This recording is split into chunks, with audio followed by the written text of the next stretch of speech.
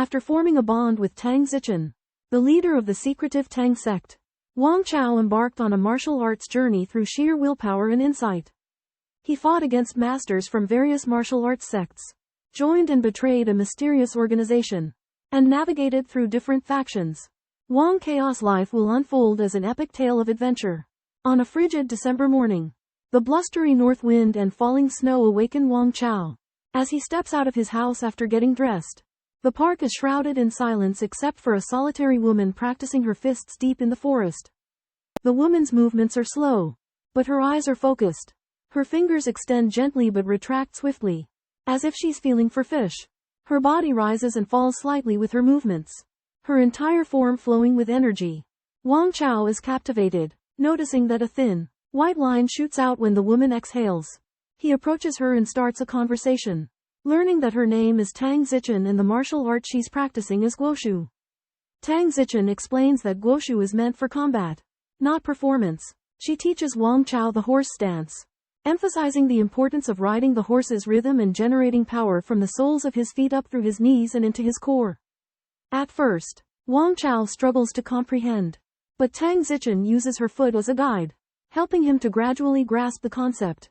Later, Tang Zichen takes Wang Chao to the riverbank, encouraging him to gaze at the vast expanse of the river to relieve fatigue and understand the concept of suspending oneself in the air. She explains that martial arts are rooted in everyday life, and that the ancients distilled these principles into their techniques. Tang Zichen instructs Wang Chao to practice for half a month, before returning for evaluation of his progress. Tang Zichen instructs Wang Chao on the horse stance to increase flexibility and stamina. After half a month, Wang Chao masters the injuring yin palm, hitting the opponent's weak points through 3 steps elbowing, shaking arms, and attacking the groin. Next, Wang Chao learns monkey steals peach, which involves squatting to grab the groin, hitting the ground to raise sand, and attacking the opponent's head. Tang Zichen emphasizes that martial arts have 3 forms: fighting, training, and performing. Fighting focuses on attacking weaknesses with steady force. Training emphasizes building strength and stamina. Tang Zichen showed Wang Chao Yinfinger and monkey steals the peach techniques, praising his correct posture. She emphasized that any martial art requires qi cultivation. The heat produced by exercise. Pores lose qi, hence pores must be closed. Tang Zichen demonstrated force emission, using hidden force to cut white wax trees and shatter cement floors. Hidden force is an intense burst of qi. She explained intent and qi unite and qi and force unite, pointing out that when a person is anxious, they sweat all over, but they should only sweat from their hands, creating high pressure and strong explosive force. Tang Zichen taught the 3-body stance, which controls the opening and closing of pores by exercising the spine. Achieving the effect of long-term practice, she focused on the sensation of having one's weight on the tailbone, like a cat with its tail stepped on, causing its fur to stand on end. When standing in 3-body stance, one should control their body as nimbly as an animal raising its tail.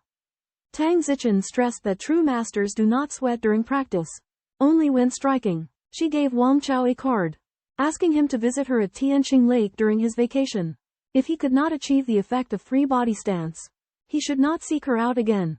By the sprawling lake, inside the opulent Tianqinghu district where mansions gather, Tang Zichen was ambushed. 3 seasoned mercenaries Shenhu, Yilang, and Baoshong lay in wait, armed with firearms. Shenhu, self-proclaimed Grim Reaper of the assassin world, boasted impeccable marksmanship. Yilang excelled in silent assassination with daggers.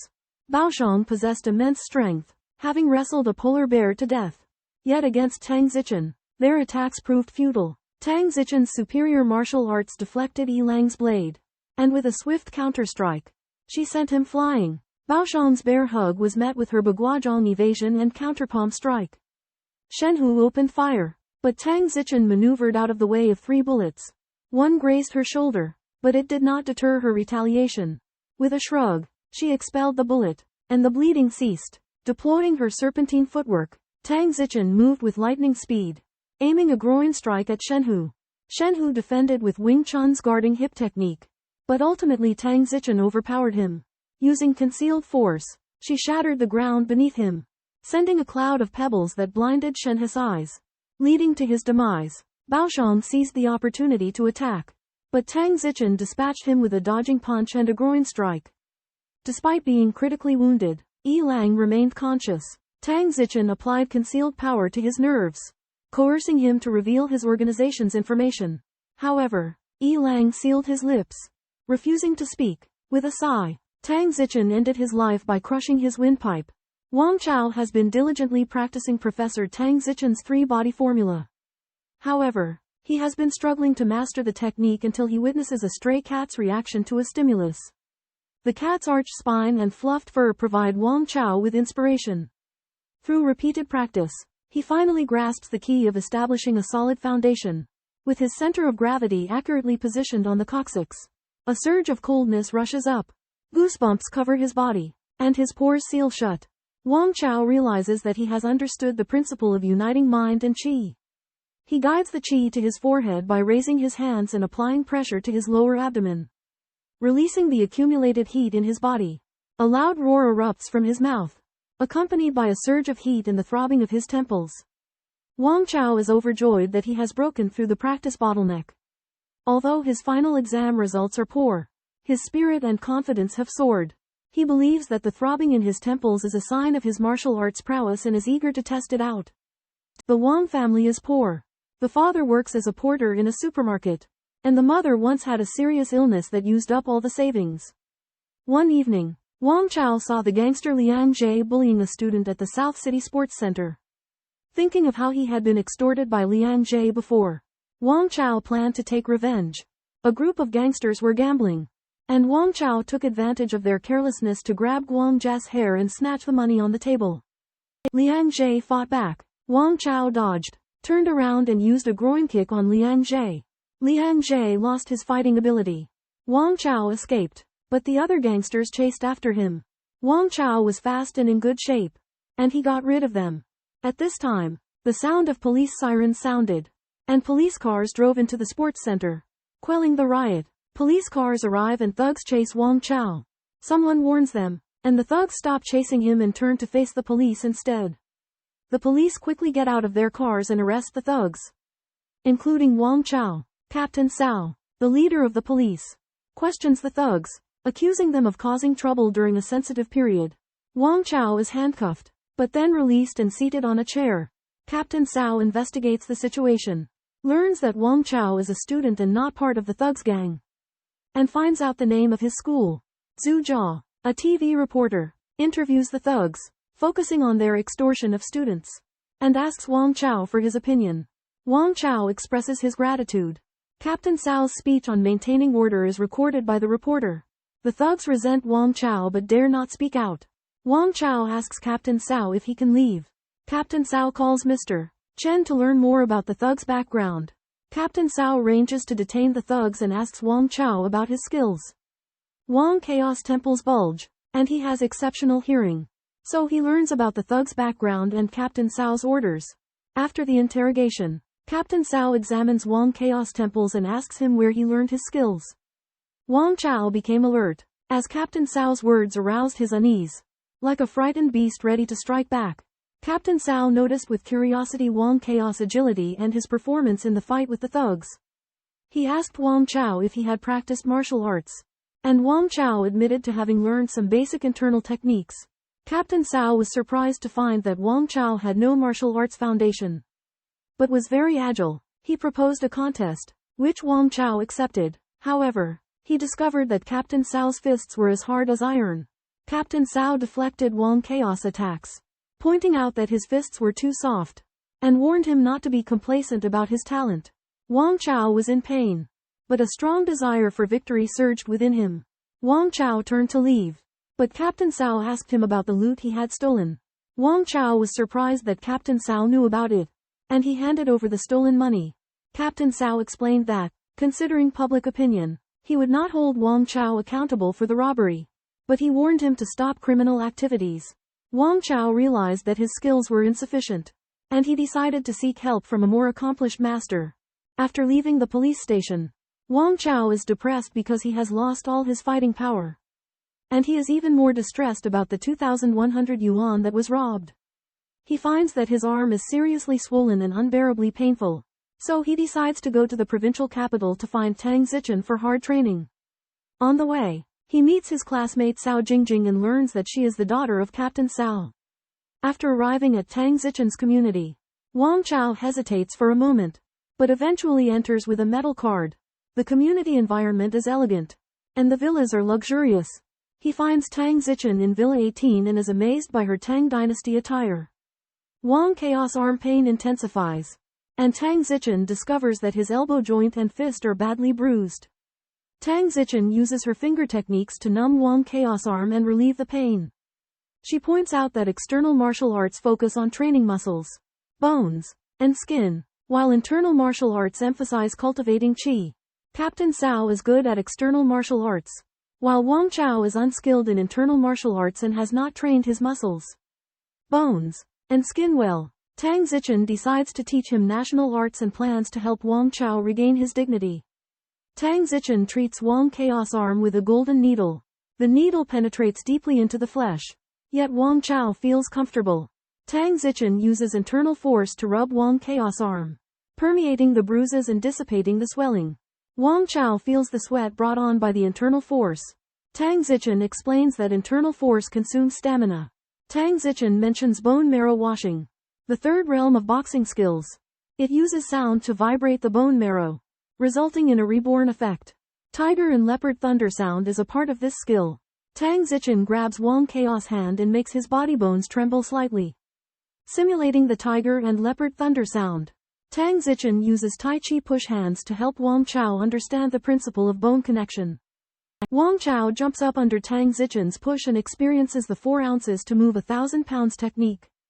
Tang Zichen formally teaches Wang Chao Baguazhong, leading him through the steps gradually. Baguazhong has 8 basic stances, including double exchange palm and single exchange palm. Tang Zichen demonstrated the stances, emphasizing the importance of footwork and legwork. Wang Chao followed along, quickly mastering the basic stances. However, Tang Zichen reminded him to integrate pile work into his boxing. Nijiachuan practitioners must control their breath and perform movements with precision. As Wang Chao practiced until his body was warm and his blood was surging, Tang Zichen pointed out that his pore strength was insufficient, preventing him from completely controlling his breath. When training excessively, one should stop promptly, maintaining the state of closed pores, allowing the breath to settle in the lower abdomen. Tang Zichen also revealed the secrets of Baguazhong fighting techniques, including the 3 words pull, poke, chop. The fighting style is aggressive, but practitioners must protect themselves, requiring them to cultivate physical strength through training.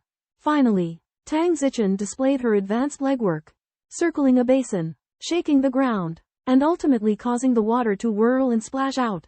Amazed at the power of Anjin, Wang Chao learns about the higher realm of Tongshen from Tang Zichen. Tang Zichen lets Wang Chao live in her villa and teaches him Baguazhong. Wang Chao notices a mark on Tyson's right arm which prompts Tang Zichen to talk about finding strength through emotion.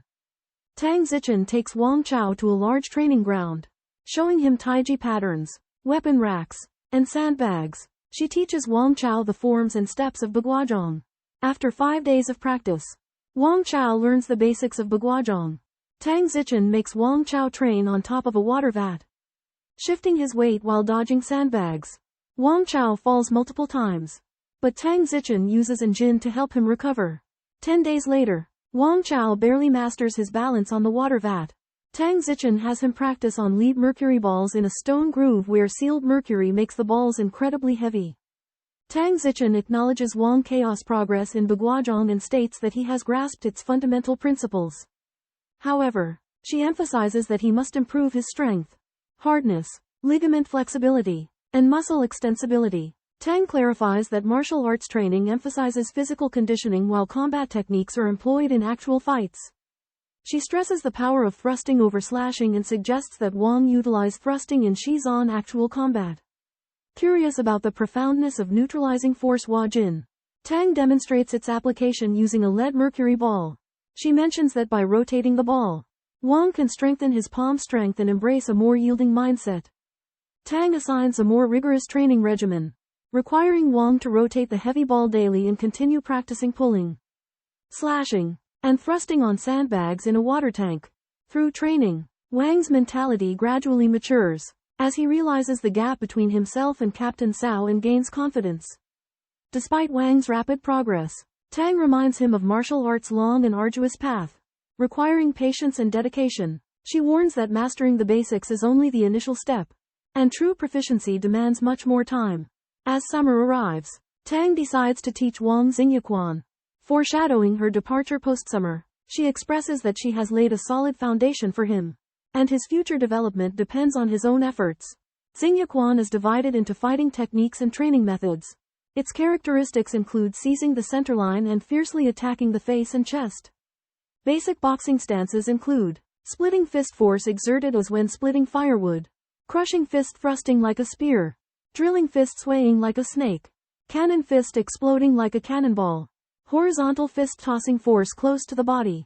Tang Zichen demonstrated the crushing fist, piercing a sandbag with a single punch cannon fist, heavily striking and exploding the sandbag drilling fist, with her arm penetrating through the sandbag. She emphasized the drilling fist swaying force exertion and the horizontal fist's full body tossing force.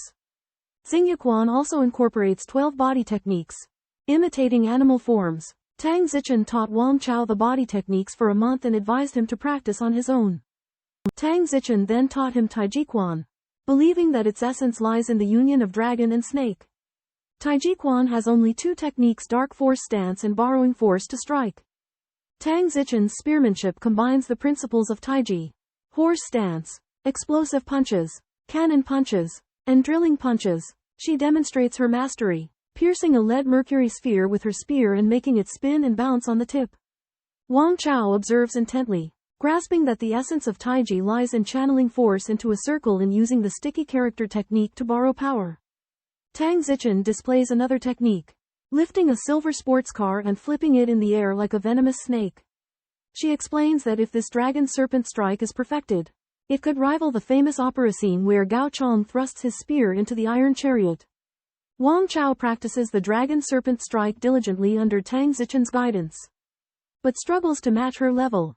Before the summer break ends, Tang Zichen takes Wang Chao boating on a lake, demonstrating the ultimate level of martial arts by balancing herself on the water's surface using hidden force from her toes. Before leaving, Tang Zichen advises Wang Chao that martial arts alone cannot sustain him and that he must endure humiliation and avoid using excessive force. She leaves him her house and the secrets of her martial arts, then walks away across the water. Wang Chao dives into the water, feeling a profound sense of loneliness and loss. Emerging from the icy lake, Wang Chao gazes up at the starlit sky. The lake breeze awakens him. Returning to the villa, Wang Chao reflects upon his lessons in martial arts with Tang Zichen. Realizing that his understanding falls short, he enters the training room and sits upon a water vat, practicing his techniques, immersing himself in the intricacies of the art. Tang Zichen has left behind a cryptic book, filled with detailed accounts of combat strategies and human anatomy.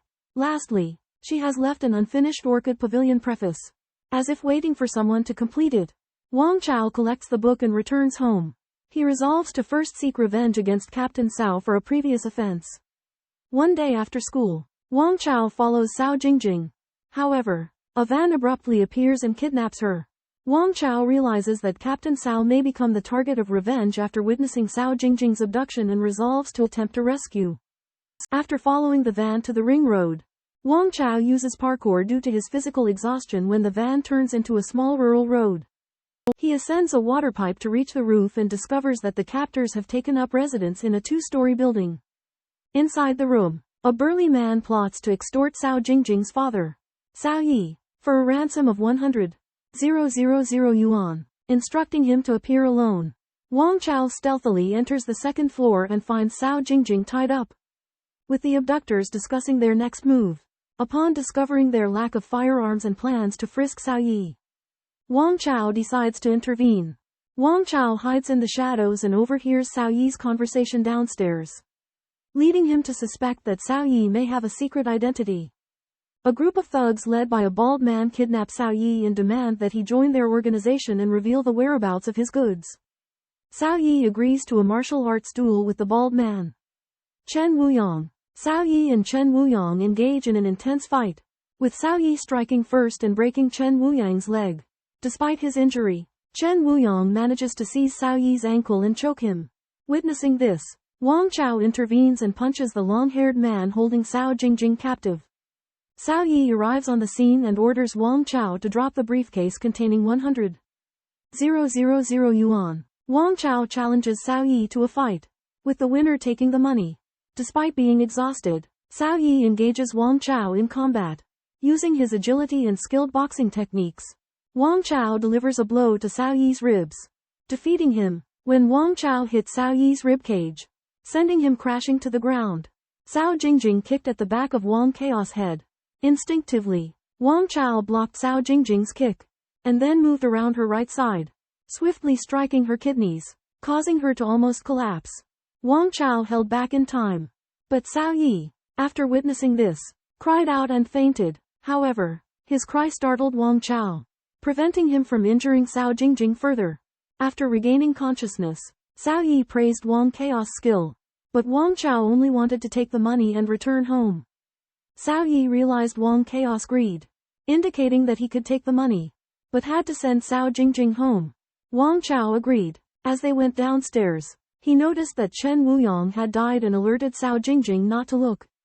After leaving the apartment, they saw the building was ablaze.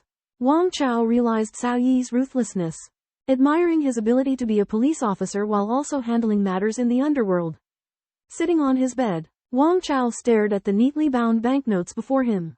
After a long moment, he took a deep breath and hid the money under the bed. To exorcise evil thoughts, one must first change their life. Wang Chao recalled Tang Zichen's words.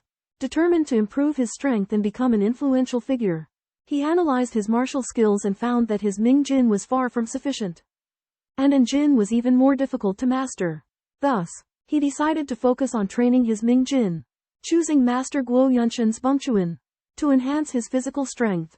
Wang Chao added lead weights to his body and adjusted his force points based on Tang Zichen's National Arts Manual.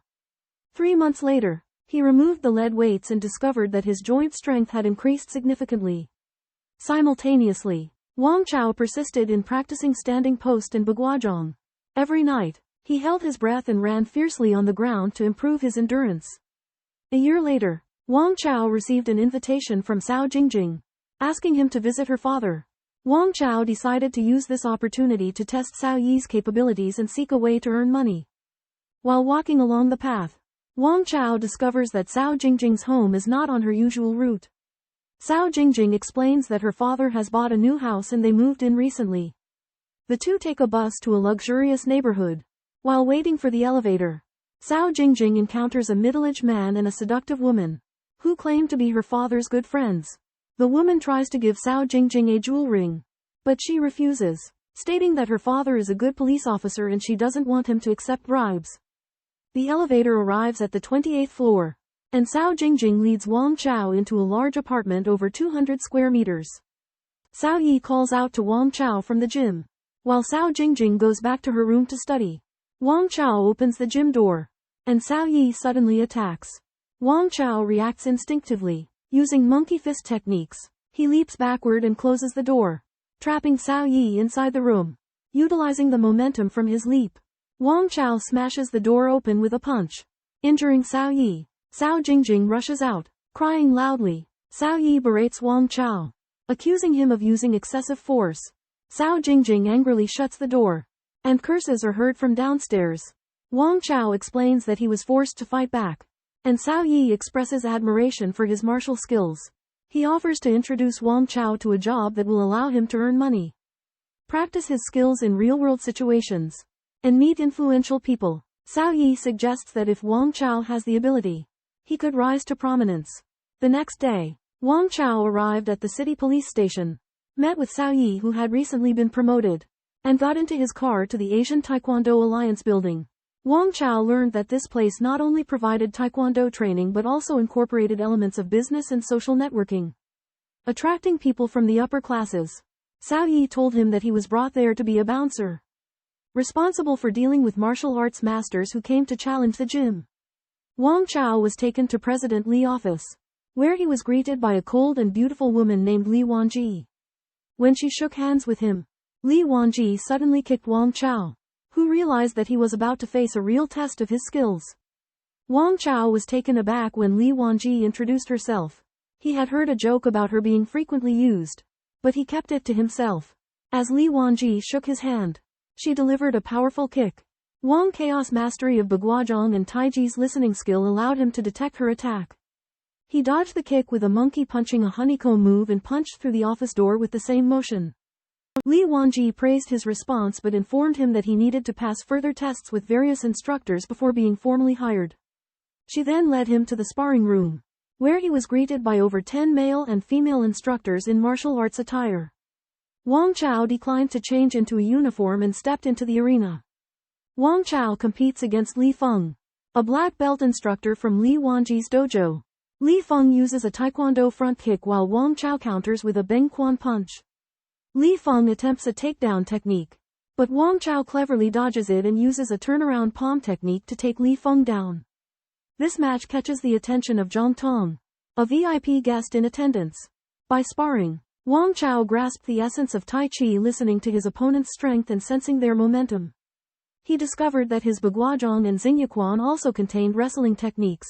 When facing Lu Wenjun, a 6th Dan black belt, Wang Chao deftly evaded Lia's elaborate kicks. Despite Lia's superior physical strength, Wang Chao employed the classic Xingyaquan technique, old bear bumping into a tree, knocking Lu to the ground. This encounter taught Wang Chao that the essence of martial arts lies in integrating and benefiting from various disciplines.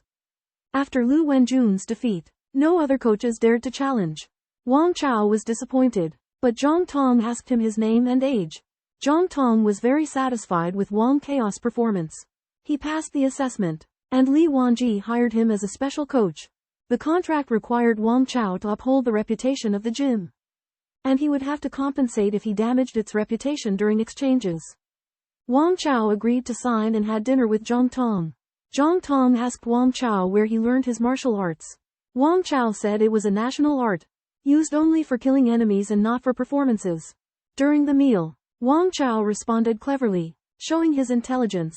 Zhang Tong drove Wang Chao back to Tianqing Lake Shaoku and was surprised to learn that Wang Chao lived in a villa.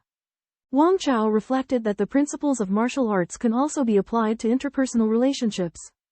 Wang Chao fought with black belt masters to deepen his understanding of Taijiquan tactics. A year later, he became a skilled boxer and entered a high-paying industry. Missing Tang Zichen, Wang Chao tried to make up for his longing by viewing boxing materials. However, he also longed to improve his boxing skills due to the lack of actual combat.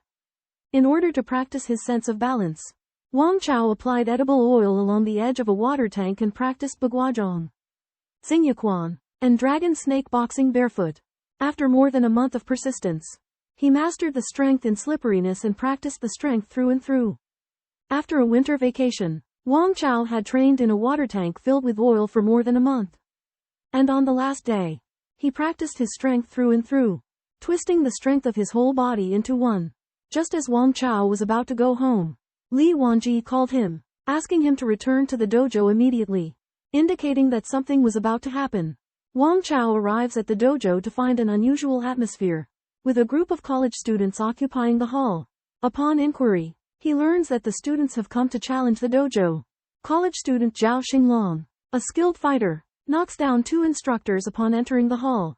Alerted by the commotion, Wang Chao arrives and observes that Zhao specializes in elbow strikes and close-range grappling. Zhao utilizes the Iron Mountain Lean technique from the 8 extremities fist style. But Wang nimbly evades it and attacks from the side with eagle claw techniques. The two engage in a fierce exchange of elbows and palm strikes, proving to be evenly matched. Zhao employs the penetrating back force technique, but Wang counters with dragon and snake combined attack, neutralizing it and counter-attacking Zhao's lower body. In a back and forth battle, Wang Chao ultimately defeats Zhao with the dragon ascending to heaven, shoulder-carrying man technique, sending him flying through the air. After the match, Wang Chao and Zhang Tong invite Zhao to dinner, where they learn that Zhao's impoverished background led him to engage in underground fighting. But he fled after being involved in a murder case. Wang expresses his concern for the challenges faced by traditional martial arts and offers his life savings to Zhao, encouraging him to focus on education and martial arts training. Touched, Zhao accepts the gift, and Wang reminds him to continue practicing regardless of his success or setbacks. Zhang Tong is impressed by Wang Chaos' character and predicts that Zhao Xinglong has the potential to become a martial arts grandmaster. Wang Chaos' generous donation impressed Zhang Tong and made her realize his humbleness and maturity. Zhang Tong complimented his martial art skills and asked him about his thoughts on the fight with Zhao Xinglong. Wang Chao thought his victory was marginal, acknowledged Zhao Xinglong's rich combat experience, and expressed his desire for another spar.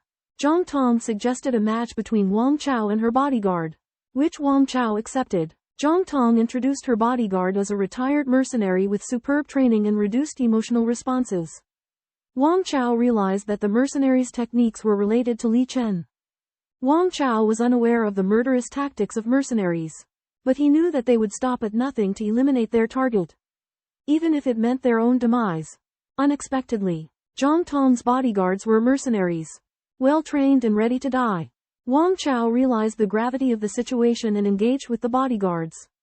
Their moves were swift and relentless, disregarding their own safety. Despite Wang Chaos' agility, he struggled to withstand the bodyguards' desperate fighting style. Despite severe injuries, the bodyguards rose swiftly to continue the battle, displaying unwavering willpower. Zhang Tong reprimanded Wang Chao for being hasty, advising him to respond with composure. Wang Chao resumed the fight, employing a combination of fast and slow footwork and disarming techniques. He managed to knock down one bodyguard and force the other to retreat. However, the bodyguards remained persistent in their attacks, causing Wang Chao immense difficulty. At this critical moment, Zhang Tong intervened, and another bodyguard joined the fight, escalating the pressure on Wang Chao. Wang Chao dodged the fierce attacks of two mercenary bodyguards with agility, but his stamina was greatly consumed. Although the bodyguards were well trained, Wang Chao seized the opportunity and shattered the shoulder socket of one of them with a powerful step-forward punch, rendering him temporarily incapable of fighting. However, he paid the price, taking a punch that caused excruciating abdominal pain and scattered his inner energy. The other bodyguard seized the opportunity to charge, but Wang Chao remained calm in the face of danger, using the force of the attack to throw him. He then successively knocked out the remaining two bodyguards, but he himself was exhausted. Zhang Tong praised Wang Chaos' skills, revealing that the bodyguards had not taken any stimulants. Otherwise they would have been even stronger. Wang Chao recalled the fight and realized that his fist force had yet to reach the level of touching clothes and 18 slips. Zhang Tong suggested that he might have some troubles in the future and asked for Wang Chaos' help. Wang Chao said he would consider it carefully. Zhang Tong offered Wang Chao to test his strength at the company every week, but he thought university was a waste of time. Zhang Tong sighed at the shortness of youth and advised Wang Chao to enjoy himself before entering society. Wang Chao said he only wanted to practice boxing and find Tang Zichen. Zhang Tong no longer insisted and allowed Wang Chao to continue testing his strength against the bodyguards. After the winter break, Wang Chao reaped many rewards, finding a well-paid job with minimal effort, gaining practical experience, meeting female CEO Zhang Tong, and reading the works of martial arts masters, which gradually made him more composed. Through practicing his steps on a water tank, his strength had reached the advanced level of Ming strength, and every move penetrated to the bone marrow. In the last semester of his senior year of high school, Wang Chao chose a different path and worked even harder. He had actual combat practice with Zhang Tong's bodyguard, strengthened his strength training, and improved the cleverness of his strength by spinning a shot put. In May, Wang Chao fought fiercely with Zhang Tong's bodyguard, displaying secretive and sly changes in quick force, and easily fought off the enemy. Zhang Tong was impressed that he had become increasingly proficient at controlling his strength. Inspired by practicing dummies, Wang Chao realized that practice makes perfect, and it accelerated the improvement of his Tai Chi power. During a visit to Zhao Xinglong, Wang Chao discovered the lively atmosphere at his university and met an outstanding female college student. Zhao Xinglong introduced Wang Chao to the top masters in the underground black boxing scene along the coast, such as Chen Aiyuan from the Chen Group, Ma Hongjun from the Yuxing Group, and Lu Jiajun from the Sanlian Group, all of whom had reached the dark strength level, capable of causing injury. During dinner with Zhao Xinglong, a group of young men suddenly appeared downstairs and surrounded 4 college students. Wang Chao recognized one of them as the girl who had led the way for him, and he immediately felt anxious. Zhao Xinglong's tale about the black boxing market intrigues Wang Chao, He realizes that strength is influenced by wealth and power. And even masters of martial arts need outside support. One day, a group of thugs harasses several female students in a restaurant. Zhao Xinglong intervenes, and Wang Chao quickly joins the fray, taking down several thugs with lightning-fast moves. The restaurant owner tries to stop them from leaving and calls the police. Zhao Xinglong kicks him down, and the 8 men flee the restaurant. Yao Xiaoshui's startup faces obstacles. Wang Chao offers assistance and invests 50,000 yuan. Tianqing Network Co., Limited, is established, with Wang Chao as chairman. After the company's opening, it shows some signs of progress. Yao Xiaoshui hopes to win big business. Wang Chao uses his connections at the Taekwondo gym to get help from Cao Yi and secures the opportunity to bid for a government website construction project. Cao Yi's request is for Wang Chao to protect journalist Zhu Jia during an operation targeting a gang. Wang Chao readily agrees, believing that building a good relationship with Zhu Jia will be beneficial to the company's development. Government funding is the most lucrative and yet most challenging business to get into. The key is having the right connections. Wang Chaos investment in Star Network has been running at a loss. But he gets introduced to Cao Yi, who informs him about an opportunity in government business. After some contemplation, Wang decides to go for it, understanding the importance of connections. While practicing his stances, he enters a trance-like state, experiencing a higher level of martial arts involving effortless movement. Despite achieving this state occasionally, he is unable to apply it to combat. Cao calls again, asking him to join an operation. Wang arrives at the Municipal Public Security Bureau, where he is tested by 2 SWAT officers but manages to neutralize their attacks. In the conference room, Cao assigns tasks, with reporters like Zhu Jia present. Wang realizes that he is about to embark on a profitable operation, but also the importance of relationships and seizing opportunities. In a conference room, hundreds of people turned their heads toward the newcomer. Wang Chao calmly nodded, his gaze resting on Cao Yi. Cao Yi introduced Wang Chao as a provincial taekwondo coach, assigned to assist in protecting reporters during an interview. The announcement was met with astonishment, but the leader's eyes were set on the Special Forces officer standing behind Wang Chao, who nodded to indicate that he had tested Wang Chaos skills. Zhu Jia expressed doubt about Wang Chaos abilities and requested a demonstration. Wang Chao was hesitant to demonstrate his fighting techniques, but Cao Yi convinced him by highlighting the benefits of earning Zhu Jia's trust.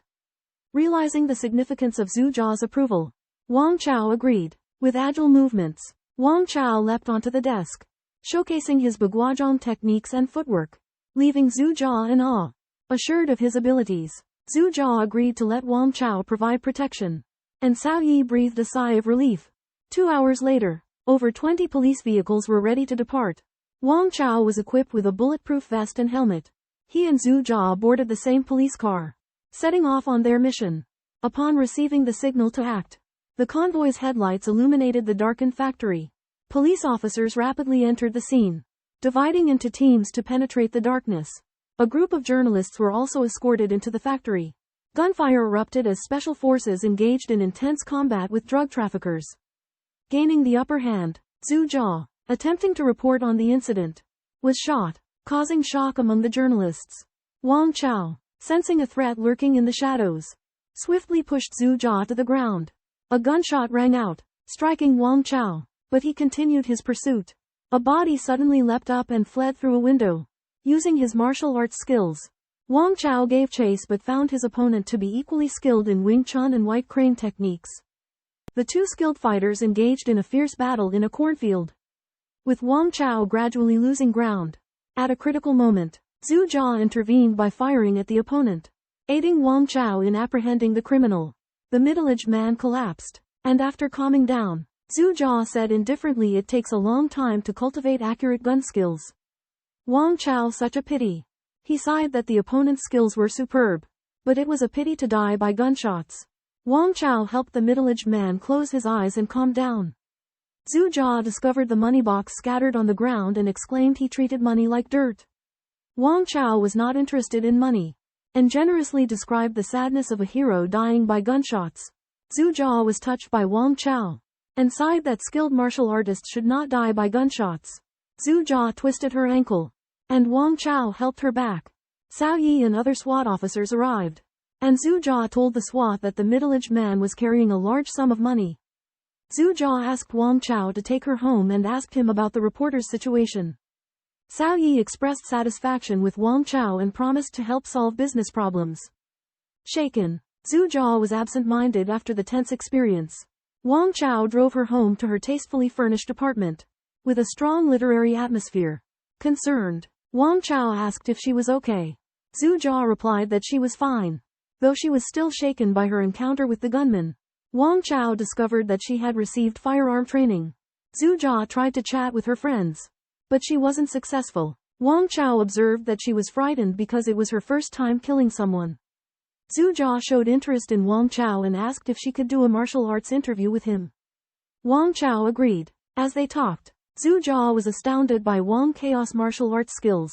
Wang Chao explained the principles of martial arts, dispelling Zhu Jia's fantasies. Zhu Jia shared personal information about her family background and work. During the conversation, exhausted, she fell asleep. Wang Chao quietly left. It was almost dawn. Wang Chao receives a phone call from Cao Yi, who informs him of a bidding opportunity for a government network engineering overhaul project. He gathers the company managers to discuss the situation and plans to leverage Cao Yi's police status and Zhu Jia's connections to approach the city party secretary Zhu Tinliang, creating favorable conditions for the bid. Cao Yi suggests that Wang Chao invite Zhu Jia to the police department's celebration party, implying that Zhu Jia would appreciate Wang Chao's protection and assist with the bidding process. Coincidentally, Zhu Jia proactively calls Wang Chao to invite him to the celebration banquet. Wang Chao accepts and brings the company managers along. At the banquet, Zhu Jia interacts pleasantly with managers like Yao Xiaoshui, while Wang Chao notices Zhu Jia occasionally glancing at him. Wang Chao realizes that Zhu Jia's attitude towards him may have subtly shifted, and he also senses the imposing aura emanating from the city party secretary Zhu Tinliang. He recalls Tang Zichen's mention of the glancing strategy, where one can subdue enemies with the power of their gaze without resorting to physical force, and begins to contemplate the subtle connection between martial arts and power.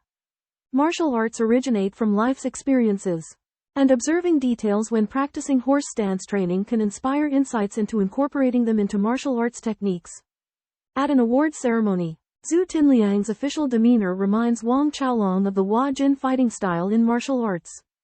Suddenly, a voice breaks the silence.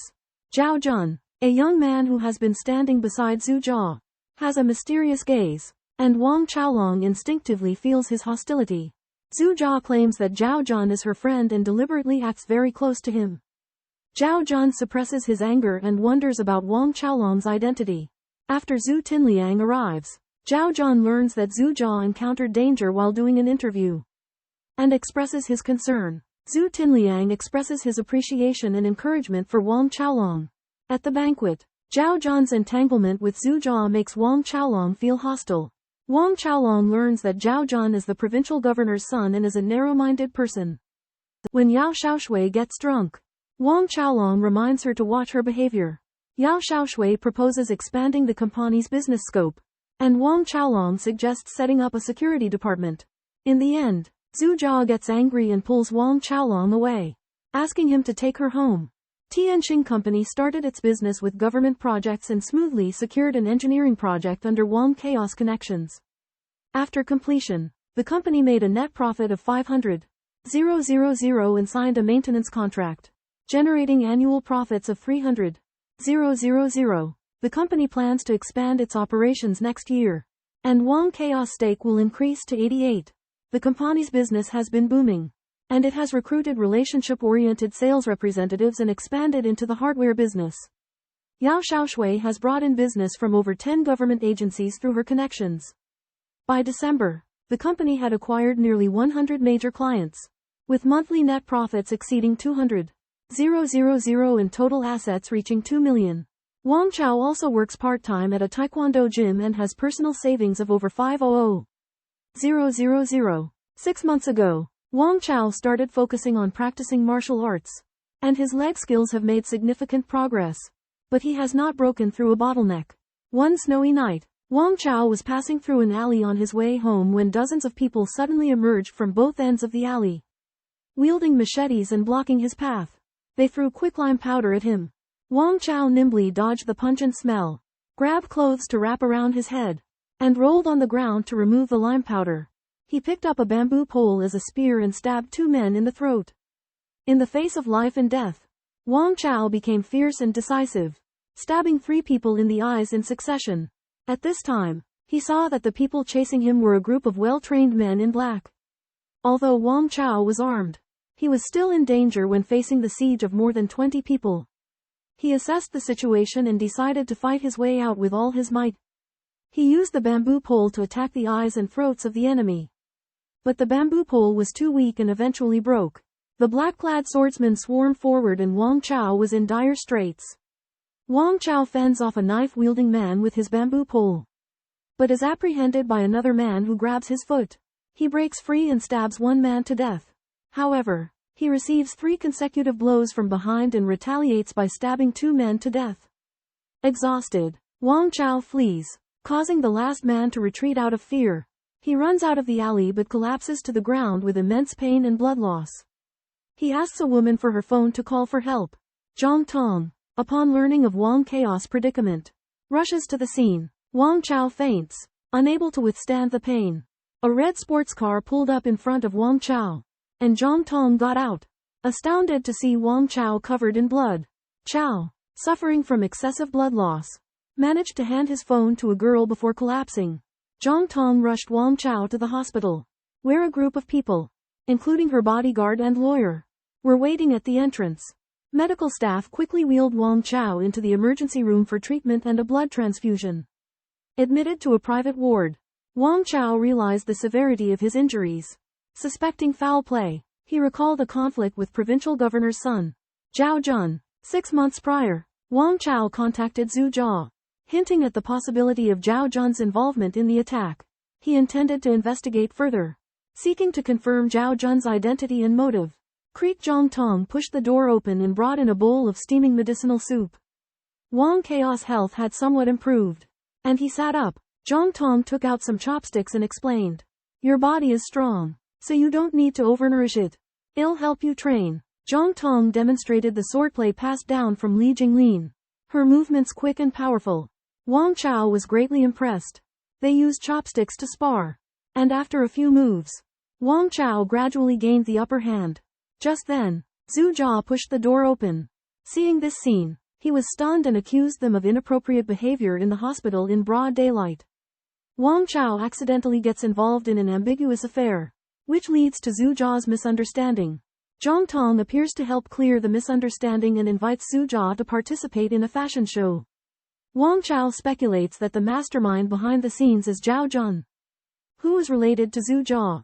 When Zhu Jia learns of Zhao Jun's evil deeds, she becomes very angry and suspects that he ordered the attack on Wang Chao. In order to fight against Zhao Jun, Zhu Jia suggests that Wang Chao become her godfather's student and seek the protection of a Baguazhang master. Wang Chao, eager to spar, readily agrees. Considering Wang Chao's injury, the two agree to go to Yanjing in half a month to visit Zhu Jia's godfather.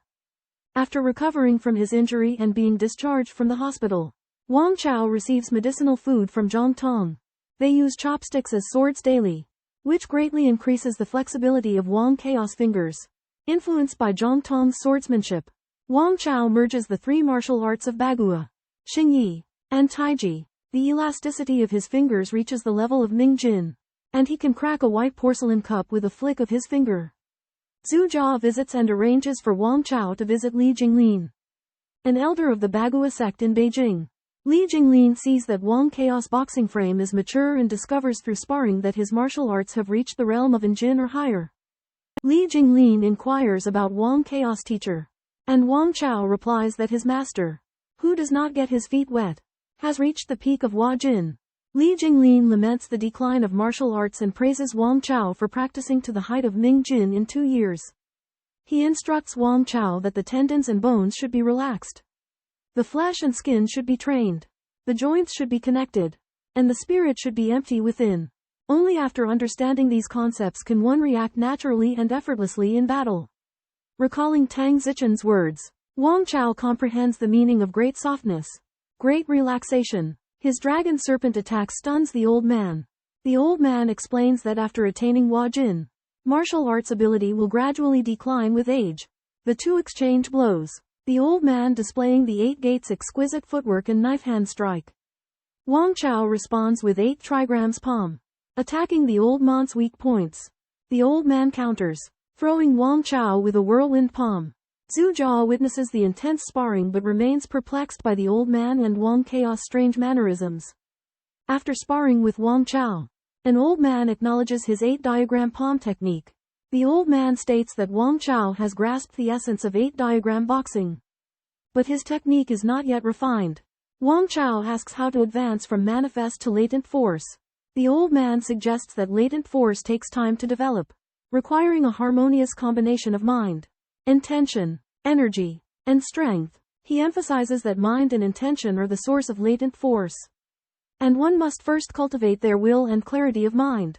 After deep thought, the old man falls into contemplation, unable to articulate a specific method for cultivating mind and intention. He postulates that certain things can only be understood through intuition, not through verbal instruction. On the following day, a family arrives at the old man's house in a luxury car, only to be rebuked by the old man. Wang Chao pushes open the door and finds the old man engrossed in conversation with a military veteran. The veteran recounts his experiences fighting alongside the chairman and premier, overthrowing oppression, but laments that his own descendants have become bureaucrats who oppress the people. The old man, overcome with emotion, sheds tears, feeling ashamed before his fallen comrades. Wang Chao's heart is moved by the veteran's words. Realizing the power of emotion, the old man takes Wang Chao to the study and plays a rendition of 10 sending-offs of the Red Army, infusing both his martial arts and his emotions into the music. Wang Chao listens intently, visualizing the old man's performance in his mind, and sensing the indomitable strength within the melody. Finally, the old man declares that he has poured his martial arts and his emotions into this piece, and bids farewell to Wang Chao. Wang Chao understands that the old man's emotion is his own emotion, and that it holds the key to transforming manifest force into latent force. He leaves the old man's house, realizing that the power of the inner 3 unities lies within the power of emotion, and embarks on the path of cultivating his mind and intention. Wang Chao, at the military district compound, listened to Mr. Li Suona and learned that the essence of martial art lies in the unity of body and mind. He then realized his own impure intentions hindered his martial art progress and made up his mind to cultivate his mind and pursue higher martial art realms. Mr. Li music resonated with him, awakening his pure innocence and firm willpower, encouraging his understanding of inner trinities. Wang Chao declined Zhu Jia's invitation and embarked on a journey of self-cultivation. Retracing history on foot, he aimed to purge distracting thoughts in the process, achieve unity of body and mind, and enter the hall of true mastery. Amidst relentless snowfall and biting cold, Wang Chao trudged through village paths blanketed in snow. With each step, his bare feet clenched to resist the freezing temperatures. Aided by a peasant farmer, Wang Chao procured a hat, cloak, and straw sandals, allowing him to continue his journey. Gradually, the snow subsided, and the warmth of spring emerged. Throughout his arduous passage, Wang Chao shed multiple sets of clothing, but his hat, cloak, and sandals remained unchanged. Traversing through the mountains, he found himself detached from worldly concerns and immersed in the intricacies of martial arts. The treacherous mountain paths of Sichuan tested his limits, but with each arduous climb, his body and spirit grew stronger. In mid-June, Wang Chao reached the Dadu River, where an endless chain of snowy mountains awaited him as he embarked on the arduous long march. Wang Chao ventures deep into the dense forests of Sichuan. Humidity plagues him in the damp, sweltering weather. Venomous snakes force him to tread cautiously, carefully examining each step taken. Clad in a raincoat and bamboo hat, and wearing straw sandals, he carries a bamboo stick, his mind tranquil and serene. Halfway up the mountain, he experiences the grandeur of the perilous pass that feels like iron. As the sun rises, it illuminates the winding mountain path. Wang Chao rests on a warm rock. Rain arrives, and Wang Chao takes shelter in a rock hollow. Memories of the tiger-leopard thunderclap technique taught by Tang Zichen resurface. Matching it with the sound of thunder, he inadvertently emulates the thunderclap. With the thunder receding and the rain abating, Wang Chao grasps the profoundness of the fusion of yin and yang creating thunder. His tendons and bones fuse as he achieves unity between man and nature. Reaching the peak of apparent strength, he presses on, climbing mountains, his hands and feet freezing in the harsh cold. In his despair, he recalls the Red Army's long march, summoning his indomitable will to overcome adversity. After near-death experiences, Wang Chao ascends the snow-capped mountains. Trekking through grasslands, he faces a shortage of food and water. But his resolve remains unwavering. He quenches his thirst with rainwater and sustains himself with wild vegetables. Eventually, he arrives at the Qinghai Tibet Plateau. In the distance, he hears a maiden's song. Wang Chao recognizes the melody and sings in Chinese in response. Butter tea replenishes his weakened body, while the song invigorates his spirit. In that instant, Wang Chao comprehends the softness and expansiveness of essentiality. Mind, intent, and force unite. Dark strength surges, and his strike, like a needle, leaves a deep dent and moist sweat on the hard rock. His fist unscathed, dark strength has been attained. While trekking in Tibet, Wang Chao experiences a revelation about dark force and is mistaken for a deity by the Tibetan locals. Upon reaching Lhasa, he walks along the Qinghai Tibet Railway, marveling at the spirit of the soldiers and maintenance workers. Back in Beijing, Elder Li acknowledges his progress but laments his lack of insight into the transformative force. A year and a half later, Wang Chao returns to his hometown and visits his parents in the Tangzichen villa. Upon regaining his peak condition, he contacts acquaintances and learns that Cao Yi has been promoted to deputy director of the Provincial Public Security Bureau. Tianqing network is also flourishing, with Yao Xiaoshui planning future acquisitions of online businesses. Wang Chao visits the Taekwondo gym, where Li Wanji admires his growth. Subsequently, Zhang Tong, Cao Yi, and others arrive. Zhao Xinglong challenges Wang Chao in sparring and is easily defeated. The provincial governor's second son, Zhao Jun, appears with Guangdong martial arts master Zhang Wei, praising Wang Chaos' exceptional skills. Zhao Jun expresses his admiration for Wang Chao and reveals that he had sent hatchet men to test him, as well as secretly assisting Tianqing network in courting officials. He proposes a partnership, threatening to sabotage Wang Chaos Company and covet his life if he refuses. Unmoved, Wang Chao retorts that even with Zhao Jun's authority, he cannot withstand a close-range attack. Enraged by Zhao Jun's mockery, Wang Chaos' anger flared. Zhao Jun seized Wang Chaos' hand, threatening his parents if he didn't comply. Recognizing Zhao Jun's threat, Wang Chao calmed down and realized he had no fear. He offered two paths: Zhao Jun could either kill him or submit to him. Zhao Jun offered a compromise: a martial arts duel in a month. The victor would resolve their dispute. Wang Chao accepted the proposal, and they agreed to each wager 100 million yuan. They shook hands, demonstrating their martial arts skills. Wang Chao noted Zhao Jun's martial artist, Zhang Wei, was highly skilled but accepted the challenge nonetheless. After Zhao Jun and Zhang Wei departed, Wang Chao was gripped by a sense of fear. Drenched in sweat, on his first encounter with Zhang Wei, Wang Chao senses his formidable cultivation and learns that Zhang Wei is known as one of the three tigers of Guangdong. To neutralize Zhao Jun's threat, Wang Chao accepts a 1 billion yuan gambling match, in which defeat would result in the loss of his fortune in his hands. Wang Chao seeks information on Zhang Wei from Cao Yi, who reveals that Zhang Wei is not only the deputy director of the Public Security Bureau but also part of a special government agency tasked with monitoring and controlling unconventional individuals. Cao Yi proposes to Wang Chao that he be cultivated as a respected figure in the coastal martial arts community and become a government spokesperson. Failure to comply could lead to danger after the gambling match. Wang Chao faces a difficult decision, balancing the challenge of fighting the formidable Zhang Wei with making a profound choice for his future. Cao Yi reveals the government's plan and arrangements to Wang Chao, with the hope that he will join to serve as a puppet. Wang Chao despises being a lackey, but the prevailing situation forces him to comply.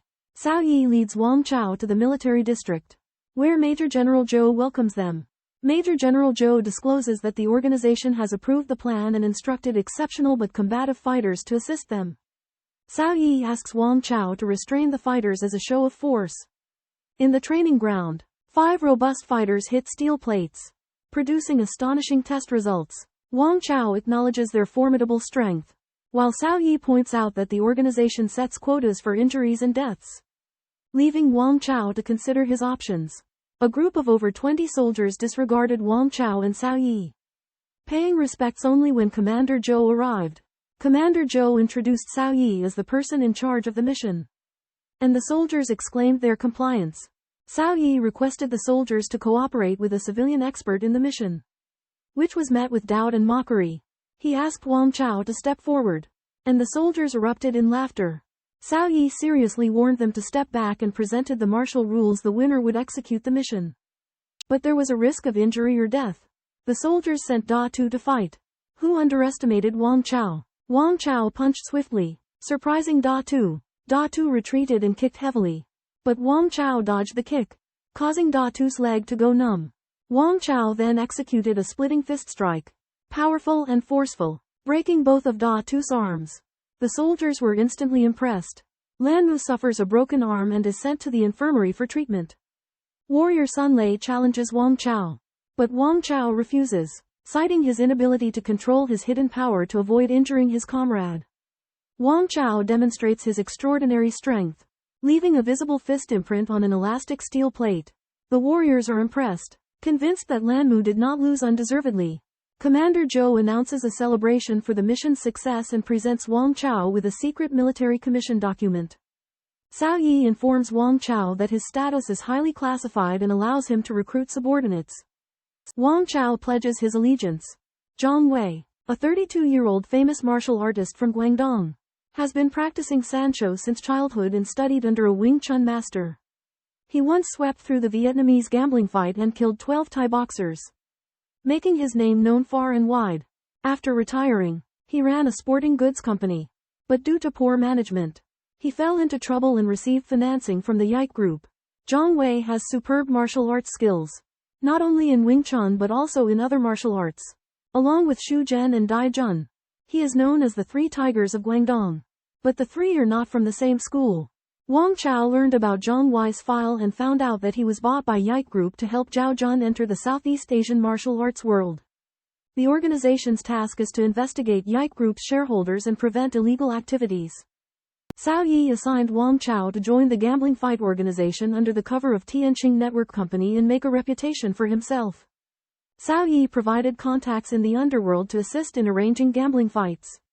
He emphasized keeping his identity confidential to avoid exposing the organization's connection. Wang Chao was approved for a company loan of 100 million yuan to strengthen the company. He also began to study Zhang Wei's gambling fight videos, analyzing his techniques. Zhang Wei's dark energy, which is trained to his back, aroused Wang Chao's strong desire to fight. Wang Chao analyzed Zhang Wei's video and found that his hidden force had reached his back. Hidden force has strong penetration and can damage the internal organs. Wang Chao's hidden force only reached his hands and feet. Wang Chao tested his physical limits, continuously hitting a spring steel plate for 3 minutes. With a force of about 90 punches, hidden force can generate 10 punches. Wang Chao explained the force-generating technique, twisting the whole body, making full use of the spine and willpower, and exerting greater force. Wang Chao finalized the contract with lawyer Zhao Jun, mortgaging 2 arms for 100 million yuan, and agreed to go to Chaozhou on the 5th. Wang Chao notified Big Stone and others to prepare for action, pretending to be members of another organization to infiltrate Guangdong and find out the situation of the underworld. Wang Chao went ahead by train alone. As the first rays of sunlight illuminated Guangzhou railway station, Wang Chao disembarked the train. The chaotic and unsanitary conditions left a sour taste in his mouth. Stepping into the bustling square, he witnessed several incidents of pickpocketing and robbery, prompting him to reflect on the state of society. He swiftly made his way to Guangdong Gymnasium on Ersha Island, where he had arranged to meet Lu Chengwen, the leader of an underground boxing syndicate. Outside the gymnasium, Wang Chao was confronted by 2 men testing his resolve, but he effortlessly defeated them. Lu Chengwen sent Snakehead to engage in a fight with him to assess his abilities. In a swift and decisive move, Wang Chao crushed Snakehead's knee and fist, then delivered a fatal palm strike. Lu Chengwen, impressed by Wang Chao's prowess, offered him a contract as a fighter, promising a 5,050 revenue split and a 5-year non-compete clause. Wang Chao recognized the limitations but accepted without hesitation, for he was a government operative assigned to infiltrate the underground boxing scene. Wang Chao shocked the attendees by killing Snakehead with a chop fist technique. Lu Chengwen ordered his men to remove the body, complimenting Wang Chao on his ruthlessness. Wang Chao explained that Gao De Lu had told him that one must be ruthless in the underground fighting arena or face death. Lu Chengwen agreed and arranged for Wang Chao to live in a modest house. Alone in his house, Wang Chao reflected on his experiences with Tang Zichen and the struggles of the migrant workers. He resolved to focus on honing his skills. As night fell, Lao He informed Wang Chao of an underground fight scheduled that evening. Wang Chao grew concerned upon learning that his opponent would be Qin Maojiao, Xu Zhen's apprentice. Wang Chao entered the ring under the gaze of the audience. In a prominent position, Chen Bin, sister to Master Chen Aiyuan of the Taijiquan Chen family, and Qin Maojiao conversed. Qin Maojiao voiced his intention to challenge Chen Aiyuan in the future. Chen Bin observed Wang Chao with a frown. The electric bell rang, signaling the commencement of the bloody battle. Wang Chao observed Qin Maojiao's lithe movements as he approached, deducing that he practiced the ancient white ape conquering back. As the match commenced, Qin Maojiao launched swift attacks with his conquering back fists, which Wang Chao met with strong, overt horizontal fists. Qin Maojiao employed ape-like agility to evade nimbly, but Wang Chao used the bagua footwork pattern to close in, executing tiger claw splitting force and cannon fist aerial force to assault Qin Maojiao's flank. In their subsequent arm exchange, Wang Chao unleashed a surge of covert force, grievously wounding Qin Maojiao. Wang Chao then struck Qin Maojiao's chest with the tiger palm covert force, shattering his sternum and internal organs. Qin Maojiao collapsed after a brief struggle, and Wang Chao emerged victorious. Qin Maojiao died under Wang Chaos dark force, causing him to perish on the wrestling arena, thus attracting various parties' attention. When Wu Yingda's subordinate announced the gambling result, a sturdy man wearing a black suit rushed to the arena, intending to revenge, but was stopped by the organizer who announced that those who were killed on the arena cannot be revenged. Sounds of security guards were heard at the entrance of the venue, ensuring the safety of the attendees. As Wang Chao about to step down from the arena, Chen Bin suddenly spoke, requesting a private talk. Chen Bin inquired Wang Chao why he had fallen to this low, to which Wang Chao vaguely answered. Chen Bin reminded Wang Chao that he had caused great trouble, that his life might not be guaranteed, and suggested him to call Chen Group to seek refuge.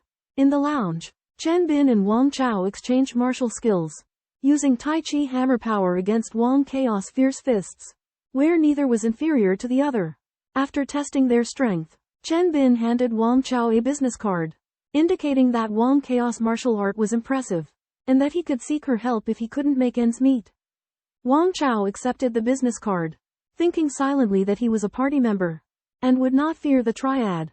Chen Bin's metal business card is taken by Wang Chao, whose purpose for joining the underground fighting ring is to establish contacts with the criminal gangs on the coast. Wang Chao discovers the weaknesses of the criminal gangs during the fights. The organization sends him to investigate the situation on the coast and plans to regain a foothold in the underworld. Wang Chaos' mission is to defeat Zhang Wei, gain fame, and thus obtain the support of the organization. Lu Wensheng, the boss of the underground fighting ring, arranges matches for Wang Chao, making a fortune, and restricting his freedom. Da Shi Tu leads border soldiers to attack the factory, blasting open the iron gate and suppressing the gang members. Lu Wensheng and others surrender and reveal Wang Chaos' identity. Wang Chao donates 200,000 yuan of the ill-gotten gains to the organization and leaves amid gunshots. The following day, Wang Chao reported to Big Stone at a secret hideout. Upon learning about Chen Bin, a prominent figure in the Chen group, Wang Chao realized the high risk of his exposure. Big Stone attributed the success of the mission to luck and advised Wang Chao to leave as soon as possible. He also revealed that the large-scale operation the previous night was a diversion to prevent the organization's intentions from being exposed. Big Stone forwarded Wang Chaos' report to his superiors while recommending that Wang Chao learn marksmanship. Wang Chao declined, citing limited energy and his pursuit of the pinnacle of martial arts. Big Stone procured a snake and a cat for Wang Chao to study for his boxing. By observing the animals' stances and movements, Wang Chao sought to incorporate the cat and snake forms into his tiger-style splitting force, aiming to elevate his technique beyond martial prowess into the realm of artistry, becoming a master of his craft. In the center of the house, a snake and a cat fought. The snake remained calm and waited for an opportunity, while the cat arched its back and pounced. Wang Chao observed their movements, combined them with boxing techniques, and realized a change in the spirit of boxing. From then on, Wang Chao devoted himself to observing the fight between the snake and the cat and incorporated their movements into his tiger-snake double-form fist. Gradually, his tiger roar and snake hiss formed naturally. This was sound accompanying the hand, combining form and spirit perfectly. Half a month later, Big Stone and Axe returned. Hearing the snakes hiss from the room, they thought it was a large python. They pushed the door open to find nothing but Wang Chao practicing boxing. The snake hiss being produced by him. The two were shocked and suspected Wang Chao of being a monster. But in fact, Wang Chao had already reached the realm of cultivating qi into spirit. His voice was restrained, deep and silent. Wang Chao stopped practicing boxing. Feeling heat in his lower back, he realized that the secret force should be practiced to his lower back and back. These parts had been exercised sensitively by him from the inside out. And continuing to practice could bring the secret force to the back, chest, and two sides of the waist. Big Stone and Axe praised Wang Chao's superb skills and asked if there were any experts in the military. Wang Chao mentioned that he had once seen a monkey fist expert whose movements were funny but powerful. The organization instructed Wang Chao to focus on practicing martial arts and not to participate in other matters. The situation of the underground boxing had been assigned to another person to investigate. Although the death of Qin Maojiao had spread, Wang Chao's identity had not yet been exposed. Xu Zhen and Chen Bin had taken action to prepare for the upcoming tournament. Chen Bin informed Xu Zhen about the murder of Qin Maojiao, a Cantonese dark force master. Xu Zhen is furious and asks Tai Chi Grandmaster Chen Aiyang to examine the body. They discover that the killer is skilled in Xingyi tiger splitting force and has excellent agility. Chen Bin provides eyewitness testimony, stating that the killer is a young man in his early 20s.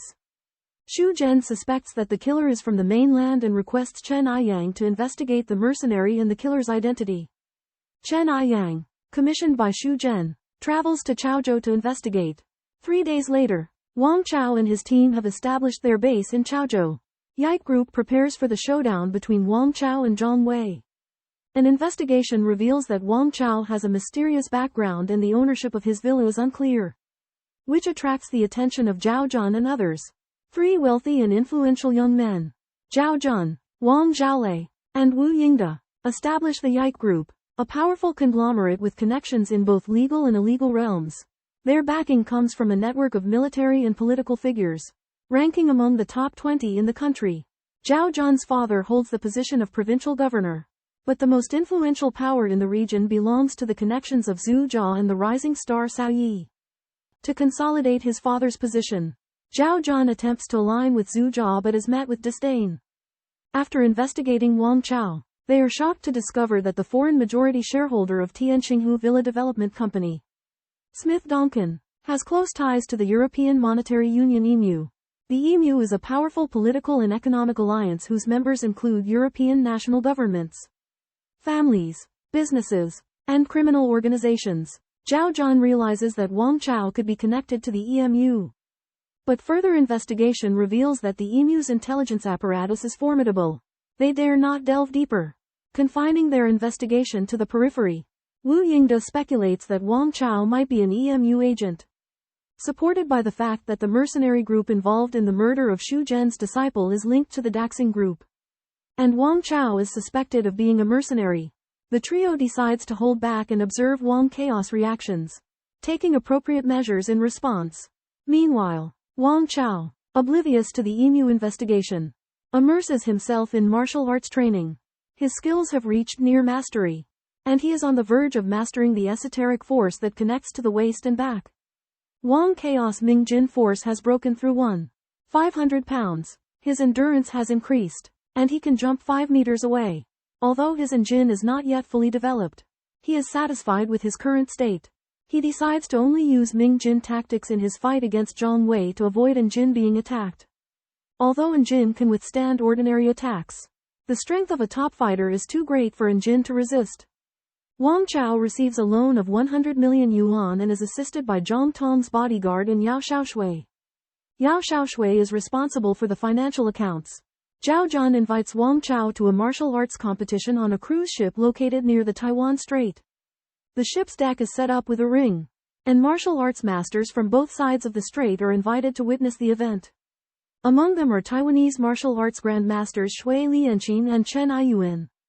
Wang Chao is elegantly dressed, exuding a distinguished aura. He is accompanied by a bodyguard in Yao Shaoshui, attracting attention. Chen Bin is surprised by Wang Chaos' transformation and questions his identity. The martial arts competition between Wang Chao and Zhang Wei is about to begin. Chen Bin reminds Wang Chao to be aware of Xu Zhen's hostility. Wang Chao calms his mind and remains fearless. The competition starts. Zhang Wei executes the crane-pecking attack, while Wang Chao counters with the tiger form fist. Zhang Wei turns the crane-pecking into a fist, expending his force into it. Wang Chao steps back 3 times, cracking the competition stage beneath his feet. Zhang Wei kicks and lunges at Wang Chao, who employs the snake style to counter, attacking with ferocity. Zhang Wei uses the crane cries and pecks, his fists as swift as a storm. As their fists and feet clash, the stage shakes violently and ultimately collapses. In a fierce battle, fists and feet collided like thunder, causing the arena to crack. Wang Chaos Tiger Charge struggled to overcome Zhang Wei's spiral force, so he switched to the Venom Serpent force. Zhang Wei pressed on with a relentless attack, driving Wang Chao to the brink. In a desperate moment, he inhaled deeply, his lungs collapsing to evade Iron Finger attack. Wang Chao seized the opportunity to counterattack. The forceful inhalation had injured his lungs, and he spewed a shower of blood towards Zhang Wei. Zhang Wei was caught off guard, and the blood splashed into his eyes, causing excruciating pain. Seizing the chance, Wang Chao unleashed a barrage of cleaving attacks that left Zhang Wei scrambling. As he retreated, a steel nail pierced the sole of his foot, causing him to collapse. Wang Chao broke Zhang Wei's collarbone with a single punch but refrained from delivering the killing blow. Realizing his fate was sealed, Zhang Wei opted to end his life by leaping into the sea. In a fierce martial arts duel, Zhang Wei is defeated by Wang Chao and, suffering serious injuries, leaps into the sea to end his life. Zhao Jun suffers heavy losses, not only paying out 100 million in cash but also losing his chance to gain a foothold in the martial arts world. Wang Chao, however, feels no joy, understanding that Zhang Wei's tragedy stemmed from personal hardship and the brutality of martial arts. Xu Zhen's apprentice, Haruko, attempts to seek revenge against Wang Chao, but Xu Zhen stops her. Xu Zhen declares that he will formally issue a challenge to avenge his apprentice. Chen Bin warns Wang Chao that Haruko is the daughter of a Japanese martial artist and that if she provokes trouble, he must show no mercy. Despite his victory, Wang Chaos' reputation grows, but he is also left physically weakened by internal injuries. Japan and Chinese martial arts have a long-standing history of disputes. For example, karate is derived from Tang Soo Do. The founder of Aikido studied Tai Chi, and Ma Soyama once learned Southern Fist. During the Republic of China era, Hao and Guang traveled to Japan to teach martial arts, but was stolen by a fake kendo master. Qing Zi, who appeared next to Xu Zhen, is a member of the Japanese martial arts community. She challenged Wang Chao for profit. As a grandmaster of the Chinese martial arts community, Xu Zhen was also drawn into this dispute. The founder of the Goju-Ryu style of karate, Miyagi Chijun, once went to China to study Southern Shaolin White Crane Fist. His boxing technique inherited the method of hardness and softness, swallowing and spitting concept of White Crane Fist. After Wang Chao and Xu Zhen's fight, he suffered internal injuries. Chen Bin examined him and found that his lungs were torn, which was very serious. Internal injuries are different from external injuries and are difficult to detect and treat. After Xu Zhen left, the various masters also left, leaving only Wang Chao and a few others on the deck. Chen Bin strongly urged Wang Chao to remain, and Chen Aiyang also offered to help with his medical skills. Chen Aiyang's medical skills are superb. He can use gentle force to penetrate ointment into Wang Chaos' lungs, promoting the absorption of the medicine and speeding up healing. This method is much more efficient than taking oral medication. Chen Aoyang used a swift technique to pat and massage Wang Chaos' back. Each touch as light as a butterfly. The loquat ointment penetrated into Wang Chaos' lungs, bringing a slight coolness. Chen Aoyang's dark energy circulated, gradually becoming breathless, his heart pounding like a drum, and sweat running down Wang Chaos' back. Chen Aoyang used his dark energy to send all the loquat ointment into Wang Chaos' lung injury, and instructed Wang Chao to rest for half a month. Afterwards, Chen Aoyang and Wang Chao talked about the martial arts world in detail. Chen Aoyang pointed out that although the Japanese martial arts world was commercialized, it still retained the tradition of emphasizing Shizan.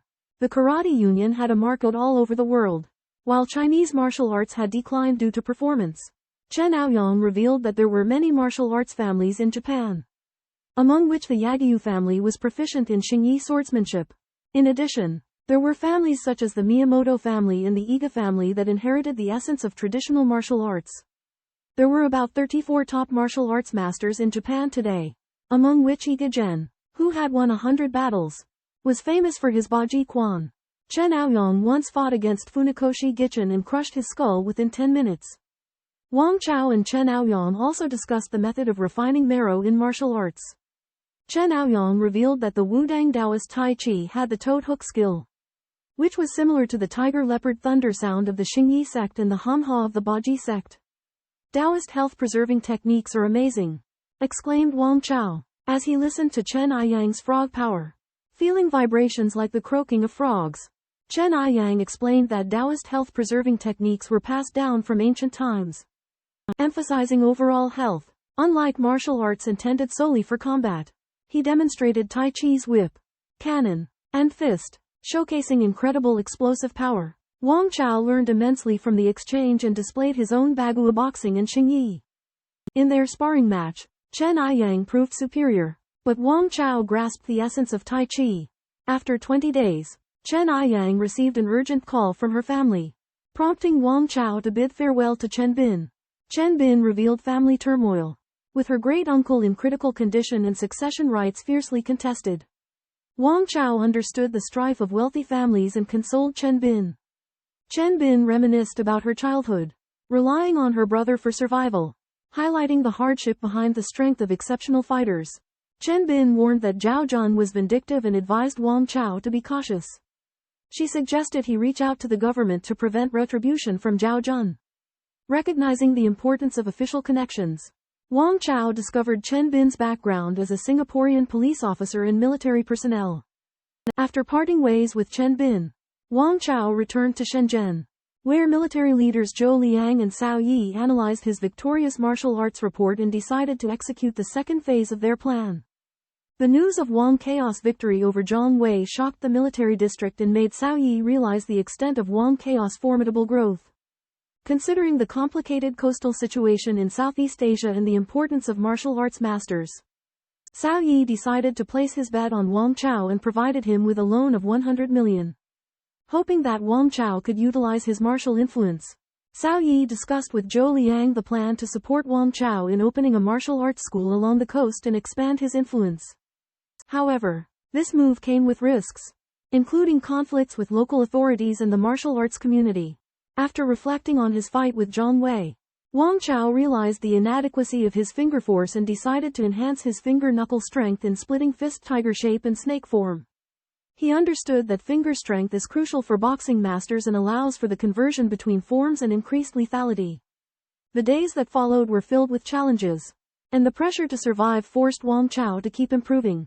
He picked up lead and mercury balls, exercising the strength of his 5 finger knuckles in preparation for future challenges. Wang Chao attempts to grasp a lead mercury ball with his fingers but finds it extremely difficult. Inspired by Chen Aoyang's martial arts essence, he begins practicing splitting and grasping diligently to improve his finger strength. Through daily practice, Wang Chao gradually comprehends the principles of yin and yang. Combining his training with body cultivation, his grasping technique improves rapidly, and he eventually succeeds in lifting the lead mercury ball with one hand without realizing it. During his training, Wang Chao incorporates the forms of the tiger and the eagle, maximizing both power and momentum. With a single grasp, he cracks the ground, demonstrating impressive force. He believes that the next move after the eagle form may be the monkey form. But he has only mastered the eagle's claw so far. When Wang Chao reestablishes contact with the outside world, he is surprised to find that 3 months have passed. Cao Yi has not disturbed him because the organization is in a buffer period, allowing him to train in peace. Suddenly, Wang Chao receives news that Zhao Xinglong has been hospitalized for over a month with injuries sustained in a taekwondo fight. He is greatly shocked. After learning that Zhao Xinglong, the instructor of his taekwondo gym, was injured, Wang Chao rushed to the hospital. Zhao Xinglong revealed that he was hurt by Japanese martial artist Miyagi Hanshin and asked Wang Chao to avenge him. Upon hearing about Zhao Xinglong's serious injuries, Wang Chao became furious and resolved to confront the culprit. Wang Chao arrived at the taekwondo gym and saw Miyagi Hanshin fighting with Li Feng. Without any hesitation, Wang Chao entered the arena. Miyagi Hanshin used his Goju-Ryu techniques with incredible speed. However, since Wang Chao had advanced to the level of Grandmaster of Boxing, he effortlessly blocked Miyagi's attacks. After a few exchanges, Wang Chao grabbed Miyagi's waist and flung him hard, slamming him against the wall. Miyagi Hanshin stood up in pain and charged towards Wang Chao again. But he was knocked down a second time. Wang Chao warned Miyagi to return to Japan and train for another 10 years before challenging him again and then left. Miyagi Hanshin returned to Japan with his injuries. 6 days later, he suddenly developed hematuria. It turned out that Wang Chao's hidden eagle claw power had damaged his kidneys while grabbing his waist, resulting in internal bleeding. Wang Chao seriously injured Miyagi Hanshin's kidneys using internal force, creating a deep grudge. Hanshin's kidneys rotted, and although a kidney transplant could be performed, his bodily functions would be greatly reduced, and he would lose his fertility. After learning about this, the head of the Miyagi family, Miyagi Ryotaro, calmly revealed that Hanshin would be executed. He believed that the family did not tolerate failures and personally strangled Hanshin to death. At the same time, Wang Chao was dispatched by his organization to Shandong to investigate the movements of dark forces and make a name for himself. He would travel with Dashito and others and was assigned a naval lieutenant assistant. Lin Yanran. Lin Yanran introduced herself and expressed her hope for a pleasant cooperation. Wang Chao realized that this mission might involve a naval operation. When Wang Chao shook hands with Lin Yanran, he discovered her profound Baguazhong Kung Fu, but he easily neutralized her force. Lin Yanran showed no embarrassment about this and changed the subject, talking about the rampant dark forces at sea. Wang Chao was surprised to learn that Lin Yanran could mobilize 5 refitted military ships, which indicated the importance the organization attached to this matter. Cao Yi revealed the organization's high expectations for Wang Chao, planning to make him the Wu Qingyuan of the martial arts world, sweeping through the Japanese martial arts world and becoming an invincible master. Although Wang Chao was confident, he knew the difficulty of this task and felt enormous pressure. Cao Yi said that the organization's expectations were premised on Wang Chao not losing any competitions or challenges. Cao Yi was very excited and entrusted his youthful dreams to Wang Chao, believing that he could create a legend. Wang Chao and Lin Yanran shook hands, witnessing the birth of the legend. But the future was full of unknowns and variables. Inspired by Cao Yi, Wang Chao, leading Lin Yanran and Zhao Xinglong, went to Qingdao, Shandong and established an internal martial arts gym in Laoshan. Assisted by Laoshan's famous scenic spots and mysteriousness, the gym attracted numerous people seeking martial arts training. Wang Chao kept a low profile, with Hong Dadong, a master of Mantis Fist, as the public figure. With advanced management models and promotional strategies, the gym quickly gained fame in Shandong province. Through the promotion of TV stations and press, the gym created a great sensation. Although Wang Chao stayed behind the scenes, his superb skills were disseminated in the gym, attracting many martial arts enthusiasts who came from afar. Meanwhile, the Shandong martial arts community paid attention to this gym's activities, especially Dai Jun, a master of Xin Yi Lu He Quan from Guangdong, and Liao Junhua, a master of Taijiquan from Shandong. They were trying to figure out the background of this gym. Liao Junhua, a seemingly refined general manager, secretly leads a life of crime. He commands great influence within the Shandong energy sector. Trained by an esteemed master in the United States, Liao Junhua became a formidable martial artist, earning the reputation of double-flowered club in overseas Chinese communities. His hidden past remains unknown upon his return to China. The emergence of a mysterious martial artist, Wang Chao, in Qingdao has drawn attention. Suspected of being a Chinese spy sent by the European Union, Wang Chao is challenged by Dai Jun. Upon learning of this, Liao Junhua decides to accompany Dai Jun. Zhao Xinglong questions Wang Chao's recent absence from training. Wang Chao explains that true martial arts training extends beyond physical prowess, encompassing mental preparation and adherence to the rhythms of nature. As the group engages in conversation, Dai Jun and Liao Junhua arrive by speedboat, expressing their intent to test Wang Chao's abilities. Dragon-styled leap and stride technique.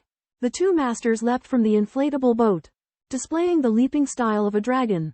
Their stance resembled a lobster emerging from the water or a carp leaping over a dragon's gate, drawing gasps from the audience. Wang Chao could sense from their deep breathing that they were martial arts masters. One of them was Dai Jun, the chairman of the Macau-Lisboa group, his appearance matching his photo. The other one, Liao Junhua, was unexpected, his skills remarkable, even surpassing Dai Jun's. Wang Chao guessed he was Dai Jun's junior brother. Trained by Zhu Hongzi, Liao Junhua challenged Wang Chao, showcasing the essence of Yiquan's dragon-style moves.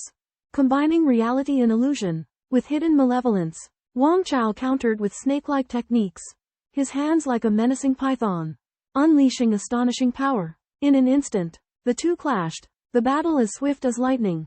Liao Junhua found himself in danger as Wang Chao pinned his hands. With a desperate claw-like grip and a twist of his neck, he executed his ultimate move. Head strike, turning the tables. The duel turned deadly in an instant, each move threatening life or death. Liao Junhua uses the cock-shaped head strike to hinder Wang Chaos' retreat and the cross crutch to lock his legs. Wang Chao dodges with the monkey bounce, but Liao Junhua follows up with the dragon leap to attack his temples. Beaten, Wang Chao uses the tiger cleaving force to fight back, forcing Liao Junhua to retreat. However, Liao Junhua's feet sink into the quicksand, leaving him vulnerable. Wang Chao seizes the opportunity and attacks Liao Junhua's spine with the 8 trigrams palms following palm. At the critical moment, Dai Jun intervenes with a stirring fist, blocking Wang Chaos' attack. Wang Chao, believing he is being surrounded, launches a fierce counterattack. Dai Jun fails to dodge and is injured in the lower body by Wang Chaos' eagle claw force. Wang Chao delivers consecutive moves such as the sand in the face technique, forcing Dai Jun to retreat. Meanwhile, Liao Junhua is trapped in the quicksand and unable to retaliate. Wang Chaos' eagle claw strikes were sinister and venomous, landing 2 crushing inch force blows in a row against Dai Jun. After evading Wang Chaos' sand attack, Dai Jun used the waving flag technique to scatter the grit before launching a fist attack. But Wang Chao stood his ground, countering with a cleaving fist to break through Dai Jun's tiger stance with his eagle claw. Dai Jun's breath became ragged, and his retreat faltered, giving Wang Chao the opening to strike with a cleaving grip, forcing Dai Jun into a steady retreat. Seeing this, Liao Junhua intervened but was met with Wang Chaos' hidden force, striking Dai Jun's abdominal acupoint and immobilizing him. Wang Chao withdrew, indicating his lack of interest in attacking further. Liao Junhua reluctantly acknowledged defeat and invited Wang Chao to treat Dai Jun. Liao Junhua invites Wang Chao to spar, with the real intention of uncovering Wang Chaos' background. Wang Chao readily accepts, and they begin their match on the beach. Unexpectedly, Dai Jun's bodyguard He Yao suddenly pulls out a gun and accuses them, intending to kill them and silence them. However, Lin Yanan and a sniper appear, killing He Yao and taking control of the situation. Liao Junhua and Dai Jun are shocked, realizing that Wang Chao is backed by a powerful force. Dai Jun reveals that He Yao was acting on the orders of the second son of the He family, intending to stir up conflict between them and Wang Chao. Wang Chao heals Dai Jun's internal injuries, praising his martial arts skills. Liao Junhua arranges for Dai Jun's bodyguard to be dealt with and invites Wang Chao and Lin Yanan to his villa. At this point, Zhu Jia arrives at Liao Junhua's house, preparing to produce a documentary about the survival of Chinese people overseas. Wang Chao recognizes her and is filled with mixed emotions. 2 years later, Wang Chao and Zhu Jia reunite at Liao Junhua's villa. Zhu Jia has matured significantly, no longer resembling the familiar face from 2 years ago. Wang Chaos' drastic transformation also surprises Zhu Jia, his bearing completely changed and now exuding a distinguished air. Zhu Jia questions Wang Chaos' sudden departure years ago, and he explains his disillusionment with high society and his change of heart after meeting old Master Li. After a heated argument, they eventually reconcile. Zhu Jia inquires about Wang Chaos' current situation, and he conceals his underground work, claiming to have developed his wealth from martial arts winnings. Zhu Jia laments about her frustrations with her work at CCTV's international channel, and Wang Chao comforts her. Inside the house, Liao Junhua witnesses this exchange. He recognizes Wang Chaos' unfathomable nature and plans to use this opportunity to investigate his background. Meanwhile, at the Chen clan headquarters in Singapore, a sinister atmosphere pervades. Singapore City, the epicenter of Southeast Asia, bustles with wealth and opulence. Dominating the skyline from its waterfront skyscraper headquarters, the Tan Corporation wields influence over a vast empire of legitimate and illicit enterprises. A fierce struggle for succession looms within the family dynasty. During a clandestine meeting, members of the Tan clan plot to seize power. Assassination of Patriarch Tan Lip Po is proposed but dismissed. Tan Shin suggests eliminating heir apparent Tan I Young, but is outmaneuvered by the alluring Tan Li. Tan Li reaches out to Thomas Young, an influential member of the European Monetary Union Council, for support. Thomas agrees to dispatch a formidable operative to defeat Tan I Young in combat before Tan Lip Po. The price a 20 stake in the Tan Corporation. Thomas Young arrives in Singapore with a mysterious woman clad in a purple kipao. Claiming she is the champion, Tan Li arranges for Thomas and the woman, who is referred to as the Purple One, to stay in the presidential suite and surreptitiously has the Purple One drugged.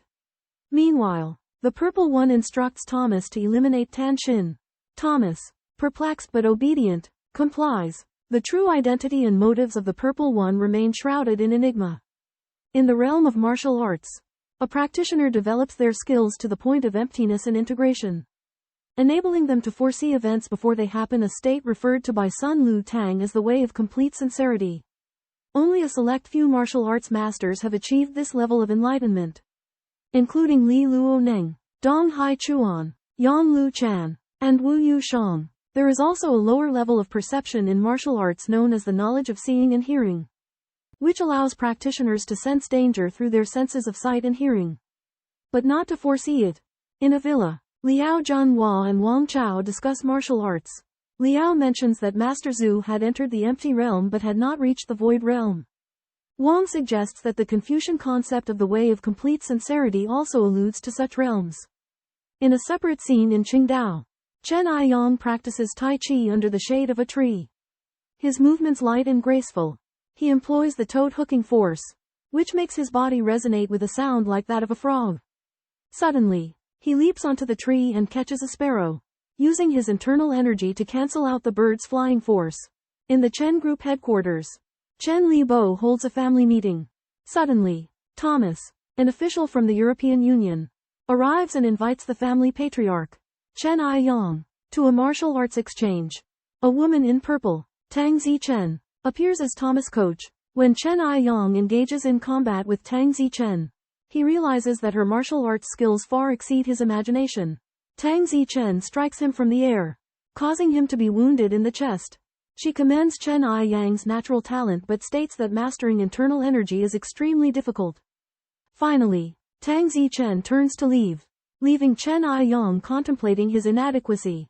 Tang Zichen spares Chen Aiyang's life, intending to send help to improve the Chen family's strength. Although Chen Aiyang narrowly escapes death, Tang Zichen's power leaves him deflated. Meanwhile, Wang Chao practices martial arts leisurely and spars with Liao Junhua in Qingdao. Liao Junhua employs the heart intention fist technique 18 spiritual monkeys. Wang Chao responds effortlessly and predicts and catches Liao Junhua's concealed leg when his heart is empty. Wang Chao grasps the three essentials of internal martial techniques: relaxed sinews and bones. Attack through the skin. Empty heart. Then, a Japanese letter arrives. Liao Junhua frowns, while Wang Chao notices the Japanese characters on the envelope. While practicing Heart Yi Quan with Liao Junhua, Wang Chao made significant progress. Liao Junhua demonstrated the killer Heart Yi Quan technique Yellow Dog P, which was incredibly powerful. Wang Chao, sensing it in advance, managed to resist because he had no intention of testing his skills, allowing him to reach the Hua Jin level.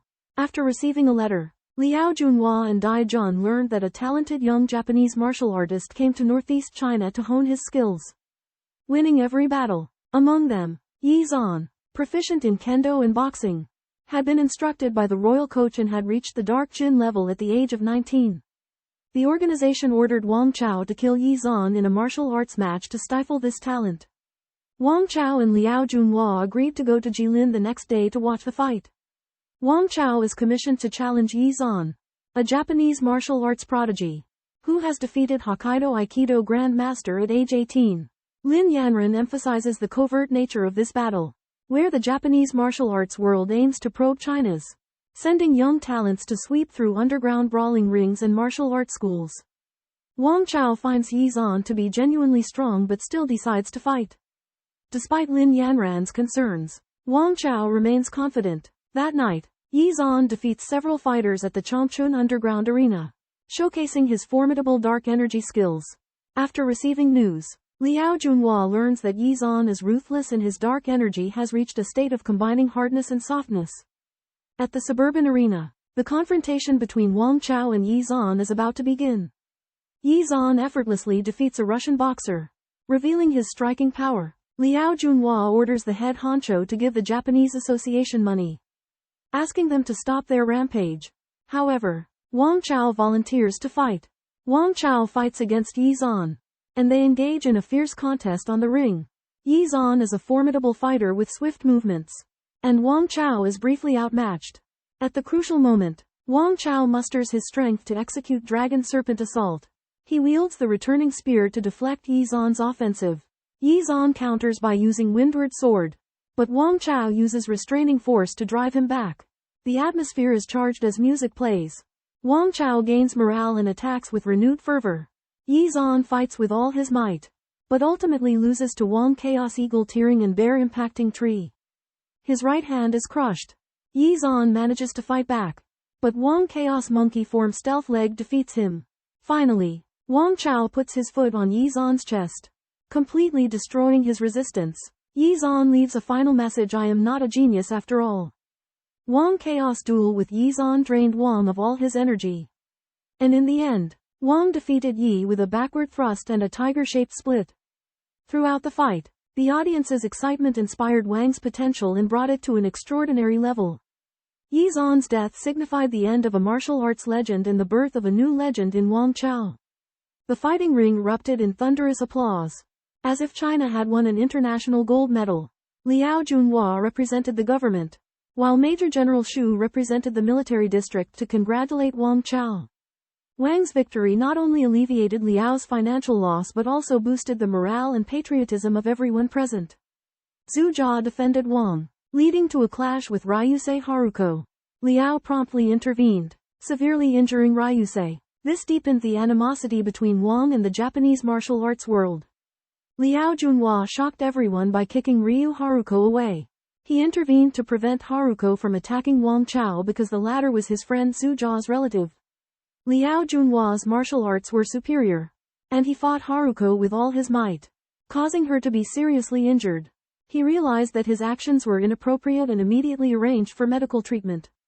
During the martial arts competition, Wang Chao killed the Japanese martial genius Yi Zan. This news would inevitably cause a stir in the Chinese and Japanese martial arts communities. Liao Junhua said that he had a plan to deal with it. Liao Junhua elaborated on his philosophy for running the martial arts arena: it should retain its brutality but not be overly bloody. Finding a balance point, he believed that such a brand could both attract audiences and promote Chinese martial arts. Zhu Jia was worried about Wang Chaos' physical condition, but Wang Chao said that he was tired because of the intense concentration, and that he would recover after a day of rest. Zhu Jia also admitted that the melody she hummed inadvertently helped Wang Chao in the fight. Liao Junhua reminded Wang Chao to be prepared for retaliation from the Japanese martial arts community. When Zhu Jia learned that Wang Chao was going to Guangdong to visit Zhang Wei's family, she decided to go with him. Lin Yanuo congratulated Wang Chao on completing his mission on behalf of the organization and arranged his trip to Guangdong. Wang Chao said that his trip was to visit Zhang Wei's family and did not violate the organization's discipline. Wang Chao comprehends the true essence of Guo Shu on the seashore. Guo Shu, strong with national power, overpowering techniques with momentum. He realizes the significance of qi, momentum, and intent as a trinity, as well as the breadth and unstoppable spirit of the nation infused within the mind and intent. Through battles with various opponents, Wang Chao gradually understands the criticality of elevating mind and intent. He recognizes that Guo Shu is not merely moves, but a state of mind, an inheritance of the nation's spirit. Only when mind and intent strive against heaven and earth and against humans can one truly attain the realm of Guo Shu. Wang Chao discovers during practice that when mind and intent intertwine, An echoing thunder naturally erupts. This thunder contains yin-yang energy, coursing through the entire body, augmenting strength and qi. He realizes that the thunder is the result of mind and intent colliding, not something intentionally sought. After relentless practice, Wong Chaos martial art finally reaches the unity of internal and external. With his strength seeping into all of his organs, his body's potential is vastly elevated, and the power in his every move and gesture attains the unimaginable realm of a supreme martial art grandmaster. Wang Chao knows that while it is easy to obtain the true way, it is far more difficult to maintain it. He resolves from that day forward to always keep the nation in his heart, mind, and fist. Using the true meaning of Guo Shu to inspire himself, Wang Chao becomes aware that the path of martial arts is arduous. He will progressively practice the 12 forms, pursue the transformation of force, and explore the pinnacle of martial arts, the way of emptiness. An endless journey of breaking through limits and seeking infinity. Despite Wang Chaos' empty military rank, which only provides him with benefits and not the recognition he deserves, it is the best arrangement as his mission prohibits retirement. Cao Yi and Zhou Liang plot to secure Wang Chao better Daiyu treatment, arguing that the rank of Major General would be more appropriate. Wang Chao visits Zhang Wei's hometown and discovers that his family has emigrated abroad. Although Wang Chao has no intention of entangling himself with Zhang Wei's family, Liang Zhengwen, Zhang Wei's senior brother, questions his identity. Lin Yananan explains that they are Zhang Wei's students. But a Taoist priest exposes the origin of Lin Yananan's Bajiquan 8 extremities boxing. Liang Zhengwen doubts their connection to Zhang Wei, and the atmosphere becomes tense. Wang Chao encounters a Taoist priest who is a master of Southern-style boxing, particularly the twisting elbow and fixed elbow techniques of Bajiquan. He suspects that the priest is a martial arts expert in hiding. The priest has a neatly trimmed black beard, and the skin of his hands is pliable, indicating that his martial arts training has reached the dark energy level. Lin Yanan suggests leaving, but the priest intercepts them, reaching out to grab Lin Yanan. Wang Chao reacts by deflecting the attack with a punch. The priest is shocked by Wang Chaos' 5 Thunder Method technique, which was created by Zhao Zhengou. The priest then launches a new attack, using a water projectile along with his palm strike. Wang Chao reveals his identity as the boxer who defeated Zhang Wei, and explains that he has come to help his family. The priest assumes that Wang Chao intends to eliminate all threats, and plans to engage in a 2-on-1 fight. Wang Chao accepts the challenge. Taoist priest Gan drinks a pot of water and sprays a high-pressure water jet at Wang Chao. Liang Zhengwen attacks simultaneously. Wang Chao dodges the water jet, seizes Gan Taoist's wrist, and throws him into a stream. Liang Zhengwen is also pushed into the stream upon Wang Chao turning and striking him with his palm. Wang Chao praises the combat skills of the priest and Liang Zhengwen, but notes that they lack practical experience. He leaves with Zhu Jia and Lin Yanan in their car, and the villagers do not dare to intervene. In the car, Lin Yanan asks Wang Chao about the martial power of Gandalf and Liang Zhengwen, feeling that their skills are not inferior, but why they were easily defeated by him. Wang Chao explains that the most important thing in a martial contest is momentum, and the two of them lost their momentum at the beginning. The most important thing in a martial contest is to place life and death aside, seek emptiness of mind, and engender an imposing spirit. People who have been on the battlefield will become warriors, while the two of them, although their martial art skills are profound, have not experienced life and death battles, and it is difficult for them to understand the importance of momentum. Lin Yanan asks why Wang Chaos' martial art skills are so profound, surpassing those who are older and more skilled than him. Wang Chao explains that when martial arts are practiced to a certain level, it is possible to unlock potential. But once practiced, they will regress if you do not make progress. Maintaining Kung Fu requires continuous practice. He has currently practiced to the realm of tendons and bones thundering with power, but he is still keeping up his spirits and not slacking off on his practice. Lin Yanan sighs that it is very tiring to maintain progress in martial arts. And Wang Chao says that one must be cautious all one's life in martial arts, like walking on thin ice. Lin Yanan asks about a Taoist technique of drinking water and spitting arrows, and Wang Chao explains that this is a Taoist technique of exercising qi, which is a process of directly exercising the internal organs. When it is mastered at a higher level, it is possible to control one's own internal organs, similar to the realm of boxing. But boxing is stronger in actual combat. Xiao Wang. Something terrible has happened. Wang Chao received a call from Chen Bin, who informed him that Chen Ayan had been defeated in a duel and had suffered internal injuries. The Washing Society seized the opportunity to issue a challenge, demanding the return of the ocean shipping routes. Wang Chao recalled Chen Ayan's Tai Chi skills and was shocked by the prowess of the person who had defeated him.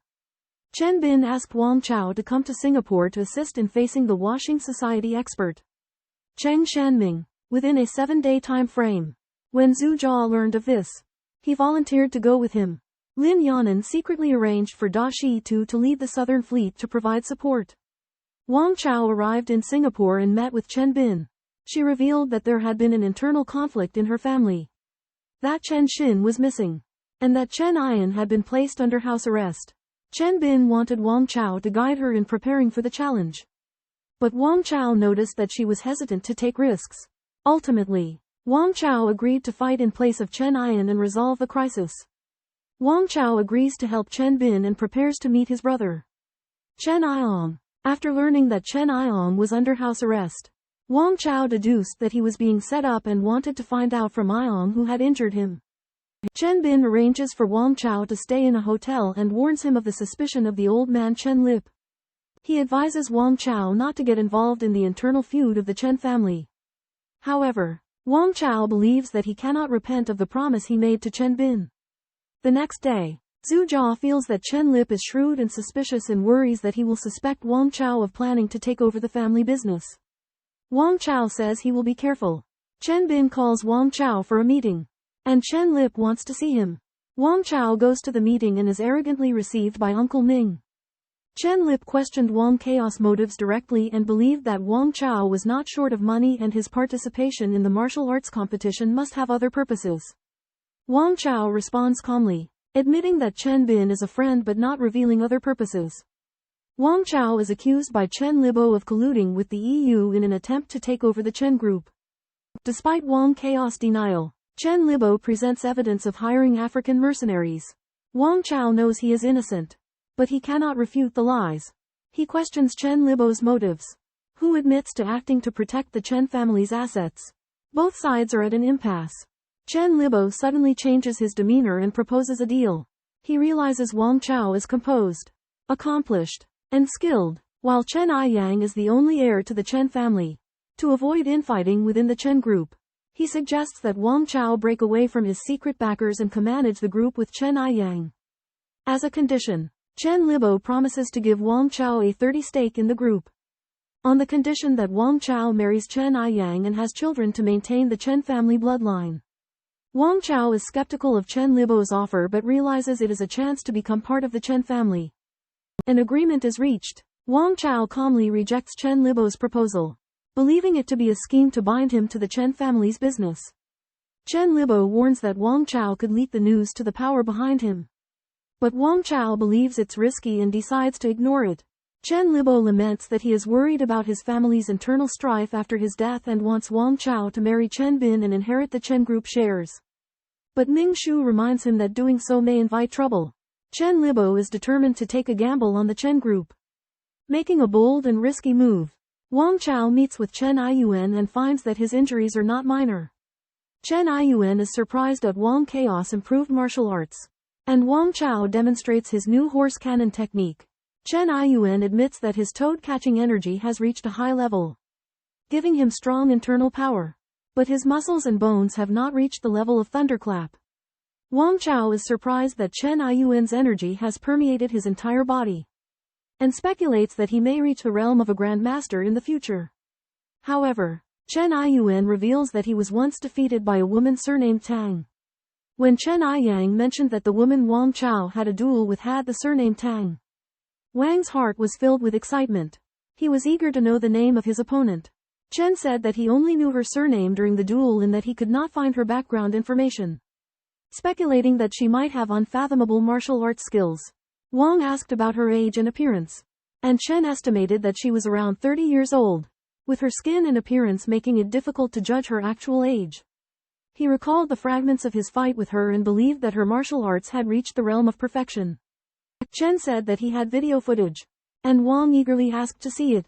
In the footage, A woman in purple appeared, and her expressions and movements stirred Wang's emotions. He recalled his experience 3 years ago when he studied under Tang Zichen and the moment they parted by the lake. Wang realized that the woman in front of him might be Tang Zichen. His heart was filled with mixed feelings, both joy and regret. He believed that he had let Tang Zichen down and had not been able to reach her level in boxing. Chen praised her martial arts and admitted that he was no match for her. Wang said that while in the Zhonghu, one could not completely escape the mundane world. Despite his desire to transcend it, he was still bound to it. He decided not to look for Tang Zichen for the time being or acknowledge her. Chen mentioned that he was about to have a duel with Cheng Shanming and that his secret weapon was flying horse trampling on the swallow, which combined the horse and swallow forms. He taught Wang how to integrate the swallow form with the horse form's explosive power.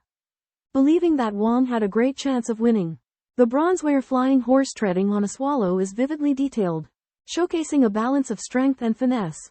The bronze horse is depicted with its hooves in the air, stepping on the back of a swallow, symbolizing a fusion of equine and avian forms. Chen Yun deciphers the secret of flying horse treading on a swallow by leveraging the soaring motion of the horse. A devastating blow is delivered by the swallow, achieving maximum force at the apex of the attack by way of instantaneous adjustment of the center of gravity. Chen Yun demonstrates flying horse treading on a swallow, a series of cannon punches with the force of the horse, followed by a leap into the air and a barrage of kicks from both feet into the trunk of a large tree. The tree bark scatters, and the tree snaps in half. Chen Yun elaborates on another variation of flying horse treading on a swallow when facing an opponent. Evade and entangle to gain leverage, then launch an aerial kick while engaging in close combat. He incorporates the techniques of the sparrowhawk somersault and the principle of deflecting an attack. Chen Yun cautions Wang Chao that flying horse treading on a swallow is exceptionally perilous and should be employed only as a last resort to avert life-threatening situations. He hopes that Wang Chao will reconcile with Cheng Sanming and prevent needless loss of life. In the courtyard, Wang Chao and Lin Lijiang engage in an intense duel while Chen Yang and Zhu Jia watch. Wang Chao unleashes the 3 techniques of flying horse treading on swallows, overwhelming Lin Lijiang with a series of 3 strikes. Chen Yang remarks that Wang Chao has mastered the essence of boxing and his techniques are flawless. Chen Yang suggests that Wang Chao walk on the wall to test his leg technique. Wang Chao swiftly walks 8 steps along the wall, demonstrating his ability to balance rigidity and flexibility with his hidden strength. Chen Yang marvels at Wang Chao's strength and predicts that he could potentially reach the realm of Hua Jin within 2 years. As night falls, the Chen group holds a banquet, which Chen Yang and Wang Chao attend. The venue is opulent and filled with prominent figures. Wang Chao greets his sister, Chen Bin, and learns that their grandfather is engaged in conversation with Li Shenyang. At that moment, Zhao Zhan enters the banquet along with his associates, encountering Wang Chao in an unexpected meeting. At the Chen group banquet, Wang Chao encounters his adversary Zhao Zhan. Zhao Zhan and Xu Zhen team up to accuse Wang Chao of harming Zhao Zhan's apprentice and Ryusei Haruko. Wang Chao responds calmly, resolving his grudge with Xu Zhen. Ryusei Suimei, Ryusei Haruko's father, appears and provokes Wang Chao. But the conflict is ultimately put on hold due to Chen Yun's involvement. Zhao Zhan takes the opportunity to sow discord between Wang Chao and the Chen siblings, insinuating that Wang Chao has connections to European powers. Chen Bin is skeptical and seeks confirmation from Wang Chao. Wang Chao denies European connections but admits to being a covert member of the party and explains his relationship with Cao Yi. Zhu Jia learns of Wang Chao's background, expresses her concern, and unexpectedly confesses her love for him. Wang Chao is caught off guard and his feelings are uncertain. Outside the banquet hall, there is a commotion, and Chen Yun and Xu Zhen get up to investigate.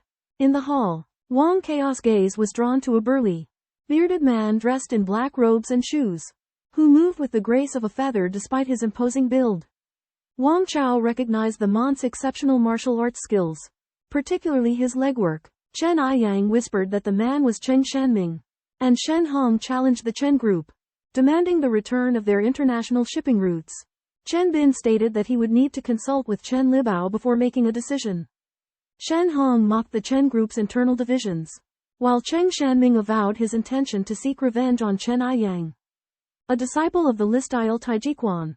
Wang Chao stepped forward to accept the challenge on Chen Aiyang's behalf, declaring himself the main combatant.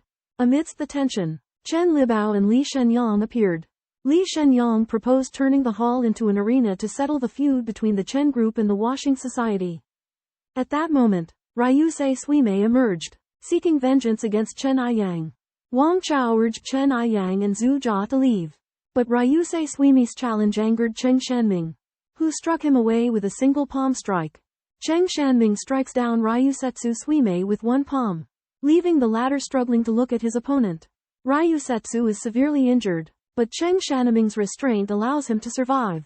Xu Zhen helps Ryusetsu leave, not wanting to get involved in the fight. Witnessing this, Wang Chao deduces that Cheng Shanming is proficient in martial arts, skillfully using the force with a purity that surpasses his own. Cheng Shanming's actions have the power of thunder, even capable of pinning people against walls, demonstrating the skills of a master of internal force. Wang Chao uses the rooster shaking feathers to warm up, showcasing his powerful burst of energy, followed by the impressive horse stance cannon force that earns the admiration of everyone present. While Cheng Shanming has the urge to retreat, he quickly discards it and combines the Baguazhong with the Bajiquan and Xingyaquan, achieving a balance between soft and hard. His palms resemble knives and whips, while his body moves like a spear, seizing the upper hand in the attack. Wang Chaos Horse Stance Cannon Force shocks Cheng Shanming, but the latter swiftly neutralizes it with unexpected alterations, striking Wang Chaos clavicle with his shoulder while simultaneously slicing with both palms. Wang Chao blocks the attack to his clavicle with his left elbow and counters with another horse stance cannon bomb from his right fist. Maintaining his momentum, the scene is set for a fierce battle. Cheng Shanming suddenly dipped his shoulders, avoiding Wang Chaos' ferocious attack. However, Wang Chaos' other fist hit him, causing excruciating pain in his face.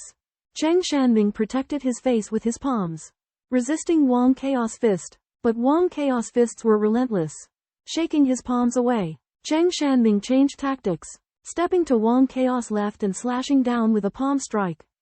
Like a real sword, Wang Chao reacted quickly, stepping forward to meet Cheng Shanming's palm strike.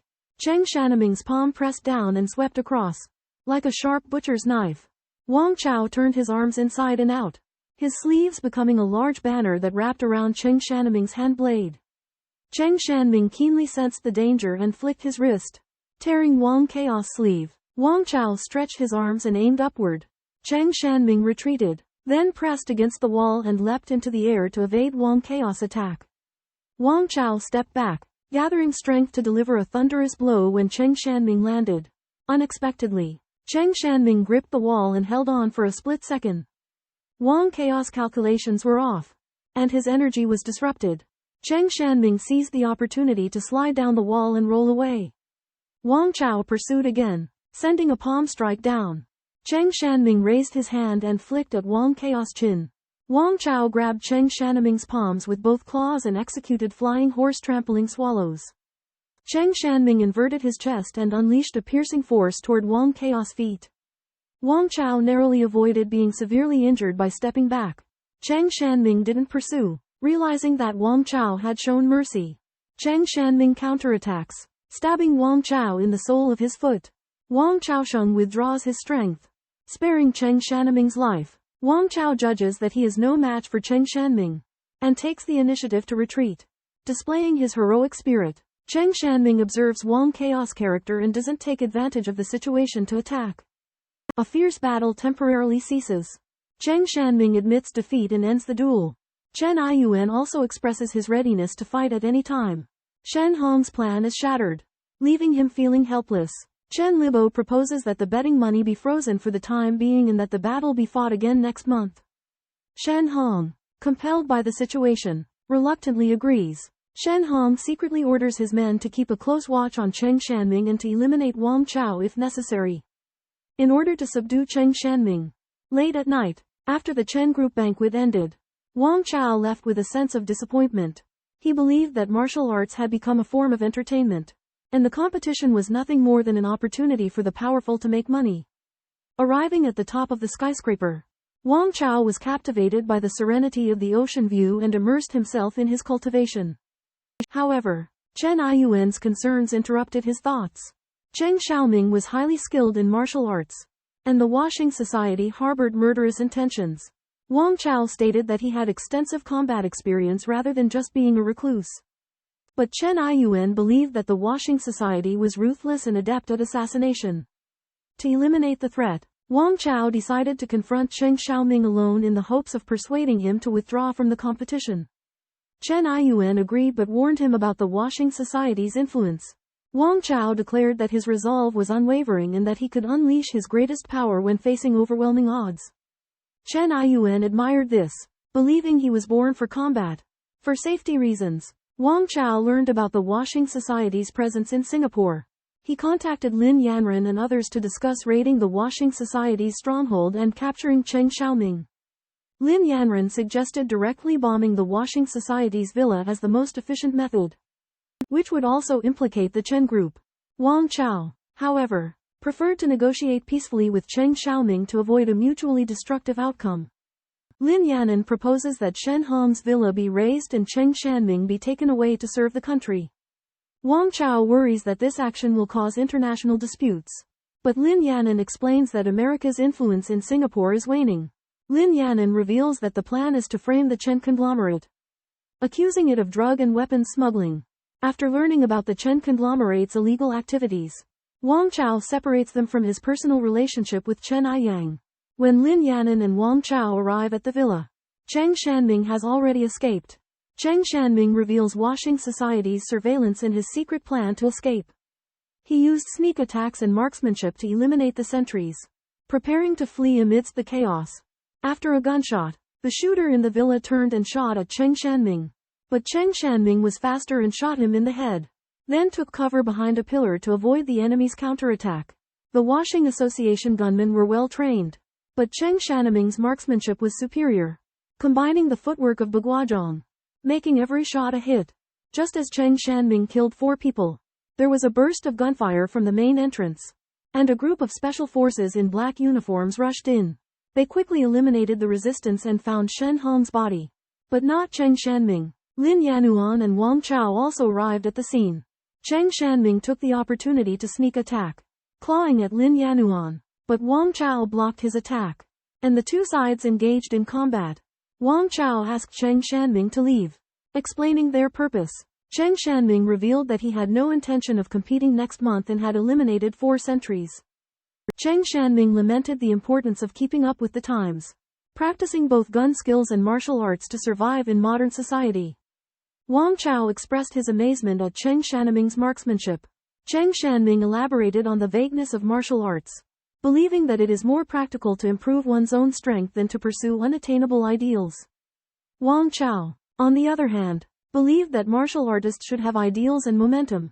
Chen Xiaoming fell silent and then asked Wang Chao about their identities. Learning that they were Chinese, he gave Wang Chao the essence of the Cheng-style Bagua door, hoping to help him improve further. Chen Xiaoming decides to pass on his kung fu experience to Wang Chao, believing that he has a solid character and has already grasped the essence of martial arts. Chen Xiaoming emphasizes that the inheritance of martial arts is no longer bound by traditional taboos and should draw on the strengths of various schools to contribute to Chinese martial arts. Chen Xiaoming demonstrates the Hamha Marrow exercise in Baguazhong, combining it with Wang Chaos mastery of Roar of the Tiger and Leopard and Toad-catching force to help him understand the secrets of marrow training. Wang Chao finds that the exercises Chen Xiaoming teaches are very detailed, eliminating the need for him to figure them out on his own, which is a sign of trust and respect. Chen Xiaoming also demonstrates the Cheng-style Bagua's evasion footwork, which can be performed in water without being affected by resistance. Wang Chao is amazed by Chen Xiaoming's lung capacity, internal strength, and the danger of practicing kung fu underwater, which is a realm unique to masters of transforming energy. Chen Xiaoming reveals that he will be leaving, but that he has passed on all of his kung fu experience to Wang Chao. He expects Wang Chao to draw on the strengths of various schools, become a grand master, and contribute to Chinese martial arts. This person does not practice gun techniques and will surely achieve the highest level of boxing techniques. Wang Chao watched as the large cargo ship sailed away inside. It's a shame that the other party did not demonstrate the technique of integrating gun techniques and body techniques otherwise. It would be highly practical. Lin Yan praised Cheng Shanming for integrating gun techniques and body techniques and believing he is deadly. But Wang Chao felt that Cheng Shanming's confidence is misplaced and that he lacks perseverance in boxing, which will hinder him from creating groundbreaking boxing techniques. However, Wang Chao admired Cheng Shanming's character and behavior, especially the profound 8-pole spearmanship technique he demonstrated.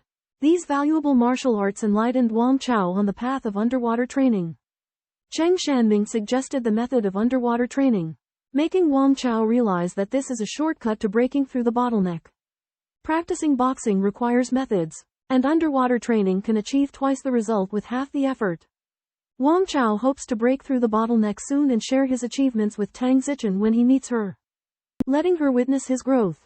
Wang Chao set off to return to his hometown, but he will stay in touch with Chen Aiyuan and follow the developments of the Chen group. Upon learning that Wang Chao had gotten rid of Shen Hong, the Chen siblings were shocked and worried that it would lead to trouble. Wang Chao explained his situation, emphasizing that he had no choice. Chen Bin arranged a secret flight for Wang Chao to leave Singapore as soon as possible to avoid being tracked. The U.S. police asked the Singapore police to arrest Wang Chao, claiming he had close ties to the leader of a terrorist organization in Africa. The Singapore police refused, emphasizing their sovereignty. 4 years ago, Tang Zichen was ambushed by 3 top international agents, but she killed them in self-defense. The incident alerted the United States, who suspected Tang Zichen of being involved in terrorism. International police officer Smith came to Singapore to investigate and requested Tang Zichen's arrest. But the Singapore police delayed due to lack of evidence. Wang Chao and Zhu Jia returned to Qingdao from Singapore. Wang Chao had made significant progress, mastering Chen Aiyuan's secret technique flying horse treading on swallows, and his dark strength had become penetrating. But he still had blind spots. To improve his skills, Wang Chao practiced in seawater, resisting water pressure, and training his breathing and pore sensitivity.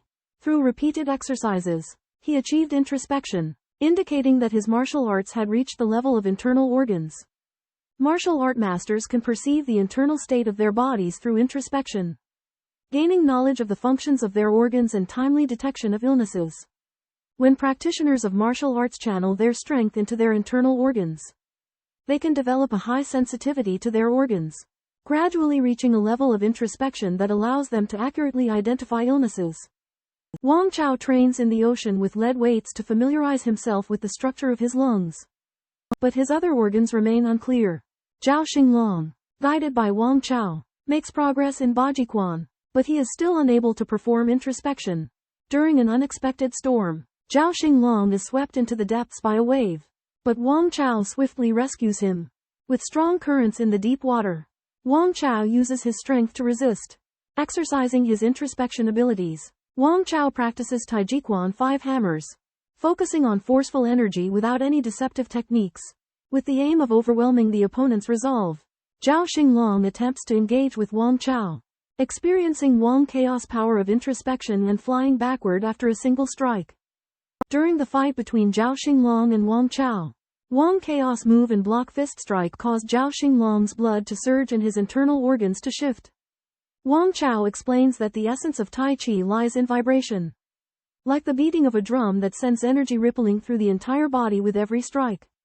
Wang Chao points out that true masters can send energy through any point of contact, shattering their opponent's entire skeleton through the hard-round force, the pinnacle of neutralizing force. Li Yuanba's hammer was a powerful example of such indiscriminate killing power. Wang Chao grasped the hard-round force, but lacking a fully developed hidden force, he could not shatter an entire skeleton. However, he believes that once his hidden force permeates his whole body, he will unleash the true power of the hard-round Tai Chi force, killing with a single blow. Lin Yan brings news that the Shaolin Temple Group Company is about to go public in the United States.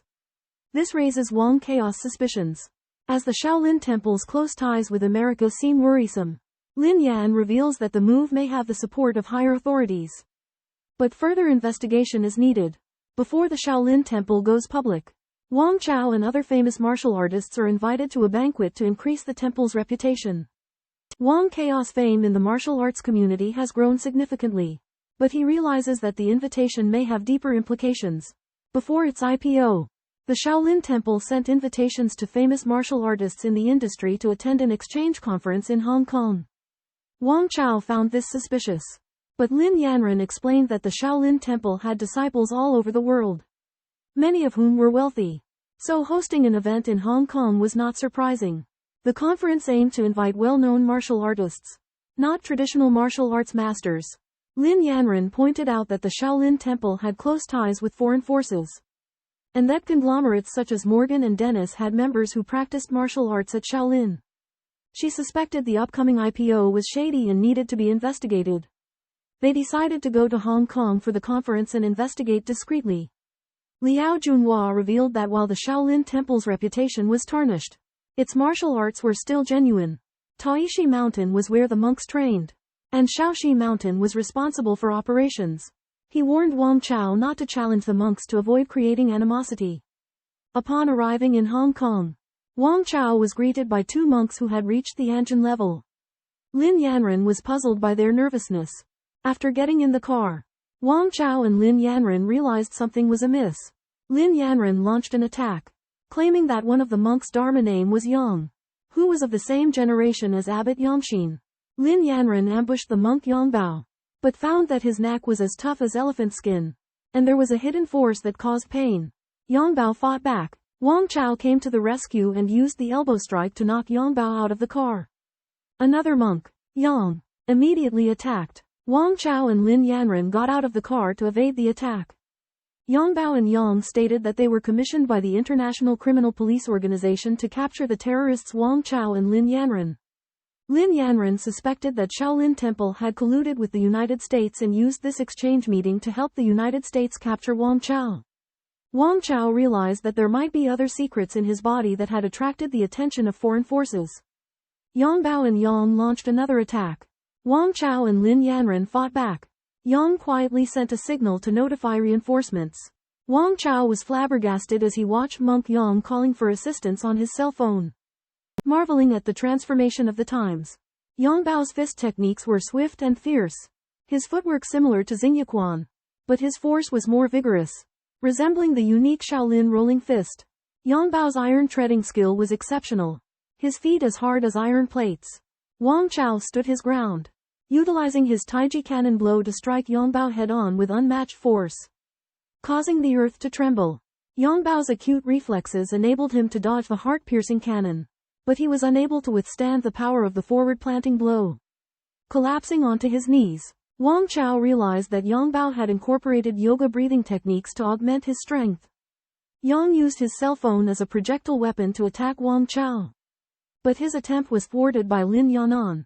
Yang displayed impressive fist skills as he tried to grapple Lin Yan'an.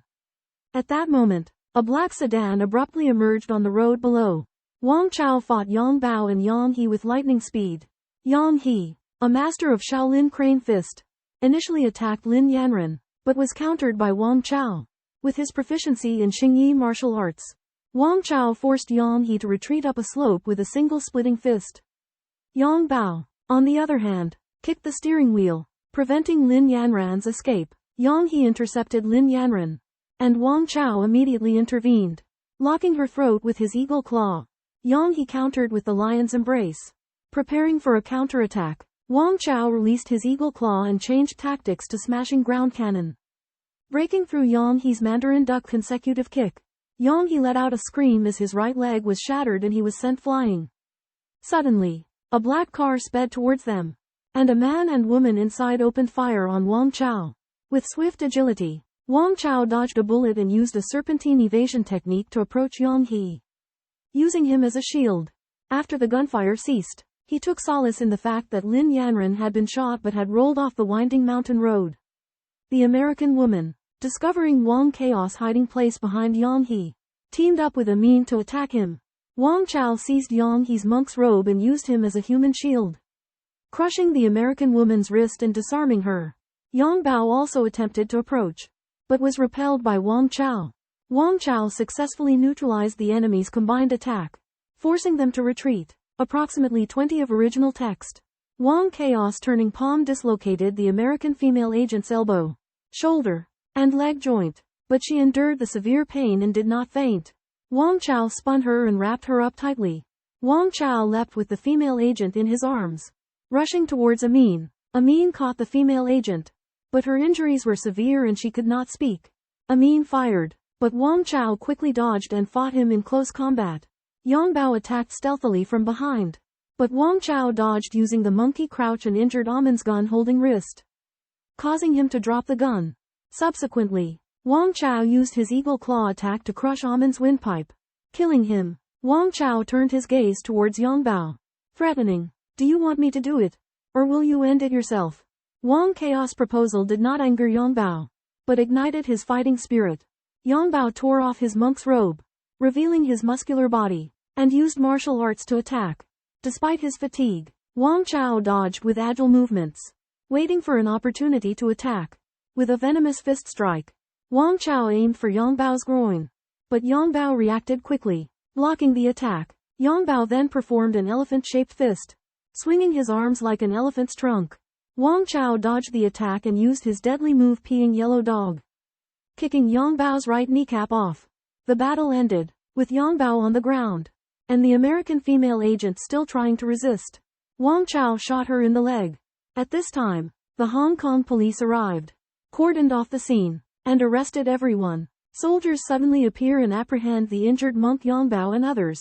Wang Chao, Lin Yanan, and the officers learn that the captured American agent Li Ming, along with Shaolin monks Yang and Yang Bao, conspired to kidnap them. Interrogation reveals that Yang Bao's identity is genuine, confirming him as a high-ranking Shaolin monk. The Hong Kong garrison, hesitant to escalate the situation, decides to notify the Shaolin Temple's leadership. However, the Shaolin Temple has influential disciples serving in key national positions. Consequently, the Hong Kong garrison's political commissar, Commissioner Yang, approaches Wang Chao to discuss how to handle Yang Bao and Yang, due to the military's separate jurisdiction from the National Security Bureau and Public Security Bureau. Yang Bao presents a complex issue. Political Commissar Yang explained the differences between the Military Secret Service and the Central Secret Service, and pointed out the need for mutual checks and balances. Regarding the martial artist Yang Bao, Political Commissar Yang said that he would handle the matter in a low-key manner. But he also asked Wang Chao for his opinion. Political Commissar Yang hinted that there was a conflict between the National Security Department and their organization, and hoped to use this opportunity to quell their arrogance. Wang Chao learned that the National Security Department would send a top agent named Duan Guochao to bring in the suspect. Duan Guochao is a lay disciple of Shaolin and the top master of external arts, nicknamed National Arhat, whose strength is not inferior to Chen Aiyuan. Lin Yan mentioned that Duan Guochao is very famous in the espionage community, and his nickname is even well known in foreign countries.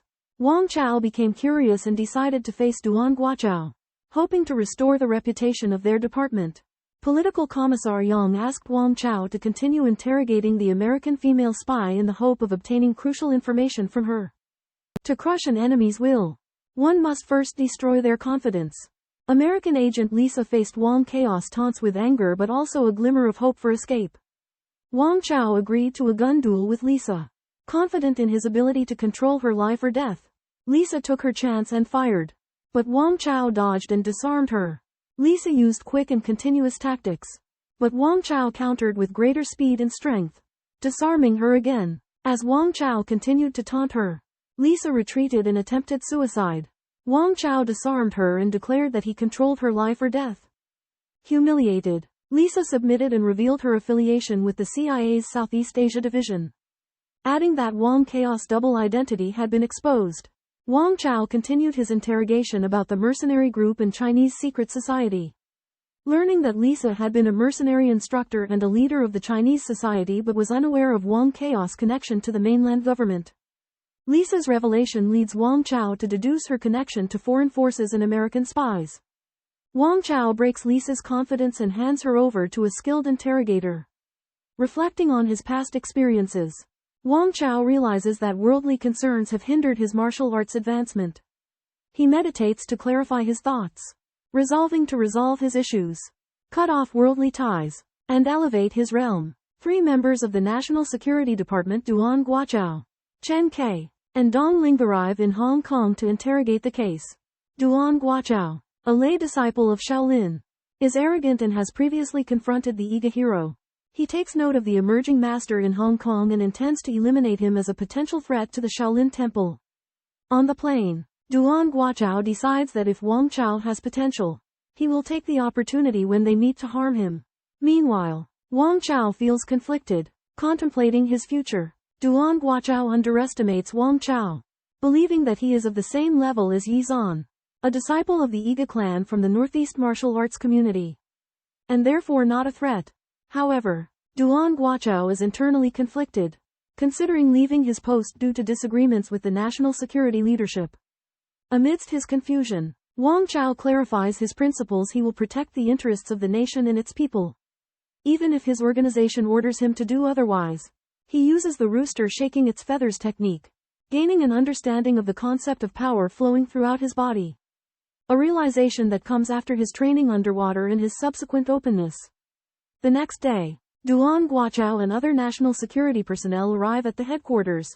Duan Guochao spots Wang Chao and his expression turns serious. Wang Chao also observes him curiously.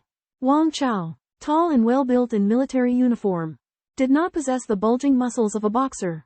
At first glance, he appeared fit and in good shape. However, Duan Guochao perceived a different image of Wang Chao. He noticed Wang Chao's reddish skin with a hint of blue-black, resembling the result of prolonged sun exposure. Yet, Duan Guochao knew this blue-black color originated from Wang Chao's robust sinews, not from ultraviolet rays. Duan Guochao felt an intense sense of oppression, sensing the astonishing density throughout Wang Chao's body. He surmised that Wang Chao had mastered the external martial art technique known as Iron Shirt. Growing up in Shaolin Temple, Duan Guochao had extensively practiced Iron Shirt techniques since childhood.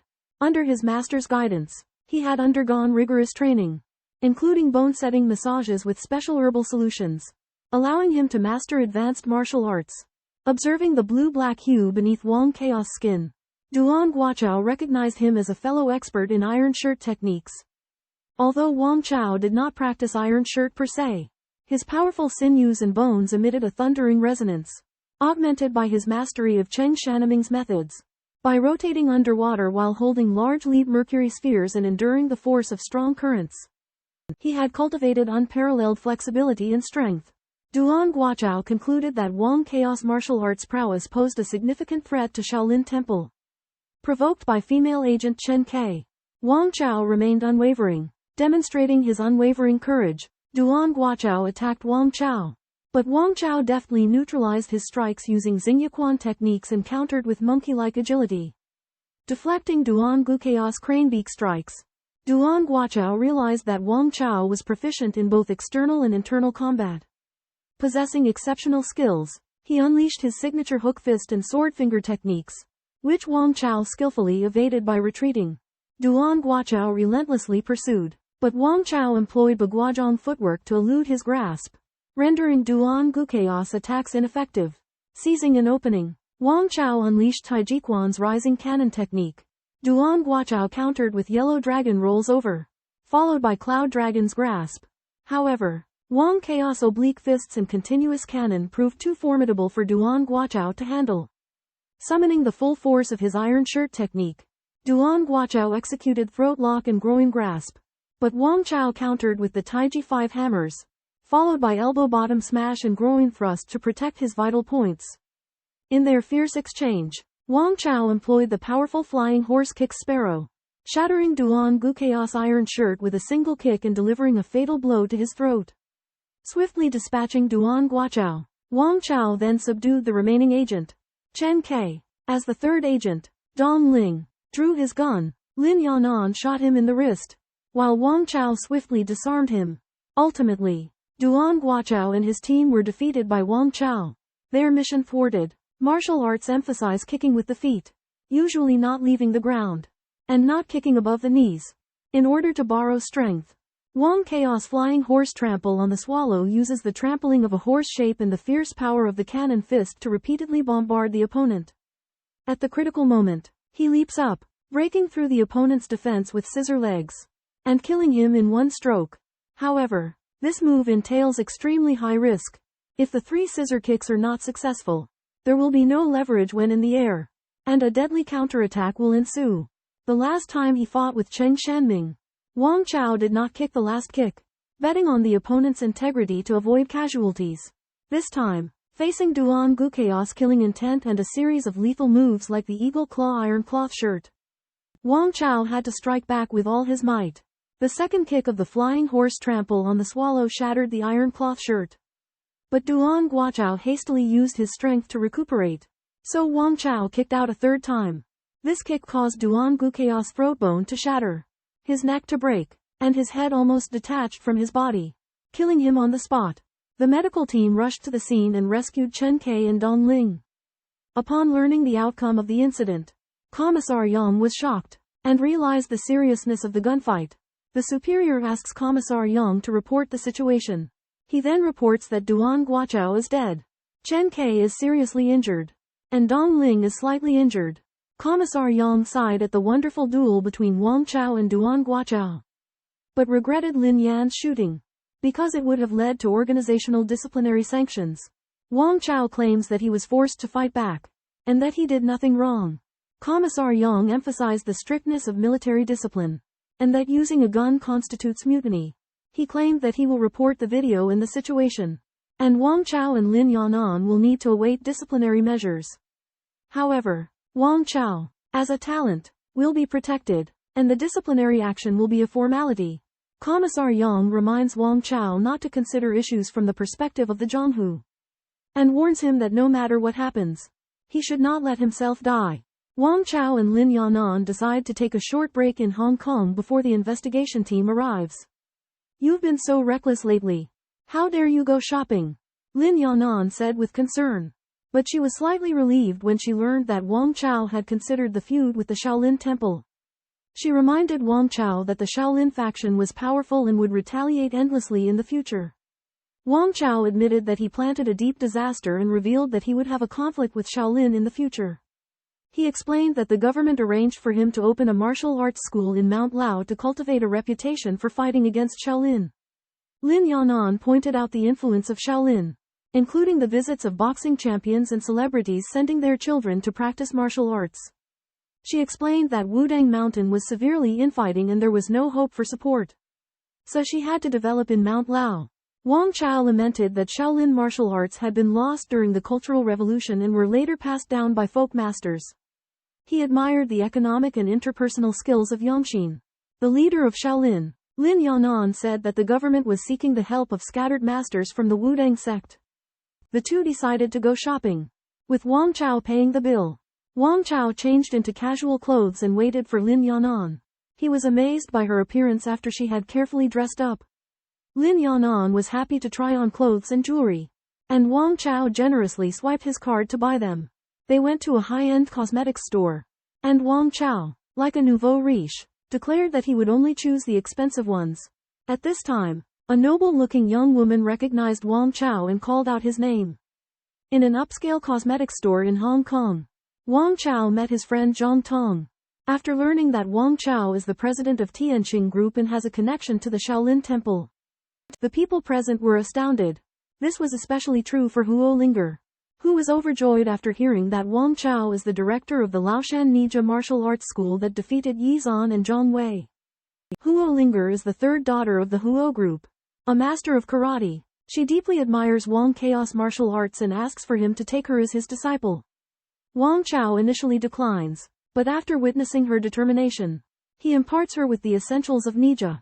He teaches Huo Linger that the key to Nija rests in aligning the dantian and tailbone and says that when she has comprehended these essentials, she can visit him at Laoshan to formally study martial arts.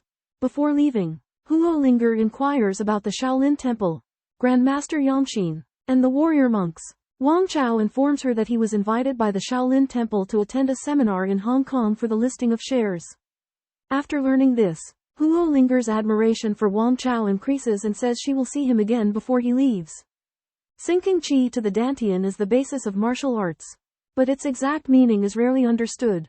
The dantian is located 3 inches below the lower abdomen, and is closely connected to the lower yin.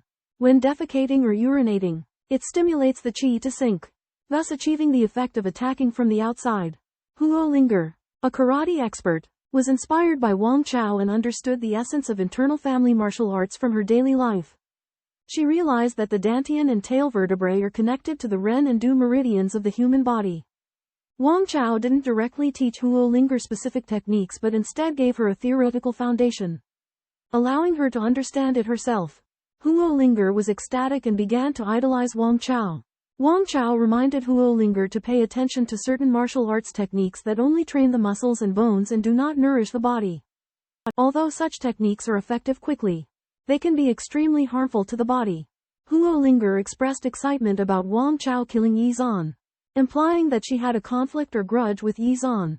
Wang Chao refused Huo Linger's invitation to be a teacher and left. Lin Yanan reminded Wang Chao that the Huo Corporation is very influential, and if Huo Linger became his student, it would help promote the Laoshan internal family Tai Chi school. Wang Chao wondered if the Shaolin Temple had found out about Duan Guchao's death and worried about their reaction. Duan Guachao was young and had potential, and was carefully cultivated by the Shaolin Temple to be their successor. Wang Chao and Huo Linger went shopping and returned to the military. While the Shaolin Temple monks discussed Yang He and Yang Bao, the Shaolin Temple established a branch in Hong Kong and set up the Hong Kong Shaolin Martial Arts Exchange Center, recruiting a large number of students.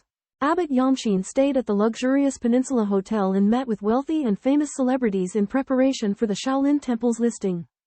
Upon learning that his disciple Duan Guachao was killed in a competition with the director of the Shandong Laoshan Internal Martial Arts Hall, Master Dejian and monk Xingchen of the Shaolin Temple were furious. After learning about the situation over the phone, Abbot Yamshin realized the seriousness of the matter. He instructed Master Dejian to recall the elite monks Yanlong, Yanhu, and Xingyi, who were training martial monks, back to China. Abbot Yamshin emphasized that the Shaolin Temple does not interfere in politics and only focuses on economics and martial arts. He expelled Yang Wo and Yang Bao from the Shaolin Temple and stated that he would not interfere with the official handling of Duan's case. Despite Xingchen's advanced martial arts skills, he had to obey the authority of the abbot because the abbot was responsible for the material Baozhong of the Shaolin Temple. The Central Investigation Team arrives at Political Commissar Yang's office and announces that it will take away Lin Yanan, Wang Chao, and the deceased Dong Ling, Chen Kai, and Duan Guachao for private arm fighting. Lieutenant Du Heng is assigned to investigate the death of Duan Guachao in a martial arts duel with Wang Chao. Wang Chao is brought back to Beijing for questioning and detained in a courtyard. During the investigation, Wang Chao focuses on honing his martial arts skills and discovers the great depth of Shaolin boxing techniques. He seamlessly blends various styles such as Bagua, Xingyi, and Baji, gradually reaching a state where all techniques converge. One day, while practicing his forms in the courtyard, Wang Chao experiences a vivid hallucination, seemingly transported back a century to communicate with Yang Luqian, a Tai Chi grandmaster. Inspired, he resolves to showcase his unrivaled martial prowess in Beijing. Concurrently, an enigmatic young scholar arrives at a bar in Sanlitun, musing to himself about martial arts theories.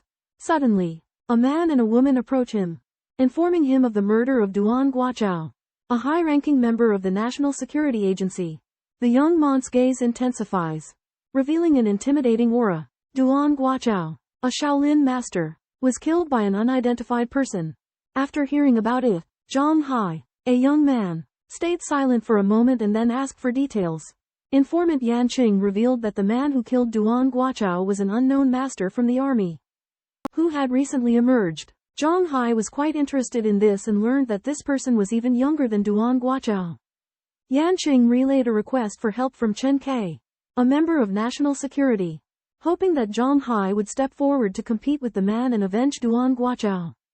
Zhang Hai said that he didn't fight Duan Guachao because he had no confidence and didn't want to use a sword against a weapon. In a secret room, Zhang Hai practiced swordsmanship, wondering how skilled the young man who killed Duan Guachao was. Yan Qing was also very curious about this person. Wang Chao retreated into seclusion in the army to refine his skills and pondered the methods of Qigong. He realized that he needed to strengthen his internal organs. One day, a young man carrying a sword claiming to be Zhang Hai, a descendant of the Wudang Nine Palaces sword, came to visit. Wang Chao agreed to meet him, and Zhang Hai asked Wang Chao directly if he was from the Wudang sect. Wang Chao denied it and asked if Zhang Hai had come to compete. Zhang Hai was momentarily at a loss for words. And the conversation ended. How is your weapon? I have heard that you are skilled in the shape-intent spear. How about I use a sword while you use the spear? As for weapons having no eyes. Even city ruffians know the importance of life. Let alone martial artists like us. How can we hold back? Wang Chao readily accepted Zhang Hai's challenge and recognized him as a descendant of Wudang Nine Palace's swordsmanship. Realizing that the lethality of a sharp sword was far greater than that of fists and kicks. During the fight, Wang Chao, with his agile body, strong power, and skilled boxing, suppressed Zhang Hai's swordsmanship. With one hand, he held Zhang Hai's wrist, and with the other, he cut into the middle palace and grabbed his throat. Zhang Hai knew that he was not experienced in real combat and that his muscles were not strong. So he seized back his sword and quickly escaped.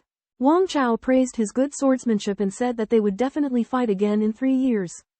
At this time, comrades from the Central Investigation Team and a minister surnamed Wang came to the courtyard and informed Wang Chao that the investigation was over. Minister Wang was the person whom Wang Chao had met before and who had been driven out of Li House. Wang Chao was very surprised and couldn't help but sigh secretly. Wang Ziwen, a high-ranking minister who has taken good care of his appearance, went up to Wang Chao and shook his hand. He said that Wang Chao is a talented young man, just like the martial arts master Wang Shanzai from their clan. Upon learning about the conflict between Wang Chao and Duan Guochao, Wang Ziwen intervened and told him that he had taken the incident into consideration. He then said that he had come to see him personally instead of discussing official matters. When Wang Chao did not address him as uncle, Wang Ziwen simply patted his shoulder and asked him to share his martial arts techniques with his children. He also suggested resolving conflicts with others. As he left, he handed over some of Wang Chao and Lin Yanan's documents. Wang Chao retrieved his file at National Security Bureau and noticed the guard's meticulous attention to duty. Upon entering the lobby, he sensed a heavy atmosphere, went to Office 18, and overheard complaints about his bullying of Duan Guochao. However, when Wang Chao entered the office, he faced the dozens of furious stares without flinching. Wang Chao, the head of Laoshan Internal Martial Arts School, confronts the National Security Bureau NSB for an explanation. His imposing presence intimidates everyone present. Director Ma Huijin admits that Wang Chao killed Duan Guochao. Ma Huijin introduces the assembled masters, including those from renowned schools such as Wudang Puryong School, Song-style Xingyi Pom, and Chen-style Taijiquan. Wang Chao realizes that apart from these martial artists, many of the attendees hold significant positions, such as instructors in the Central Guard Regiment and the NSB. Wang Chao suspects a familial relation between Ma Huijin and Southeast Asian Grand Master Ma Hongjun. He inquires about the identities of the masters present. Ma Huijin confirms that Ma Hongjun is his younger brother and introduces masters from different sects, including the Yip-style Bagua school and the People's Armed Police Force. Astonished by the caliber of the assembled masters, Wang Chao privately acknowledges that the Martial Arts Research Society transcends its apparent purpose. It secretly unites martial arts elites from various northern provinces. Introduced by Ma Huijin, Wang Chao duels with Xu Benling, a master of Wudang Wuji Gong. Xu Benling points at Wang Chao's forehead, blowing sharply to distract him. But Wang Chao uses the tiger style to fend off the attack and seizes the opportunity to grapple Xu Benliang's shoulder with the eagle claw style, knocking him down with a shoulder strike. Yi Manchuan, a master of Yi 8 trigram palm, steps into the arena and attacks Wang Chao with his whittle-wasting strike. With his strong physique and agile technique, Wang Chao evades the attack and counterattacks aggressively, forcing Yi Manchuan to retreat. Eventually, Wang Chao delivers his covert punch seabed collapse, striking Yi Manchuan's abdomen and knocking him unconscious. Seeing the advantage, Ma Huijin joins the fight, using his refined boxing technique to compete with Wang Chao. However, Wang Chao's morale is high after 2 consecutive victories, and his attacks pour down on Ma Huijin. After 7 rounds, Wang Chao delivers a horse cannon strike, breaking the bones in Ma Huijin's side. Seizing the opportunity, Wang Chao lifts Ma Huijin up and throws him onto the roof. Chief Ma. Amidst the cries, Wang Chao hurled Ma Huijin onto the roof. National security personnel rushed to the scene but merely observed from outside the yard. To their astonishment, they noticed that Wudang martial artists and trainers from the Central Guard Bureau were also present. Filled with fury, Ma Huijin jumped off the roof and glared at Wang Chao. Undeterred, Wang Chaos' arms swelled with veins, and his body turned an eerie shade of blue. Ma Huijin's heart sank, and his expression softened. Taijiquan Master Chen Tinlei joined the fight, proposing a contest of pure strength. Wang Chao readily agreed. Chen Tinlei unleashed a series of powerful strikes, causing the ground beneath his feet to crack. Wang Chao closed his eyes and delivered a heavy blow that hefted Chen Tinlei with tremendous force. Chen Tinlei suffered a bloody wound to the mouth and severe internal injuries. Seizing the opportunity, Wang Chao pressed his assault. Suddenly, Song Anran and Wang Yunlian intervened, attempting to prevent further violence. Wang Chao reacted swiftly, grappling with Song Anran and throwing her to the ground. Song Anran was defeated by Wang Chaos' strangling technique, becoming the fifth master to lose. Wang Chaos' momentum was high, but he realized he had made too many enemies. Wang Yunlian admitted Wang Chaos' strength but pointed out his age advantage and excessive consumption. He expressed his resignation to avoid further conflict and hinted that his disciple would seek revenge against Wang Chao. Wang Chao accepted the records and left the National Security Bureau without incident. He felt uneasy, aware that he had offended too many influential people. He recalled the true and false secrets he had comprehended when competing against Chen Tinlei and Song Anran's Bear Eagle fusion form. While practicing Tai Chi, Wang Chao suddenly understood the principle of breathing in the boxing scripture. Cut off heaven and man. Cut off heaven and man. Heaven and man can only be found in Mercury. Every time his hands made a full circle, the pores all over his body opened and closed, releasing white mist with the rhythm of his breath. This was the secret of exerting force in boxing. With exquisite control and the ability to penetrate deeply, Wang Kaoli stood like a stake, gradually becoming more proficient. He felt his body's meridians connecting and his internal organs becoming clearly visible, flowing like spring water. After sparring with Song Anran, Wang Chao comprehended the artistic conception of unification of bear and eagle and broke through the bottleneck of martial arts. Entering the upper echelon of boxing, he discovered a great enhancement in the perception of his body, both internally and externally. Suddenly, his mobile phone rang. Cao Yi informed Wang Chao that he had been standing in the stake position for more than 40 hours.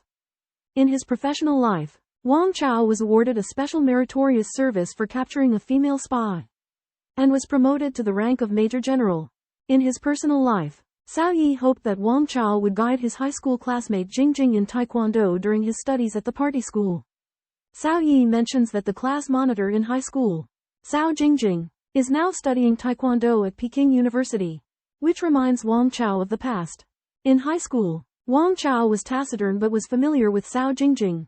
It has been 3 years since then.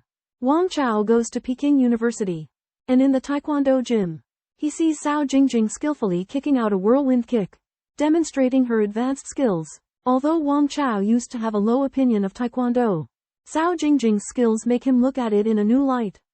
However, the difference between the Central Party School and Peking University makes Wang Chao Gon Kai Wan Qian. The Central Party School is an advanced political learning institution, but it lacks the youthful atmosphere of a university. Peking University is full of vitality, with many student clubs and a relaxed atmosphere. Wang Chaos' heart is filled with a longing for university life, but he knows that he is already in the military and cannot regain his youth. Remembering his old classmate, he decides to find time to visit Cao Jingjing. In the prestigious Peking University campus, an air of superiority pervades among the students. Wang Chao, a former classmate of Cao Jingjing, exudes a condescending manner. However, when Wang Chao reveals that he now attends the Central Party School, Cao Jingjing's arrogance vanishes. The Central Party School's esteemed reputation eclipses Peking University, giving Wang Chao an edge over Cao Jingjing, though she maintains an air of composure. A flicker of disappointment crosses her face. To regain her pride, Cao Jingjing challenges Wang Chao to a Taekwondo duel. To the astonishment of onlookers, Wang Chao effortlessly deflects Cao Jingjing's kicks and scissor leg with only one hand. Cao Jingjing's coach, Li Dongwen, steps up to confront Wang Chao, boasting of his training under the Korean Taekwondo master Choi Chong-bai. Wang Chao declares that he will only use one hand and remain motionless, making it impossible for Li Dongwen to move him an inch. Li Dongwen fails to budge Wang Chao and falls to the ground. Wang Chao expresses his desire to challenge Choi Chong-bai through Li Dongwen. Cao Jingjing invites Wang Chao to dinner to learn more about him. Wang Chao reveals that he is tutoring Cao Jingjing in Taekwondo at the behest of her father, Director Cao, but it must remain a secret. Cao Jingjing agrees. In a private room, Wang Chao teaches Cao Jingjing the whirlwind kick technique, emphasizing the principle of using minimal force to overcome greater strength.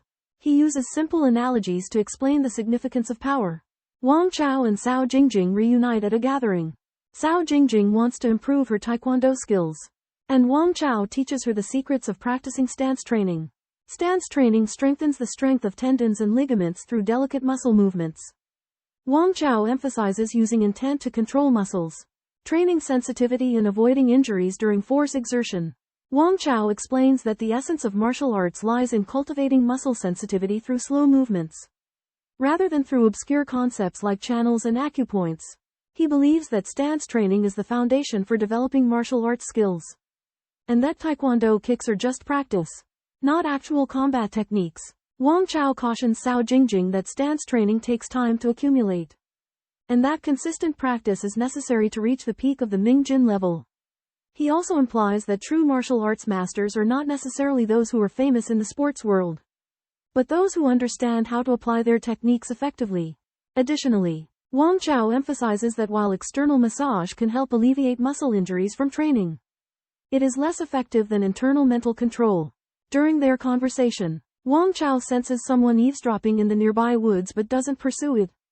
An enigmatic old man suddenly appears, praising Wang Chao's martial arts exposition but admonishing him for claiming to be a master. Wang Chao, not to be outdone, calls out the elderly man's voyeurism, creating a tense atmosphere between them. The elder introduces himself as Zhou Binglin, a disciple of the Sun-style Taijiquan, and expresses surprise at Wang Chao's prowess. Zhou presents Wang Chao with three choices: acquiesce, become his apprentice, or defeat him. Wang Chao opts for combat. Zhou Binglin wields the Taijiquan arrow-shooting tiger cannon against Wang Chao's tortoise floating on water Xingyaquan, and a fierce battle ensues. Wang Chao employs the grappling technique crocodile scissor tail, which Zhou Binglin counters with a Taiji shake. As they clash, Wang Chao tears off Zhou Binglin's right arm. Zhou Binglin collapses dead, while Wang Chao himself is severely injured and coughs up blood. Cao Jingjing witnesses the events, her heart filled with shock and mixed emotions. After an intense martial arts fight, Wang Chao was severely injured and unconscious, while Zhou Binglin's arm was fractured and his internal organs were damaged. Wang Chao's injuries were serious.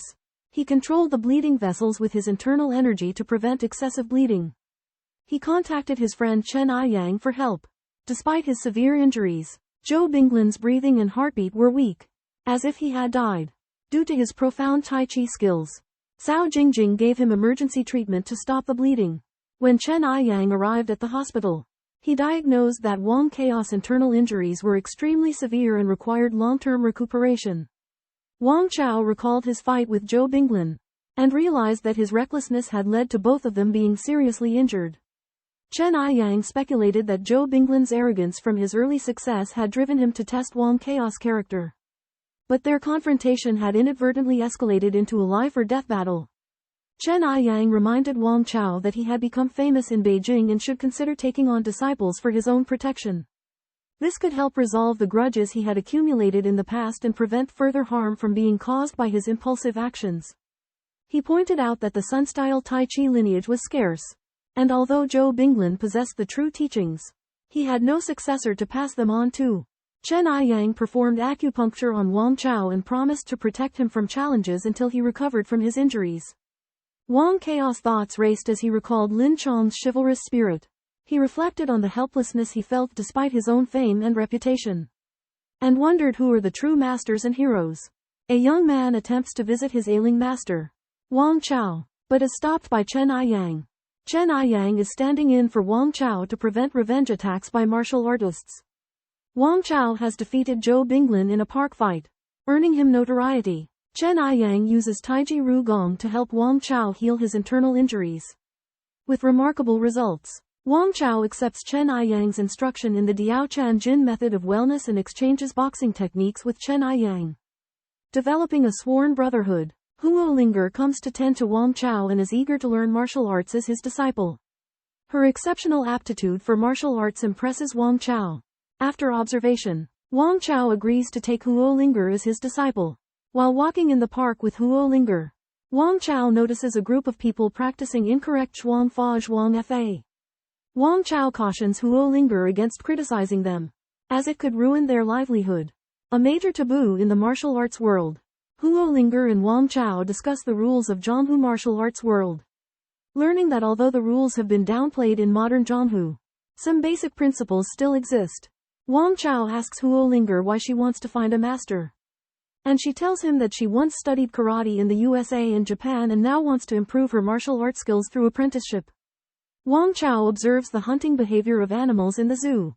Gaining insight into the true meaning of boxing techniques, he discovers the agility and composure of a turtle floating in water, the fierce sharpness of a crocodile's tail scissors, and the similarities to many techniques. Meanwhile, the Huo family in Hong Kong invites Thailand's top Muay Thai boxer, Ruan Hongshou, to visit them to discuss martial arts and apprenticeship exchange. Ruan Hongshou demonstrates his exceptional dodging ability, impressing the eldest son of the Huo family. The Huo family expresses their wish for Ruan Hongshou to take Huo Linger as his apprentice, and Ruan Hongshou gladly accepts. However, Ruan Hongshou and Choi Ju from South Korea are preparing to go to Yanjing to deal with the injury of Choi Ju's friend. Coincidentally, Huo Linger also plans to travel to Yanjing. Ruan Hongshou reveals that Choi Ju's friend was injured by someone else, and they decide to go to Yanjing together to investigate the situation. After sparring, two martial arts masters, Ruan Hongshou and Kui Chongbai, complement each other on their skills. Ruan Hongshou shares his experiences learning yoga in India and being a special forces instructor in Thailand, while Kui Chongbai claims to have created his own Zhongberyu Taekwondo by combining various styles. Kui Chongbai reveals he invited Ruan Hongshou because he wants his help with a Chinese friend, a Tai Chi master who recently lost an arm in a fight. Kui Chongbai fears that the man who defeated him poses a threat to him. Kui Chongbai proposes a partnership, offering to invest 20 million euros in Ruan Hongshou's Thai boxing gym in exchange for his assistance.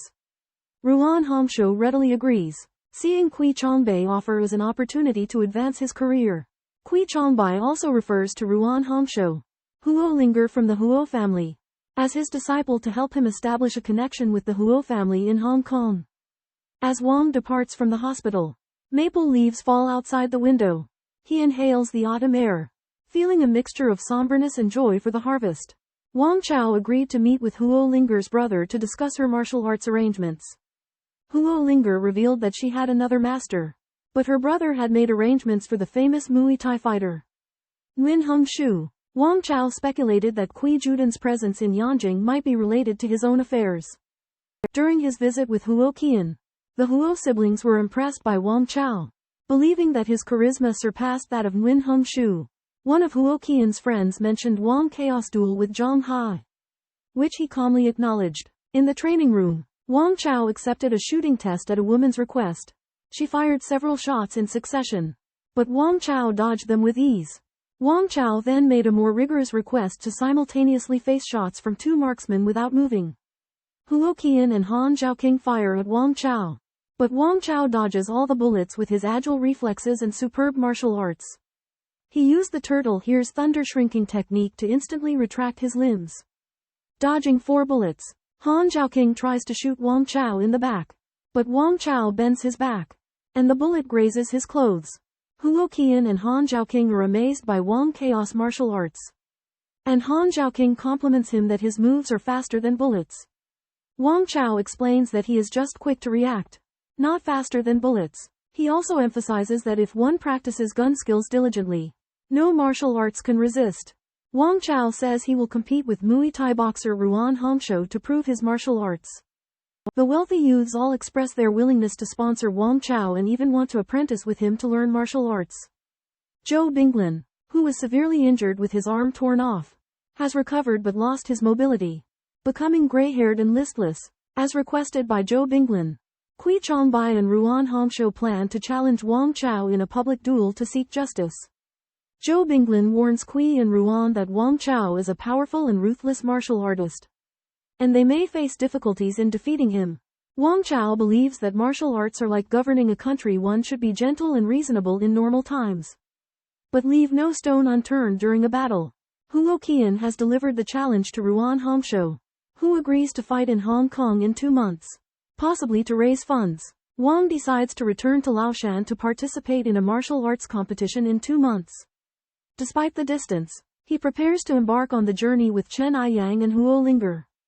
The significance of the competition becomes apparent when Chen Aiyang informs Wang that the Thai military will be present to observe, making him realize the gravity of the event. During the journey, Chen Aiyang reminds Wang that Yuan Hongshou and Kui Chongbai have joined forces to seek tutelage at the Sun Gate Taiji sect to enhance their martial arts skills. Upon arriving at Laoshan by plane, Wang and his companions head to the Laoshan Internal Fist School. Wang notices that Lin Yanan's master, Lu Yi, possesses formidable martial arts skills and is instructing Zhao Xinglong in training. Lu Yi expresses gratitude to Wang for avenging him. He reveals that his pinky was crushed by another fist master in the past, and Wang had crippled that person's arm. However, Lu Yi also suggests that he has another purpose for coming. Referring to Lin Yanan, he believes that Wang has been too lenient in his training, hindering her progress. He advises Wang to take the master-disciple relationship more seriously and discipline Lin Yanan's practice. During a conversation with Liao Junhua, Iron Elbow Flying Dragon Lu Yi reveals that he had lost to Zhou Binglin and subsequently switched to business, becoming a wealthy merchant. Wang Chao learns that Lu Yi is not an ordinary individual, and his master Zhu Hongzi expresses interest in watching his fight with a Muay Thai fighter. Lu Yi mentions his desire to have his apprentice Lin Yan studied under Wang Chao, but Wang Chao politely declines. He reveals that his victory over Zhou Binglin has made him famous among older martial arts masters and has established him as a grandmaster. After the banquet, the group decides to visit Lingshan and compete in a walking and driving race. Wang Chao and Chen Aiyang travel overnight on foot, demonstrating remarkable endurance. After 2 days and 1 night of trekking, they reach Lingshan. Chen Aiyang remarks that while Lingshan is no longer physically present, its spirit remains. Wang Chao agrees, expressing his belief that martial arts are difficult to find in modern society but that the spirit of Lingshan will endure. Chen Aoyang advises Wang Chao to consider his future, as he has made too many enemies domestically and could be in danger. Chen Aoyang confesses that he has become deeply involved and advises Wang Chao to withdraw early. Wang Chao realizes his situation but admits that he can no longer escape. Chen Aoyang produces a brocade box containing a golden needle, the same one that Tang Zichen once wrapped around Wang Chao's finger. Chen Aoyang reveals that the needle is from the Hongmen Grand Assembly in Honolulu, Hawaii, and if Wang Chao is forced into a desperate situation, he can go there to search for clues. Wang Chao understands the influence of Hongmen overseas, but he is currently unable to leave the country. At the same time, Wang Chao and Chen Aoyang agree that if they are forced to fight, Wang Chao will seek refuge at water margin. Chen Aoyang also returns to Singapore, while Wang Chao and his companions prepare to go to Hong Kong to participate in the martial arts competition. At the gym, Wang Chao instructs Huo Linger and Han Zhaoqing on basic skills, emphasizing the importance of standing and Ren Dai training. A secret meeting is held at the Hong Kong Military District to discuss the martial arts competition between Wang Chao and Nguyen Hong Shu. The superiors request that more talents be cultivated to expand the influence of overseas Chinese connecting with the country. Wang Chao receives a call from Huo Qian, who informs him that the competition is only 3 days away, so he decides to leave for Hong Kong immediately. At the Hong Kong airport, Fok K1 welcomed the group led by Wang Chuk and escorted them to a mansion in Lai Kai Kok. The mansion, with an antique and elegant appearance, showcased a mixed architectural style of Chinese and Western cultures, brimming with a festive New Year's vibe. To welcome Wang Chuk's martial arts contest, celebrities from the martial arts community and sports industry gathered at the mansion for a reception. Wang Chuk exchanged greetings with martial arts veterans such as Chan Ouyang, Shui Lianqin, and Chu Hung Kai, creating a lively atmosphere. Meanwhile, Yuan Hung Shu and his supporters were also hosting a reception at another mansion. Out of guilt and loyalty, Chao Bing Lam passed down the secret Sun School Tai Chi to Yuan Hung Shu, significantly boosting Yuan's martial arts skills. Renowned martial artists such as Sui Chung Pak and Iga Zhen attended the reception, expressing their support for Yuan. On the day of the contest, The stadium provided by the Hong Kong government was packed. As witnesses to this historic moment, 6 impartial judges, including Sui Chung Pak, Iga Zhen, and Shui Lianqin, sat on the podium. As the contest commenced, Yuan Hong Shu unleashed his Muay Thai iron knee, while Wang Chuk countered with the progressive piledriver. They traded blows, showcasing their remarkable martial arts prowess. Yuan Hong Shu's yoga training granted him unparalleled flexibility, but Wang Chuk gained the upper hand using the alligator escapes danger movement and the turtle basking in the sun back slam. Unwilling to yield, Yuan Hong Shu retaliated with a joint lock technique, only to be countered by Wang Chuk's bear shaking off lice. Wang Chuk then unleashed a series of punches, forcing Yuan Hong Shu to scramble. Enraged, Yuan forcibly dislocated his own arms and lunged at Wang Chuk. Seizing the perfect moment, Wang Chuk employed the crocodile tail scissors, tearing apart Yuan Hong Shu's hands and ending the life-or-death battle. Wang learns that he has many enemies, but is temporarily safe due to obeying orders. Chen Aiyuan advises him to withdraw, but Wang is already deeply involved. Chen Aiyuan reveals that Tang Zichen left behind a gold needle, and if Wang is in trouble, he can go to the World Hongmen headquarters in Honolulu, USA, to seek clues. Wang realizes that the Hongmen may be related to Tang Zichen. In the Qingdao boxing gym, Wang teaches Huo Linger and Han Zhaoqing basic skills. He emphasizes the importance of stance training and demonstrates the action of turning in the air to split a character. A secret meeting is held in the Hong Kong military district to discuss Wang's fight with Nguyen Hong Shu, and a decision is made to cultivate new talent, including Zhang Hai, in order to expand the country's influence overseas. As the date of the fight approaches, Wang prepares to leave for Hong Kong. Wang Chao fought against Muay Thai master Nguyen Hong Shu, using his astonishing strength and savage grappling techniques to take him down in just 5 minutes. His superb martial arts skills were on full display, with his overwhelming superiority evident from beginning to end. Nguyen Hong Shu's arms were torn apart, his chest shattered, and his internal organs damaged. Despite emergency medical treatment, he died. The scene was one of shock, with spectators filled with terror. Wang Chao remained impassive, as he had long anticipated this outcome. The reactions from various factions were mixed. The warlords of Vietnam, Thailand, and Burma glared with murderous intent. The Japanese Yakuza and Indian Yogo Association, however, displayed magnanimity. The following day, a banquet was held at the Huo family mansion to celebrate Wang Chao's victory in the initiation of Huo Linger as his disciple. Wang Chao gifted Huo Linger with the ancient sword he had seized from Zhang Hai. Martial arts grandmaster Zhu Hongzi recognized the ancient sword as a relic of the Wudang Zhugong sect and surmised that its previous owner was Zhang Hai, the apprentice of his French Hongmen comrade. Zhu Hongzi warned Wang Chao that the Hongmen branch in France was powerful. Taking the swordsman's sword would lead to a major conflict, so he should proceed with caution. Wang Chao was concerned, as the skilled martial artist Zhang Hai had joined the mercenaries. If Zhang Hai's martial arts skills improved, he would become a formidable opponent. Zhu Hongzi explained that the sword was the inheritance sword of Mount Wudang's 9 palaces swordsmanship, called Turtle and Snake, signifying the harmony of movement and stillness. He hoped that both parties could reconcile to avoid conflict. Although Wang Chao had excellent martial arts skills, he was worried that he would not be able to hold back due to the old rule. The sword lives. The person lives, the sword dies. The person dies. Zhu Hongzi believed that modern society didn't follow this rule anymore and said he would mediate.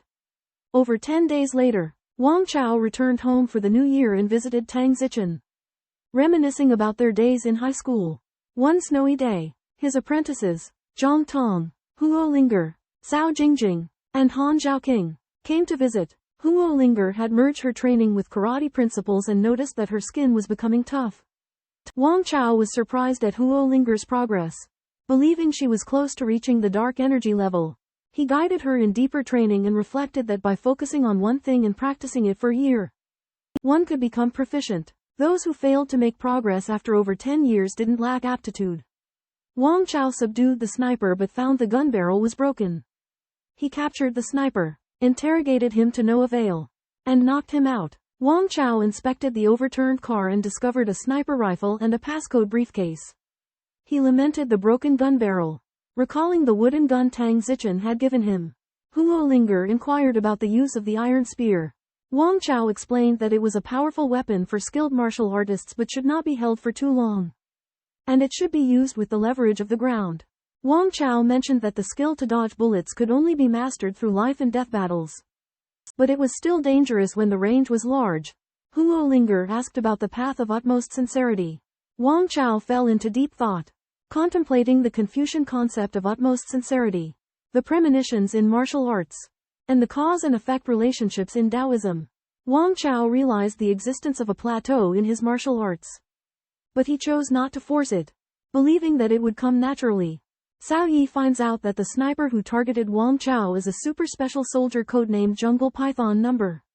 4. This person and 3 other special soldiers from the same mercenary company had been assassinated 5 years prior. Cao Yi suspects that the 3 were ordered to assassinate Tang Zichen, and that Wang Chao is closely connected to Tang. Cao Yi reveals that Tang Zichen is the head of the European Chinese community, involved in arms sales, political elections, and petroleum. He hopes that Wang Chao will contact Tang Zichen and persuade her to work for the country. Upon learning his master's extensive involvement, Wang Chao feels conflicted. Cao Yi further informs Wang Chao that he will be sent to the Southwest Army Academy to serve as an instructor and train highly skilled individuals. Cao Yi hints that some of the students have placed well in military competitions, implying that they may become Wang Chaos disciples. Learning that the top student has suddenly passed away, Wang Chao becomes intrigued by these students, but assures he will exercise caution. After a simple lunch, Wang Chao and his apprentice Huo Linger embarked on a field trip. Wang Chao planned to take Huo Linger to the Southwest Field Army School, which provided practical field training and martial arts duels, which would greatly benefit Huo Linger in improving her combat experience. Huo Linger was extremely talented in martial arts, and had already mastered her hidden strength. However, Wang Chao emphasized the importance of a controlled diet, as overeating could harm one's body. He also pointed out that the details of daily life, such as eating until one is 7/10 full and getting enough sleep, were the key to maintaining peak condition. During their walk, the master and apprentice played a swordsmanship duel using chopsticks. Huo Linger's swordsmanship was exquisite, combining Japanese kendo, Xingyi swordsmanship, and Wudang swordsmanship. However, Wang Chao was even more skilled, and used a hanging sword technique to break her chopsticks. Wang Chao explained that the key to breaking the chopsticks was not internal force, but Huo Linger's wrist strength. He pointed out that while it was easy to dodge bullets in jungle warfare, facing multiple snipers was extremely challenging. The Southwest Field Army School was a college that trained elite field soldiers, and it was Wang Chaos' intended destination after accepting his assignment as an instructor. The school's training was rigorous, and it brought together top experts in martial arts, sniping, and other fields. Lu Qing, Gao Jun, Zhang Kai, and Fang Wei were famous experts in the military, and had previously achieved excellent results in martial arts tournaments. Now back at the field school, they wondered who would be qualified to be their instructor. Lu Qing speculated that it might be old Master Li from the Beijing military region, but he was already advanced in age. Gao Jun revealed that Duan Guochao, who had defeated Lu Qing years ago, had died at the hands of a high-level military expert. This person had triumphed in a duel with Ruan Hongshou, and was known in the martial arts world as the Turtle Immortal. Upon hearing this news, Lu Qing was greatly surprised, and speculated that this mysterious expert might be their instructor. Wang Chao arrived at the Southwest Field Army School to teach and encountered 4 exceptional students: Lu Qing, Gao Jun, Zhang Kai, and Fang Wei. Lu Qing challenged Wang Chao to test his martial arts skills, which Wang accepted. Lu Qing assumed the initial stance of Bagua Fast Punch, revealing his mastery of Bagua Zhang. Wang Chao stated that it is possible to determine superiority even in a small space and proposed a test inside the room. Lu Qing attacked swiftly, but Wang Chao countered effectively using Tang's Kung Fu. As Huo Linger observed, she detected profound internal energy in the 4 students. The test continued, with both sides engaging in an intense battle within the confines of a small area. The remainder of the summary comprises approximately 22 of the original text. Wang Chao noticed that Officer Lu Qing's Bagua palm had reached the advanced level, especially his exquisite Bagua quick hammer technique. When Lu Qing tried to capture him, Wang Chao countered with 8 forms of reverse arm hammer, and the 2 of them exchanged blows for several rounds, neither gaining the upper hand. Lu Qing used the Bagua Deadly 8 Falls to entangle Wang Chao, who responded with reverse arm 8 hammers. Wang Chaos hammer strikes were fierce, causing Lu Qing's blood to surge. When his opponent was out of breath, Wang Chao suddenly pressed close and used Golden Eagle Froze Wolf. But Lu Qing found that Wang Chaos' hand had disappeared instantly, and his body was squeezed out, shattering a glass coffee table. Lu Qing recognized Wang Chaos' last move as Crocodile Squeeze, which would make it difficult for him to regulate his blood within 3 days. He admitted that Wang Chaos' Bagua skills were superior to his own and expressed his intention to study Wang Chaos' lessons seriously. As he was leaving, Wang Chao asked about Lu Qing's Bagua lineage and learned that it was the Han school. Wang Chao guessed that Lu Qing was a descendant of the late Master Li. Wang Chao and Lu Qing sparred, with Lu Qing claiming to be a successor of the Han-style Baguazhang. Wang Chao held back to avoid harming Lu Qing. Lu Qing proceeded to probe Wang Chaos' Baguazhang origins, and Wang Chao revealed that he had received guidance from Master Li, making them both descendants of the Han lineage. Lu Qing inquired about Duan Guochao and Zhou Binglin's martial arts abilities, which Wang Chao answered briefly. The group invited Wang Chao to dinner to make amends, with Lu Qing acknowledging his defeat. The dinner took place at the Elegant Sky restaurant, where Lu Qing showed familiarity with Huo Linger, who was present with Wang Chao. Huo Linger teased Lu Qing about his womanizing ways, embarrassing him. Wang Chao observed Lu Qing and noticed no signs of his qi being superficial, raising doubts about the extent of his martial arts attainment. Lu Qing coughs to cover Wang Chaos' embarrassment and exchanges glances with Huo Linger. Lu Qing has a good appearance and extraordinary temperament, and he is not inferior compared with some excellent young people. Wang Chaos' heart fills with a sense of understanding for these young boxers, and his understanding is even clearer. His chances of winning against Duan Guochao are 5050, and his chances of winning against Zhou Binglin are 3070. Lu Qing reminds Wang Chao to pay attention to Cheng Shanming, the boss of the North American Han-Men Chinese triad, and reveals that there is a Chinatown alliance in Europe with great power, and the core bosses manipulate the elections. Huo Linger suddenly strikes and knocks a gangster away, showing combat experience that surprises Wang Chao. At the same time, Wang Chao hears the sound of a gun being loaded in the next room. With a loud crash, more than 10 aggressive young men rushed in and surrounded Huo Linger. "How dare you hit our brother? Gang up on her and kill her." Huo Linger remained calm and raised her hand to block the opponent's slap while grabbing his arm. With a forceful pull, a bone cracked audibly and the opponent collapsed to the ground, dodging attacks from the others. Huo Linger retreated and kicked one of them away. Then, she closed in, striking 2 more with precision blows. Surrounded, Huo Linger suddenly fell to the ground and swung her legs in the air, striking multiple opponents and forcing them back. Gunshots rang out from next door, indicating a street gang negotiation gone wrong. A teenager in a white tracksuit wielding a chain dart swiftly disarmed 2 gunmen, saving himself and his crew from danger. Wang Chao noticed the teenager and saw his potential as a martial artist, observing his every move discreetly. The chain dart is a rare weapon in martial art, connected by a steel chain and dart. In practiced hands, the chain can act as a staff, the dart as the tip, capable of piercing through wooden stakes. It can also be used as a whip, for grabbing or lashing. It is a weapon that is easy to carry, but also easy to harm oneself when using it. Wang Chao had never seen anyone using the chain dart so skillfully before. Today, he met a young man who used the chain dart like a spirit snake, wielding it in both a rigid and flexible manner with great expertise. Wang Chao was impressed by the young mont's natural talent and began to think about taking him in as a disciple. The young mont's triad's background made Wang Chao hesitate, but he decided to learn more about him before coming to a conclusion. The young mont's name was Tan Wendon, and he claimed to be a triad gangster, but he still maintained student status.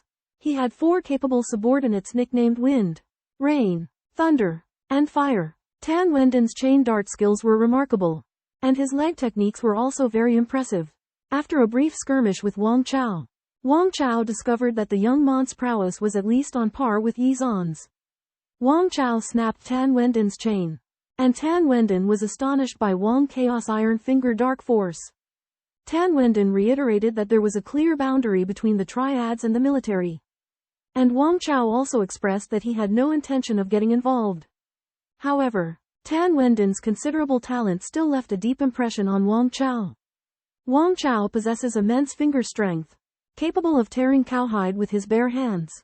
Martial artists focus on developing smaller muscle groups, such as the tiger's mouth and tendons, to enhance their strength. Wang Chao's chin na technique is particularly impressive, allowing him to break steel chains with his hands, astonishing the crowd. Tan Wenden employs a springy leg and quivering fist style, but Wang Chao responds swiftly, utilizing the Shang Ying He Xing technique, employing eagle claws to seize Tan Wenden, putting him under pressure. Wang Chao's boxing style is self-created and still developing, but it shows promise.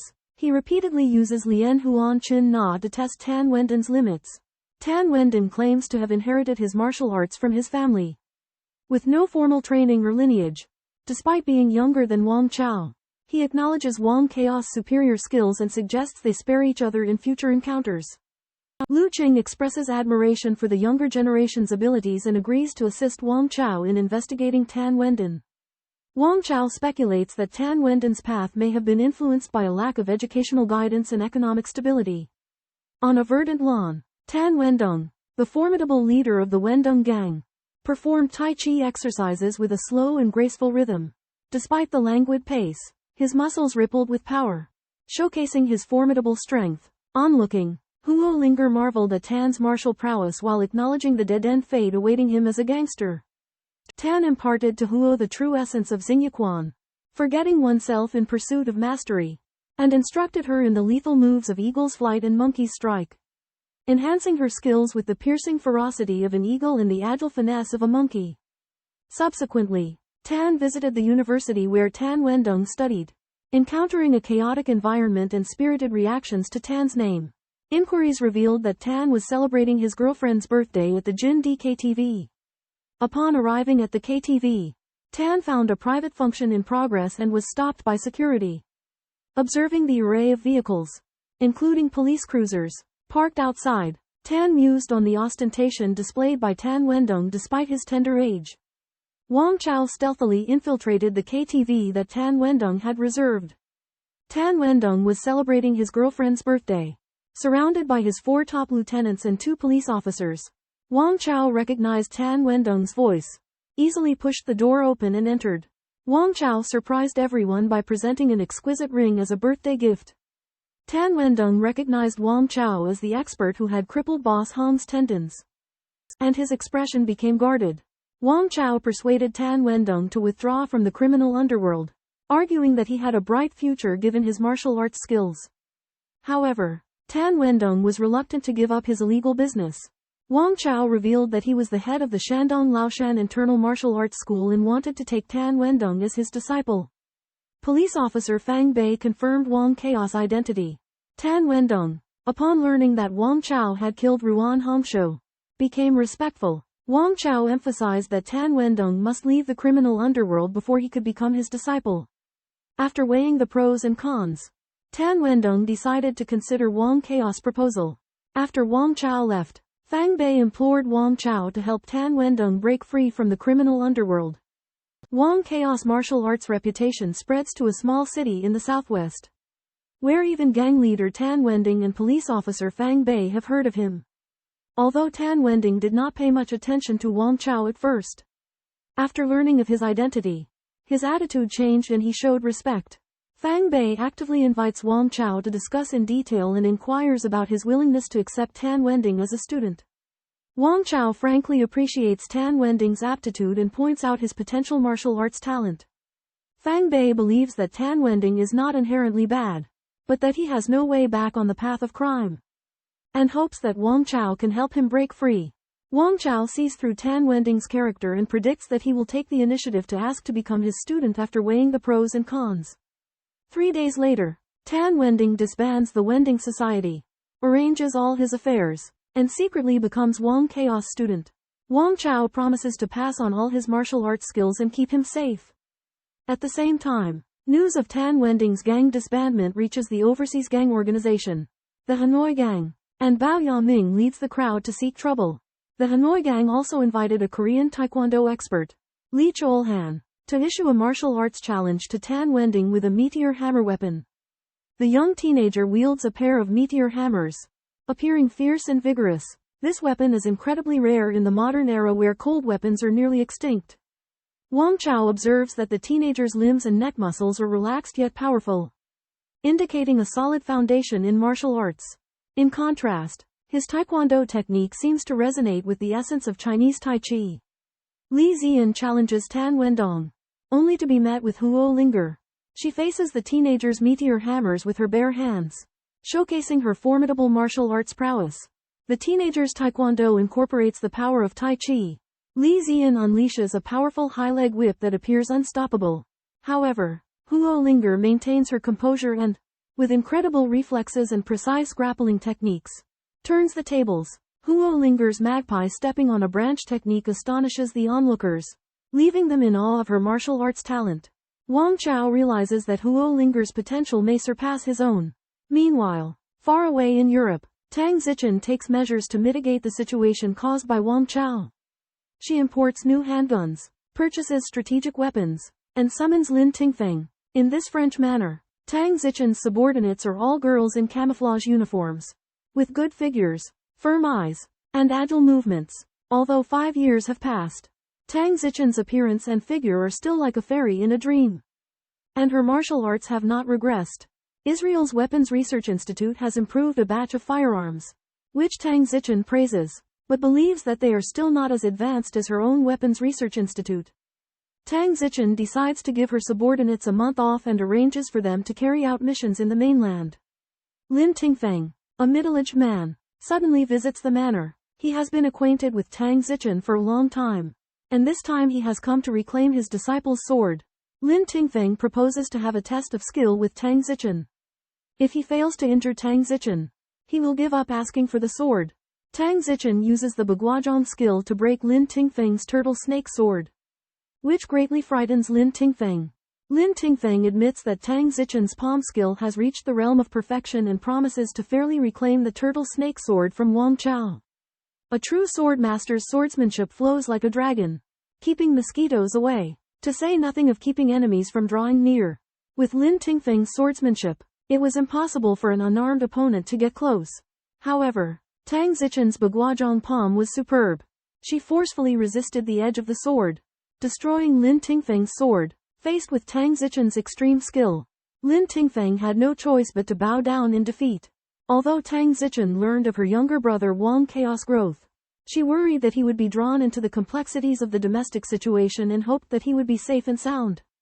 She planned a way out, hoping that Wang Chao could one day escape his predicament. Wang Chao trained his apprentice Huo Linger and marveled at her natural abilities. However, out of concern for Huo Linger, he hoped that she would avoid life or death fights. Huo Linger yearned for Wang Chaos praise, but Wang Chaos advice made her understand her master's care. A warm atmosphere filled the master and disciple. Wang Chao taught Tan Wendong Baguazhong and Xingyi Bengchuan, while Huo Linger practiced Yingfei Yuan Ji. Wang Chao discovered a familiar aura in Huo Linger, reminding him of how Tang Zichen looked as a young girl. 5 years ago, Wang Chao had a chance encounter with Tang Zichen, whose youthful beauty left a deep impression on him. Today, watching Huo Linger's practice martial arts brought back memories for Wang Chao, stirring up his longing and emotions. He realized that he had developed a special affection for Huo Linger, just like he had for Tang Zichen back then. Wang Chao taught Huo Linger the difference between the monkey form and the ape form, and the deceptive technique of the dragon leap palm. Huo Linger's quick learning and understanding reminded Wang Chao of Tang Zichen's exceptional intelligence. Wang Chao decided to pass on the bird terrace grappling technique that Tang Zichen had learned from the Guoshu Shi Lu to Huo Linger. In Seoul, Korea, Choi Jang-baek, the founder of Chong-baek Ryu Taekwondo, proposed to Mr. Ryota of the Japanese Goju-Ryu Karate to organize a martial arts exchange between China, Japan, and Korea, allowing their disciples to showcase their skills. Ryota readily agreed, recognizing that such an exchange would be more influential than individual duels. Ryo Miyagi, a 40-year-old Japanese karate master, leads his disciples to Seoul at the invitation of Kui Chongbai for an exchange. Choi Chongbai praises the skills of Jian Yun, a Sunman Taiji master who once passed on her art to Japan. Ryo Miyagi admits that his disciple Hanshin was killed by Wang Chao 3 years prior. The exchange aims to neutralize the momentum of Wang Chao, the head of the Laoshan Internal Martial Arts Gym. Meanwhile, Wang Chao serves as an instructor at a military school in the southwest. He teaches his students about grappling techniques and demonstrates the eagle claw hold. Suddenly, a man in camouflage enters the auditorium and challenges Wang Chaos grappling methods. The man displays his dragon claw hold, bursting 4 soccer balls and kicking 2 others with a thunderous sound. A tall, muscular, and imposing man wearing camouflage fatigues and a cap barges into an auditorium with a fierce demeanor. He kicks 6 soccer balls into the air, bursts 2 of them, juggles 2 others on his shoulders, then launches 2 more at instructor Wang Chao. Amidst a deafening explosion, 4 balls detonate in succession. All the students stare in amazement. But strangely, there is no audible discontent. The mysterious man introduces himself as Yang Xiaolong, a Shaolin monk. Wang Chao, unyielding, accuses him of disrupting class. Yang Xiaolong, however, is unafraid, and challenges Wang Chaos Chin Na China technique on the spot. Lu Qing, seeing this, takes the initiative and attacks with his bare feet using the Bagua palm, unleashing a series of swift and powerful jabs. Yang Xiaolong counters with the Shaolin Long Xing De Tang Dao Shaolin Dragon Ground Rolling Knife technique, cutting Lu Qing's sleeve cleanly with a single leg motion. As they engage in an intense battle, Wang Chao intervenes, stating that he will demonstrate the Chin Na China technique against Yang Xiaolong. Wang Chao noticed that Yang Xiaolong's footwork was sharp, precise like a knife blade cutting away at vital points. Yang Xiaolong's dragon form ground sweeping cut seemed simple, but it contained strength. The outer muscles tensed, causing damage similar to a knife's blade. The speed of his leg technique was even faster than Liao Junhua's dark striking legwork. Lu Qing knew that he could not compete and retreated. Yang Xiaolong cleverly interrupted Wang Chaos' explanation and attacked while Wang Chao was unprepared. His black hand like a ghostly claw gripped his wrist. Wang Chao retracted his hand into his sleeve, neutralizing Yang Xiaolong's capture and using the dragon form fist technique of concealing one's limbs. Yang Xiaolong performed the pressing head and drinking water technique, attempting to crush Wang Chao. Wang Chao twisted his back muscles, using the turtle concealing snake technique to neutralize Yang Xiaolong's pressing force. Yang Xiaolong used this force to bounce away, but Wang Chao neutralized it with the python turning and dragon and snake surging techniques, cleverly subduing Yang Xiaolong. Although Yang Xiaolong retreated, he took out a coin from his pocket to use as a hidden weapon. He spun it and threw it at Wang Chao. Wang Chao couldn't dodge in time. The coin hit the wall, displaying its sharpness. Yang Xiaolong created some distance to catch his breath, while Wang Chao could only regret missing this excellent opportunity to kill. Wang Chao and Yang Xiaolong's sparring session showcases their vigilance and deadly moves. Although Yang Xiaolong escapes, he realizes that Wang Chaos' skills are unfathomable. Wang Chao calmly withdraws, indicating that he harbors murderous intent. Yang Xiaolong observes that Wang Chao remains composed, concealing his deadly intentions. When attacking, Wang Chao displays restraint, approaching the pinnacle of martial arts. Huo Linger notices Yang Xiaolong's fingernails being scratched during the fight, accusing him of despicable use of hidden weapons. Yang Xiaolong's intense killing intent agitates Huo Linger, yet Wang Chao remains unmoved. Wang Chao asserts that all means are acceptable in combat, including hidden weapons. Yang Xiaolong, however, maintains that Shaolin martial arts forbids the use of fingernails. The debate among the students intensifies, with some praising Yang Xiaolong's deceptive use of hidden weapons, while others question the integrity of Shaolin's techniques. In the auditorium, over 1,000 trainees suddenly booed at Yang Xiaolong. Yang Xiaolong's face turned pale, while 4 instructors, including Lu Qing, observed coldly. Wang Chao realized that this was ordered by Lu Qing and the others. They had used subtle gestures to incite the trainees.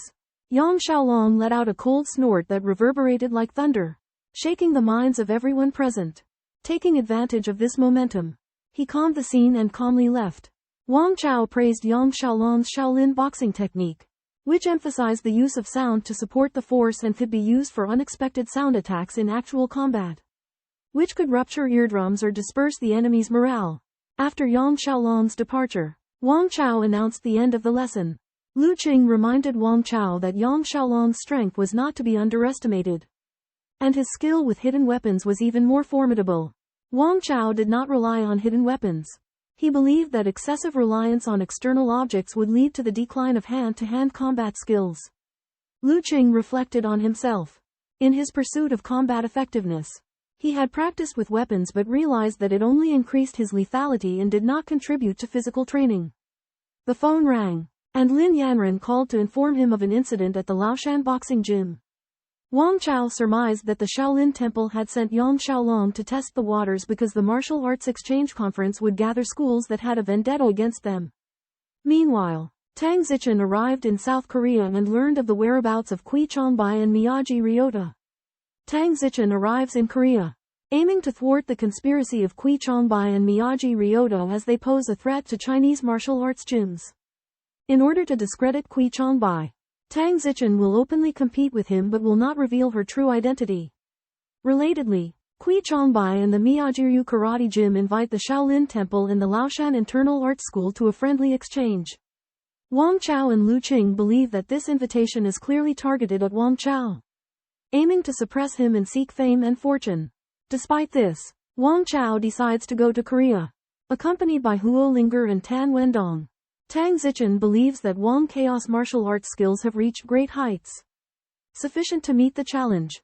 She anticipates that Wang Chao will gradually grow and share her solitude. The organization has also learned of the exchange invitation. However, the specific arrangements are still uncertain. Cao Yi calls Wang Chao, instructing him to protect Huo Linger and prevent any harm to her. Wang Chao argues about respecting Huo Linger's will. Cao Yi emphasizes Huo Linger's family background and discloses that Kui Chongbei's invitation to the martial arts exchange is aimed at targeting Wang Chao. Wang Chao realizes that Cao Yi arranged the attendance of Lu Qing and 3 others to his class for the preparation of the martial arts exchange.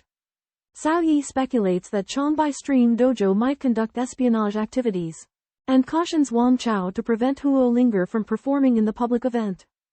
Huo Linger expresses that she won't embarrass Wang Chao. Wang Chao commends her quality and believes that she will be a pillar in the future. Lu Qing and others confirm their participation as Wang Chaos disciples in the martial arts exchange. Wang Chao and Huo Linger visit Liao Junhua. Liao Junhua praises Wang Chaos martial arts improvement and discloses that he has reached the Hua Jin level.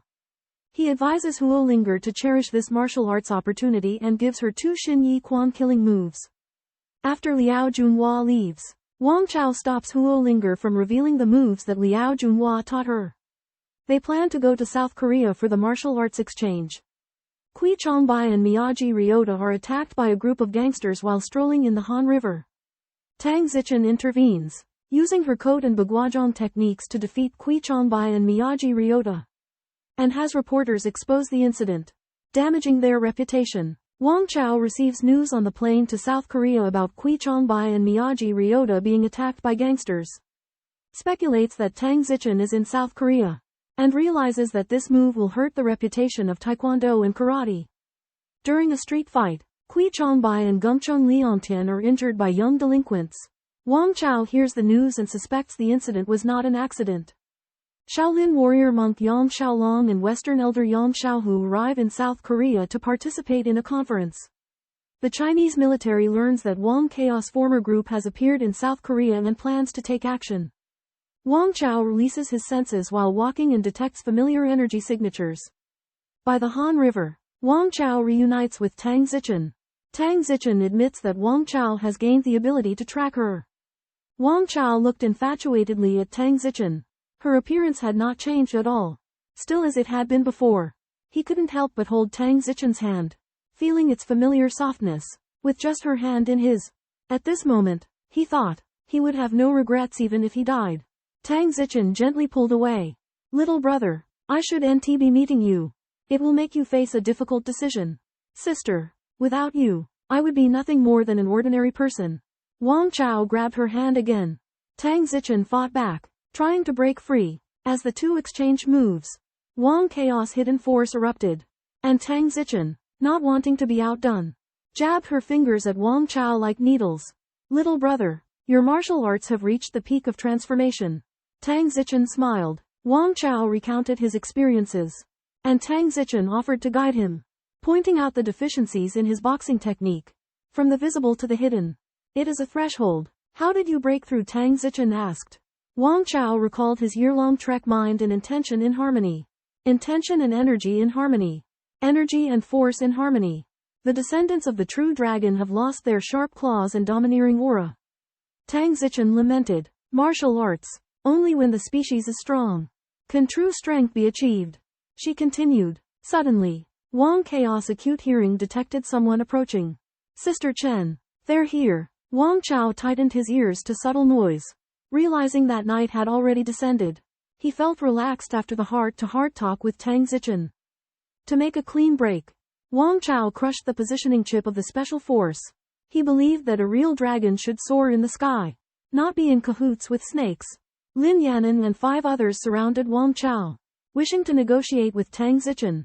Lin Yanan alleged that Tang Zichen was in great danger, and persuaded her to come back home, pointing out the consequences that Wang Chao disobeyed the organization's order. Wang Chao refused, claiming that Tang Zichen was safer abroad. He knew that Tang Zichen would not be subjected to requests because her temperament tolerated no blasphemy. Big Stone expressed that snipers had been deployed, but Wang Chao believed that sniping would be ineffective on him. Tang Zichen was composed, not being the least bit afraid of the ambush. Lu Qing requested a martial art contest with Wang Chao. Wang Chao readily agreed, saying that he would do his best to kill Yang Xiaolong. Yang Xiaolong led the 3 top disciples of Shaolin to apprehend Tang Zichen. Tang Zichen pointed out that Yang Xiaolong and the 2 young monks had the cultivation of acquired strength, and the middle-aged monk had a stronger concentration on meaning power. Wang Chao expressed that he would show his practical martial art skills, letting Tang Zichen witness his progress. This martial art contest became an opportunity for him to demonstrate his own strength. Against 3 formidable martial arts experts, Wang Chao fought without hesitation. Yang Xiaolong led the assault, charging at Wang Chao with a Shaolin horse stance punch. He kept his distance, attacking from afar to prevent Wang Chao from fighting up close. Wang Chao calmly handled the situation, using the 3 body form from the Xingyi Quan and swiftly catching Yang Xiaolong's forearm with a counterarm arrow hold. Yang Xiaolong retreated and quickly stabbed at Wang Chaos' heart. Wang Chao skillfully dodged, employing the sitting crotch with the elixir of life posture from the Bagua Zhang. His entire weight and energy were focused on his dantian. When Yang Xiaolong's fist hit him, it felt like punching a dead body. Wang Chao counterattacked suddenly, striking Yang Xiaolong hard with a heart-piercing cannon. He then used a double horse manger move to smash into his chest. Yang Xiaolong evaded with a Shaolin Cloud Dragon turning body move while using a splashing wind fist to fend off Wang Chaos strikes. However, Wang Chao countered with a flying horse stepping on a swallow move, back-kicking while airborne. Even though Yang Xiaolong countered with a splashing wind fist, Wang Chao used his force to perform a green dragon striking the ground move, pushing him back. Driven into a corner, Yang Xiaolong attempted to strike with a dragon form jumping palm and a crocodile form divine turtle clearing the water. However, Wang Chao swiftly secured a crocodile tail scissors hold on his shoulder joint. Yang Xiaolong's shoulder socket was severely injured, and he violently shook his clothing to break free. However, Wang Chao used a golden cicada casting off its shell technique, throwing the cloth over Yang Xiaolong and swiftly circled behind him. In the end, Wang Chao swiftly gouged out Yang Xiaolong's eyes, defeating him. Little Dragon. Yang Xiaohu and Xing Yi watched in horror as Wang Chao gouged out Yang Xiaolong's eyes. They were both renowned Shaolin masters, assigned to protect Tang Zichen and Yang Xiaolong. Wang Chaos flying horse tramples the swallow into green dragon strikes the earth, leaving Yang Xiaolong helpless. Yang Xiaohu and Xing Yi intended to intervene, but Yang Xiaolong was overwhelmed with astonishing speed. Yang Xiaohu roared and lunged at Wang Chao, his hands extended like a giant fan. Wang Chao dodged using magpie steps on the branch and then countered Xing Yi's hold with undersea bomb. Yang Xiaohu turned and struck with the force of Lu Bus halberd. Wang Chao defended himself with holding essence seated in the hip, meeting Yang Xiaolong's tiger embracing headstands head-on. The battle between the 3 became a stalemate, the atmosphere heavy with tension. Yang Xiaohu exchanged blows with Wang Chao. Wang Chao used a combination of spiral vibration kick and whetstone handshaking slab from Baguazhang, unleashing power beyond his limits. Yang Xiaohu's knuckles were injured, and the muscles in his arms were twisted. rendering him incapable of continuing the fight. Yang Xiaohu was amazed by Wang's chaos skills and questioned the realm of Baguazhong. Monk Xingyi intervened using Serpent Crane 8 strikes. Gaining the upper hand, Tang Zichen seized the opportunity. Using Bull's Tongue Winding Palm to entangle Xingyi and then employing Whetstone Handshaking Slab to kill him. Yang Xiaohu cried for help. But Lu Qing and the others did not assist him. Wang Chao and Tang Zichen worked together seamlessly, defeating both Yang Xiaohu and Monk Xingyi. Monk Xingyi possessed exceptional boxing skills and an unyielding chest. However, Wang Chaos Baguazhong technique, Dashuebe, was both powerful and relentless, using a spiral force to neutralize all of Xingyi's defenses. With a single blow, Xingyi lay dead, demonstrating the ultimate potential of Wang Chaos boxing. Wang Chao immediately sensed his skills had improved significantly, thanks to his decision to abandon his emotional burdens. Yang Xiaolong had been blinded. Yang Xiaohu had lost an arm, and the Shaolin monks had been severely injured. However, Yang Xiaohu realized that the army and Lu Qing were secretly collaborating, using Wang Chao as a pawn to provoke the Shaolin into a fight that would ultimately result in mutual destruction. Yang Xiaohu attempted to escape into the Han River, but Wang Chaos' agile footwork and unpredictable movements allowed him to close the distance and deliver a powerful blow that shattered Yang Xiaohu's spine and ruptured his internal organs. Yang Xiaohu was quickly rescued by special forces, while Wang Chao took advantage of the chaos to return to the forest. Tang Zichen realized that the fall of Shaolin would have repercussions for Wang Chaos' brother and suspected a larger conspiracy at play. She demanded to speak to a leader to uncover the identity of the mastermind behind it all. Wang Chao comes to realize that his disobedience toward orders wasn't an isolated incident but a part of his superior's elaborate plan. Unsatisfied with the opening of the Shaolin Temple and the rise of Yang Xiaohu, his superiors cultivate Wang Chao to counter the Shaolin.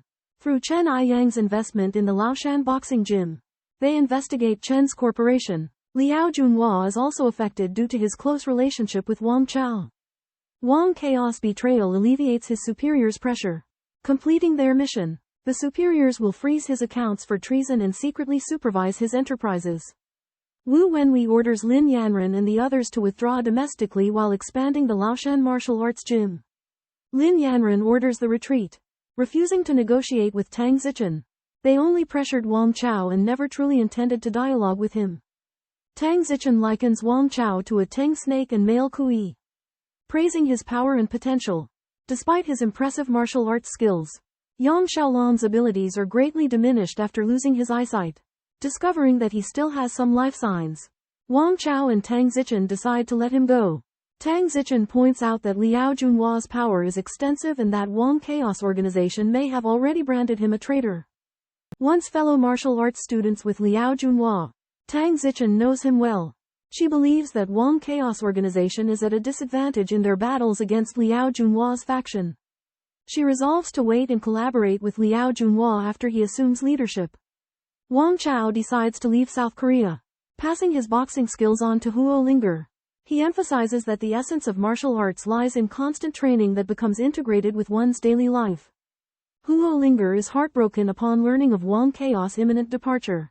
Sensing danger on Chen Aiyang's ship, Tang Zichen sets off for Singapore to neutralize a threat to her family. Meanwhile, at the Han River estuary, Smith and another white man conspire to ambush Tang Zichen. Two tall, white men discuss a Chinese woman named Tang Zichen, calling her more cunning than Bin Laden and planning to either apprehend or kill her. Meanwhile, Tang Zichen and her brother, Wang Chao, drink tea at a villa while discussing Tang Zichen's past as an assassin targeting military leaders in Indonesia. Tang Zichen reveals that the Han men sent her on over 10 assassination missions of military leaders who were stirring up violence in the West, making her a target. Tang Zichen explains that the Han men formed an alliance to resist Western influence threatening overseas Chinese. However, after she left the Han men, they became disunited and turned on each other. Wang Chao is impressed by Tang Zichen's accomplishments, stating that the martial arts level of overseas fighters is higher than in China, and inquires if there are others like her. Tang Zichen replies that she is not well known in the external martial arts world, but that Wang Chaos martial arts skill is not inferior to hers. Though he lacks a sense of sincerity, Wang Chao cannot help but feel arousal toward Tang Zichen, but suppresses his desire and changes the subject to martial arts techniques.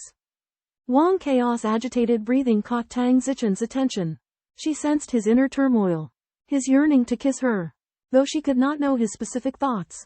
Her martial arts prowess allowed her to detect subtle changes. Wang Chao explained that his recent preoccupation with memories and worries had affected his martial arts practice.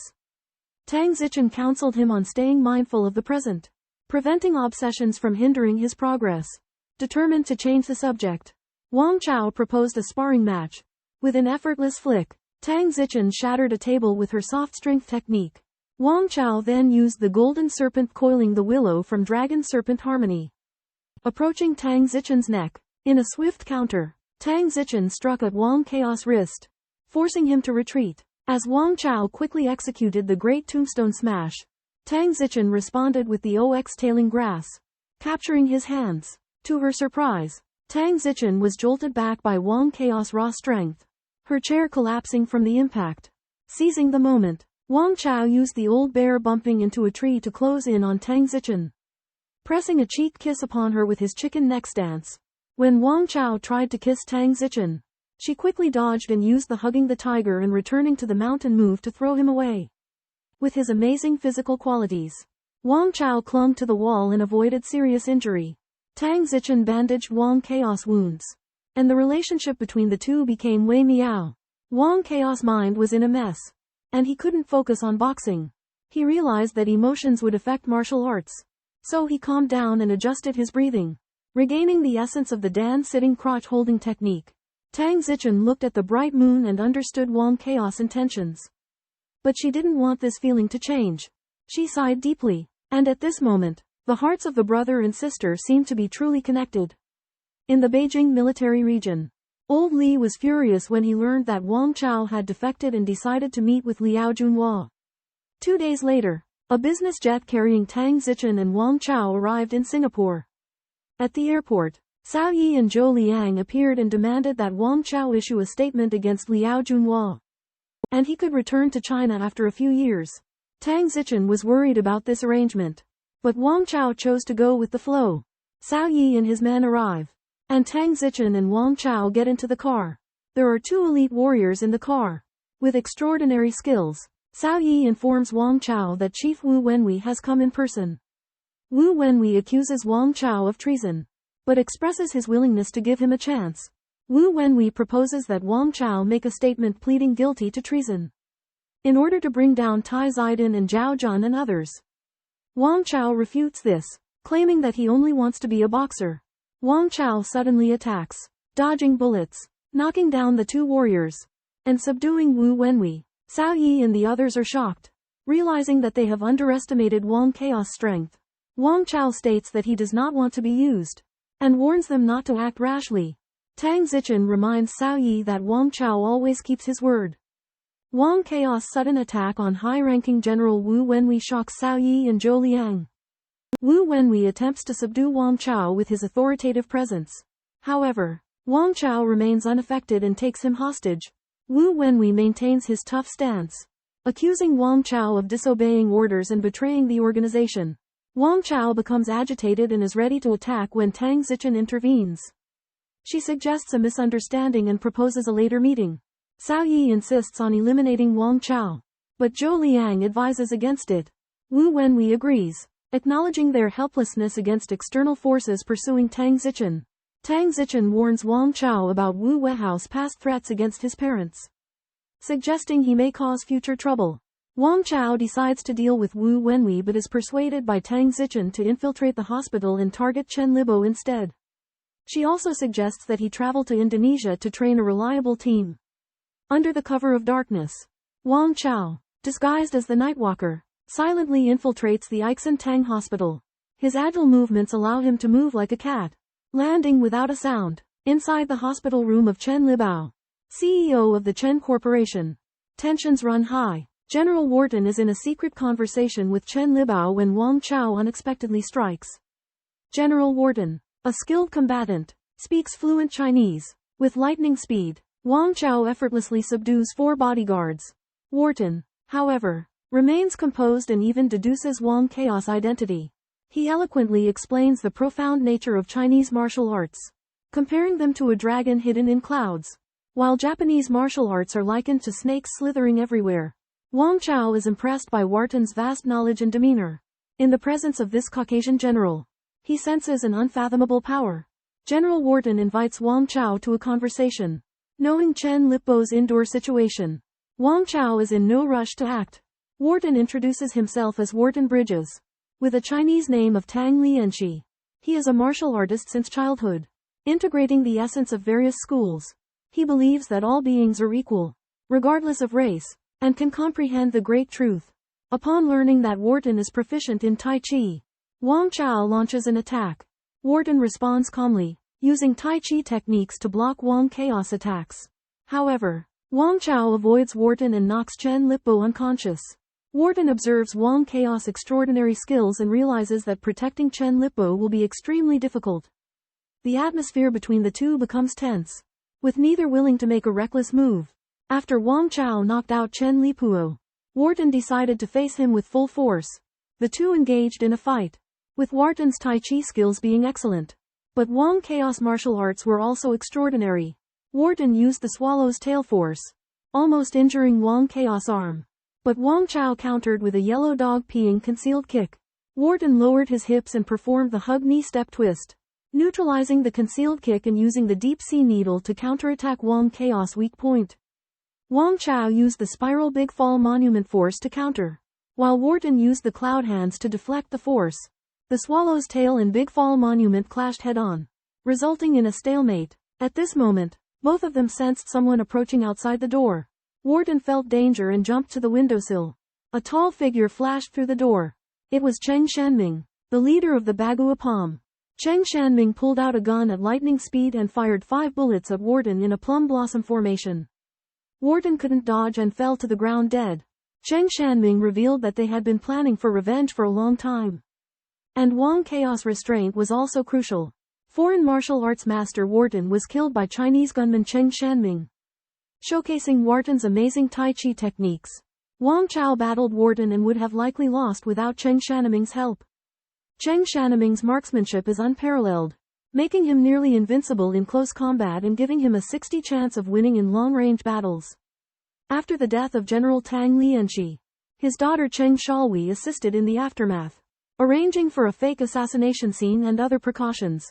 Chen Aiyang and his father controlled the Chen group, stabilizing the situation. Tang Zichen and Wang Chao depart, continuing their plan. Chen Aiyang takes over the Chen group and cooperates with the Li family to provide financial support for Tang Zichen and her team. The gentle drizzle of the South Pacific brings a refreshing breeze, calming the heart. However, Wang Chao is absorbed in memories of his fight with Wharton, realizing the threat of firearms and worrying about his physical strength. Tang Zichen is using a brush to write on a stone tablet, combining boxing with calligraphy in a unique practice method that captures Wang Chaos' attention. Tang Zichen explains that Wang Chaos' martial arts have reached their peak, but his mind is not yet sincere, lacking the endurance that hinders his progress. She demonstrates the 8 brocades of internal strength from the 8 diagram sect. Writing the 8 characters Shou Ming Yu Tianji Shou Yang Chong ordained by heaven. May you live forever, each containing different meanings and corresponding to the 8 diagrams. This technique is Tang Zichen's ultimate skill, the key to her surpassing the path of sincerity. Tang Zichen imparts this technique to Wang Chao, hoping that he can break through his limitations and further elevate his martial arts realm. Bajiquan, which uses calligraphy to nourish inner energy, goes beyond the realm of ordinary boxing, incorporating the profound theories of the Book of Changes and the 8 trigrams. Wang Chao realizes his lack of cultural understanding, but Tang Zichen believes that understanding principles transcends words. Using the character Chong as an example, Tang Zichen explains that its hexagram represents fire, leading Wang Chao to determine that writing it with the intention of using fire to nourish water massages the kidneys. He astutely observes Tang Zichen's writing posture, which incorporates the health-preserving principles of the muscle and tendon strengthening classic. Wang Chao marvels at how the technique does not focus on combat skills but rather on nourishing the mind and strengthening the body. He believes that the highest realm of martial arts is to end war, but that in the face of real-world threats, combat skills are still necessary. Tang Zichen imparts the secret principles of Bajiquan to Wang Chao, recognizing his exceptional talent and acknowledging that he has surpassed her.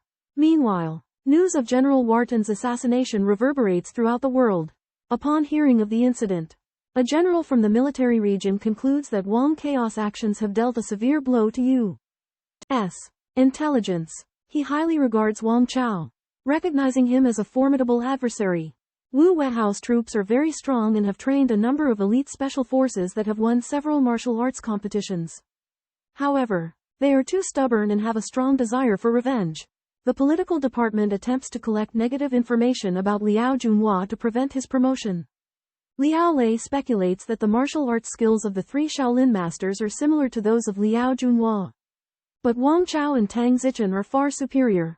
Tang Lianqi is a high-ranking member of the CIA and is responsible for tasks such as assassination. The CIA has a special forces team codenamed Terminator that is stronger than the SEALs and has fought against Wu Weihao's troops in Africa. After Wharton was assassinated, Wu Wenwei decided to distance himself from Wang Chao and reveal his information to the U.S. He plans to establish a new sharp-tooth force and select the elite brought back by Zhang Hai. There is a military base in the Mexican desert dedicated to the memory of General Wharton, who was killed by Wang Chao and Cheng Shanming. The U.S. general vowed revenge. During his recuperation in Singapore, Wang Chao used calligraphy practice to improve his state of mind and skills. Chen Aiyuan controlled the finances of the Chen Group. Cheng Shanming, Chen Aiyuan, Wang Chao, and Tang Zichen had dinner together to discuss their next steps. After resolving the great trouble with Tang Exilian, he pretends to be an Aikido master to intensify the contradictions between China and Japan. The four great masters enjoy Nanyang-style cuisine, and Tang Zichen demonstrates the Bagua's soft power to shake wine bowls. Three people plan a gambling game, but Wang Chao does not know the rules, so Chen Bin secretly guides him. When shuffling the cards, Tang Zichen displays exquisite technique, and the four masters carefully observe the order of the cards. Wang Chao is blocked from grabbing cards and engages in a fight with Chen Aiyuan.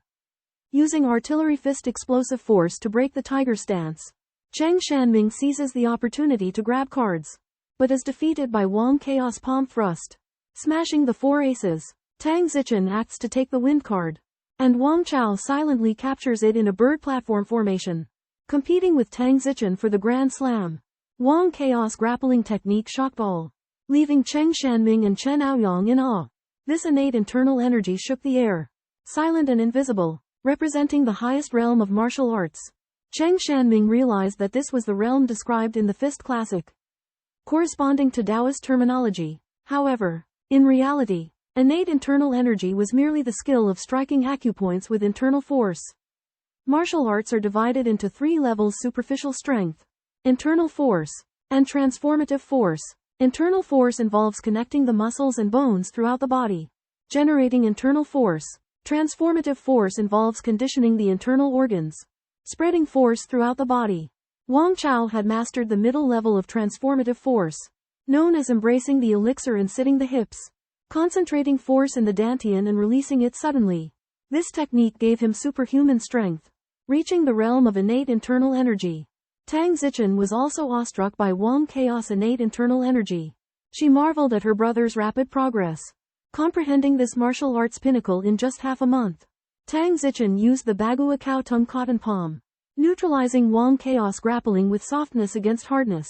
She then unleashed her unique technique: draw water from heaven, fill fire from earth, releasing internal force and striking in the air.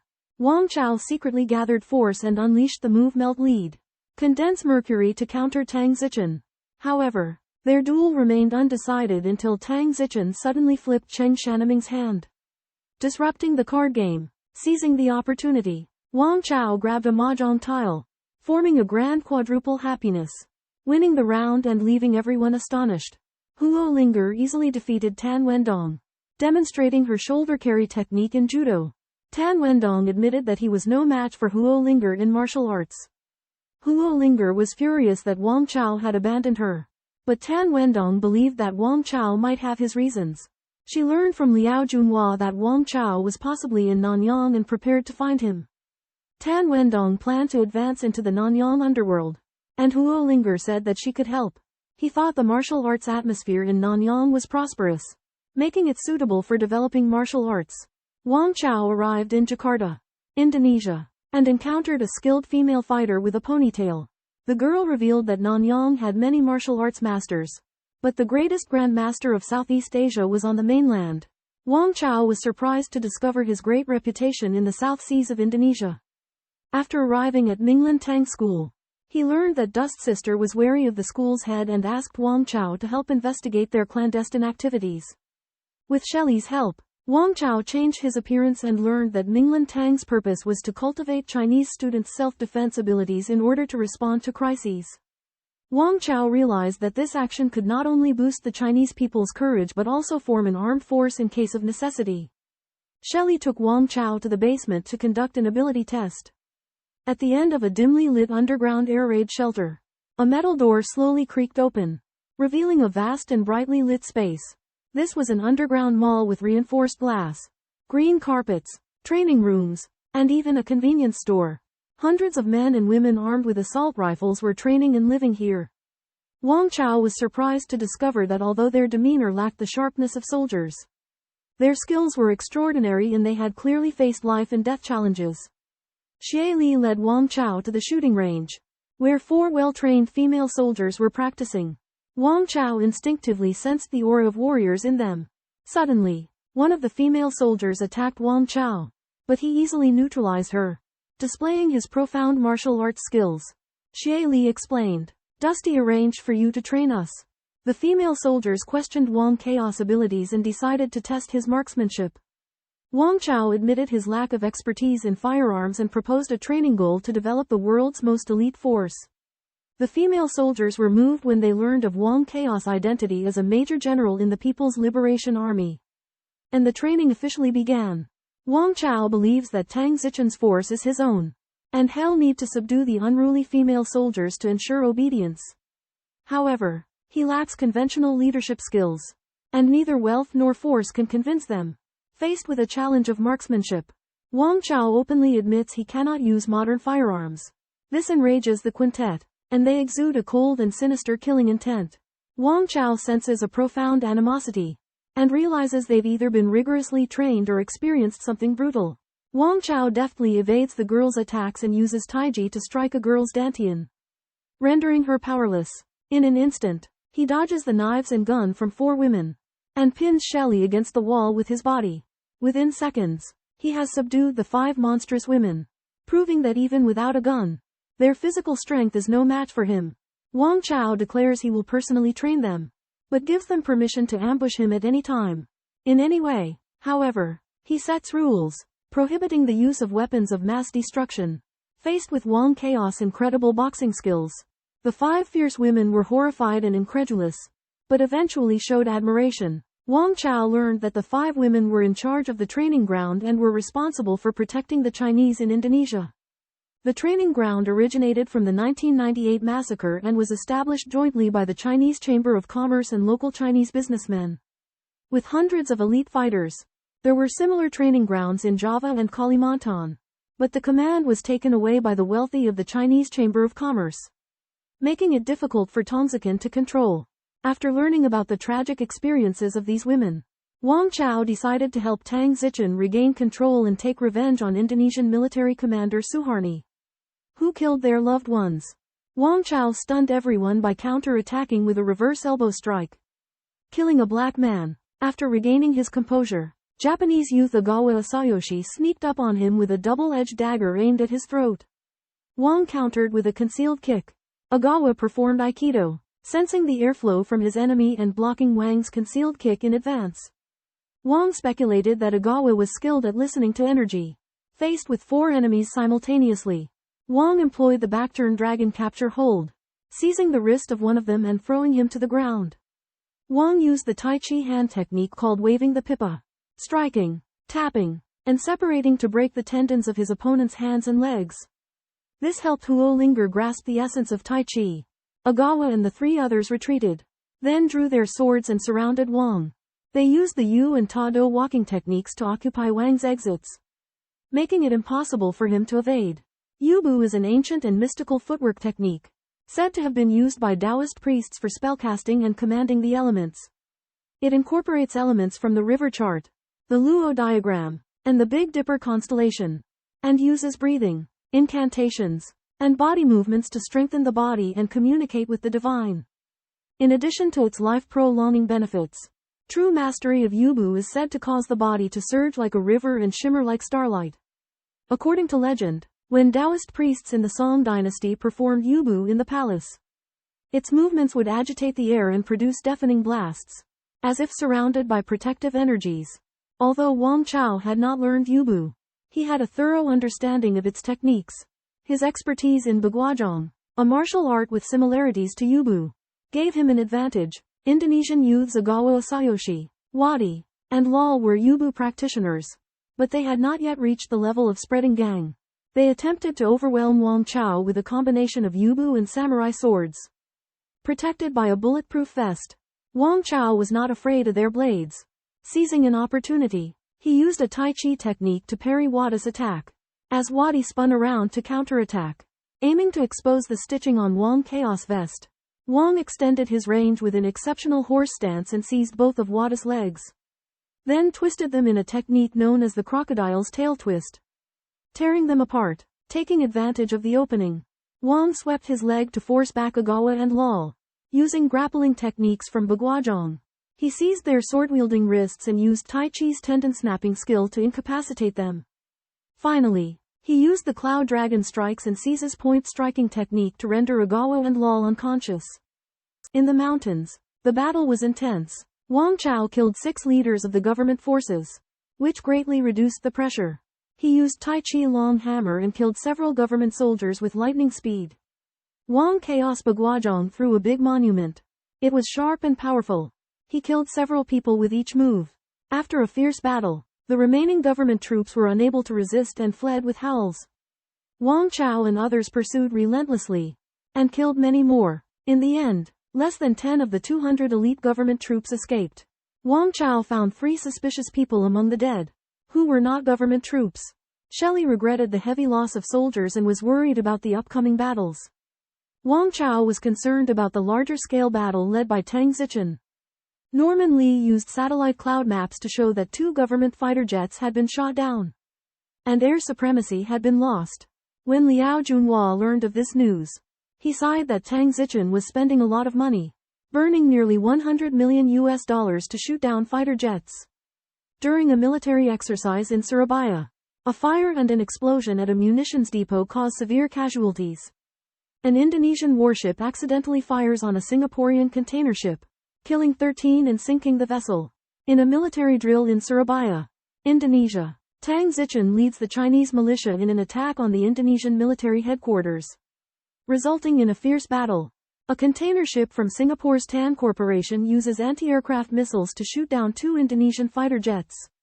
The highest-ranking commander of the Surabaya military, Admiral Pitka Subi, resigns due to pressure, and the Pitka military family suffers a heavy blow. Wealthy Chinese Indonesian families such as the Sun, Qian, and Wu families realize the importance of a direct conflict with the government forces and decide to seek support from foreign powers. The Wu family reveals that they have already made contact with high-ranking mainland military officials. Tang Zichen's Chinese militia suffers heavy losses and decides to expand its forces and establish a special force codenamed Longxi. 2 Indonesian Special Forces soldiers captured by Wang Chao reveal that the secret art of Yubu they use originated from the dojo of the Japanese Mizuki Itoryu. Wang Chao expresses his willingness to release the 2 captives under certain conditions, including their ability to fight him for 3 rounds. In order to explore the secrets of UBU, Wang Chao recruits 2 government special forces soldiers who are proficient in UBU.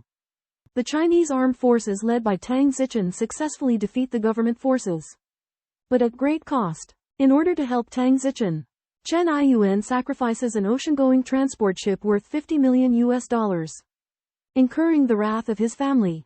Tang Zichen plans to hold a family reunion at the Nanyang Tangmen and hand over the position of Nanyang Tangmen president to Wang Chao. Tang Zichen's forces are powerful, with tens of thousands of Chinese members in Nanyang, rivaling the world's top criminal organizations. Wang Chao will become the godfather of Nanyang, controlling vast armed forces and economic resources. Wang Chao teaches boxing at Minglan Tang, helping the 2 fighters to summarize their battlefield combat experience. He believes that Ming Jin Kung Fu is more practical in battle and introduces the training method of Xuanmen authentic iron sand palm. which is to force qi and blood rather than directly inserting iron sand. A fighter asks what qi is, and Wang Chao uses a car as an example to explain that qi is blood, and blood flow is qi. The fighters are inspired and their enthusiasm for boxing increases. Boxers such as Bai Kuani visit Wang Chao, setting the stage for subsequent plot developments. Master, why is Bai Kuani looking for you? Tan Wendong asked curiously. Wang Chao replied, he'll see when he arrives.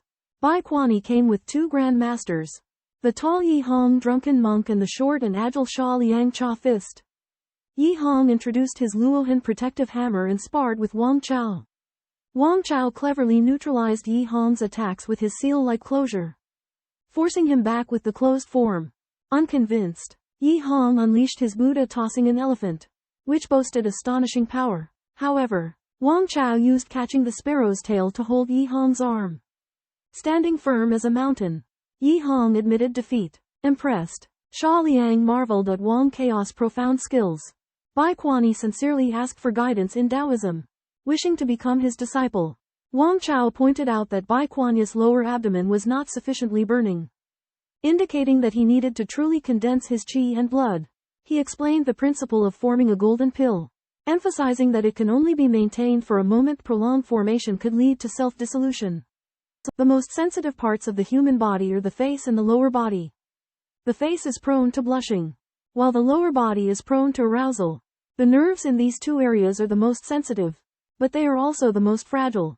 When practicing martial arts, one must be cautious about releasing qi and blood to these 2 areas. If the qi rushes to the face too quickly, the blood vessels in the brain may rupture. And if there are problems with the lower body, it could lead to death or loss of fertility. Therefore, masters of martial arts often keep their qi and blood practices focused on the face and lower body for a long time. After cultivating internal energy, the body becomes permeated with qi and blood, making the entire body unusually sensitive. Innate qi is especially fierce, and when it moves, it puts great pressure on the heart, blood vessels, and skin, and may even severely damage organs. A boxer named Bai Kuani, due to his high level of martial arts skill, considered the matter carefully and decided to put down his pride and ask Wang Chao for advice. Wang Chao shared his insights based on his extensive experience, and Bai Kuani was deeply inspired. They also exchanged secrets of different boxing techniques, such as Taijiquan, Shaolinquan, and Wing Chun. Wang Chao mastered the secrets of UBU and hired Bai Kuani and others as martial arts instructors. As the new year approaches, the Nanyang Tang sect will hold a family reunion and a power transfer ceremony. Tang Zichen will hand over her position to Wang Chao, which has attracted much attention. On the sandy beaches of South China Sea, Twilight Tang and Dr. Samuel Zhao walked side by side, reminiscing about the past. Dr. Zhao lamented the passing years, but Twilight Tang seemed ageless. Twilight Tang had returned to Nanyang to reorganize their family's martial arts association and announced a family gathering. Dr. Zhao sensed her intentions and felt helpless. Jason Lam informed Twilight Tang of her plans. He believed she was trying to seize control and questioned Zhao's loyalty. Dr. Zhao explained Twilight Tang's formidable power and suggested a martial arts competition to test potential successors. Jason Lam mentioned a young martial artist named Wang Chao from the mainland who had defeated even Chen Aiyang. However, Dr. Zhao dismissed it as irrelevant. During their conversation, Dr. Zhao's daughter, Priscilla Zhao, arrived. She mentioned her boyfriend Aaron Kong's Master Lam, who was an old acquaintance of Dr. Zhao. Dr. Zhao was overjoyed and appeared remarkably young beside his daughter.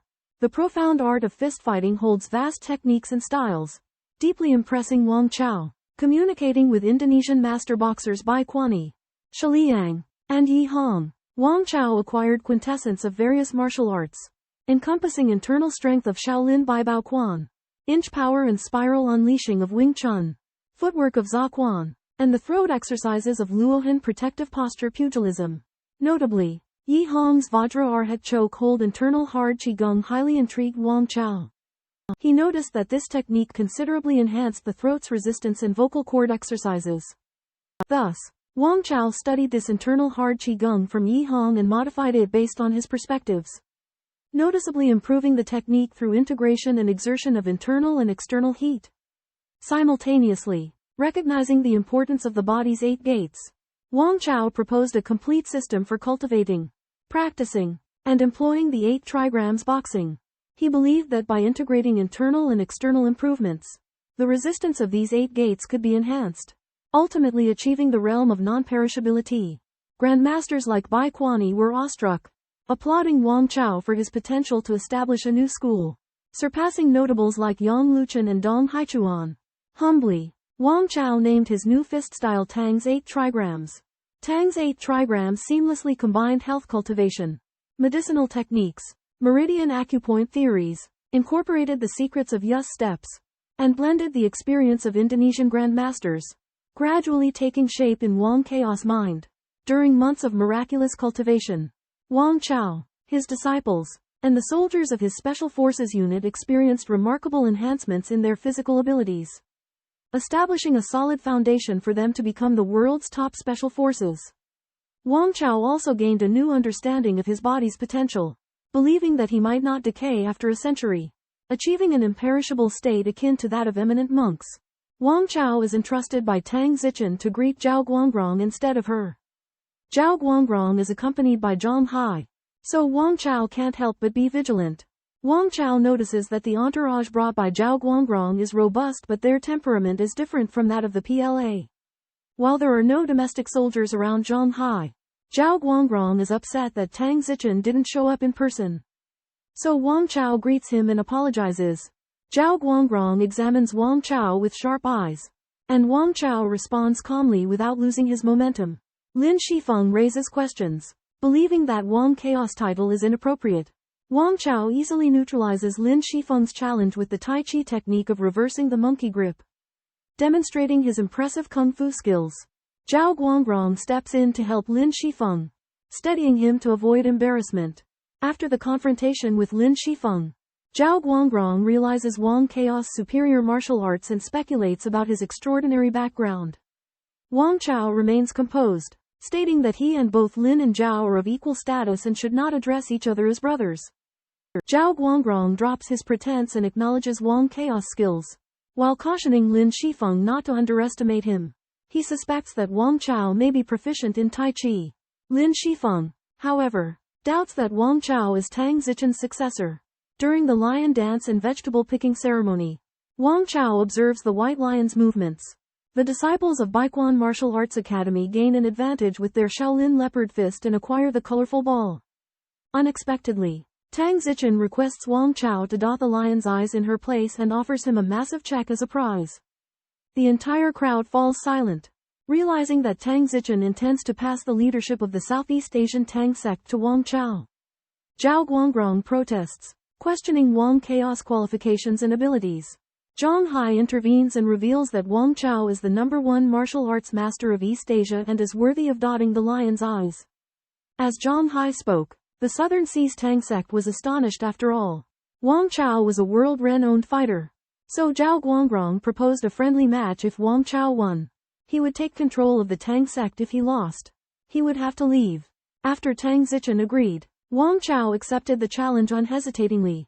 Zhao Guangrong thought himself a superb fighter but felt some reservation against Wang Chao, as his reputation was far lesser. However, Wang Chaos' title as the greatest East Asian martial arts master gave him resolution.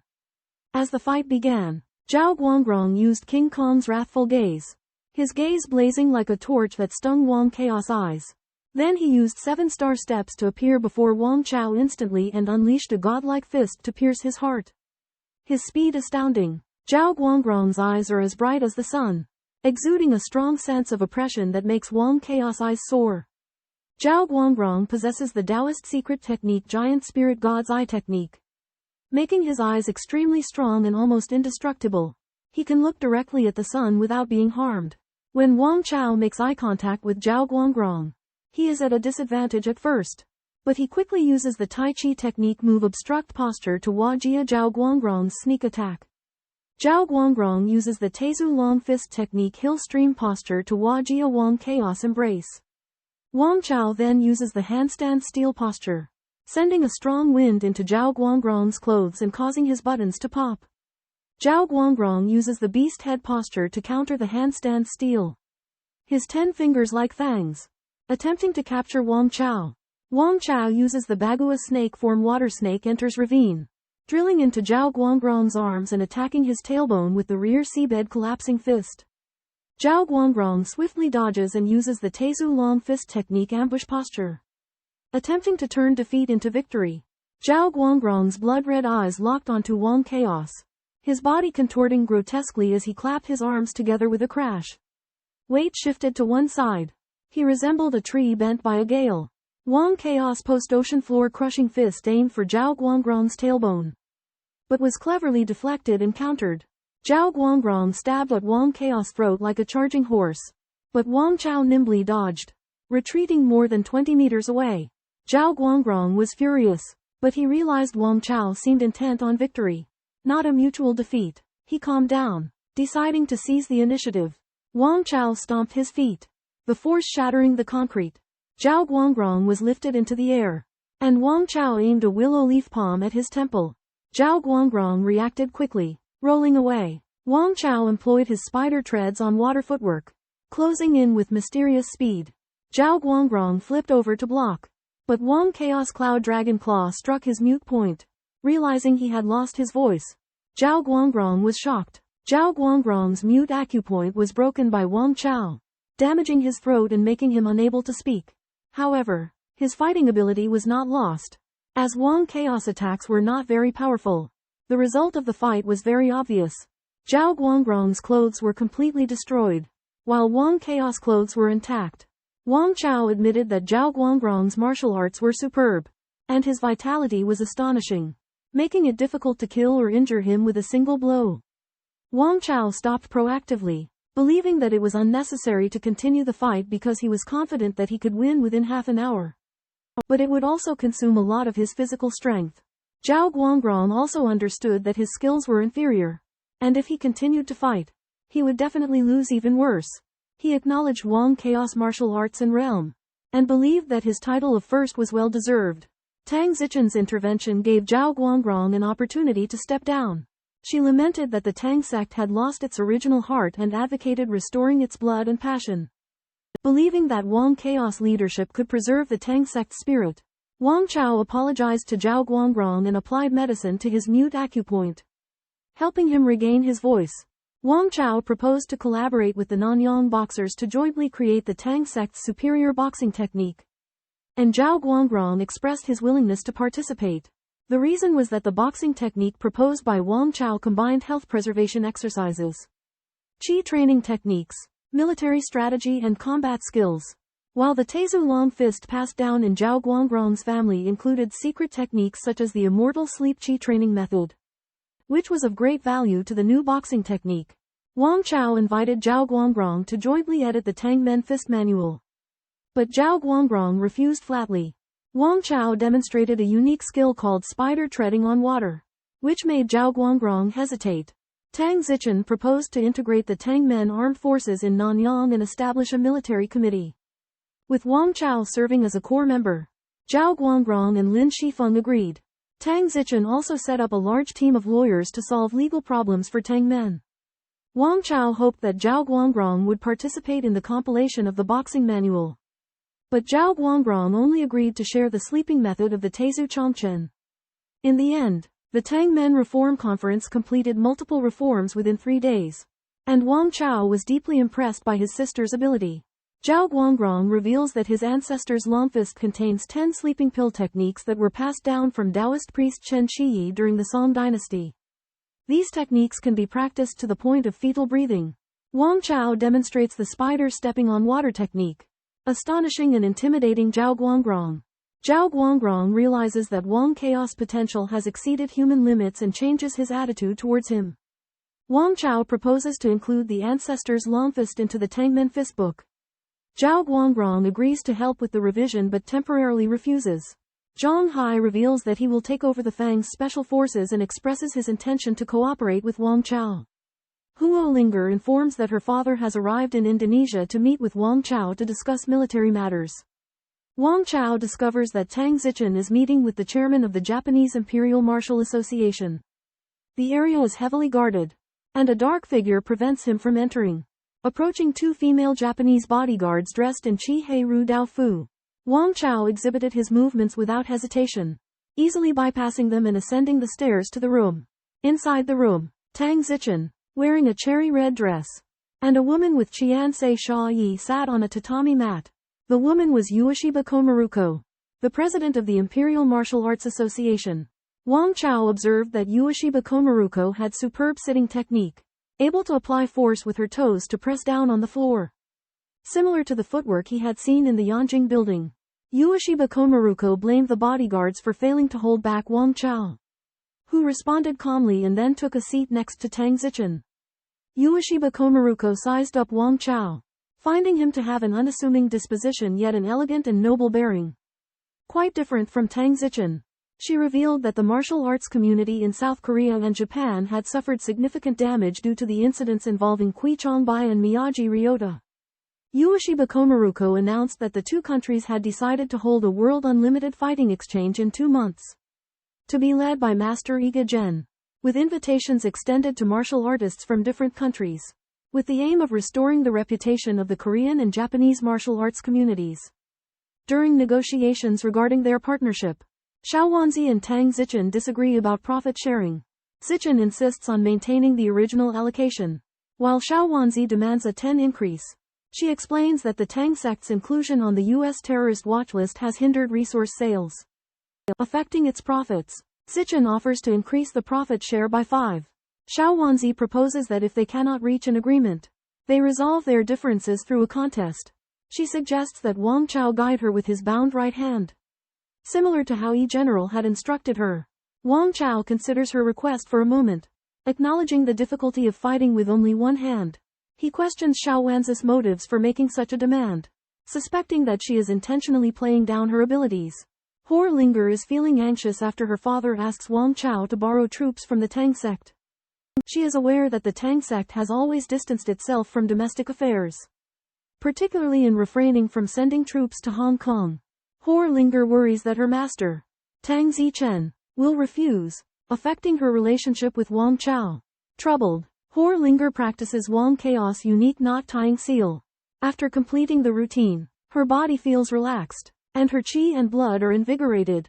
At the same time, Wang Chao is sparring with Ueshiba Komaruko in the small building.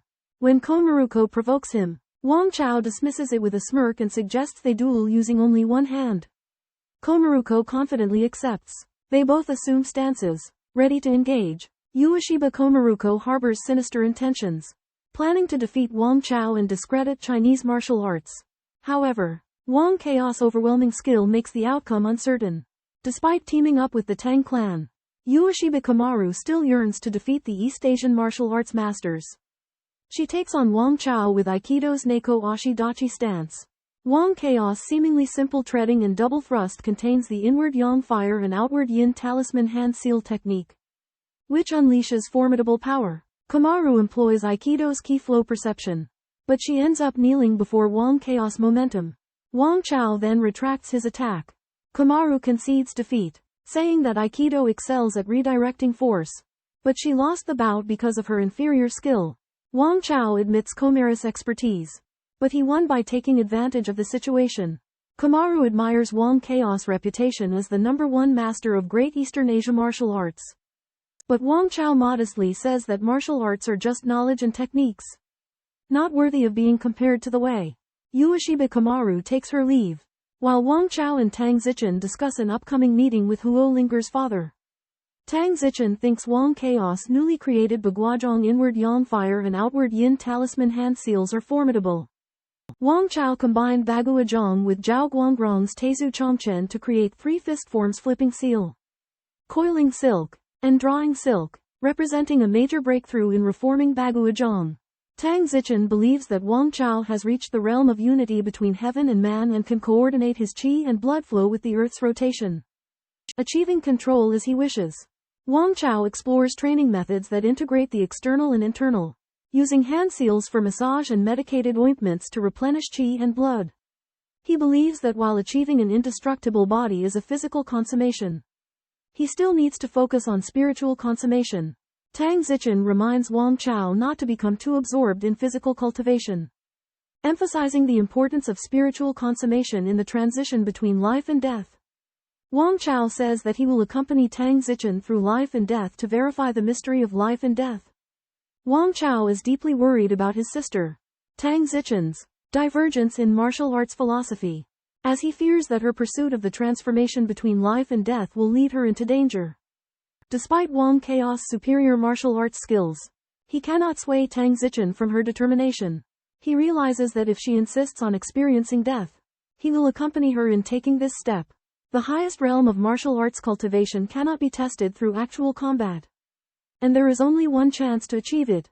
Wang Chao is deeply aware of the risks involved, as he fears that Tang Zichen might embrace the golden core and pass away in a moment of enlightenment.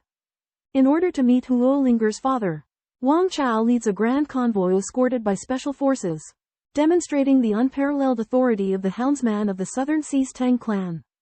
Meanwhile, Huo Linger's father and a blue-eyed Caucasian named Gracie stand atop a high-rise building, observing Wang Chaos motorcade and speculating about his identity.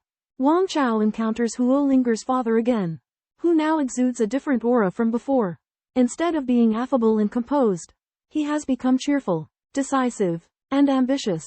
Huo's father expresses his hope for Tang sect to escort a shipment to Brazil and introduces Gracie from Brazil. Wang Chao recognizes Gracie as a renowned Brazilian jiu-jitsu fighter and speculates that he might be a suitor for Huo Linger.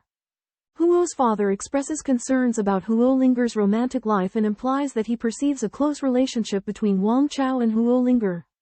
Wang Chao avoids a direct response and claims that Tang sect's affairs are pressing. Huo's father compliments Wang Chaos' youthful accomplishments and mentions that Wang's military rank is confidential. Wang Chao denies this, claiming it's from the past. Huo's father emphasizes that discussing Huo Linger's romantic life was one of his main reasons for today's meeting with Wang Chao. Huo Linger's father visited the Tang sect, not to hire their forces, but to address the matter of Huo Linger and Wang Chaos' relationship. Wang Chao asked for the reason directly, and Huo's father explained that Huo Linger was a strong-willed and ambitious woman with the potential to inherit the Huo family business. He revealed that Huo Linger had feelings for Wang Chao, and the Huo family was worried that this would affect the cooperation between the Tang sect and the Huo family. They believed that Wang Chao was the lover of Tang Zichen, and offending Tang Zichen would be very dangerous. In order to prevent Huo Linger from being involved in such a risky situation, Huo's father wanted Wang Chao to persuade Huo Linger to stop pursuing him. Wang Chao fell into silence, as he could not explain his true relationship with Tang Zichen.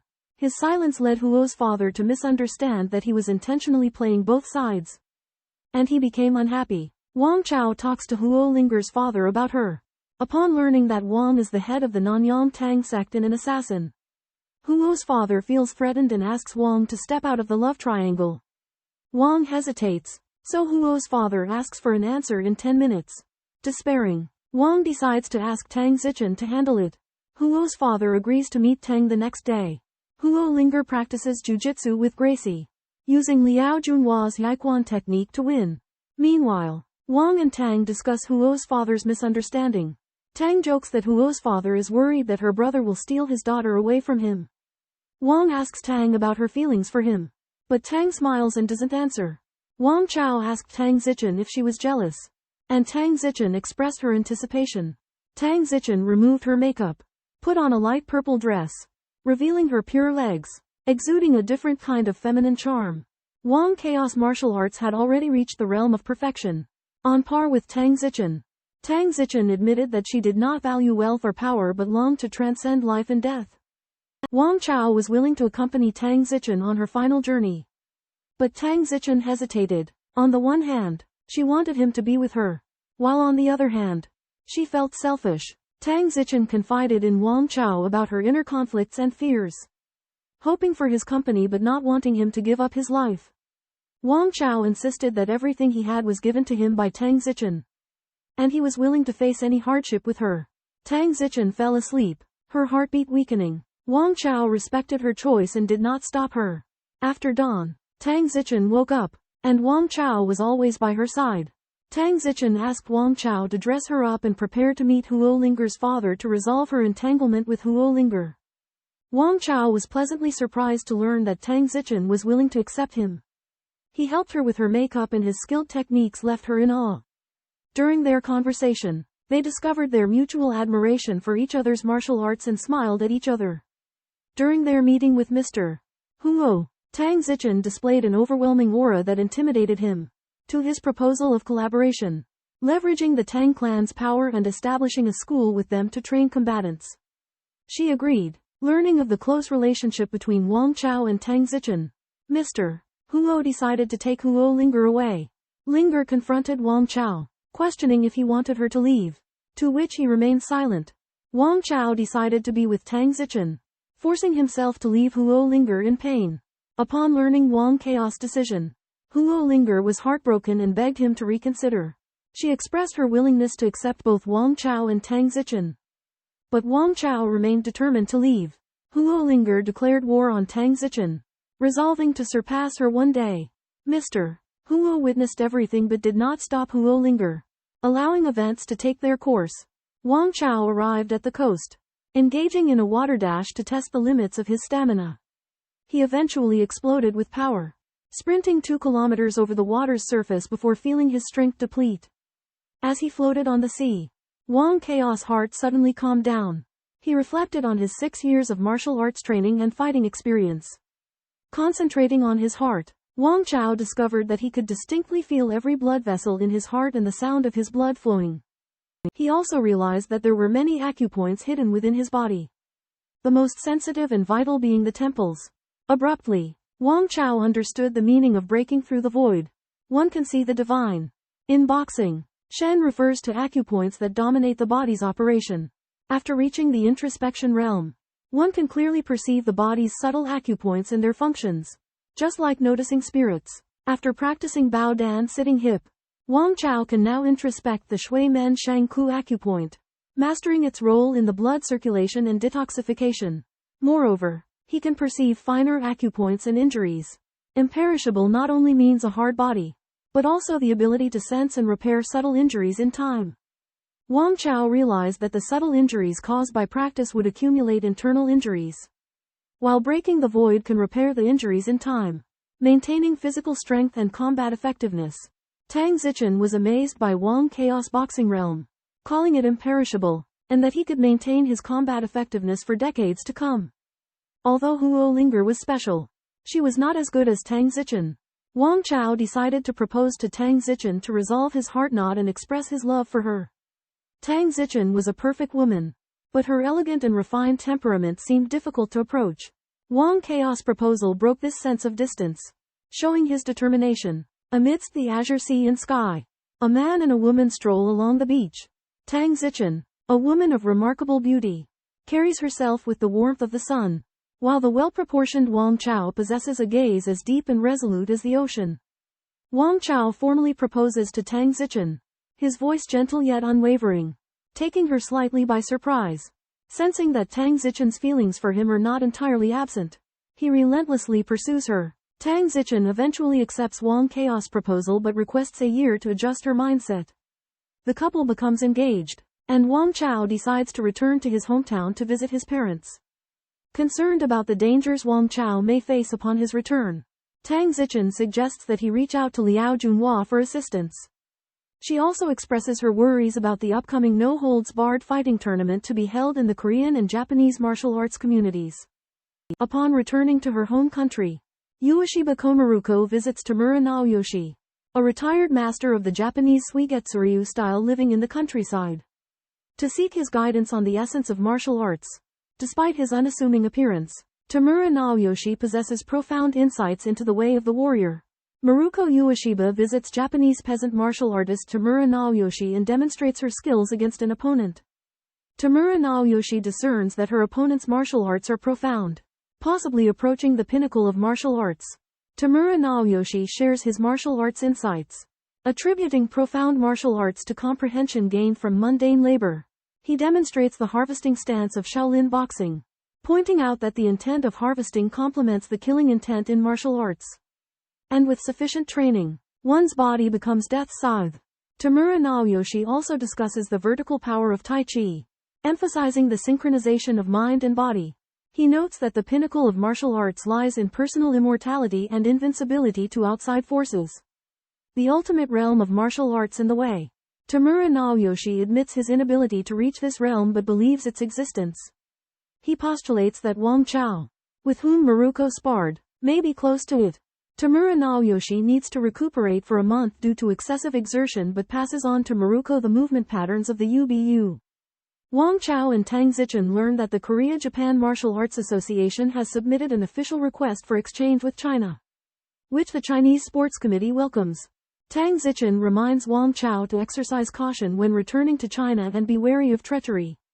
Wang Chao returns to China in disguise, preparing for the upcoming challenges. Amidst the rumble of the train, Wang Chao engaged in self-cultivation, easing his heart's burden and mending his damaged pores. Upon returning to his homeland, Wang Chao had opted to take a train back to his hometown to avoid surveillance. Although his identity remained intact, he dared not be careless. During the journey, he noticed news about an unrestricted combat competition between Japan and South Korea, which was not widely reported in domestic media. On the train, he overheard the young men next to him discussing the qualification process. Within the Sports Commission, an elite team was being selected to participate in the competition, with thousands of young people participating. Among them, Cao Jingjing and Zhao Xinglong stood out. The leading martial artist had yet to be determined but was likely to be an experienced martial artist like Lao Zhang. The young men also mentioned Wang Chao, referring to him as the greatest martial artist in East Asia. They questioned why the Sports Commission had not appointed him as the team leader. On the train, Wang Chao overhears four people discussing the Black Belt magazine article about him. Uncle Kun praises Wang Chao's martial arts skills but believes he lost to Zhou Binglin. However, someone argues that Wang Chao badly injured Zhou Binglin. Uncle Kun attributes Wang Chao's victory to the significant age difference between the two. Upon learning that the selection tournament is a full-contact combat event, Uncle Kun warns the trio to be careful. Wang Chao observes that Uncle Kun is a capable fighter but not a top-tier expert. He worries about Uncle Kun's chances against the fierce Iga Gen warrior. The young people express their support for Cao Jingjing's participation in the selection and hope to see her featured in the magazine. Cao Jingjing is teased about her admiration for Wang Chao, which she does not deny. Upon returning home, Cao Jingjing finds someone on her couch and immediately draws her gun in Jingjia. "Who are you? Why do you enter my house without permission?" Cao Jingjing pointed her gun at the man on the sofa and her gaze swept across the corners of the room. A university student only a year ago, she was now an experienced detective, and her sharp senses told her he was alone. "Jingjing, it's me, Wang Chao." The man's familiar voice allowed Cao Jingjing to recognize him in an instant. "It really is you." Cao Jingjing was surprised and then worriedly lowered her voice. "Why have you come back? It's dangerous now." Wang Chao smiled nonchalantly. "Even if there were thousands of soldiers and horses, I could come and go as I please. Of course, the most powerful man in Asia." Cao Jingjing relaxed, sat down on the sofa, and looked at Wang Chao closely. She realized there was no masculine aura about Wang Chao, and it had been replaced by an infantile fragrance. His palms were also soft and tender. "My muscles and skin have reached the soft level, and my fist technique has entered a new realm," Wang Chao explained. Cao Jingjing was shocked by Wang Chao's strength, and upon learning that she had signed up for a martial arts competition, Wang Chao reminded her of the ruthlessness of the young generation of Korean and Japanese martial arts. "Do you want me to help you see your parents?" Cao Jingjing frowned. "The risk is great." "No, I just need to inquire about their recent situation." Wang Chao shook his head. "I'll think of a way to help you," Cao Jingjing said after some thought.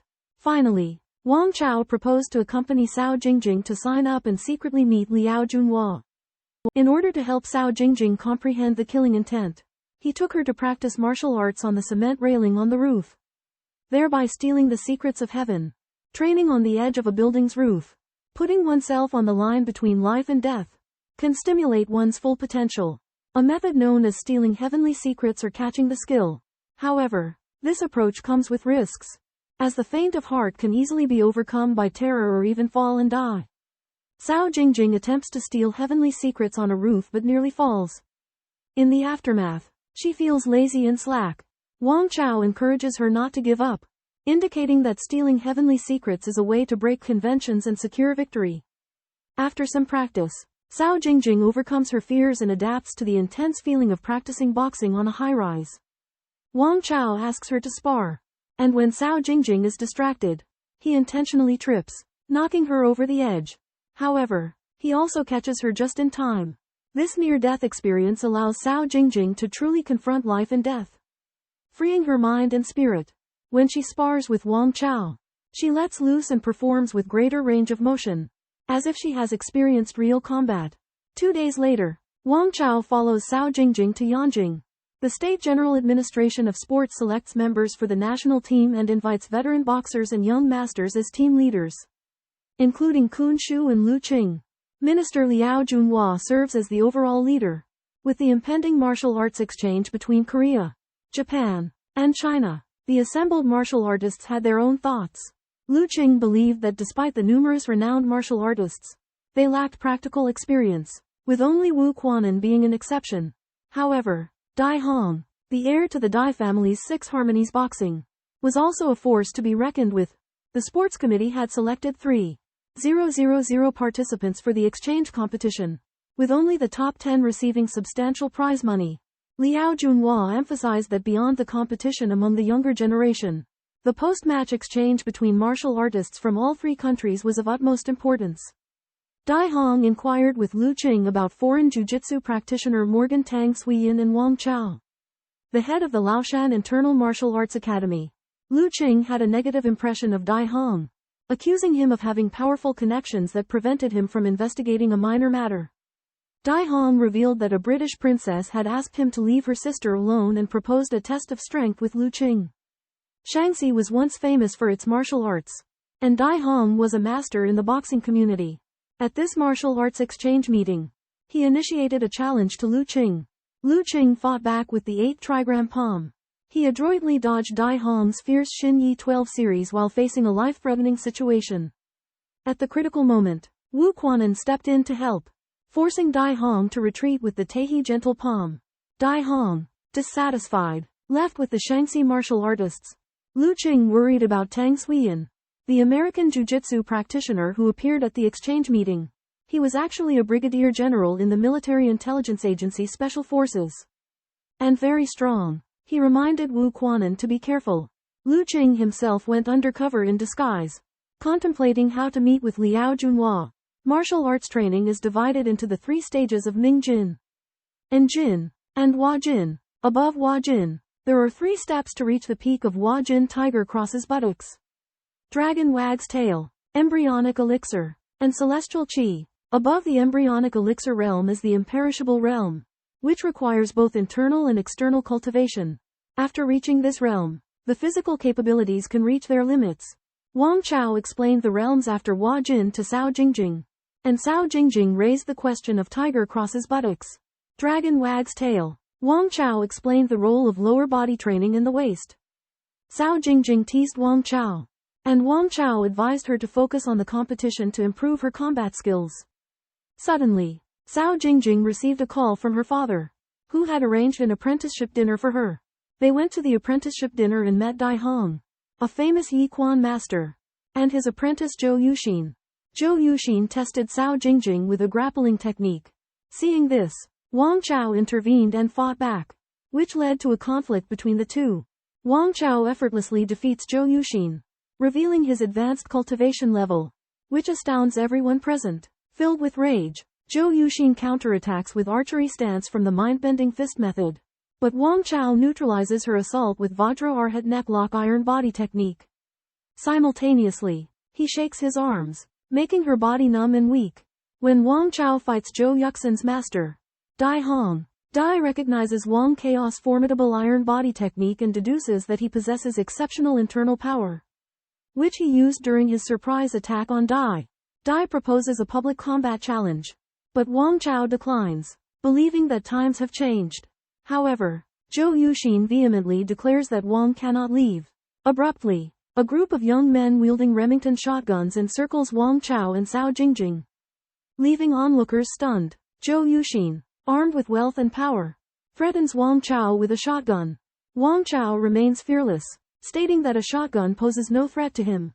Zhou Yuxin, enraged and humiliated, attempts to shoot Dai Hong's attempts to dissuade her fail, and Wang Chao proposes to cover medical expenses.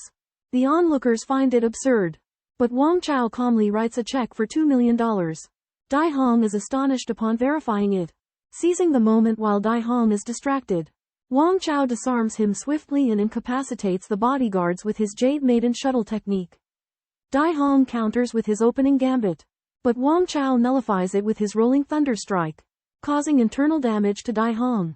As Dai Hong attempts to flee, Wang Chao uses his shadowless kick to corner him, forcing him to concede defeat. Wang Chao assures him that their encounter will remain confidential and instructs Dai Hong on how to treat his abdominal injury. Zhou Yuxin, initially shocked, experiences a mix of emotions, developing an interest in Wang Chaos' wealth and charisma. Dai Hong and Zhou Yuxin conspire to retaliate, but to no avail. Zhou Yuxin shifts her focus to investigating Wang Chaos' true identity. Rong Dai and Zhou Yuxin resolve to return Wang Chaos' check for $5 million to salvage their pride. Although they do not mention Wang's martial arts prowess, they are convinced that his wealth is the reason for their apprehension. Rong's injuries serve as a reminder of Wang's unfathomable skills and the grave consequences of crossing him. Zhou is determined to outspend Wang by $1 million in a contest of extravagance. To prove their own financial strength, Rong agrees but cautions her not to provoke Wang. Cao Jingjing is deeply impressed by Wang's demeanor at the villa, sensing a kingly aura about him beyond his martial arts. Wang elucidates that true kingly aura is not about personal prowess but the ability to influence the fates of millions. Meanwhile, Liao Junhua is apprehensive about the upcoming Golden Sword of Martial Arts exchange meet. Despite having assembled a formidable team of Chinese martial artists, he recognizes their disadvantage against the highly skilled foreign fighters who will compete. He is particularly worried about the absence of top fighters like Wang Chao and Zhao Guanggrong. Acknowledging that the outcome of the exchange meet could significantly impact the reputation of Chinese martial arts, Wang Chao infiltrates through a window. Surprised that his mask does not conceal his identity, Liao Junhua explains that acquaintances can recognize each other through their aura. Liao Junhua hands Wang Chao a list of contestants for the martial arts competition, featuring renowned martial artists from around the world. Wang Chao is impressed by the lineup but worries about the lack of combat experience among Tang sect martial artists. Liao Junhua reveals that Tang Suiyan and Warden Tang Lianxi are American intelligence brigadier generals and are Dai Hong's nemesis. Wang Chao recognizes Zhou Yuxin as a potential threat. Wang Chao has two purposes in returning home: to confirm the defection charge and to assist Liao Junhua with the competition. The defection incident has not yet been reported to superiors, but it has offended hardliners like Wu Wenwei. Wang Chao proposes a collaboration with the Liao family, but Liao Junhua says it is inconvenient for the time being. Wang Chao requests to participate in the competition, but Liao Junhua declines due to Wang Chaos' sensitive identity. As boxers including Wu Quanan have military backgrounds, Wang Chao believes Tang Suiyan is America's hidden weapon and speculates that there must be a heavyweight from China. Liao Junhua mentions a master who has been imprisoned for 30 years whose skills rival Li Shuwen, piquing Wang Chaos' interest. Liao Junhua secretly laughs at Wang Chaos' arrogance when he declares that even a reincarnated martial arts master has to prove his strength through a combat. Liao believes that there are no more masters at the level of Dong, Yang, Guo, and Sun in recent times. After returning to China, Wang Chao has improved his martial arts to the Jian Shen Bui realm. But he lacks opponents and feels lonely. He and Liao Junhua visit a skilled fighter in a Hebei prison.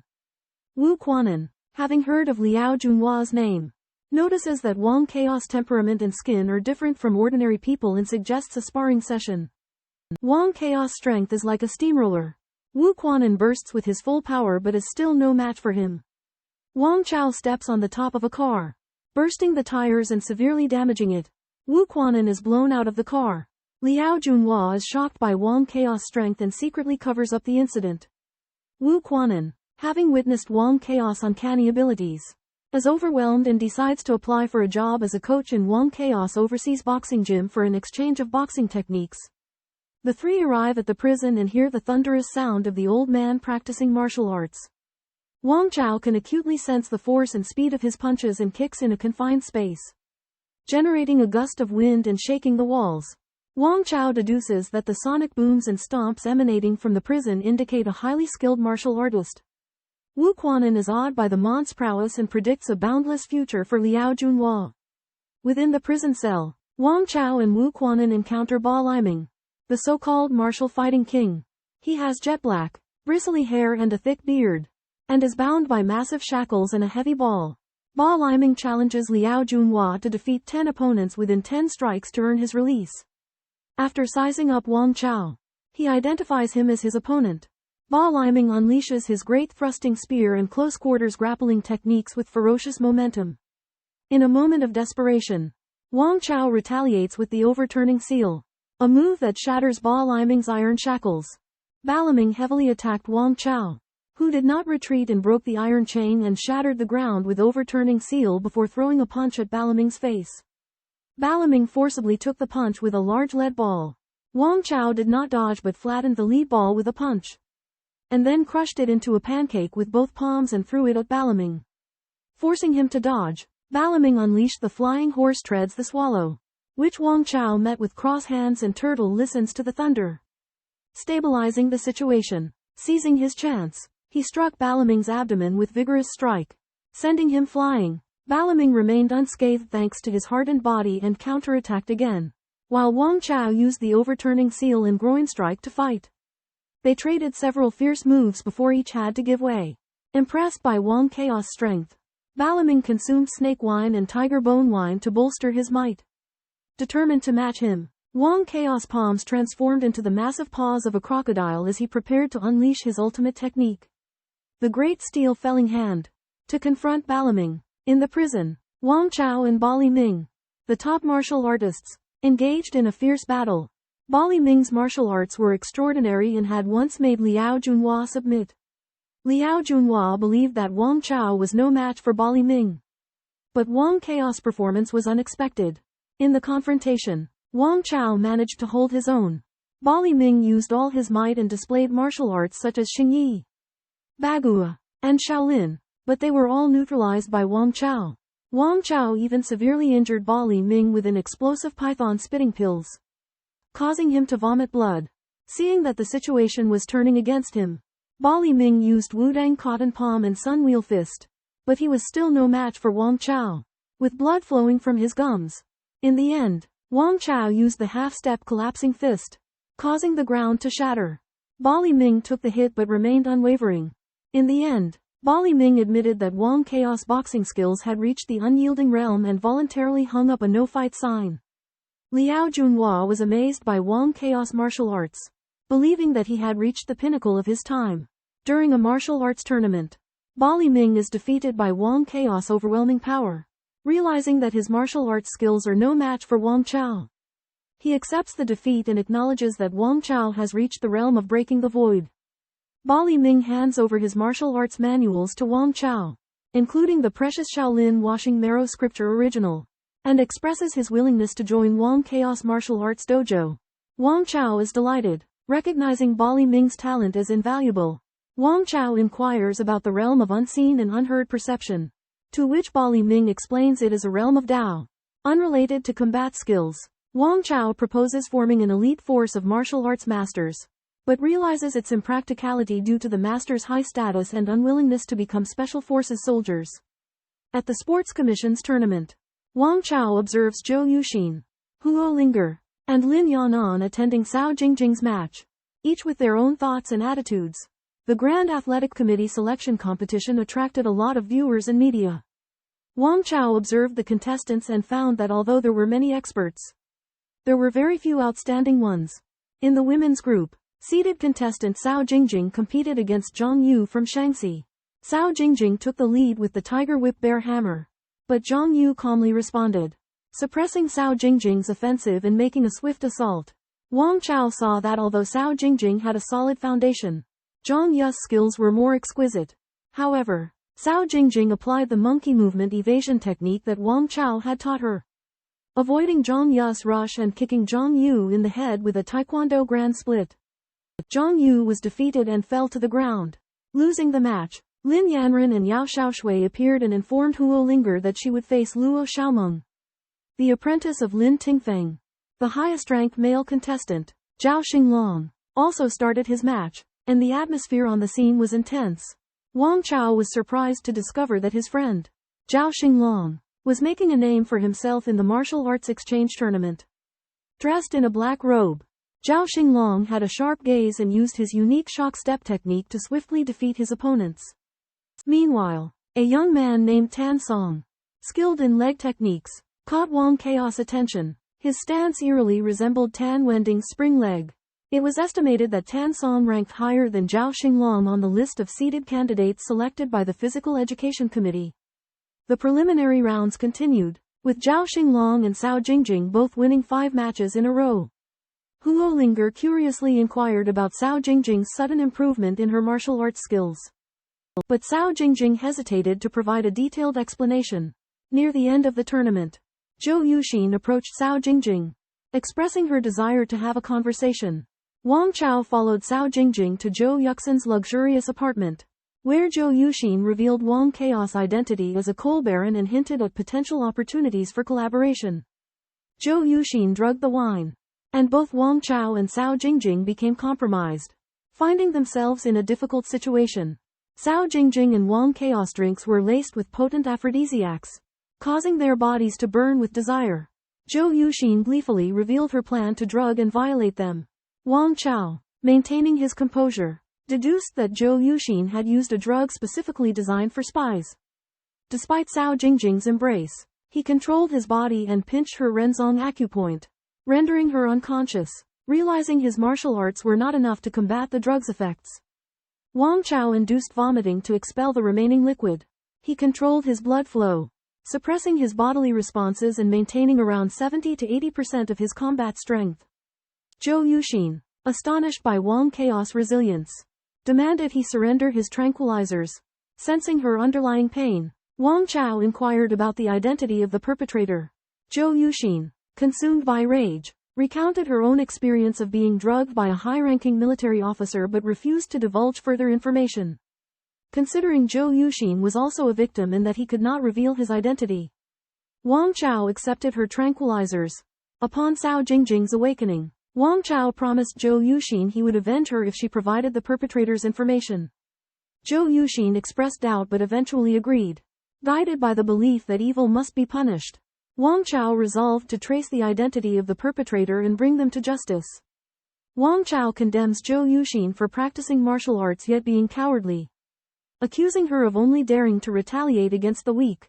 Zhou Yuxin admits her cowardice, but vows to no longer be weak and punishes herself by cutting off her little finger. Wang Chao is moved and promises to help Zhou Yuxin get revenge.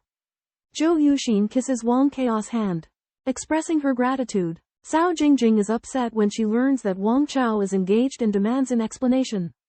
Wang Chao emphasizes that he is already married. Cao Jingjing says that she will consider finding a boyfriend who is similar to Wang Chao. Wang Chao decides to stay and watch the match between Huo Linger and Zhao Xinglong. Meanwhile, Wang Zhaolei's younger brother Wang Hongji is also in the training room, supervising the martial arts training of 2 children. Wang Hongji reveals that these 2 children are the son and daughter of Guangdong's 3 tigers Zhang Wei, and will seek revenge against Wang Chao in the future. Hi. Stomp incorrectly. Wang Hongji criticized the force as too strong. It will injure your brain. Wang Hongji demonstrated the correct stomping posture, and the muscles and bones of his whole body emitted a thunder-like resonance. Copy the boxing classics and lectures tomorrow, Wang Hongji said seriously, answering the wrong question and standing for 3 hours in a horse stance. Zhang Wei's 2 children bear grudges, but their boxing skills are tough. Wang Hongji warned Zhao Jun don't underestimate them. On the other side, Wu Wenwei met with Zhao Guangrong and learned that Wang Chao had returned to the mainland. Zhao Guangrong asked for assistance in arresting Wang Chao and provided information on the Tang sect's terrorist activities. Wu Wenwei said he would use the Fang's force to arrest Wang Chao and asked Zhao Guangrong for help. Wang Chao watched the qualifying match in the crowd and noticed the match between the seeded player Wang Hongji and Luo Xiaomeng, Zhang Hai's junior sister. Zhang Hai and Lin Tingfeng were walking around the sidelines, seeming to be searching for something. Wang Chao felt suspicious. At the martial arts selection venue, Wang Chao notices Zhao Guangrong and suspects that his return to China has been exposed. He astutely realizes Zhao's connection with Wu Wenwei and decides to shrink his body to reduce the risk of exposure. Meanwhile, Wu Warehouse Unit identifies Meng Shenji as a possible pseudonym for Wang Chao after examining inbound passengers. They speculate that Wang will attend the selection event to watch his apprentice compete. Wu decides to deploy the elite Fangs of War Special Forces into the venue while monitoring exits to locate Wang. He enlists the assistance of Zhao Guangrong, Zhang Hai, and Lin Tingfeng, who are highly familiar with Wang. The Fangs of War are equipped with tranquilizer daggers and military crossbows to subdue Wang if necessary. Wu emphasizes the need for discretion to avoid causing a disturbance. While watching the competition, Wang Chao kept an eye on Zhao Guangrong and Lin Tingfeng, master and disciple. Paying attention to any suspicious characters in the gym, he understood that Wu Warehouse men wouldn't make arrests openly but would operate in secret. This was why Wang Chao dared to come to Yanjing. It was an unsuitable place for large-scale troop deployment, which made it the safest place instead. After spotting Zhao Guangrong, Wang Chao was suddenly alert, putting on makeup and shrinking his bones, completing the process in just 10 minutes. The competition began and Wang Chao was struck by Zhao Xinglong's opponent, Wang Hongji, who was handsome, fair-skinned but with a dignified aura. He couldn't help but sigh that the opponent was too beautiful. Wang Hongji's appearance and martial arts attracted everyone's attention. However, Wang Chao noticed that many people in plainclothes had quietly entered the venue at this time. Their calm and murderous air made Wang Chao speculate that his identity had been exposed. Just then, Zhao Guangrong actually showed up near Wang Chao with his guards surrounding him. Realizing the dangerous situation, Wang Chao remained calm and continued to watch the competition. During the competition, Zhao Xinglong was attacked by Wang Hongji. Distracted for a moment, he was knocked out of the ring while his chest protector was shattered and his clothes were torn, revealing Wang Hongji's amazing leg strength. Huo Linger accused Zhao Xinglong of showing mercy and was about to take action when Luo Xiaomeng, Zhang Hai's junior, got there first. Just then, Ba Liming showed up at the venue and walked towards Zhao Guangrong. Catching the attention of Zhao Guangrong and the guards present, Wang Chao quietly left while Ba Liming declared aggressively that he would kill Zhao Guangrong as an initiation rite to join the Tang sect. Wu Wenwei anxiously awaits news of the capture operation. He is confident that his special forces are more than a match for Wang Chao, even with his superior martial arts. However, the operation stalls. Wu Wenwei learns that the target is not inside the stadium but has suspicious company. Meanwhile, a fight breaks out inside the stadium between Zhao Guangrong and martial artist Ba Liming. To prevent escalation, Wu Wenwei orders the special forces to stand down. However, he decides to contact Liao Junhua, Deputy Minister of the Sports Commission, informing him of Wang Chao's presence in Beijing. The intent is to force Wang Chao to flee by creating a stir, making his capture easier. Liao Junhua is furious upon receiving the call, discovering that Wu Wenwei had men secretly searching the stadium. Meanwhile, the fight in the stadium continues, with Ba Liming and Zhao Guangrong locked in combat. Far away in Indonesia, the Tang clan learns of Zhao Guangrong's presence in mainland China. Realizing that Wang Chao will not let this matter slide, Tang Zichen decides to return to deal with it herself. But due to tensions in Europe, she sends Yanni, the Tang clan leader from Germany. In her place, a fierce fight broke out. Palaman and Zhao Guangrong fought fiercely, their fists and feet crashing against each other, leaving dents in the ground. Liao Junhua was helpless but realized the seriousness of the situation. Zhao Guangrong was struggling. Palaman demonstrated the Tadu Bugong technique, overpowering him. Lin Tingfeng intervened with a sword, using the Bengqiao technique to sneak attack Palaman, but was seen through and dodged. Lin Tingfeng suggested resolving the conflict privately to maintain order in the qualifying match. Palaman considered killing Lin Tingfeng, but ultimately held back. Tang Zichen plans to leave for the mainland, and Yanni suggests that she transfer the nuclear physics experts to an African base. Tang Zichen says that this plan is of great importance and must be carried out in secret. Yanni is worried that the Tang clan's plan will be exposed and bring disaster, and believes that the Tang clan is currently strong enough to not need to take risks. Tang Zichen argues that the world situation is changing, and the Tang clan needs to plan ahead. Tang Zichen asks Yanni to hand over the relevant information on the experimental plan and to leave for the mainland immediately. Yanni agrees. In the gymnasium, Ba Liming confronts Zhao Guangrong and Lin Tingfeng. Lin Tingfeng holds a sword, and Ba Liming thinks it is too dangerous to disarm him with his bare hands. So he refuses the duel. Balaming proposes a duel with a gun and stick against Zhao Guangrong and Lin Tingfeng. And Lin Tingfeng agrees to fight after the martial arts conference. Balaming has a murderous intent and decides to kill Lin Tingfeng after the conference. Huo Linger fights Luo Xiaomeng. Huo Linger uses feints and bagua leg techniques to quickly defeat Luo Xiaomeng. Lin Tingfeng praises Huo Linger's quick moves. Liao Junhua warns Wang Chao that Wu Wenwei is searching for him and suggests that he leave the country as soon as possible. Wang Chao believes that Wu Wenwei may be attempting to force his hand and that it might be safer to refrain from action for the time being. Liao Junhua agrees to assist Wang Chao in arranging a meeting with the Tang sect Grand Elder. He also notes that Wang Chaos reflexes are becoming increasingly acute, allowing him to move far faster than Liao Junhua himself. Wang Chao states that he will exercise caution and avoid any confrontations with Wu Wenwei.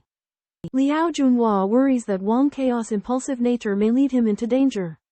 Ba Liming expresses his fury and vows to use his newly forged iron spear to kill Lin Tingfeng. He also has high praise for Huo Linger's martial arts skills and asks Wang Chao if he is willing to instruct her. Wang Chao politely declines, stating that he has already imparted all of his knowledge to her. Wang Chao asks Ba Liming to make a copy of Grandmaster Chu Yu's manuscript for him. Liao Junhua informs Wang Chao that his grandfather requests his presence. In a Korean dojo, martial arts instructor Morgan leads his students in practicing hand knife strikes. He quotes a mantra from the Nine Yang scripture, which is met with mockery from the students.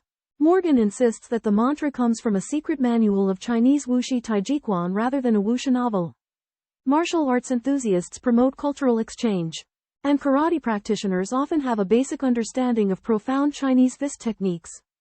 Citing ancient Chinese fist scriptures, American martial arts master Morgan Tang Suiyin amazes young Japanese attendees. Tang Suiyin believes that theoretical knowledge alone does not equate to combat effectiveness.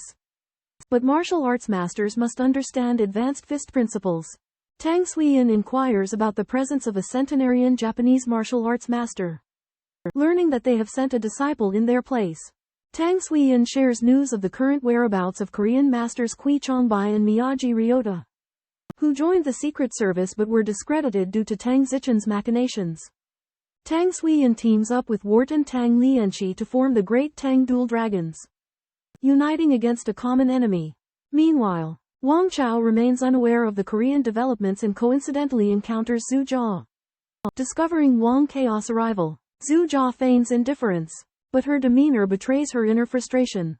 Wang Chao observes the surroundings of Liao Junhua's home as Zhu Jia offers him new slippers, creating an ambiguous atmosphere between the two. Wang Chao was taken aback by Zhu Jia's thoughtful gestures, realizing their bond was not over. However, he didn't want to hurt her, so he politely thanked her and changed into the new slippers. Zhu Jia welcomed Wang Chao with warmth, but the atmosphere made him feel restricted. At that moment, Liao Junhua's father arrived and invited Wang Chao to play Go. Wang Chao declined, stating he didn't know how to play, which displeased Liao's father. He belittled Go as a game for petty people and praised chess as a battle of nations. Wang Chao countered that he had only read the chapters about assassins in the records of the Grand Historian. This piqued the interest of Zhu Jia's eldest uncle, who offered Wang Chao a tantalizing proposition to join their organization, promising a rank of Major General or even General. Unmoved, Wang Chao retorted, "Which is better, being a leader yourself or being subservient to others?"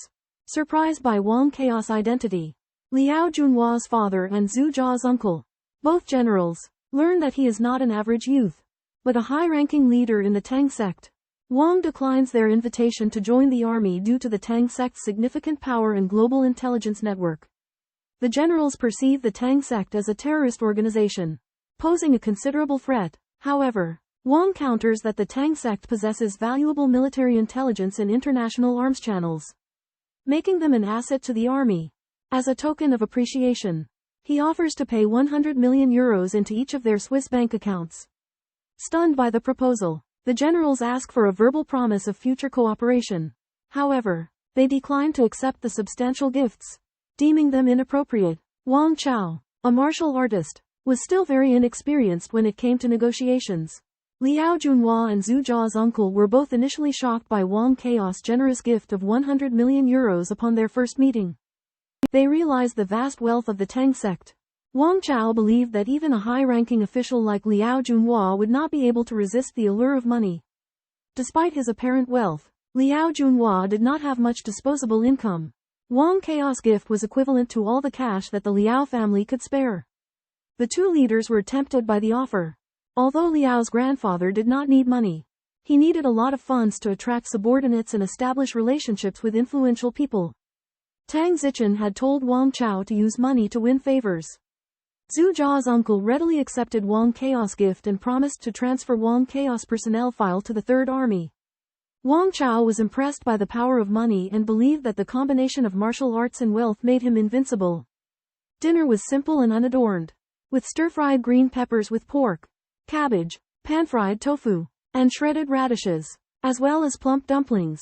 The only highlight was a bottle of rare 30-year-old Maotai wine. Its fragrance assaulting the senses and its color a rich gold. This was what dinner was like at Liao Junhua's father's house. No extravagant delicacies. Zhu Jia's culinary skills were rather unremarkable. But the two big shots ate happily, downing glass after glass of wine, seemingly relaxed and enjoying themselves. It's great to finally have a normal meal. There's too much to do normally.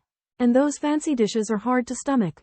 Liao Junhua's father said to Wang Chao, picking up a dumpling. Yes, it's been a long time since I've had home-style cooking. Wang Chao agreed. Great position and power made one yearn for an ordinary life.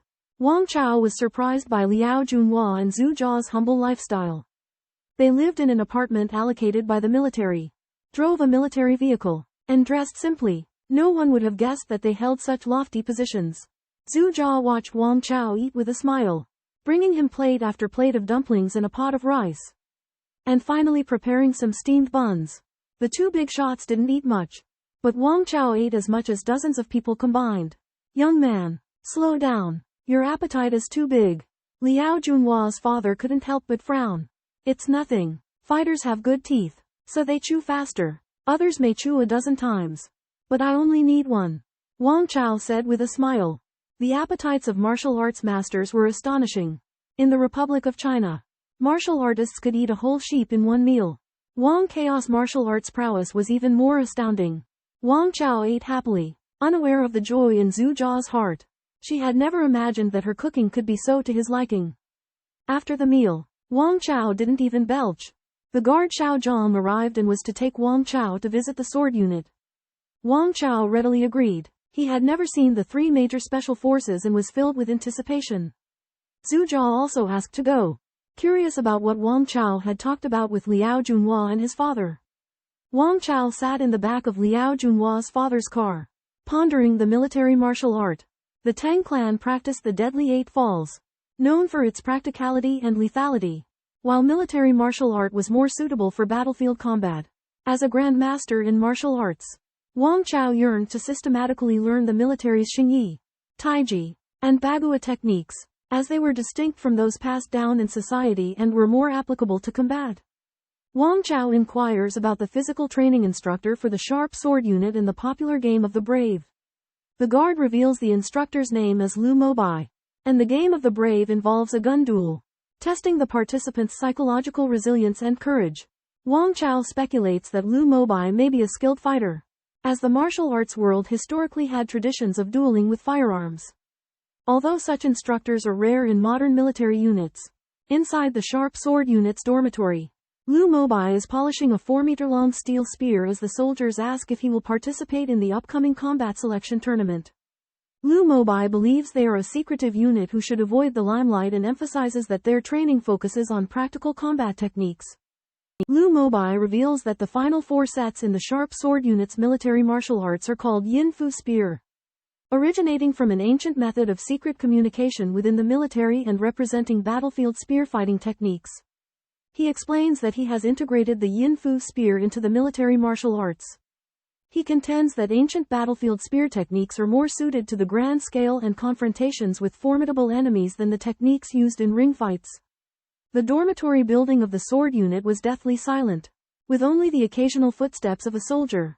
Upon his arrival, Wang Chao noticed that the soldiers carried themselves with a calm demeanor.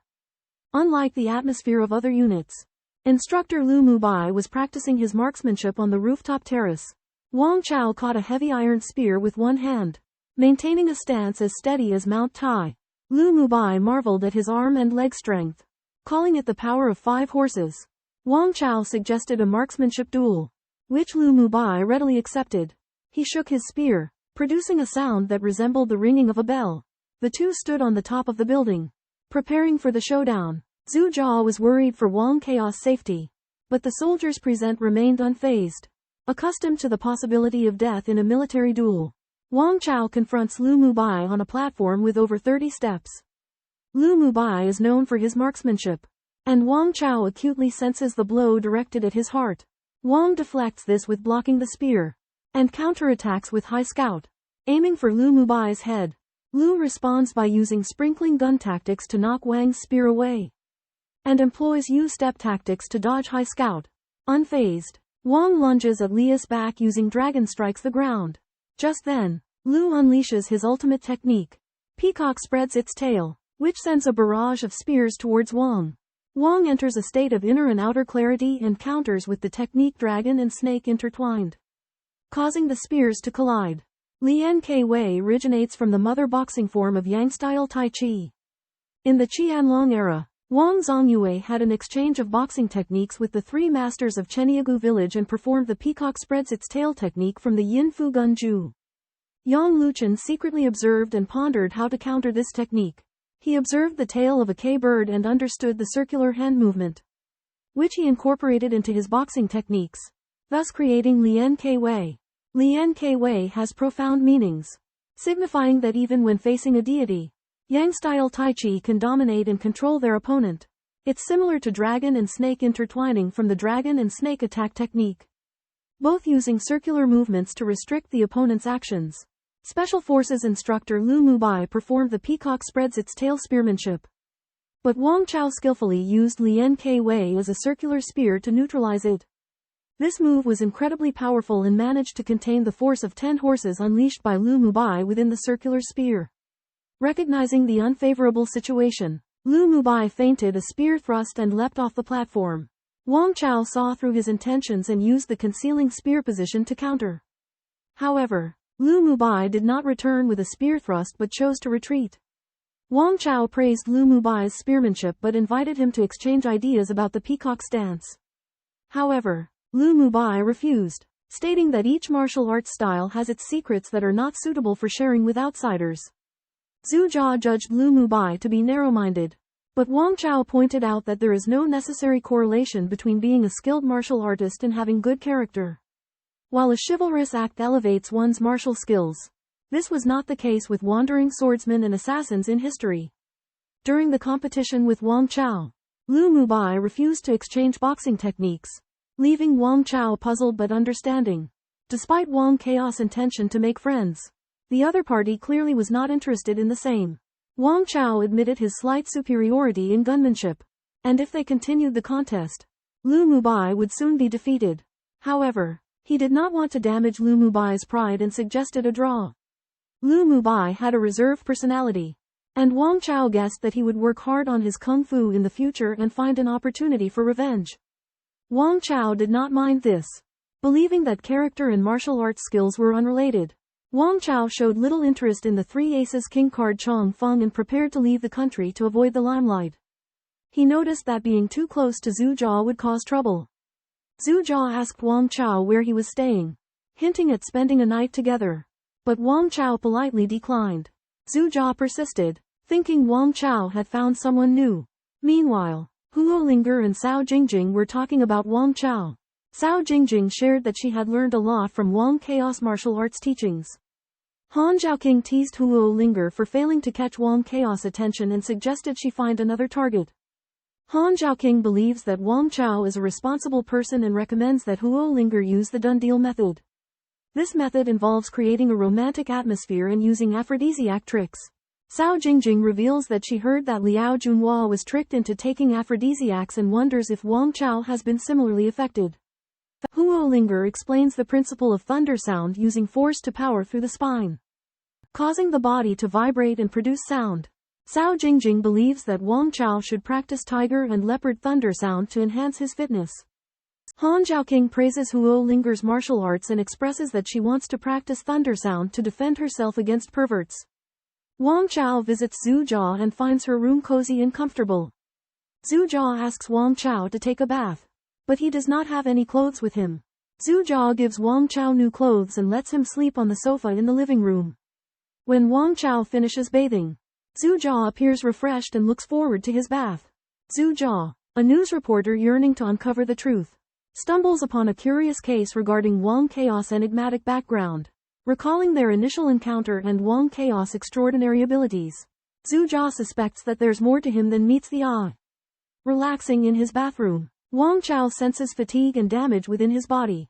Through a series of qigong maneuvers and sound vibrations, he rejuvenates his lungs, bones, and mind. As Wang Chao falls into a relaxed slumber, Zhu Jia inadvertently enters the bathroom, catching an unguarded glimpse of him in the nude. Overwhelmed by Wang Chaos' physique, demeanor, and heritage, Zhu Jia feels inferior in comparison to her rival, Tang Zichen. His nakedness awakens her yearning for the truth, and she realizes that her feelings for Wang Chao have transcended mere friendship. Wang Chao awakens, unaware of Zhu Jia's presence. The bathroom door is left wide open, with Zhu Jia seated in the doorway, silently scrutinizing his body. Wang Chaos' lack of awareness during his relaxed state exposes his vulnerability to potential attacks. Zhu Jia becomes worried when she hears no sound from Wang Chaos' bathroom for a long time. When she goes to check on him, she finds him naked, causing her to fall in a panic and instinctively grab Wang Chaos' towel, causing it to fall off. Wang Chao notices Zhu Jia's weak legs and helps her up, but she accidentally pulls his towel off again. Wang Chao realizes that Zhu Jia had been hiding in the bathroom for a while, suspecting that she may have been peeping at him while he showered. After losing a sparring match, Lu Mubai shows Wang Chaos' Lanzhao Wei technique to a mysterious woman named Yan Yuanyi, asking her to identify the force. Yan Yuanyi recognizes it as the dragon and snake's intertwining move from the dragon-serpent combined attack technique. Lu Mubai was surprised to learn about the dragon and snake combined strike technique mentioned by Yan Yuanyi, and guessed that it was created by the Tang sect, an overseas Chinese organization. Yan Yuanyi confirmed this speculation and stated that he was the founder of this technique. Lu Mubai was concerned that this technique would pose a threat to his troops, but Yan Yuanyi believed that he knew more about Tang sect martial arts than Lu.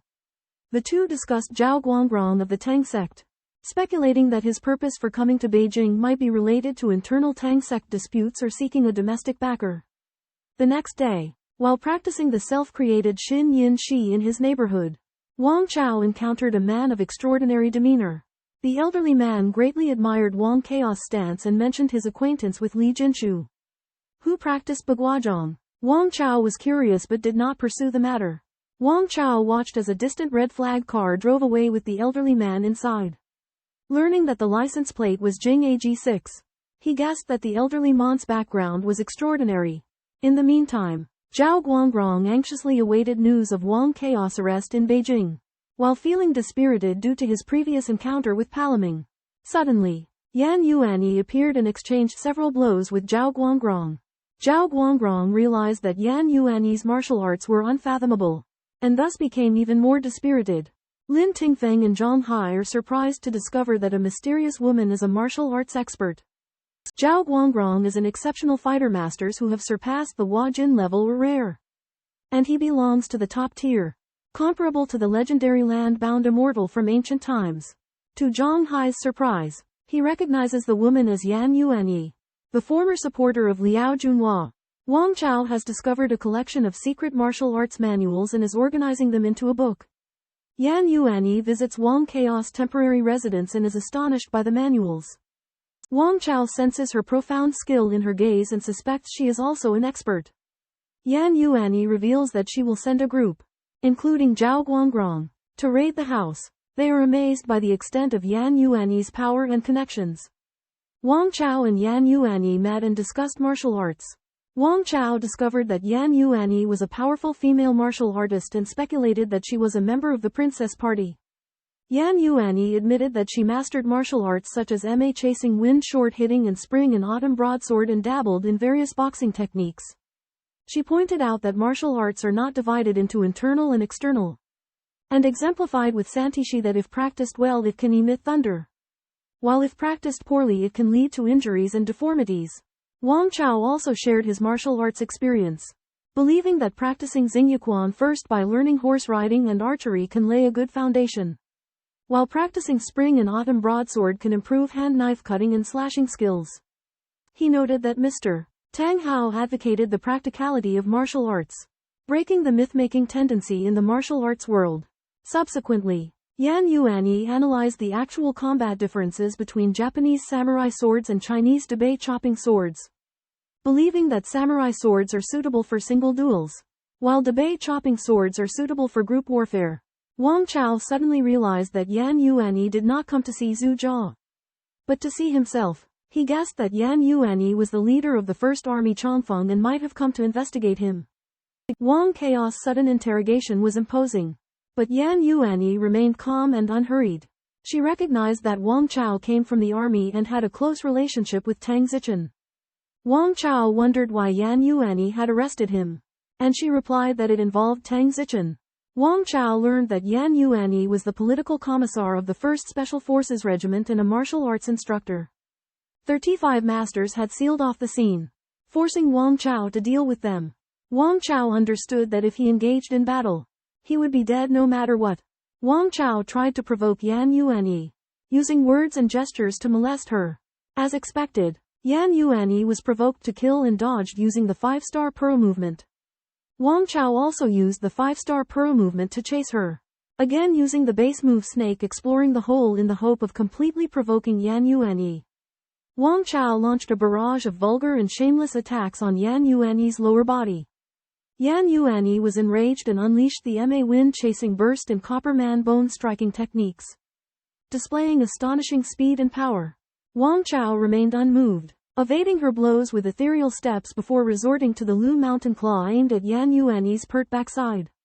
Yan Yuanyi expertly dodged, but Wang Chao persisted relentlessly, using the iron ox plowing field to strike her stomach with his abdomen, all the while using vulgar language to provoke her. Exasperated, Yan Yuanyi switched to the straightforward strangle blossom mace technique, convinced that Zhao Guangrong would soon arrive to assist her. She fought fearlessly. Unexpectedly, Wang Chao activated his Tang Sect 8 trigrams Great Coiling Silk, causing his body to balloon to a height of 2 meters, his strength surging to an extraordinary level. He engaged Yan Yuanyi in a direct confrontation. Yan Yuanyi was astounded by Wang Chao's bizarre abilities, an odd thought crossing her mind as she wondered if his entire body was made of erectile tissue. In boxing, the purpose of conditioning is to strengthen the muscles, increase physical strength, and enhance explosive power, which are also the general principles followed in fighting. Wang Chao's hooligan tactics infuriated Yan Yuanyi. The two initially used a mobile strategy, but Yan Yuanyi found it hard to endure such an approach and believed that his techniques could overcome Wang Chaos. However, Wang Chaos techniques were also very sophisticated, resulting in a stalemate. After reinforcements arrived for Yan Yuanyi, she decided to confront him head-on to prevent Wang Chao from escaping. As Yan Yuanyi unleashed her ultimate technique, Wang Chao exploded, his muscles bulged, his body expanded, and he released a formidable energy. Wang Chao turned around in a flash, targeting Zhao Guangrong, who had charged forward. He executed the Great Dragon turns its head technique, attacking Zhao Guangrong with overwhelming force. Knocked back by Wang Chaos strike, Zhao Guangrong crashed through the door and the walls of the corridor, collapsing with severe injuries. His life or death was uncertain. Witnessing all this, Yan Yuanyi chased after Wang Chao to the doorway and watched him flee. She ordered her subordinates to pursue Wang Chao but was filled with bitterness and confusion about his abilities and identity. Wang Chao fought back the combined onslaught of Zhao Guangrong and Yan Yuanyi, but the battle left him depleted. Nonetheless, he was pleased with himself, having used underhanded methods on a woman for the first time. As he sped through his apartment complex, Wang Chao was ambushed by special forces. Military crossbows and tranquilizer darts flew at him, but he dodged them with incredible reflexes. The special forces combined their strength marvelously, but Wang Chaos' own momentum was unstoppable, and in an instant, he broke through their barricade. Tang Zichen's sports car appeared just in time, and Wang Chao was quick to jump inside. With the arrangements Tang Zichen had made, The trio left Yijing overnight and ended up in Indonesia. A secret dragnet had been set out in Yijing by then. And Wang Chao's escape was an incredibly close call. Wang Chao leisurely stepped across the amber wood floor of the Nanyang Martial Arts Dojo. Clad in loose training attire, feeling the synergy of sunlight and space. Suddenly, Yanni charged into the dojo and lunged with a powerful punch. Wang Chao skillfully evaded her attack, entangled her arm, and sent her flying after a few spins. Yanni complimented his sparring skills. Tang Zichen also entered and inquired about Wang Chao's recent experiences. Wang Chao narrated his encounters back home, including his pursuit by Zhao Guangrong and Yan Yuanyi. Tang Zichen revealed that she had arrived in Yanjing well ahead and witnessed Wang Chao's every move, speculating that Yan Yuanyi might be an internal traitor within Tang sect, possibly representing domestic interests eyeing the sect. Yanni stated the gravity of the situation and the need to reformulate their plan. Wang Chao expressed his resentment at Yan Yuanyi's sudden appearance. Tang Zichen promised that someday they would return home with fanfare, and stated that Liao Yuanchao and Yang Zhen's 200 million euros would still be deposited into their accounts as they retained their worth. Wang Chao suggested that blatantly spending money to smooth relations was not worthwhile, while Tang Zichen insisted it was an investment in the future. Finally, Tang Zichen posed a hypothetical question of whether all Chinese citizens being martial arts masters would allow them to rule the world. Wang Chao dismissed the idea, as nuclear weapons rendered it impossible. Tang Zichen countered that they needed to possess their own nuclear arsenal and base to have international leverage. Yan Yuanyi apologizes to Liao Yuanchao and Yang Zhen, admitting his recklessness towards Wang Chao. Liao Yuanchao demands Yan Yuanyi find Wang Chao to resolve their personal grudge. Lu Mubai testifies that Wang Chao competed with him, causing resentment in Yuanyi. A young man surnamed Li apologizes on behalf of Yuanyi to Liao Yuanchao and Yang Zhen, revealing that Wang Chao may be dismissed and suspended from duty. Liao Yuanchao expresses his support for the organization's decision. Ba Liming barges in, learning of Wang Chao's arrest, and threatens the man surnamed Li. Yi Kexing intervenes but is kicked away by Ba Liming. Ba Liming boasts that he has even criticized marshals and fears no one, including Yan Yuanyi. Liao Junhua stops Ba Liming's outburst and apologizes, claiming Ba Liming has mental issues. Ba Liming eventually leaves, reciting a poem that alludes to his position. Ba Liming's kung fu shocked everyone present. His pushing palm was incredibly powerful, and his agile steps employed the elephant crossing the river technique that had been lost for 30 years. Yi Kexing, a master of the hidden strength, was unable to resist him. Despite Ba Liming's formidable kung fu, Yan Yuanyi decided not to pursue him, considering the significant risks involved. She believed that capturing Ba Liming would come at a great cost, and that as a mentally ill individual, he held no value. Zhu Jia was furious about this. Wang Chao applied the secrets of a lost martial arts manual to his own techniques, developing a method of Pai Gu fasting. By inhaling and massaging his stomach and intestines, he cleared out impurities, making his body clear and radiant. Tang Zichen pointed out that Pai Gu was the key to preserving one's body, and that Wang Chao had mastered the technique, reaching a state of perfection, filling the room with an otherworldly fragrance. During a conversation after their Pai Gu, Wang Chao and Tang Zichen's emotions intensified. Wang Chao expressed his admiration for Tang Zichen, while she recalled her hidden affection when she taught him martial arts. The two embraced, their emotions intertwining. Tang Zichen, a woman of experience, was captivated by Wang Chao's unique aura. After Pai Gu, his body fragrance was intoxicating like a celestial scent. After their intimate encounter, Tang Zichen became addicted to Wang Chao's aura, developing a strong dependence on him. Wang Chao devoutly kissed Tang Zichen, treating her perfect body as something sacred. He expressed his longing and affection for Tang Zichen, promising to be by her side forever.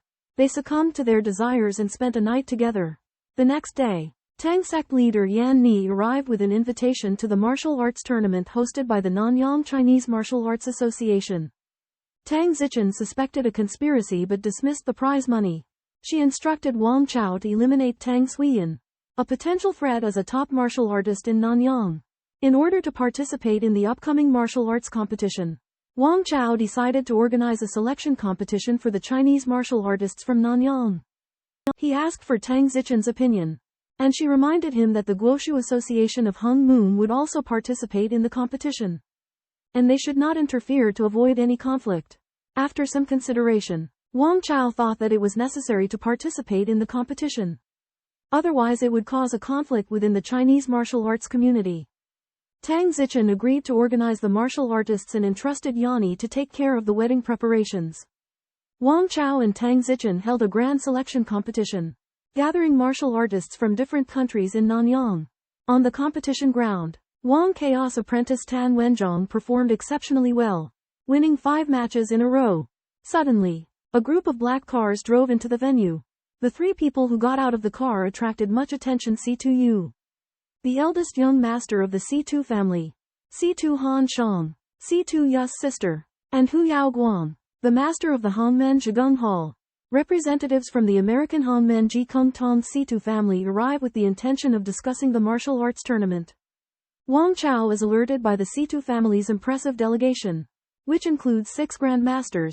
C2 Guang expresses his disapproval of Wang Chao addressing Tang Zichen by her name, implying it is inappropriate. Wang Chao responds impassively, announcing his engagement to Tang Zichen. C2 Yu proposes a merger of the Hongmen and Tangmen fighters for the tournament and suggests finding a leader. Without hesitation, Wang Chao nominates Zhu Hongzi, a hard-intent fist master from the American Hongmen, to lead the team. Zhu Hongzi's reputation and abilities are widely respected, which both diffuses C2 Guang's challenge and avoids conflict with notable American Chinese figures. Renowned martial arts expert in the United States, Zhu Hongzi is a highly respected master, and the 6 martial arts masters present show him great respect. One of the masters, Lu Laolu, suggests that Wang Chao compete with them to test whether his martial arts skills live up to his reputation. Wang Chao immediately refuses, claiming that they are all Chinese martial artists and should not fight among themselves. C2 Yu suggests that Tang Zichen be the organizer of the martial arts conference. But Wang Chao objects. C2 Guang mocks Wang Chaos' exaggerated reputation and questions his true strength. Wang Chao suddenly makes a bold proposal: he will fight all 6 masters alone. If he wins, the 6 will join the Tang sect and serve as his butlers. This statement shocks everyone present. Wang Chaos' move is to force the 6 masters to join the Tang sect and enhance his own strength. Wang Chao astounds the others with his challenge to fight 6 opponents alone. Martial arts grandmaster Liu Laolu breaks the silence. Questioning Wang Chaos' arrogance, Wang Chao confidently declares that he has reached the Dan Jin and Gang Jin realms. Beyond the Hua Jin realm, he can also fast and renounce worldly desires. The 6 masters, feeling challenged, attack him simultaneously. Meanwhile, Chibo observes the battle, holding a plum blossom needle. He waits for an opportunity to use the concealed weapon to attack Wang Chao. C2 Yu spins his thumb ring, revealing anger within him. Wang Chao engages with the 6 masters, showing impressive power. Despite facing such strong opponents, Wang Chao remains calm and collected. After demonstrating his martial arts skills that surpass the Hua Jin realm, Wang Chaos' intense fight with the 6 masters is about to begin.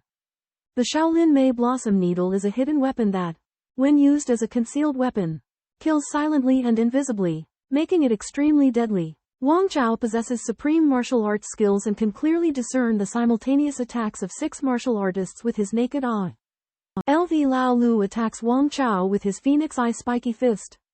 But Wang Chaos' strength is extraordinary, and with a single flick of his wrist, he deflects LV Lao Lu's Phoenix Eye spiky fist.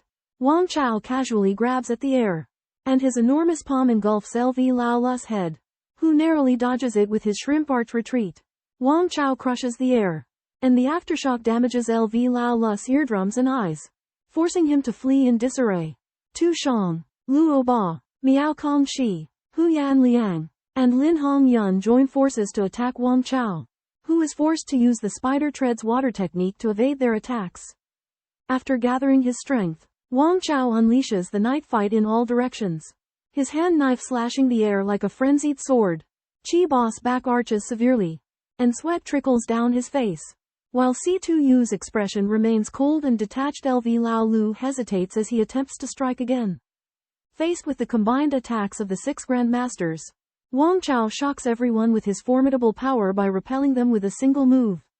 Night battle from all sides. The 6 Grandmasters realize Wang Chaos' immense strength and decide to enhance their collective fighting ability by coordinating their efforts. Undeterred by their united charge, Wang Chao fearlessly unleashes the upheaval seal handprint, aiming it towards the 6 with unmatched force. The 6 Grandmasters evade and retreat, with Lu Laolu losing his composure and withdrawing first, disrupting their coordination. Seizing the opportunity, Wang Chao relentlessly pursues Hu Yanling, utilizing his 8 trigrams palm technique to subdue and pin him to the ground. Simultaneously, Qi Bo surreptitiously attempts to strike Wang Chaos' brain with a needle.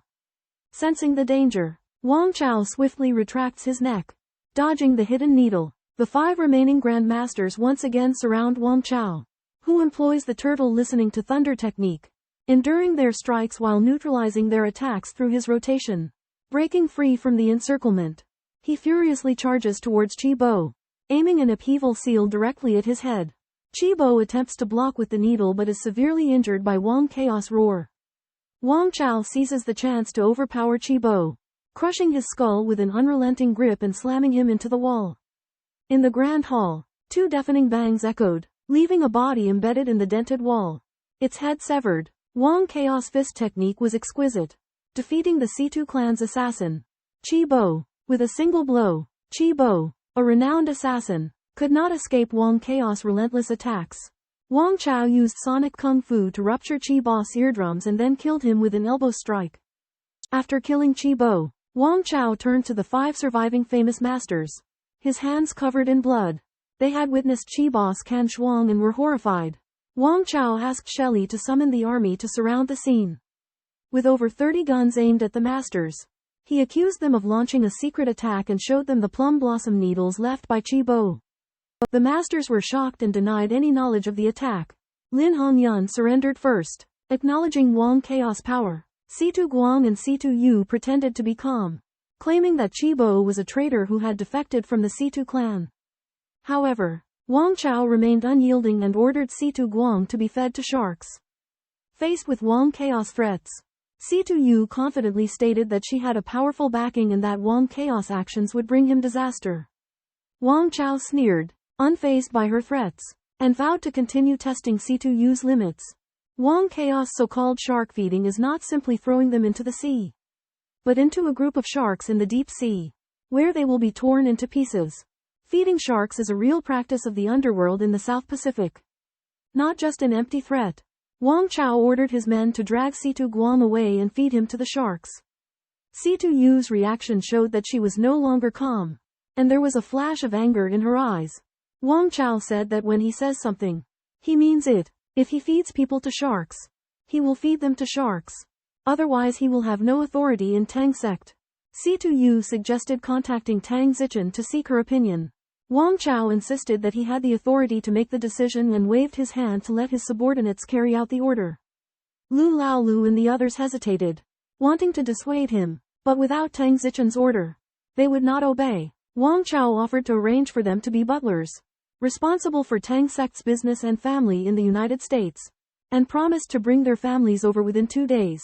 Lu Laolu and the others weighed the pros and cons and agreed to the arrangement. Shelley was responsible for arranging for C2 Yu, Lu Laolu and the others to rest. Wang Chao ordered that all Tang sect personnel in the United States be notified to arrange for the families of Lu Laolu and the others to leave the United States. He pointed out that in the South Pacific, his position is unshakable, and even he himself has to follow the local rules in Yanjing. Before C2 Yu was taken away, she dropped a harsh word. Wang Chao said that he does not like to kill women, but if Tang Zichen agrees, he does not mind feeding C2 Yu to the sharks. An hour later, C2 Guang was thrown into the ocean and fought over by sharks. After the incident, Wang Chaos' body was covered with bruises and blood clots, which were caused by the attacks of 5 masters. He returned to his room, stood in the posture of the heart seal stake method, and began to emit thunderous sounds that shook his bones. What was different from before was that he used a few syllables from Bali Ming's Autumn Moon Zen Master annotated Marrow Washing Sutra, which made his bone marrow feel warm and his injuries quickly dissipated. Wang Chao realized that there were mistakes in the annotations of Autumn Moon Zen Master. He selected the correct syllables based on his own feelings and achieved a better marrow washing effect. He sighed that the ancients, although they were great masters, were not as good as him. Wang Chao believes that the reason why Buddhists cannot become Buddhas is because they lack courage. He realized that his achievements benefited from the long march, which made him more courageous. He reported to Tang Zichen about the situation, explaining that feeding Situ Guang to the sharks was to deter those who broke the rules, and asked how to deal with Situ Yu. Tang Zichen said that Wang Chao's prestige in Hongmen and Tang sect was not enough, and the Situ family dared to assassinate him. She pointed out that Situ Yi wanted to take advantage of Tang sect to hold a family reunion and led Hongmen. Wang Chao's actions were a warning to them. Upon learning that Tang Zichen planned to eliminate Situ Yu, Wang Chao's heart was filled with delight. He realized that he possessed the perfect goddess as his wife and was amazed by the changes in his life. Before leaving, Tang Zichen informed Wang Chao that she was going to Africa and that when she returned, it would be their wedding time. Situ Yu was confined in her room when Tang Zichen and Wang Chao went to interrogate her. Situ Yu defended her family's deaths, claiming that Chibo had been bribed. She warned Tang Zichen not to ruin the overseas Chinese interests for selfish reasons. Tang Zichen retorted that Situ Yu had broken the Tang sect's rules, insinuating that she had married into the Rockefeller family and suggesting hidden dangers within the Tang sect. Situ Yu analyzed the situation and believed that Tang Zichen would sacrifice Wang Chao to preserve the Tang sect.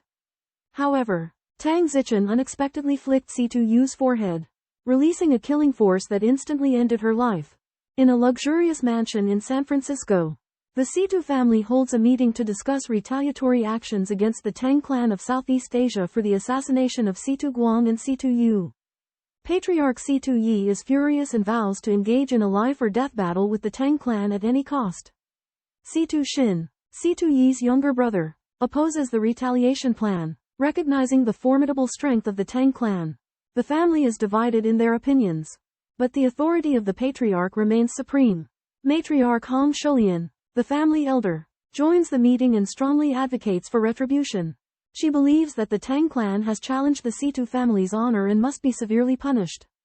She plans to contact former Tang clan members in North America to weaken their forces.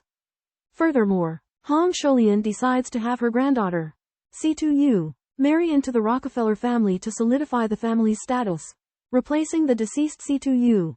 She disapproves of Situ Yu's relationship with a man from mainland China, adhering to traditional feudal family rules.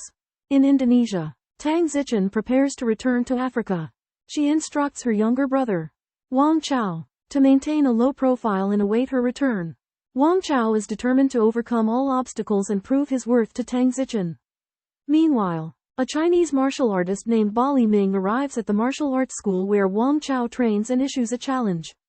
Wang Chao is overjoyed to learn that his old friend Ba Ming has arrived in Nanyang, believing he will be the perfect candidate for the beheading operation against the Situ family.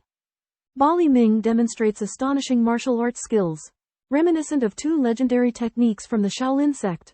He explains that the key is not the secret techniques, but experience, character, and timing. Wang Chao reveals that he has reached the realm of Bai Ji Yu, where he no longer needs to eat, and boasts that he has 40 evenly arranged teeth. The group is astonished to learn that Shakyamuni also had 40 teeth. But Wang Chao insists that Shakyamuni's martial arts were not necessarily superior to his. Wang Chao invites Ba Ming to join the beheading operation, which the latter readily agrees to. They plan to disguise themselves and travel to San Francisco, USA, to carry out the mission. Landing at San Francisco International Airport, martial arts masters Wang Chao and Ba Ming set foot on American soil. Their mission: assassinate key figures in the Situ family, including Patriarch Situ Yi and Hung Society elder Hong Shoulian. After studying the information, the duo decide to carry out the attack during the Situ family's daily dinner. Ba Ming is surprised and disapproves of the Situ family's preservation of feudal family customs. Wang Chao reveals that their Tangmen ally in North America is Hungmen leader Cheng Shanming. But they decide to proceed without informing anyone as a precaution. En route to the Situ mansion, Hong Shoulian hosts Rockefeller family heir Rockefeller Willie, who possesses a mysterious crystal skull. Also present are intelligence officer Morgan Tang Suiyan, Korean martial artist Kui Chongbai, and Japanese martial artist Miyagi Ryoichi. Hong Shoulian is amazed by the formidable strength of Willie's group. Riwan Gracie, a Brazilian jiu-jitsu master, and Karam, an Indian yoga master, are invited to a martial arts convention at Hong Sholian's mansion. Tang Suiyan reports that the Tang clan in Southeast Asia is strongly intervening, causing losses for the Hong clan, and seeks support from the U.S. military intelligence to combat the Tang clan, but is rejected by Hong Sholian, who demands specific actions and support. Hong Sholian demonstrates her trump cards: 4 maids who master the Shaolin plum blossom needles, and top killers Shadow and Night Slaughter. The training of these killers is cruel and ruthless, with a mortality rate of 99. Tang Suiyan points out that these 2 killers lack mental training and have a limited lifespan. Hong Sholian says that the Stuttgart family can train a new group of killers every 15 years. Hong Sholian threatens Tang Suiyan that if the military intelligence does not support the Stuttgart family in fighting the Tang clan, she will destroy San Francisco. Tang Suiyan believes that the U.S. government will not allow such a large-scale action.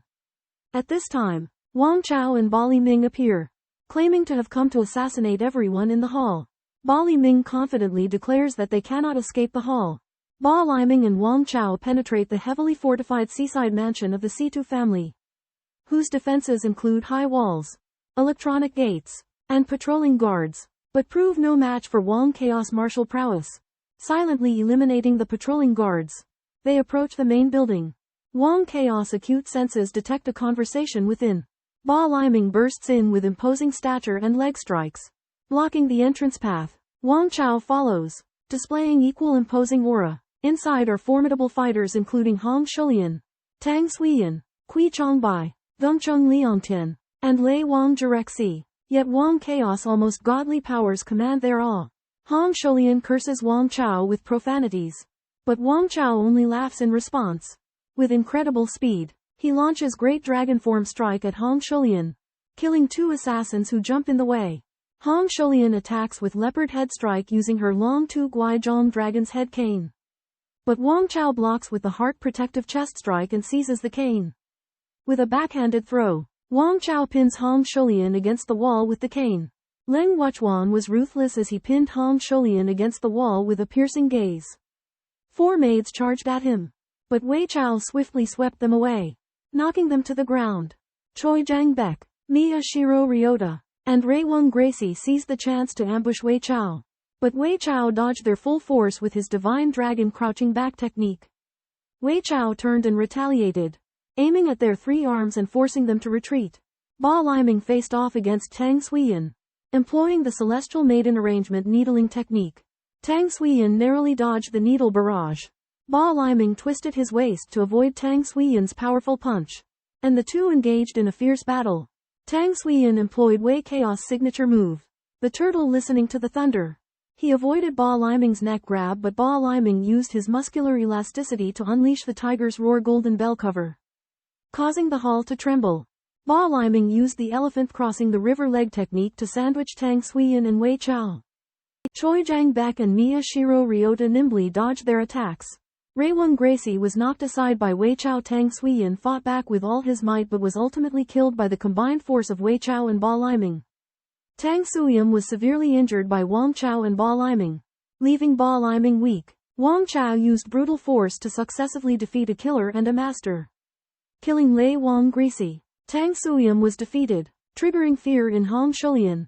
Kui Chongbai and Gongcheng Liangtian tried to flee, but were pursued by Wang Chao and Ba Ming. Kui Chongbai devised a plan to attack Wang Chao, but was severely injured by Wang Chaos' heaven-shaking seal. Wang Chao used a 3-legged attack to defeat Kui Chongbai. Back in the hall, Wang Chao asked Willie and Karam why they didn't escape. Wang Chao remarks on Wiley's astonishing speed and killing efficiency, to which Wiley displays aristocratic courtesy and asks if Wang Chao minds. Wang Chao appreciates Wiley's demeanor and questions Hong Sholian regarding the whereabouts of her sons Situ Yi and Situ Shin. Hong Sholian declines to provide information, stating that a plan to deal with the Tang sect is in progress.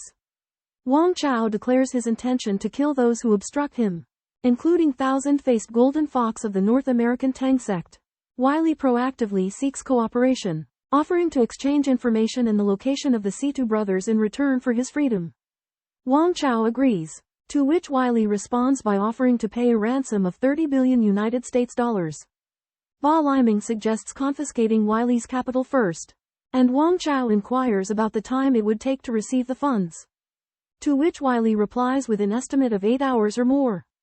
Wang Chao ultimately decides to seize Wiley's vast fortune first, raising capital for their next move. Upon arriving in San Francisco, Wang Chao and Bali Ming investigate the whereabouts of Situ Yi, Situ Shin, and others. They confront Willie Rockefeller, threatening his life to secure his assistance. At Willie's residence, Wang Chao encounters and kills the assassin Karam Shadow. Intimidated by Wang Chao's prowess, Willie agrees to provide $2 billion in funding and equipment. Wang Chao dons heavy body armor to enhance his resilience. Willie uncovers that Situ Yi, Situ Shin, and an assassin known as King Killer are planning an assassination attempt on a Tang dynasty branch. Wang Chao suspects King Killer possesses mystical abilities, posing a severe threat to Tang. To prevent King Killer's infiltration of Indonesia, Wang Chao leaves Bali Ming to monitor Willie and asks him to escort him to Canada for his freedom after dealing with Situ Yi and Situ Shin. Willie concedes his inability to execute a decapitation strike. Situ Shin is hiding in Newton, California. After learning his location, Wang Chao drives to the town. On the way, he meets Situ Yu, who looks like Situ Sin's daughter. He gets a ride with her help. Situ Yu's house is an armed base for the Situ family. After entering the hall, Wang Chao notices a few powerful young men in addition to several Hongmen bosses. One of them, with light steps and a fierce aura, is obviously a master of the Embrace Dan realm. Wang Chao learns that Situ Yu was put under house arrest because of her refusal to marry into the Rockefeller family. He intervenes to stop the bodyguards, and pulls Situ Yu behind him. The bodyguards attack him, but Wang Chao disarms them effortlessly. He then kills one by cutting open his stomach and ripping out his heart. Wang Chao tells Situ Yu that the Situ family belongs to her from today on. When Wang Chao pulled off his face mask, revealing his true identity, the entire hall erupted in an uproar.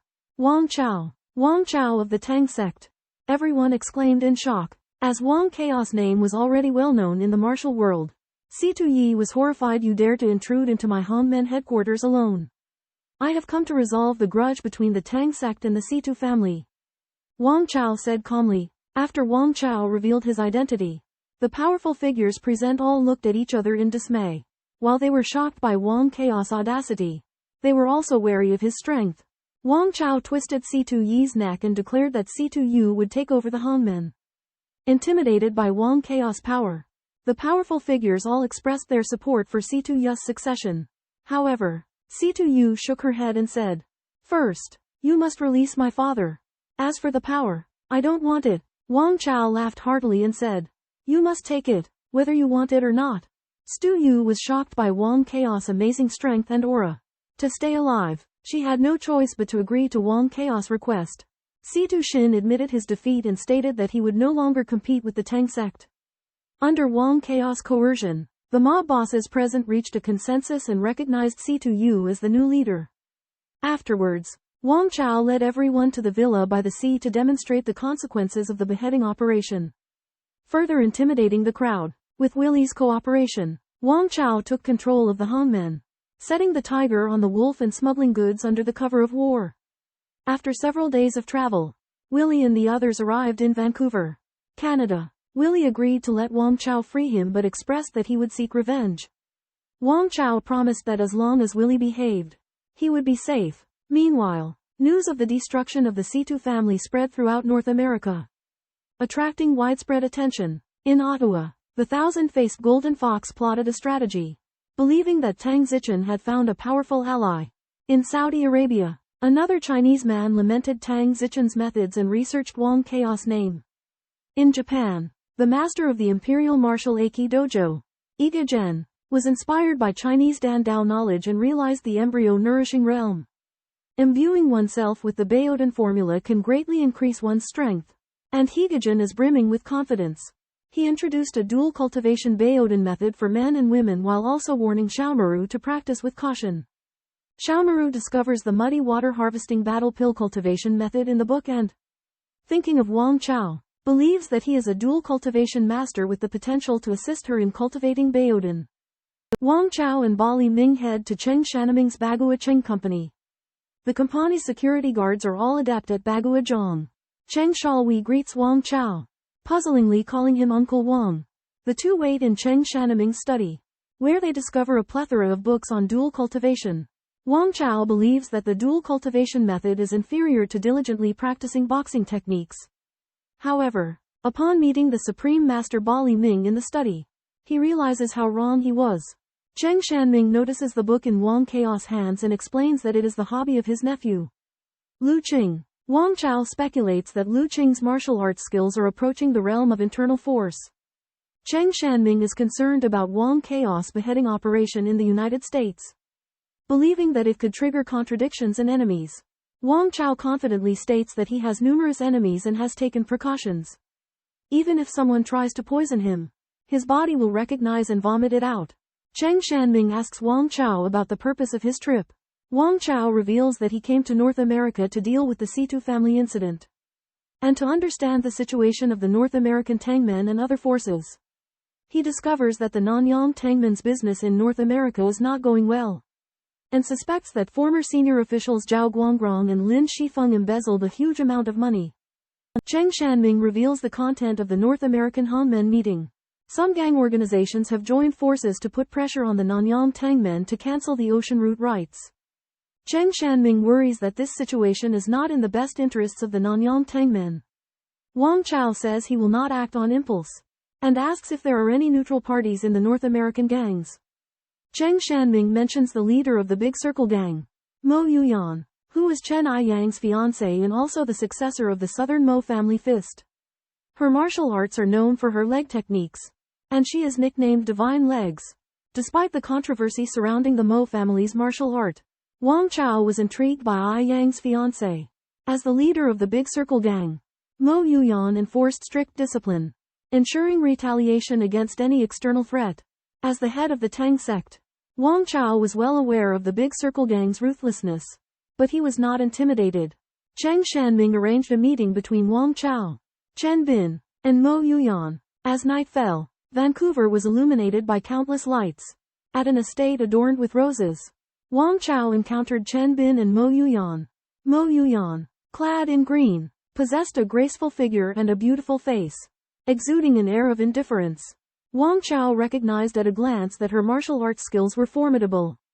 Two other young individuals, a man and a woman, also displayed remarkable abilities. Wang Chao exuded hostility to test the resolve of these young people. Their reactions varied, but only Mo Yuyan remained calm and collected, not spilling a drop of tea. Wang Chao uses his gaze to probe the four young members of the Big Circle gang. Deducing that Mo Yunyan is the most formidable, Mo Yunyan gracefully clears the table using a soft cloth. Wang Chao openly admits that he has come to settle the conflict between the Tang sect and the North American Big Circle gang, and requires that the gang take a stance. Unable to continue the conversation under the pressure of Wang Chao's gaze, Lu Hichu stands up to leave. Wang Chao shifts his attention to Yang Chongming and, feeling the same pressure, decides to follow him. Mo Yunyan assesses that Wang Chao is not only skilled in martial arts but also a highly perceptive leader. Mei Mei acknowledges that she can make decisions on minor matters, but significant issues such as maritime control require consultation with others. She also reveals her acquaintance with Yan Yuanyi. Wang Chao demonstrates his refined skill by using water droplets to shatter a teacup, claiming that if anyone from the gang is capable of replicating this feat, he would concede maritime control. Mei Mei conveys this news to the higher echelons of the Big Circle gang, igniting a sensation. A muscular man attempts to replicate Wang Chao's technique but fails, remarking that Wang Chao's skill has attained the realm of a Xianjing fairyland. Wang Chao's dripping water pierces stone kung fu that he demonstrated in Hong Kong shocks the top figures of the Daiquan gang. Mei Tianyan marvels at Wang Chao's skillful alternation between hard and soft techniques in his profound martial arts, suggesting that even Zhao Guangrong of the Tang sect might not be his match. The Daiquan gang decides to meet with Wang Chao to discuss business dealings. Mei Mei is responsible for receiving Wang Chao and Ba Liming and bringing them to the Toronto headquarters.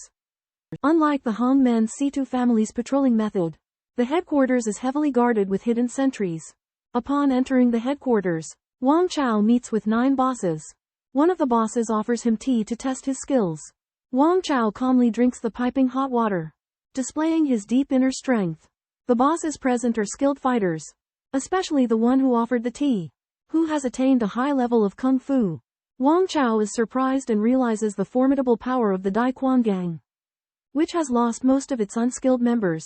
Ba Liming reveals that the aperitif tea that Wang Chao drank is a method of interrogation, demonstrating the ruthless nature of the Dai Quan gang.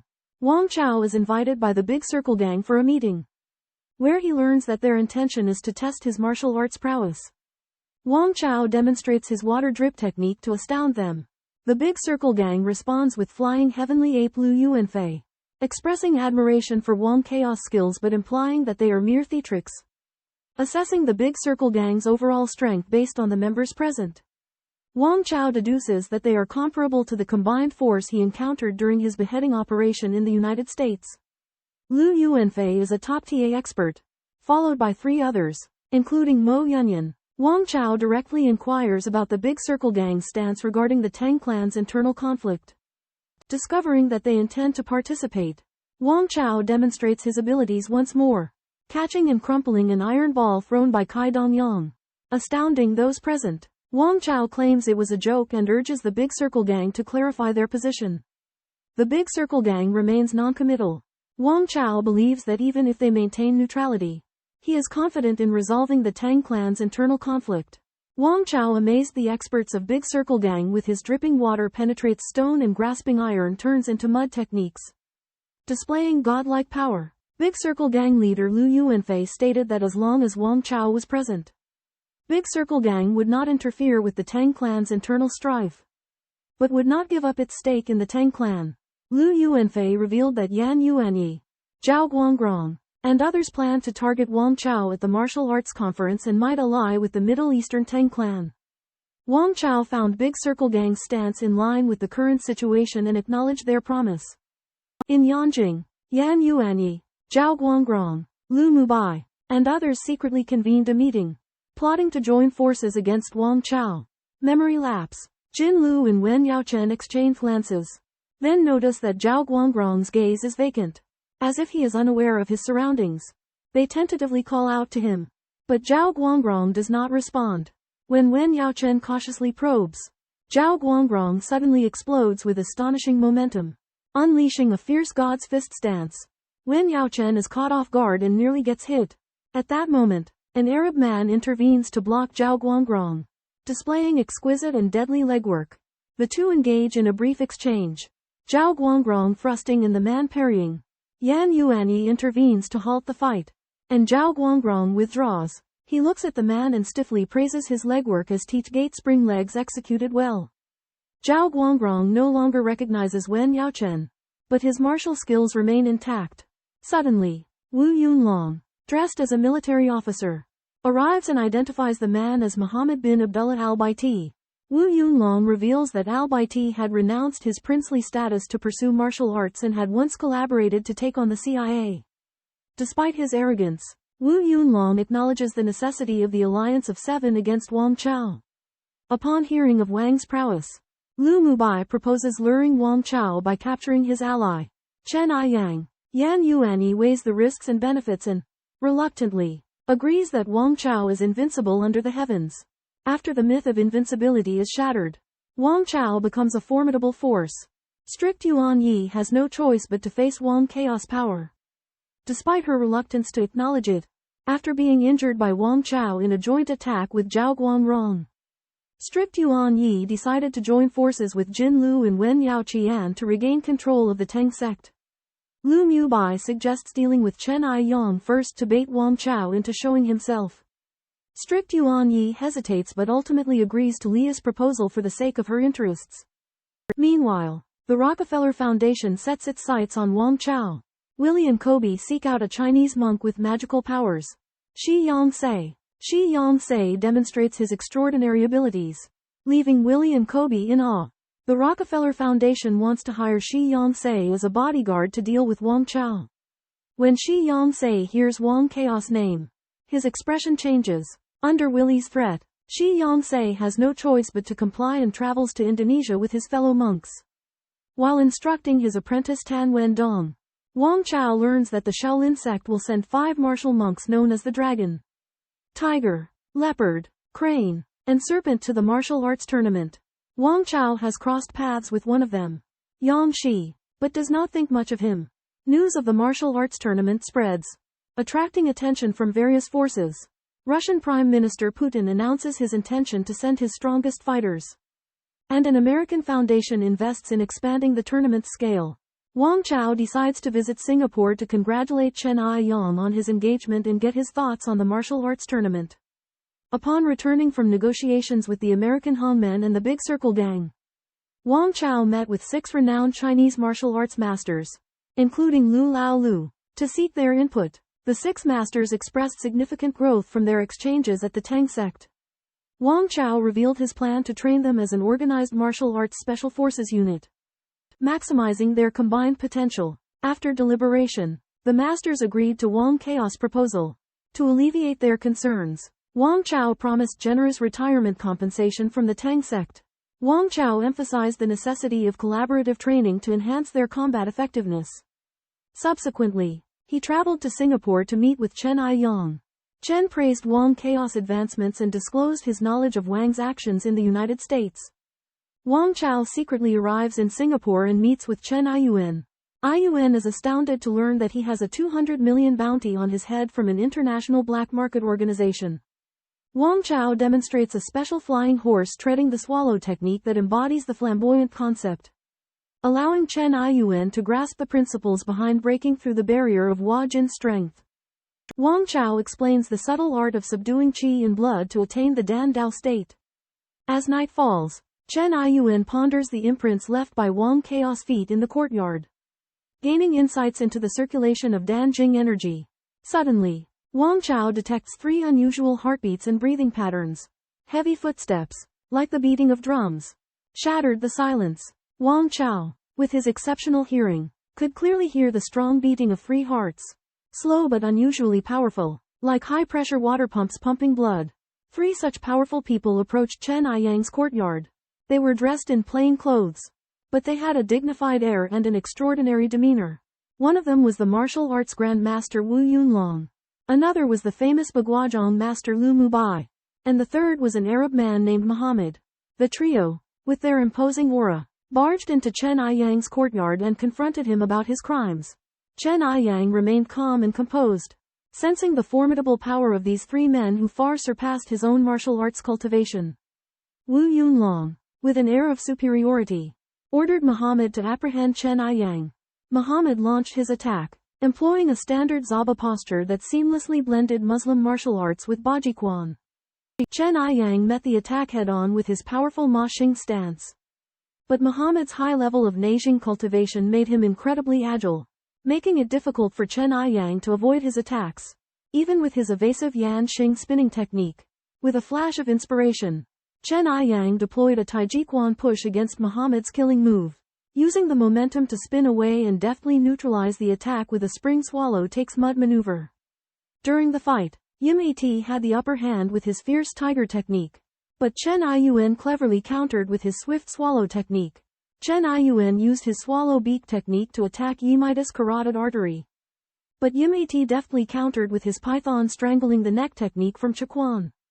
Yim Ati launched his tiger attacking on the mountain move, but Chen Ai-yuan skillfully countered with his tiger's tail whip and jade maiden shuttle techniques from Tai Chi, neutralizing his power. The two were locked in a stalemate. At that moment, Wu Yunlong intervened, intending to join forces with Yim Ati to subdue Chen Ai-yuan. However, the courtyard suddenly shook violently, and an oppressive presence arose. Wu Yunlong stood at the door, blocking the way. A young man appeared, using the Kirin step to approach Wu Yunlong. He let out a roar that sent shockwaves through the air. Wu Yunlong dispersed the shockwaves and counterattacked with his hugging the tiger and returning to the mountain technique. But the young man struck him with his overturning seal technique. After enduring 2 punches, Wu Yunlong was forced to flee, coughing up blood. The young man's aura was fierce, and his punches were powerful, leaving Wu Yunlong unable to resist. Wang Chao emitted hostility from within the house, and Wu Yunlong stepped forward to intercept, spitting blood after forcibly receiving 3 punches and retreating. Wang Chao intimidated Wu Yunlong with 3 punches, forcing him to retreat. Wang Chao turned a palm strike into a punch, its force howling like ghosts as it targeted Lu Mubai directly. Lu Mubai countered after evading, pointing golden forceful hand directly at Wang Chaos underarm. Wang Chao neither dodged nor parried, evading in a serpentine motion while shaking Lu Mubai with a hong-hong sound. Lu Mubai regained balance, but Wang Chao had already struck his robes. Wang Chaos flipping the heavens and earth seal aimed at the treasures of heaven and earth, bestowing on all beings. Unstoppable. Noticing this, Wu Yunlong and Yi Mathy quickly rushed at Wang Chao, and a fierce battle erupted once more. Wang Chao, the god of fist techniques, fights three masters Lu Mubai, Imu Ti, and Wu Yunlong. Lu Mubai is oppressed by Wang Chaos' tall and heavy fist intent and is on the verge of death. Wu Yunlong and Imu Ti attack suddenly. Wang Chao gives up killing Lu Mubai and uses the spider treading on water technique to block the courtyard gate and protect Chen Aiyang. Lu Mubai suggests jumping the wall to pursue. Wang Chao warns that if anyone leaves, the others will be killed. The three masters find out, to their surprise, that Wang Chaos fist technique has surpassed the peak of Bao Dan. They decide to join forces to besiege him. Wu Yunlong says that they, as kings, will not tolerate others lording over them and that even gods must be eliminated.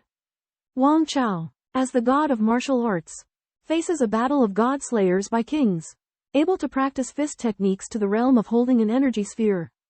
One is truly the champion of human physical strength. You want to join forces to fight the gods, bring it on. Those of us who practice fist techniques believe that resorting to action is the right way to prove ourselves. Wang Chao faced the three without fear, his spirits soaring high, and his laughter shook the heavens. The three did not move, because Wang Chao was blocking the entrance to the courtyard, disrupting their siege. He could both attack and defend, giving the three a psychological advantage. Wu Yunlong was the first to make a move, urging his fists and feet with the Dantian chi force, his momentum like that of a fierce beast. Wang Chao used the eagle claw to intercept, showcasing a strength that was even harder than Wu Yunlong's. Wu Yunlong switched to the kneeling and offering wine with both hands. But Wang Chao used the dog-peeing strike to send him flying. Lu Mubai and Yimiti took the opportunity to attack, but Wang Chao used his true word, sending out a shockwave that forced Lu Mubai into a corner with repeated overturning seal attacks. Wu Yunlong came to his aid, but Wang Chao slid to Yimita's flank, using the spider treading on water technique and the true word Bei to attack. Yimiti was hit by the innate Gangqi and was severely injured by Wang Chaos Phoenix Knot attack. Lu Mubai and Wu Yunlong launched a desperate counterattack, but Wang Chao used the 1-inch sky strike to exhaust their strength and escaped by leaping over the wall. Gunshots rang out from the intersection, and Lu Mubai made a quick decision to retreat. He realized that no matter how strong a martial artist was, they could not withstand a team of gunmen. Wu Yunlong, feeling unwilling after seeing Lu Mubai leave, used the sweep-the-back Tai Chi technique to pursue him. His movements were as light as a bird spreading its wings and with great momentum. Chen Aoyang arrived at the scene, leading armed forces to control the main roads and closely monitor gang activities. Wang Chao stopped the pursuit, believing that Lu Mubai and Wu Yunlong were skilled fighters with secret escape routes, making pursuit futile. Wang Chao deduced that the attackers were three top-class fighters, marveling at Yan Yuanyi's ability to mobilize such formidable forces. Ibaitis' identity was revealed as the leader of the Middle Eastern Secret Guard, and he was killed in combat with Wang Chao. Wang Chao decided to continue observing for a while in case Lu Mubai and Wu Yunlong reappeared. Chen Aoyang, on the other hand, used the experience of the battle against Ibaiti to gain insights into the fishing toad strength Qigong technique, making some progress. Days later, Wang Chao returned to Indonesia. Shelley informed him that a woman had been waiting for him for several days, who turned out to be Zhang Tong. Wang Chao realized that he owed Zhang Tong a favor, and they met. Zhang Tong, dressed in an elegant suit, looks worried. She informs Wang Chao that she has been targeted for assassination due to business conflicts and requests him to be her temporary bodyguard. After a moment of contemplation, Wang Chao agrees to Zhang Tong's request, learning that the assassins belong to the international black market organization God. He seeks information from Shelley. Shelley reveals that God has business dealings with EO Corp in South Africa and Blackwater in the US, and is a powerful force that has been hired by the US government for assassinations. Zhang Tong reveals that she is currently not in China but in France. Wang Chao decides to accompany her to France and makes arrangements for their identities.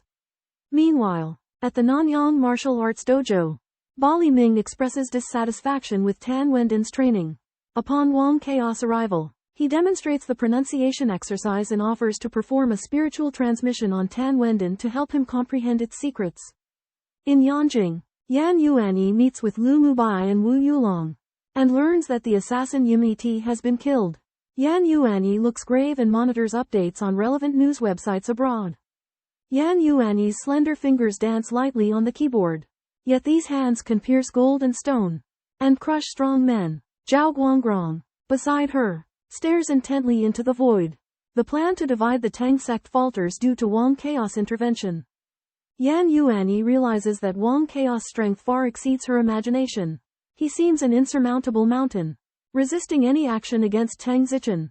Wu Yunlong and others believe that Wang Chaos' parents are his weakness, and can be used to force him to return to China. Yan Yuanyi agrees with their proposal, and plans to contact the American Blackwater Company and the mysterious God Company to use the strategy of using tigers to swallow wolves against Wang Chao. Meanwhile, Wang Chao and Zhang Tong arrive in France. Zhang Tong is targeted by assassins, and asks Wang Chao to protect her. She dismisses her Hongmen bodyguards, placing all her hopes on Wang Chao. Yuer glanced at Wang Chao. He had his eyes closed, silent, and seemed peaceful, but she was still worried. Zhang Tong trusted Wang Chao and fell asleep soundly on his shoulder. Wang Chao maintained a sensitive state of alertness, ready to react to any anomaly. Although Nanyang had many masters, only Wang Chao could truly protect Zhang Tong. He would investigate the mysterious assassination organization. God, in person. God had targeted Wang Chao for years, but he had always thwarted their attempts. He didn't fear God, but he was wary of the combined strength of masters like Yan Yuanyi. Half an hour later, the car arrived at Zhang Tong's suburban estate. She woke up and realized her ambiguous position. Feeling slightly embarrassed, several martial artists greeted Zhang Tong and were curious about Wang Chaos' identity. Yan Shishong frowned, while the professional Nanzi reminded them to refrain from gossip. Wang Chao followed Zhang Tong inside but was stopped by Nanzi. Zhang Tong explained that Wang Chao was her bodyguard and reassured everyone not to be alarmed. Nanzi questioned Wang Chaos' abilities, deeming him unqualified. Wang Chao countered by pointing out the flaws in Nanzi's Meiwa Fist 3-star stance. Nanzi provokes Wang Chao with her Meiwa Fist, but Wang Chao effortlessly deflects her attacks and displays formidable strength.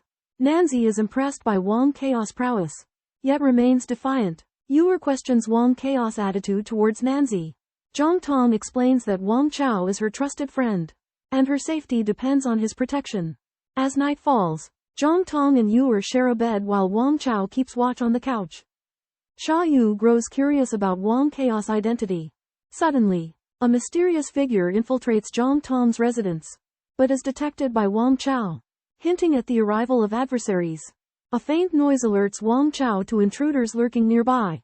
In an instant, several black figures resembling phantoms pounce on the room where Wang Chao, Zhang Tong, and Sha Yu reside. Wang Chao remains unfazed, and with lightning speed, he captures two assassins gliding through the window within the blink of an eye and hurls them at the others charging through the doorway, resulting in casualties. The remaining assassin unleashes a deadly praying mantis axe hand attack, but Wang Chao effortlessly subdues him as well. Upon observation, Wang Chao notices that these assassins are all black-haired Asians clad in camouflage combat uniforms, their muscles taut and bearing a sinister aura. Sha Yu, witnessing the entire ordeal, expresses awe and compares Wang Chao to the Terminator from popular films. The assassins reveal themselves to be bodyguards from the French branch of the Hongmen Triad and speak fluent Chinese. Wang Chao is taken aback, realizing that the true nature of these assassins is far more complex than he initially assumed. The assassins, convinced of their God Company's invincibility, declare that an even more formidable squad will be dispatched in the future. A man claiming to be from the Scorpion team is captured and threatens that his organization will send the more powerful reincarnation team. Wang Chao dismisses this and kills him by targeting his heart.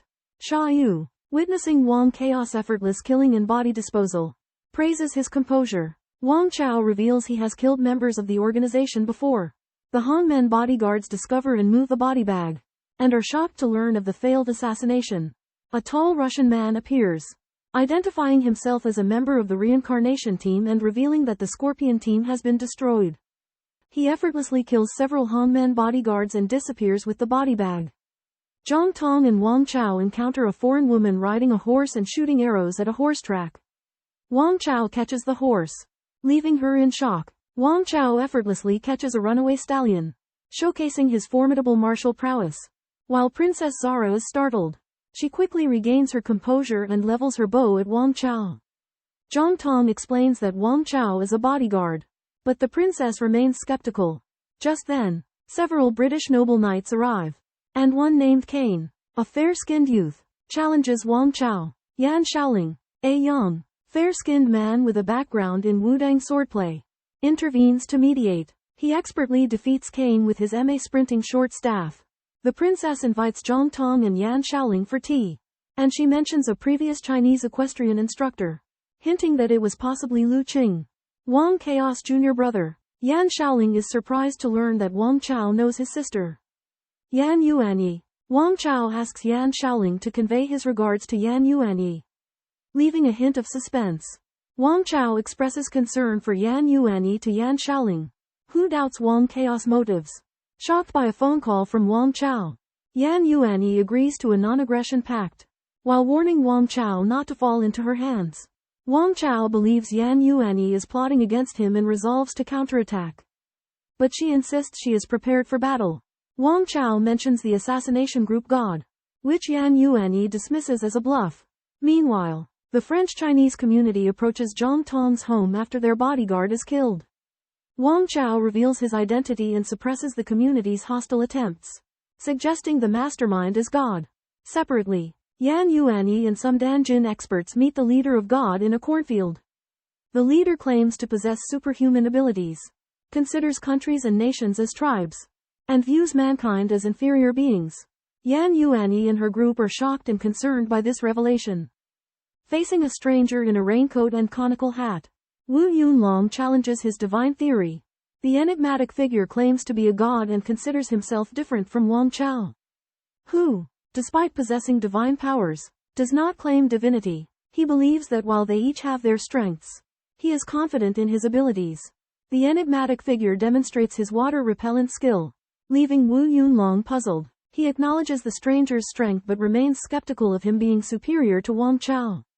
Wu Yunlong and Yan Yuanyi suspect that the stranger may require their cooperation since they have yet to eliminate Wang Chao. The enigmatic figure candidly reveals that he has accepted a 200 million contract to assassinate Wang Chao. Recognizing him as the true god, he proposes an alliance with Yan Yuanyi's group, but Yan insists on a share of the profits and doubts the stranger's ability to kill Wang Chao alone. The enigmatic figure expresses no fear of failure and urges Yan Yuanyi's group to join his cause. Establishing a divine kingdom, Yan Yuanyi declines, stating that they will consider collaborating only after the stranger kills Wang Chao.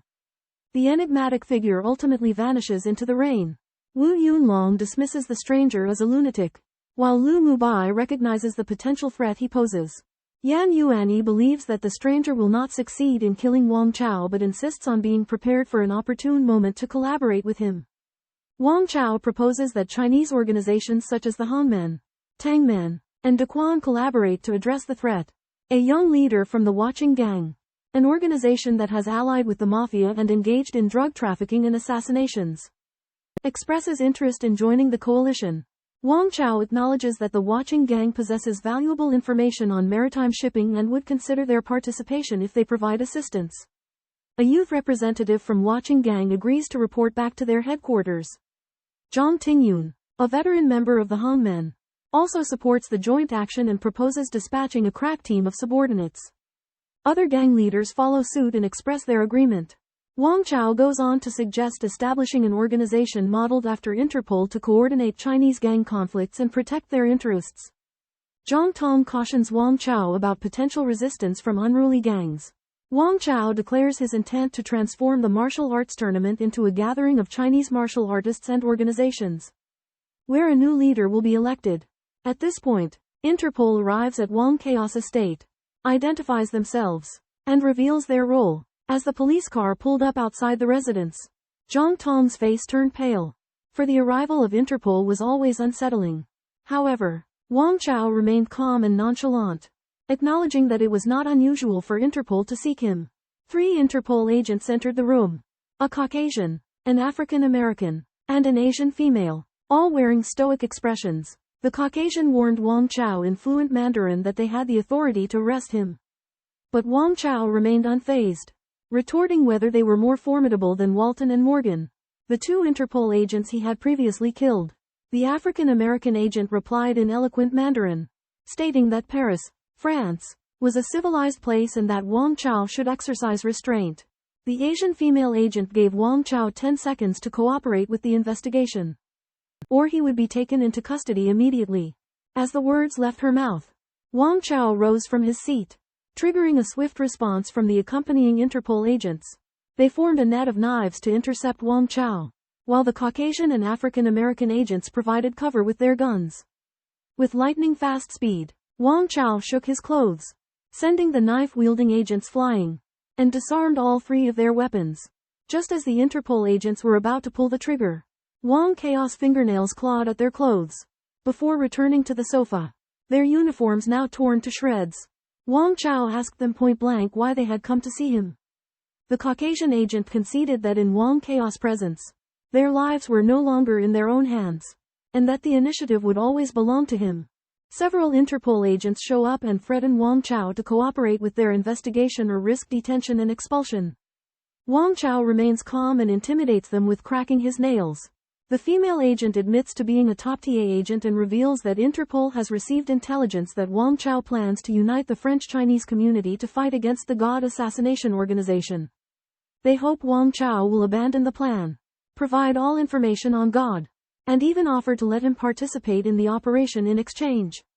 Wang Chao dismisses God and makes a counteroffer. Interpol must send 3 top TA agents to cooperate with him, and he will give up his plan to recruit Chinese gangs. Interpol is shocked by Wang Chao's request but agrees to consult with headquarters. The next day, Yan Yuanyi and others arrive at Charles de Gaulle Airport, stunned by Wang Chao's plan, which they believe will trigger a major reshuffle in the global underground. As they disembark, a woman in a pale purple dress silently observes their departure. At the Charles de Gaulle Airport, an ordinary woman named Tang Zichen watches as Yan Yuanyi and his group discuss Wang Chao. Tang Zichen admires Zhang Tong's insight while expressing awe at the growth of Wang Chao's power. She believes that Wang Chao is the strongest and has no rival. In Paris, under a torrential rainstorm, Zhang Tong and Wang Chao enter the Wudang Swordsmanship Dojo. Inside, the elite of the Chinese community are gathered, sitting cross-legged on the floor. Shui Shui challenges Wang Chao and lunges with a knife. Wang Chao deflects his knife with a single flick of a finger, causing Shui Shui to lose control of his weapon. Footsteps approach from the entrance as a figure wearing a conical hat walks in, announcing his intention to challenge the dojo and kill. Assassination in the martial arts hall.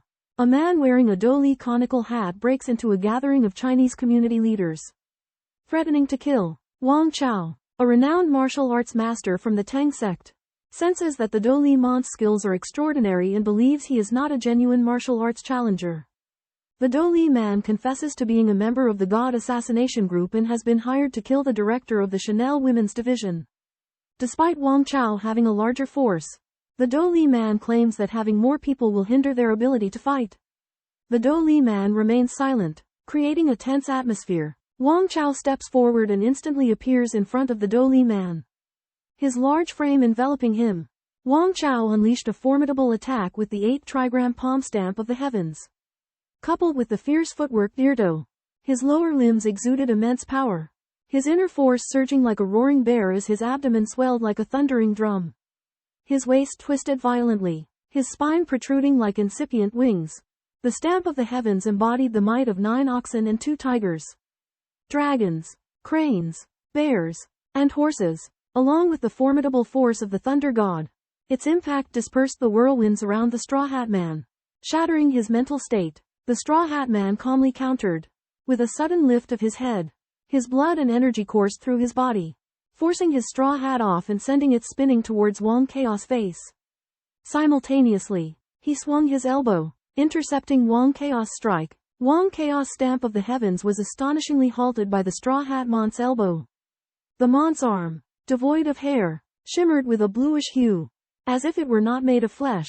Wang Chao sensed with keen intuition that the Straw Hat Man's fist technique was the most formidable he had ever encountered, surpassing even that of the martial arts king, Balaming. The Straw Hat Man had attained the Taoist Qigong realm of subduing the white tiger, where all essence, energy, and blood were sealed within the body, causing hair loss. Upon the impact of their fists and elbows, Wang Chao let out a roar that shattered the Straw Hat Man's hat.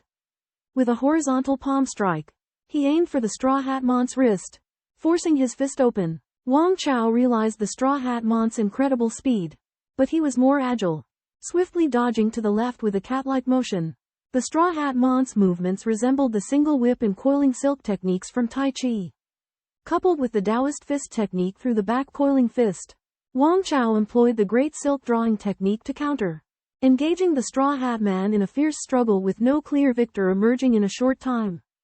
The Straw Hat Man, recognizing his own limitations against Wang Chao, opted to retreat. Wang Chao pursued relentlessly, their speeds reaching unimaginable heights. The Straw Hat Man attempted to strike Wang Chaos Mind with raindrops, but Wang Chao deflected them and retaliated with a cannonball attack on the Straw Hat Man's back. After receiving the blow, the Straw Hat Man questioned Wang Chaos' disregard for the lives held captive at the sword hall. Unmoved, Wang Chao continued his pursuit. The Straw Hat Man proclaimed himself as a god, admitting that while he could not defeat Wang Chao alone, his organization members were lying in wait nearby.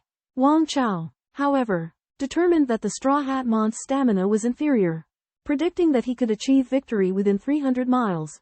The god leader acknowledged Wang Chaos' formidable momentum, expressing doubt about his own ability to persevere until the end. He revealed that the monks nearby were bodyguards for the Rockefeller family. But Wang Chao remained resolute in his intent to kill God. Wang Chao unleashed both palms in a stamp of the heavens attack, exposing his own vulnerable spots but concentrating all his energy. The god leader instinctively retreated, exposing a flaw in his defense. Seizing the opportunity, Wang Chao transformed his stamp of the heavens into a twin dragon-shape attack, targeting the god leader. The god leader realized that Wang Chao had breached his psychological defenses, rendering him both invincible and vulnerable at the same time. As Wang Chaos' twin dragon technique clasped the god leader, the latter was finally taken by surprise. Wang Chao tore through the rain curtain with swift movements, accurately seizing the god leader's shoulders.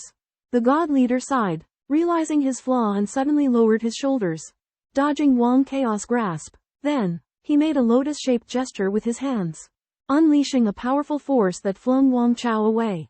The god leader's attack resembled Tai Chi's lotus swaying, but more fierce. It was the lotus and fire technique of Taoist Qigong. Wang Chao had never practiced it but knew about it due to his research on yoga. Facing the counterattack, Wang Chao retracted his momentum to the seal of heaven, neutralizing the god leader's attack with the intent of turning adversity into fortune. The god leader realized that his spirit had been shaken and chose to retreat at astonishing speed. However, Wang Chao suddenly found numerous caltrop needles behind him. He had no choice but to dodge, delaying his pursuit. At this moment, a young monk, Shi Yongse, appeared, revealing his identity and declaring his intention to avenge his sect. He joined two yoga masters in besieging Wang Chao. Suddenly, 3 sniper rounds shot from afar, targeting the 3 men. It was the marksmanship of Cheng Shanming, the king of snipers from North America. The expressions of Shi Yongse and the others changed drastically as they hurriedly fled. Wang Chao realized that he had missed a golden opportunity, filling his heart with regret. Under torrential rain, marksman Cheng Shanming demonstrates his astounding prowess with 3 consecutive shots. His targets, the 3 senior monks besieging Wang Chao, possess extraordinary physical prowess and agility yet fail to sense Cheng's murderous intent. Cheng's 3 bullets are dodged, but the monks prove no match for Wang Chaos' close-quarters combat. Monk Yonsei twists his neck to evade Wang's potentially fatal palm strike, but is nonetheless crushed to death by the latter.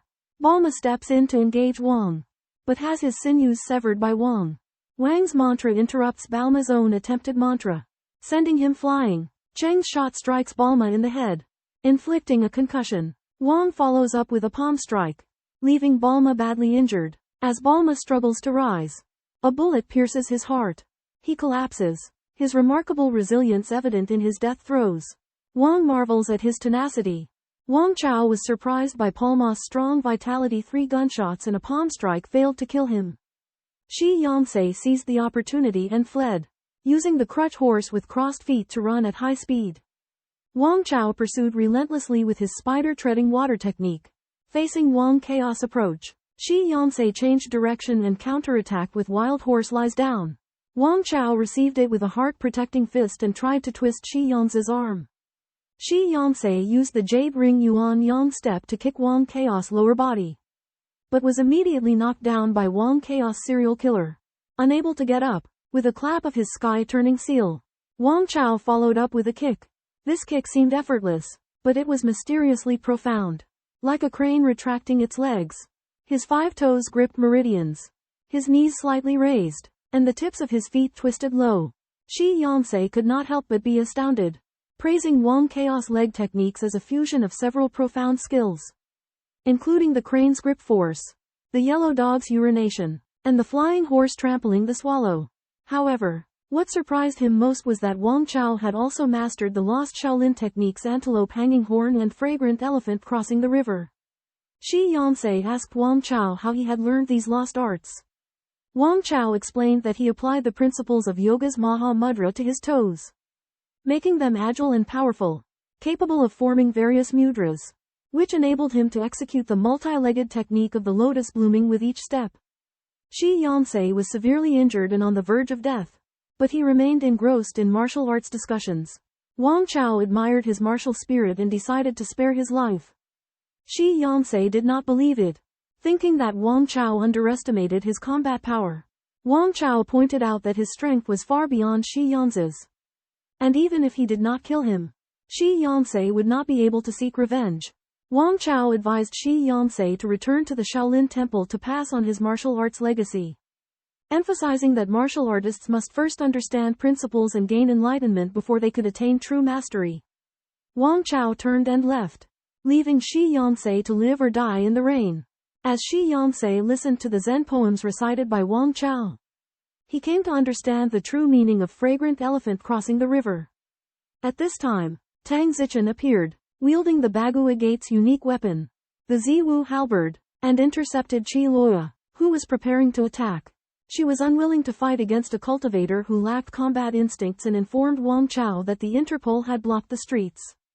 Wang Chao and Tang Zichen did not panic but planned to deal with the police. Tang Zichen said she would meet with Yan Yuanyi, resolve their feud, and compete in the martial arts conference. Over a dozen plainclothes Interpol agents emerge, their presence imposing. Among them, the stalwart Tai Han and 3 acquaintances step forward from the crowd. Tai Han confronts Wang Chao about his murder allegations, threatening deportation. Wang Chao responds calmly. Tang Zichen intervenes, noting Tai Han's softened demeanor since his promotion. A Caucasian named Yuri expresses dissatisfaction with Tai Han's approach, vowing to eliminate Wang Chao. Wang Chao senses their boiling point, maintaining control. Street Lightning appears, proposing to settle their conflict, but Wang Chao insists on resolving it at the upcoming martial arts convention. Street Lightning dismisses the idea. Wang Chao suggests the convention will mark the formation of the Chinese Triad Alliance, revealing the attendance of God's leader. Street Lightning, eager to act, refuses to wait. Tang Zichen displays her prowess, claiming Purple Army personnel are positioned nearby. Tai Han and his team are startled, realizing their blockade has been breached by armed individuals. Tang Zichen proposes a withdrawal of forces to avoid bloodshed. Tai Han agrees, scheduling further negotiations for a later date. In the torrential rain, Tang Zichen leads her troops to confront Yan Yuanyi, who has brought force-level figures as backup. International police officer Tai Han intervenes, attempting to control the situation. But Yan Yuanyi is fearless and accuses the other party of provocation. A white police officer named Lucius recklessly opens fire, trying to subdue Yan Yuanyi, but she effortlessly dodges and counters, killing Lucius. Then, Wu Yunlong, Lu Mubai, and Zhao Guangrong intervene to subdue the other police officers and maintain order. Tai Han demands that Yan Yuanyi and her group leave, or they will face a military siege. However, Yan Yuanyi declares she hates being ordered and points out Tang Zichen's hidden helpers. Tang Zichen realizes that Yan Yuanyi has people lying in ambush and decides to let her go temporarily, pursuing the god leader instead. The god leader senses Tang Zichen's killing intent and flees the scene. Tang Zichen and Wang Chao team up, using the treading dragon form technique to chase the god leader at lightning speed, determined to eliminate him at all costs. Amidst the misty rain of Paris, a figure glides across the Seine River, leaving ripples in its wake. A French fisherman witnesses this incredible feat of lightness, as the figure walks on the water's surface with ease. Meanwhile, Wang Chao and Tang Zichen pursue, only to find that the figure has crossed the river and vanished. Undeterred, they use their skills to track him to the other bank. There, the three face off across the river. The leader of God, the man they are pursuing, proposes a duel on the surface of the water. Wang Chao refuses, insisting on a one-on-one fight on dry land.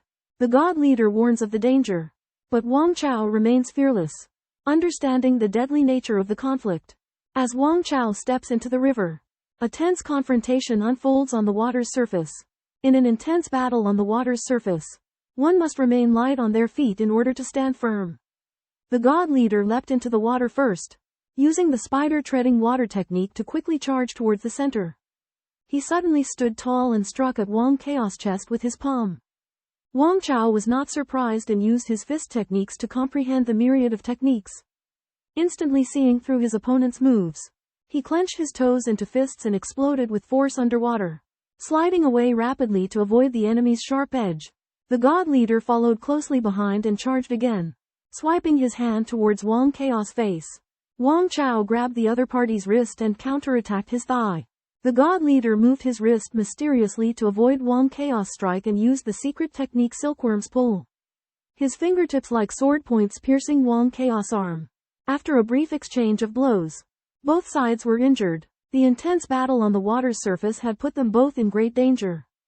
Facing the insidious Silkworm Pull's move from the god leader, Wang Chao is taken aback but reacts quickly.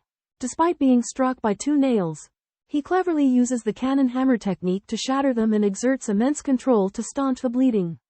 Meanwhile, with a single claw attack, Wang Chao lacerates the god leader's thigh, but the latter instantly deploys Qigong to mend the wound. Upon examination, Wang Chao realizes that his arm bone is fractured and a blood vessel has been severed, requiring a week's recovery. The god leader believes he can decipher Wang Chao's fist techniques, yet he finds himself cornered. He abruptly sinks into the river, attempting to escape, but this triggers an ambush by the Samsara squad. Over a dozen underwater assassins surface, wielding automatic rifles and launching an assault. Cheng Shanming and a young boy from the shore arrive in the nick of time, repelling the attackers with Baguazhong techniques and ranged weapons. Realizing the severity of his injuries, Wang Chao rendezvous with Tang Zichen, who informs him that the Samsara squad has not yet arrived. The god leader attempts a solo escape, but is met by another dozen god elites from the opposite bank of the river. By the riverside, Tang Zichen watches the opposite shore calmly. The rain subsides, but the fog grows. Gunshots ring out, a bullet skims her ear, but she remains unmoved. Wang Chao senses her composure and confidence, believing she has reached a high level. A brief gunfight later, the Water Soul squad is annihilated. Wang Chao reflects on the efficacy of firearms, believing martial arts must adapt to counter them. Tang Zichen orders Yuan to find a way to cross the river, but he warns her of the Ouroboros squad lying in wait on the other side. Yuan identifies himself as the deputy commander of the Tengmen Purple Legion in South Africa. Vowing to surpass Wang Chao, Wang Chao urges him to drop his gun, which he reluctantly does. Wang Chao and Tang Zichen wade across the river, pursuing the god leader into a forest. However, they sense the presence of 13 Huajin masters, including the Russian, Mikoyan. Mikoyan explains that the Ouroboros squad is made up of elite martial artists from around the world.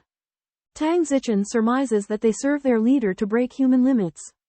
Mikoyan confirms that Choi Chongbai, Miyagi Ryota, Wharton, and Morgan were once Ouroboros members, but have since left. Wang Chao inquires about the leader's ideology, and Mikoyan reveals a reluctance to endorse his philosophy, but an admiration for his skills and resolve. Mikoyan relays the leader's proposal for a fair fight at the martial arts convention. In the event of their defeat, the Ouroboros squad will disband and pledge allegiance to the Tang clan. Wang Chao admires the leader's willingness to stake everything on a confrontation. Recognizing the upcoming convention as a pivotal test, the God Assassination Organization announces its disbandment. Its members, the Reincarnation Squad, state that they will not sit idle and hope Wang Chao will give up his killing intent. Wang Chao calmly observes their expressions, sensing that despite their formidable strength, the Reincarnation Squad members carry a heavy psychological burden. Wang Chao analyzes the intentions of the God leader, believing that he wants the Reincarnation Squad members to break through their limits and join his kingdom of God. However, their beliefs differ from the leaders, leading to the decision to disband. Wang Chao approves, commending their choice to disband as wise. After the Reincarnation Squad members depart, Tang Zichen suggests pursuing the God leader. But Wang Chao believes the timing is not right. He suspects that the leader will hide within the country, searching for a successor who embraces his ideals. Tang Zichen deems this plausible and speculates that the God leader may choose an innocent soul to groom as an adversary to Wang Chao. Wang Chao reveals his intention to establish the martial arts alliance as a wedding gift for Tang Zichen. To maximize the Wu Dao Dawei's impact, he plans to invest heavily, attracting the attention of Chinese gangs worldwide. Tang Zichen agrees with Wang Chao's approach, recognizing its potential to invigorate the martial arts alliance. Wang Chao clarifies that he is not concerned about Tang Zichen because she is powerful and independent. Instead, his concerns lie with other women like Zhang Tong. He believes these concerns could hinder his ability to confront the God leader's challenges. Whereas Tang Zichen is his only distraction-free concern. News of the God Assassination Organization's disbandment rapidly spreads through the global underworld. This organization, once revered as God, has met its end after its confrontation with the Tang clan in Paris. Chinese gangs across the world, including the Huaqing gang, the Taiwan Chai, the Fuqing gang, and the Dongbei gang, are shaken by this development. They consider participating in the upcoming Wu Dao Dawei to witness Wang Chao's strength and the fall of God. Yan Yuanyi resides in an elegant villa in fragrant hills, with the fragrance of orchid pervading the courtyard. A burly bronze statue stands in the center, with its acupuncture points prominently marked. Yan Yuanyi meets with her fiancé, Li Yang, to discuss their wedding. Li Yang wants to expedite the wedding, but Yan Yuanyi politely declines. Citing unresolved matters, the leader of God abruptly appears, declaring his intent to disband the organization to fully engage in a showdown with Wang Chao. He seeks assistance from Yan Yuanyi, hoping to cultivate a female on par with Tang Zichen. Yan Yuanyi suggests that the God leader visit the school before the martial arts tournament to find a suitable candidate with pure qualities to inherit his fist intent. Li Yang hastily departs after witnessing the God leader, a hint of malevolence in his eyes. Yan Yuanyi notices Li Yang's character flaw, increasing her reluctance towards the marriage. The God leader proclaims that everyone possesses the potential to become a genius, emphasizing that Wang Chao's strength lies not in exceptional talent but in the depth and irresistibility of his fist intent. The optimal age to start practicing martial arts is 16, but it's still possible to start at 18, 20, or even 25, 27, or 28, if one has the determination, a profound aspiration towards martial arts, and full dedication. It's not difficult to achieve great success later in life. The leader of God listened to Yan Yuanyi's suggestion without expressing approval or disapproval. He simply stood up calmly. Yan Yuanyi was delighted to serve as a guide. As the leader of God removed his hat, Yan Yuanyi got a clear look at the face of this legendary master. It was a remarkably youthful face, with a high forehead and bright eyes. At first glance, he appeared to be between 20 and 30 years old, except for the fact that his chin and lips were completely bare, without a trace of facial hair. Today, the leader of God had left his hat behind and was dressed in casual clothes, blending in with the local customs. Yan Yuanyi, on the other hand, was wearing a crisp white tracksuit. The two of them looked like students going for an early morning workout. Yan Yuanyi didn't respond to the comment, because the leader of God spoke with the lofty air of an immortal deity descending to earth to enlighten a mortal with exceptional potential. Wang Chao remained in Paris, inside a secluded house in the suburbs of Paris. Wang Chao raised his arms, stood barefoot, and assumed a starting stance with his palms open in the heart seal position. His body moved effortlessly, and his breathing produced the 6-syllable mantra Om. Ma, Ni, Bi, Mi, Hum, Tang Zichen sat cross-legged a short distance in front of Wang Chao. Her eyes were closed, and her clear, crystal-like lips were tightly pursed. She listened intently to the gentle hum produced by Wang Chao's breathing. The harmonious movement of his blood, marrow, bones, organs, muscles, and breath. Suddenly, the sound produced by Wang Chaos' inner movements changed, bursting into two syllables za. Li Tang Zichen briefly opened her eyes and thought to herself, perhaps after this martial arts tournament, we can hold our wedding at home. Tang Zichen exhaled deeply and said, I thought it would take a week. But you've done it in 4 days. Zichen, you forget that I am a gigolo who can turn into a scoundrel without even trying. Tang Zichen closed her eyes again. A grand, unprecedented reshuffling was about to unfold, set in motion by this conversation between husband and wife. At the same time, in Hong Kong, in the secluded garden of the Ho family mansion in Shousen Hill, a young girl sat in a serene meditation posture, facing a massive lead mercury sphere. The girl's posture was known as the Fukusezane sitting position. Her fingers were intertwined in a mudra, the heart seal that Wang Chao had taught her. This girl was none other than Huo Linger. Huo Linger sat cross-legged, practicing the heart seal stake technique to circulate blood. Her bare feet were crystal clear, rising and falling with her breath. Strangely, her head also moved with her breathing, as if the 5 hearts were facing the sky, energizing her whole body. As Huo Linger breathed with all her might, her skin turned as red as a rose. In one swift move, she kicked the several 100-pound lead mercury ball and held it up effortlessly with one hand. With slow punches, she spun the ball tightly, as if it were wrapped in steel wire. After stopping, Huo Linger sighed, always one step away from reaching the realm of Hua Jin. Her father worried about her prolonged seclusion and wanted to persuade her to give up competing in the martial arts tournament.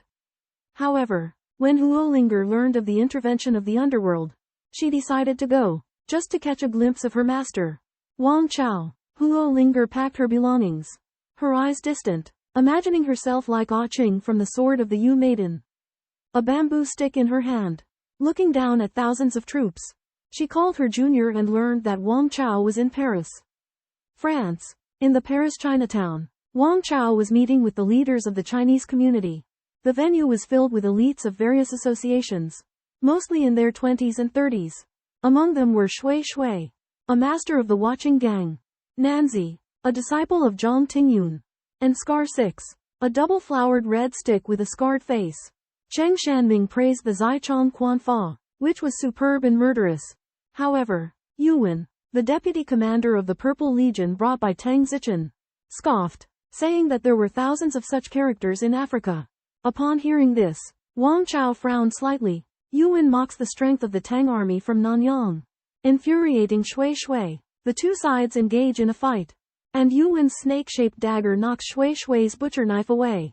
Just as Yuan is about to stab Shui Shui's heart, Wang Chao intervenes, displaying his astonishing abilities. Yuan is not willing to give up, and he catches Wang Chaos' attack with his bare hands.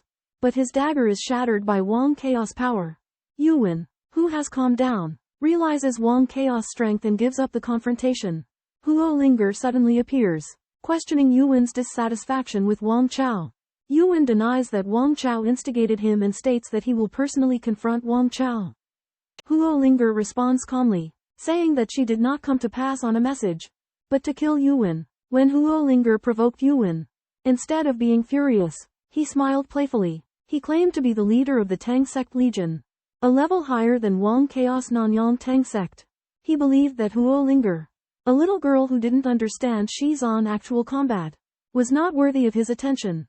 However, Huo Linger stepped forward, blocking his path with her skilled Baguazhong 8 trigrams palm reversals. A murderous intent flashed in Yuan's eyes. Believing that Huo Linger was courting death, he boasted that his martial arts skills were 10 times better than Huo Linger's and that he could kill her within 10 moves. Huo Linger remained calm, stating that her boxing technique emphasized intention before action, and that life and death were determined before the fight began.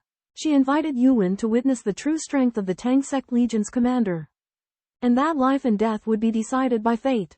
Yuan agreed, and under Huo Linger's serene and ethereal gaze, his spirit also became sharp.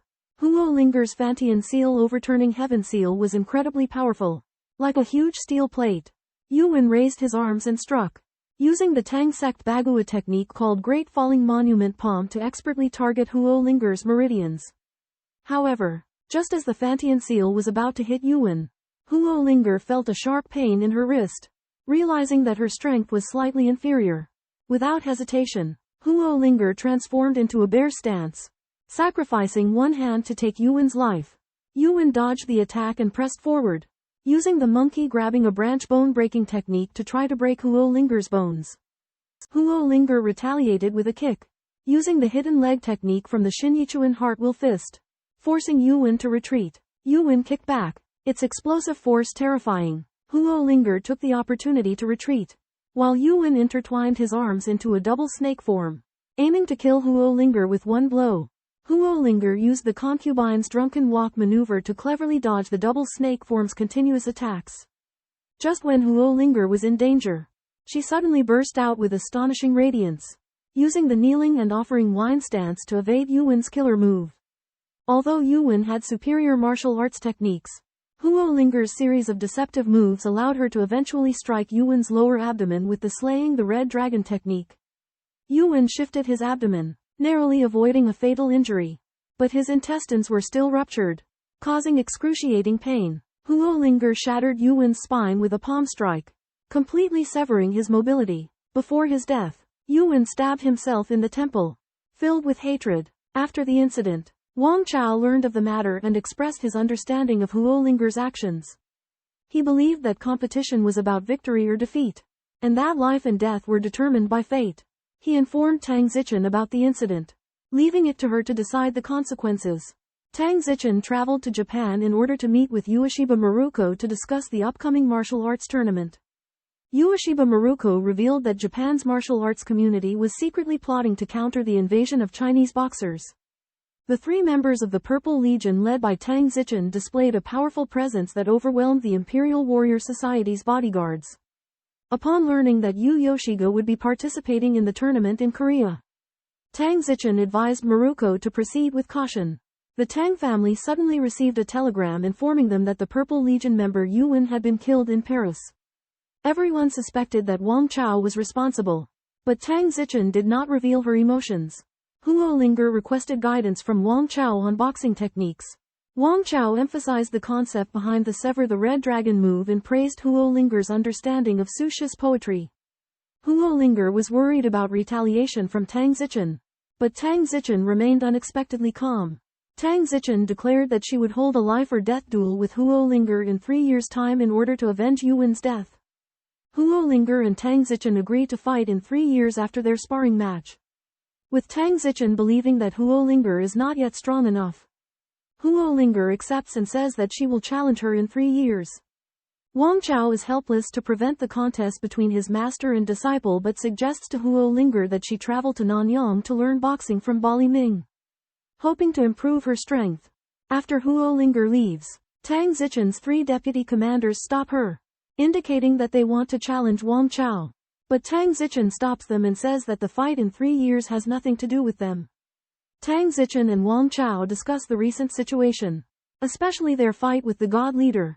Huo Linger arrives in Nanyang and asks Bali Ming to teach her boxing.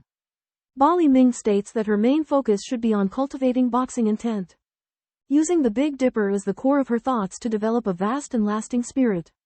Under the clear night sky of Nanyang, Huo Linger sought to understand the essence of Parlimzi's boxing, the boxing essence of the Imperial Star in Chaos. The world in rebellion was hard for Huo Linger to grasp. Even with Parlimzi's guidance, Huo Linger's limited imagination prevented her from understanding its profoundness. In desperation, Huo Linger abandoned Parlimzi's boxing essence and imitated Wang Chaos' ethereal and untraceable fist technique. Suddenly, a line of poetry by Du Fu struck her inspiration. Combined with Baguazhang's 7 stars pole technique, it transformed into a move called Starry Agitation. Huo Linger swung her arms freely, using Chinese poetry as her inspiration. Each move possessed a unique charm, perfectly embodying the breadth of martial arts and the depth of literature.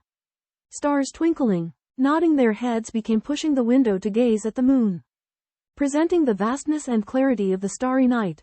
Horse-shaped bow and arrow stance combined with Shin Chiji's poetry, expressing the valor of autumn battles. rotating palm chop and parry match with poetry about the chivalrous wandering in the wind and dust, revealing the heroic spirit of patriotism. The crane stance coordinated with Su Dongpo's poetry, like a goose flying over the snow, free and unrestrained. Every move of Huo Linger was like a painting, seamlessly merging boxing techniques with poetry, reaching the realm of advanced martial arts. Parlimsey observed from the sidelines, marveling at Huo Linger's ability to find compatible meanings in the vast ocean of poetry and give martial arts new vitality. Although he was unable to teach her, Parlimsey lamented the chaos of the world, where different paths had their own merits and could not be measured by the same standard. As he left, he let out a long sigh, the sound lingering in the air as if echoing the vastness of the world. While exploring fist intent in the southern seas, Huo Linger achieves Hua Jin, while Wang Chao and Tang Zichen live comfortably in Paris.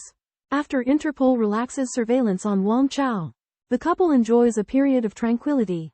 However, this peace is shattered by a sudden event. Hongmen elder Zhu Hongzi and Central Committee member Liao Junhua visit and invite Wang Chao to an important gathering. Wang Chao and Liao Junhua reunite as old friends and learn that the Green Gang will also be present. At the gathering, the Green Gang displays its signature dish, immortal tofu, showcasing their exquisite knife skills. Meanwhile, a seemingly deranged Green Gang elder, Chu Weiming, repeatedly strikes the table, creating a sound like a wooden fish. Wang Chao astutely senses Chu Weiming's exceptional skills. Recognizing him as an eminent figure, the Green Gang boss subtly suggests that they would like Wang Chao to spar with Chu Weiming to gauge his abilities. Wang Chao agrees, and a martial arts showdown is about to unfold. The chef of Watching Gang demonstrates his incredible knife skills by carving a lifelike Maitreya Buddha out of a giant pork cleaver. The tofu Maitreya Buddha, no bigger than a palm, features intricate features, holds prayer beads, and elicits awe from the onlookers. Veteran members of the gang, such as Zhu Hongzi, comment that this divine tofu Maitreya Buddha is the king of all Buddhas and is extraordinary. Wang Chao, confident in his abilities, accepts the challenge willingly. The chef proposes a dangerous method of consumption: you won't need to use your hands. Wang Chao must allow the chef to use his knife to deliver the tofu into his mouth, putting him at great risk. Unfazed by the challenge, Wang Chao unleashes his aura, confronts the chef's knife, and bites through the steel blade. This display of power stuns everyone present and confirms his status as the world's greatest martial artist. Witnessing Wang Chao's formidable skills, the onlookers are convinced. They acknowledge his superior martial abilities and recognize him as the undisputed master of the world. Famed for his formidable teeth, Wang Chao demonstrated unparalleled strength by effortlessly biting through a thick steel knife, chewing it with a resonant crunch that astonished all. Challenged by Wang, Watching Gang's master strategist Ken Shu unleashed a move known as Taibei Salutation. But Wang swiftly intercepted, breaking the blade with his bare teeth. Deeply shaken, Ken Shu acknowledged Wang's supremacy and pledged Watching Gang's temporary support for Wang's alliance of gangs. Du Yui, the head of the Green Gang, proposed a confrontation between Wang and the mentally ill Chu Weiming. Despite Chu's erratic state, his martial arts abilities were formidable, reaching the realm of embryonic divinity. With an intense gaze, Wang provoked Chu, who launched a fierce attack. However, Wang employed silkworm tying and seal of the heavens overthrow techniques to neutralize and subdue Chu. Finally, Chu succumbed to unconsciousness, while Wang's absolute strength left all in awe. Wang Chao defeats Bao Dan level master Chu Weiming with one palm strike, astonishing everyone present. Wang Chao points out that Chu Weiming has lost his mind due to his martial arts madness and suggests that he withdraw from the martial arts tournament to avoid chaos. Wang Chao uses his superb Qigong massage techniques to revive Chu Weiming. Du Yui expresses concern about Chu Weiming's mental state, and Wang Chao says that it will be difficult to recover and may even lead to a decline in his martial arts skills. Du Yui sighs. Du Yui, the leader of the Green Gang, expresses his support for the Chinese gang alliance plan proposed by the Tang sect. And other gangs also express interest. Wang Chao expresses his willingness to serve as the leader and unite the Chinese gangs. The Green Gang and the Watching Gang will announce their recognition of Wang Chao as the world's greatest martial artist. Building momentum for him, Liao Junhua asks for Wang Chao's opinion, and Wang Chao gladly accepts. Liao Junhua speaks with Wang Chao privately and reveals that Yan Yuanyi and the leader of God may join forces to participate in the martial arts tournament. He proposes a solution that would benefit both sides. Wang Chao marries Yan Yuanyi, resolving the conflict and stabilizing the situation. Shocked, Wang Chao couldn't believe what Liao Junhua just said. Liao Junhua's expression was solemn. This is a perfect solution. If you pursue Yan Yuanyi, you can turn an enemy into a friend. Otherwise, at the martial arts convention, you will inevitably fight to the death, implicating Lu Mubai and Wu Yunlong. Wang Chao was silent for a moment before nodding. Yan Yuanyi has dealt with me many times, and Lu Mubai and Wu Yunlong have also become enemies of mine because of their defeat. Martial artists cannot tolerate defeat, so a fight to the death is inevitable. Liao Junhua continued, but if you pursue Yan Yuanyi, the conflict can be resolved immediately. Moreover, Yan Yuanyi's fiancé, Li Yang, is a political obstacle for me. It will benefit me if she marries Wang Chao. Wang Chao, however, suggested instead of me pursuing Yan Yuanyi, it would be more suitable for you to do so. Her martial arts skill surpasses yours, and she is unmarried. Furthermore, although she hates me, I can sense her respect for me. Liao Junhua knitted his brows. Yan Yuanyi is the key person. If you pursue her, the conflict can be pacified. More importantly, both of you are martial artists who cultivate your qi. Even if you are hostile toward each other, you would still admire each other's strength. Therefore, I suggest that you meet and talk about it. After some hesitation, Wang Chao said meeting her is fine, but it must be in a foreign country. Okay, I'll arrange the meeting and contact you after it's set. Thus, a plan that might prevent a bloody conflict at the martial arts convention was established. After Liao Junhua returned to China, he arranged for Wang Chao and Yan Yuanyi to meet and talk. To resolve the grudges between Yan Yuanyi and Wang Chao, Liao Junhua arranges a meeting for them at the World Hongmen headquarters in Honolulu. Liao Junhua believes that the two parties do not have deep hatred and hopes they can resolve their issues peacefully. Yan Yuanyi agrees to meet with Wang Chao but does not want to speak on the phone. Liao Junhua worries that if the two parties meet in China there could be conflict. So he sets the meeting at the Hongmen headquarters to ensure safety. Lu Mubai, Wu Yunlong, and Zhao Guangrong believe that Wang Chao has been arrogant recently and should be taught a lesson.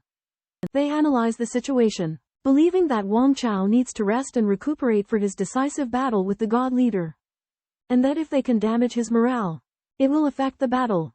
Tang Zichen alerts Wang Chao that Liao Junhua's arrangement may be a conspiracy and advises him to proceed with caution. She informs him that the World Hongmen headquarters in Honolulu is full of skilled fighters. When Wang Chao arrives in Honolulu, he is received with great respect by the Hongmen. He notices that the sharp eyes of these experts are filled with respect, indicating that his reputation has spread far. As the world's greatest martial artist, Wang Chao's reputation has spread throughout the Chinese community for centuries. As he entered the hall for a banquet hosted by the Hongmen Society, he was greeted by Lu Shuyang, the vice president of the society. Despite being known as the Morning Sun Hand, Lu Shuyang felt pressured in Wang Chao's presence and his tone softened involuntarily. The hall was filled with distinguished guests, among them an extraordinary couple who had reached the realm of Dan Jin through dual cultivation. Wang Chao recognized the true nature of their unorthodox cultivation but paid them no attention. His gaze was drawn to the massive painting of the magnificent mountains and rivers that hung in the center of the hall.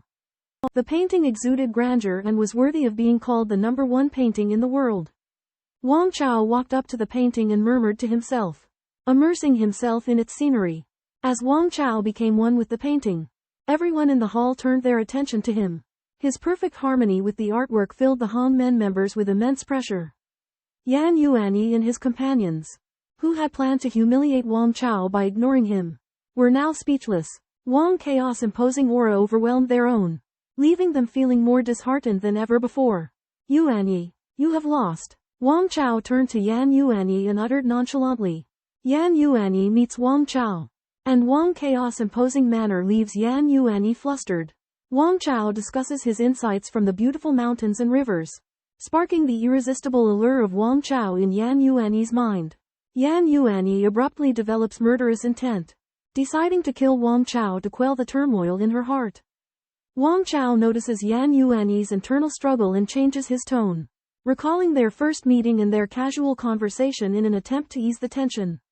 Reminded of Wang Chaos' teasing behavior during their initial encounter, Yan Yuanyi's anger surges. However, she detects a lurking threat in Wang Chaos' gaze and manages to calm herself. Resolving to engage in a war of attrition with Wang Chao, Wang Chao pressures Yan Yuanyi to commit, demanding that she either forfeit her participation in the martial arts convention or face death.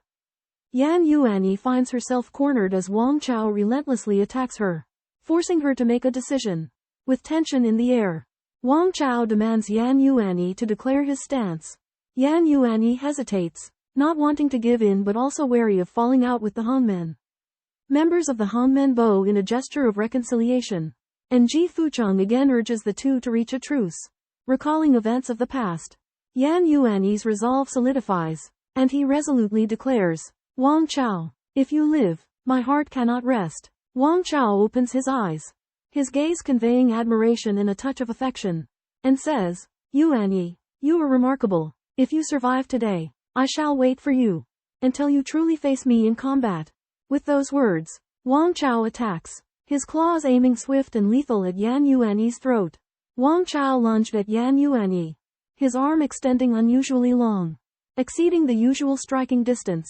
Yan Yuanyi countered with the Ember's retrieval technique of the Ma short staff.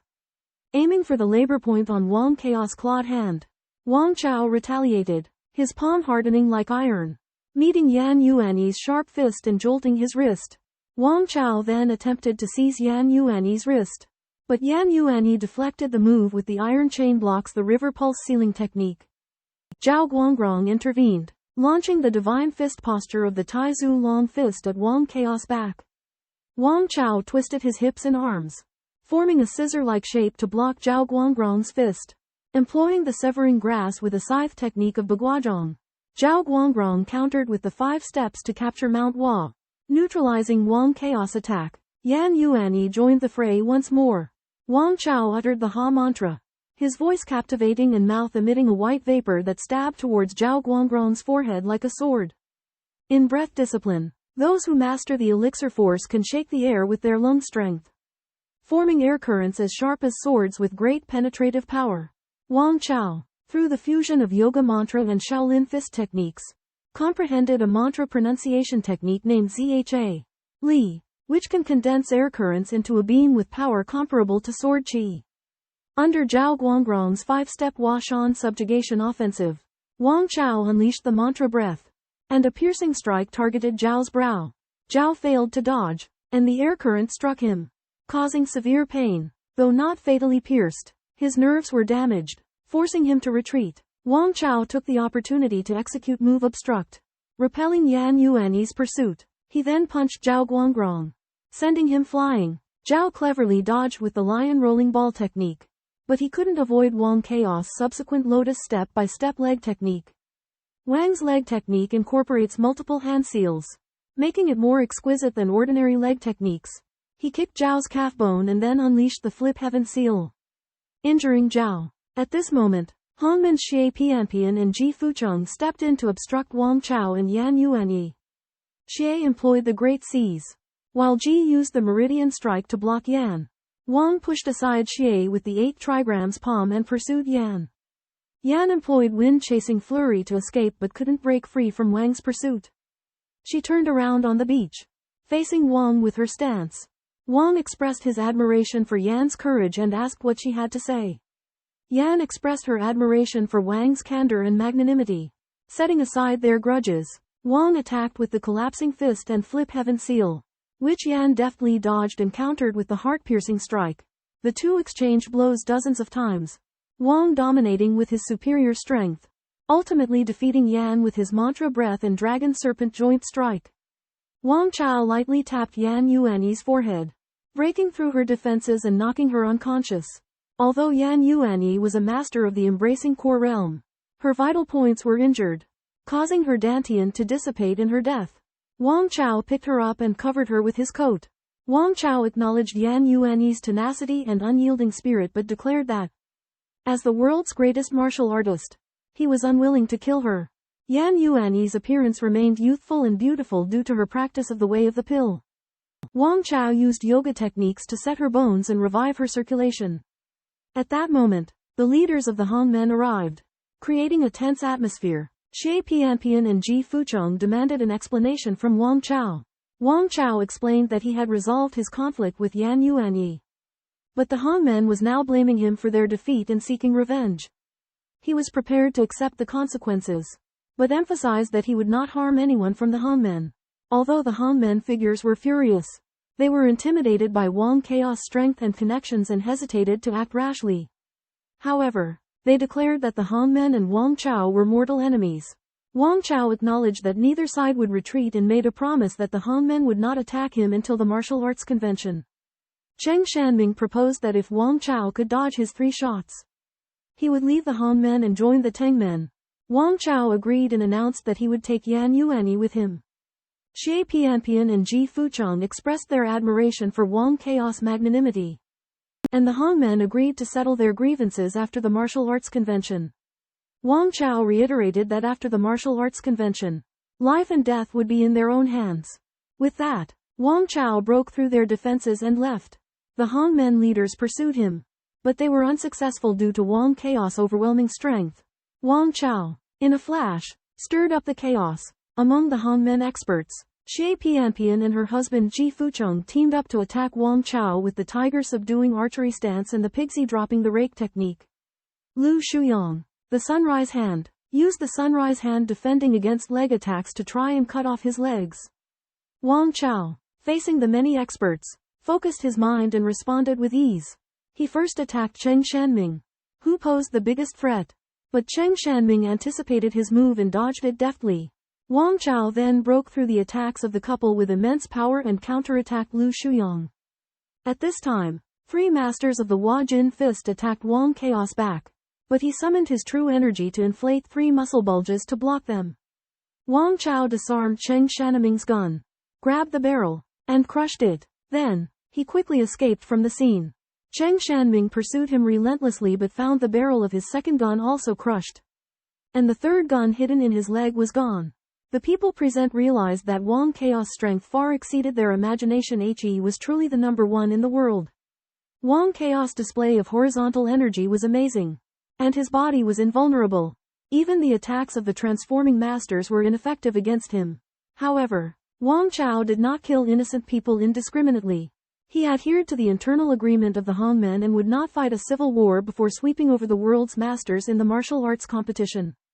The Han men master Cheng Shanming was also shocked by Wang Chao and gave up his revenge.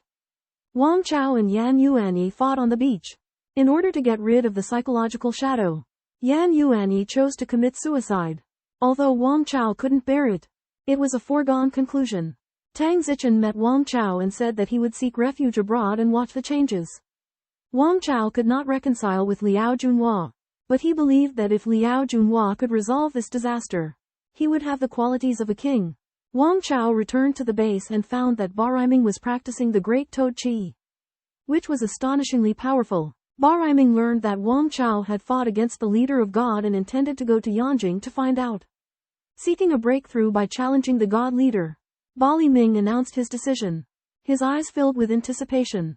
Wang Chao reminded Baliming to consider the upcoming martial arts convention, a rare gathering of warriors from all nations, and missing it would be a lifelong regret. Baliming said he would give it careful consideration. Baliming expressed confidence that regardless of victory or defeat, the God leader would not be able to kill him, boasting of his abundant self-preservation skills. Wang Chao agreed, acknowledging Baliming's wisdom and strategy. At the same time, in Yanjing, the God leader met with Luo Xiaomeng, a disciple of the Zhugong sword sect. The God leader commented on Luo Xiaomeng's martial arts skills, explaining the essence of Taoist golden pills and Confucian Tai Chi, emphasizing the importance of controlling one's mind. Luo Xiaomeng sensed the God leader's immense power but remained fearless.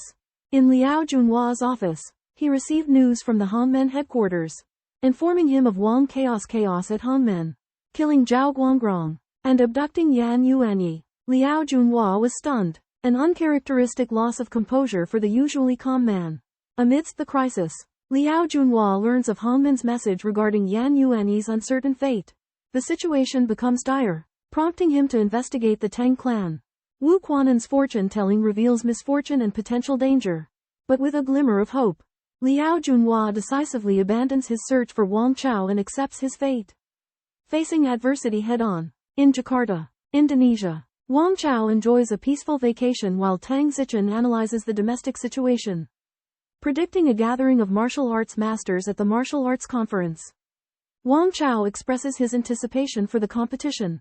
Acknowledging the decline of skilled fighters, Huo Linger's training is interrupted by her preoccupation, which she suspects is linked to Wang Chao. She realizes her inability to compete with Tang Zichen and resolves to improve over 3 years to seize opportunities. In Siberia, Russia, the brutal training of a boxing camp unfolds. The leader, a champion in the underground fighting world, proclaims his exceptional abilities.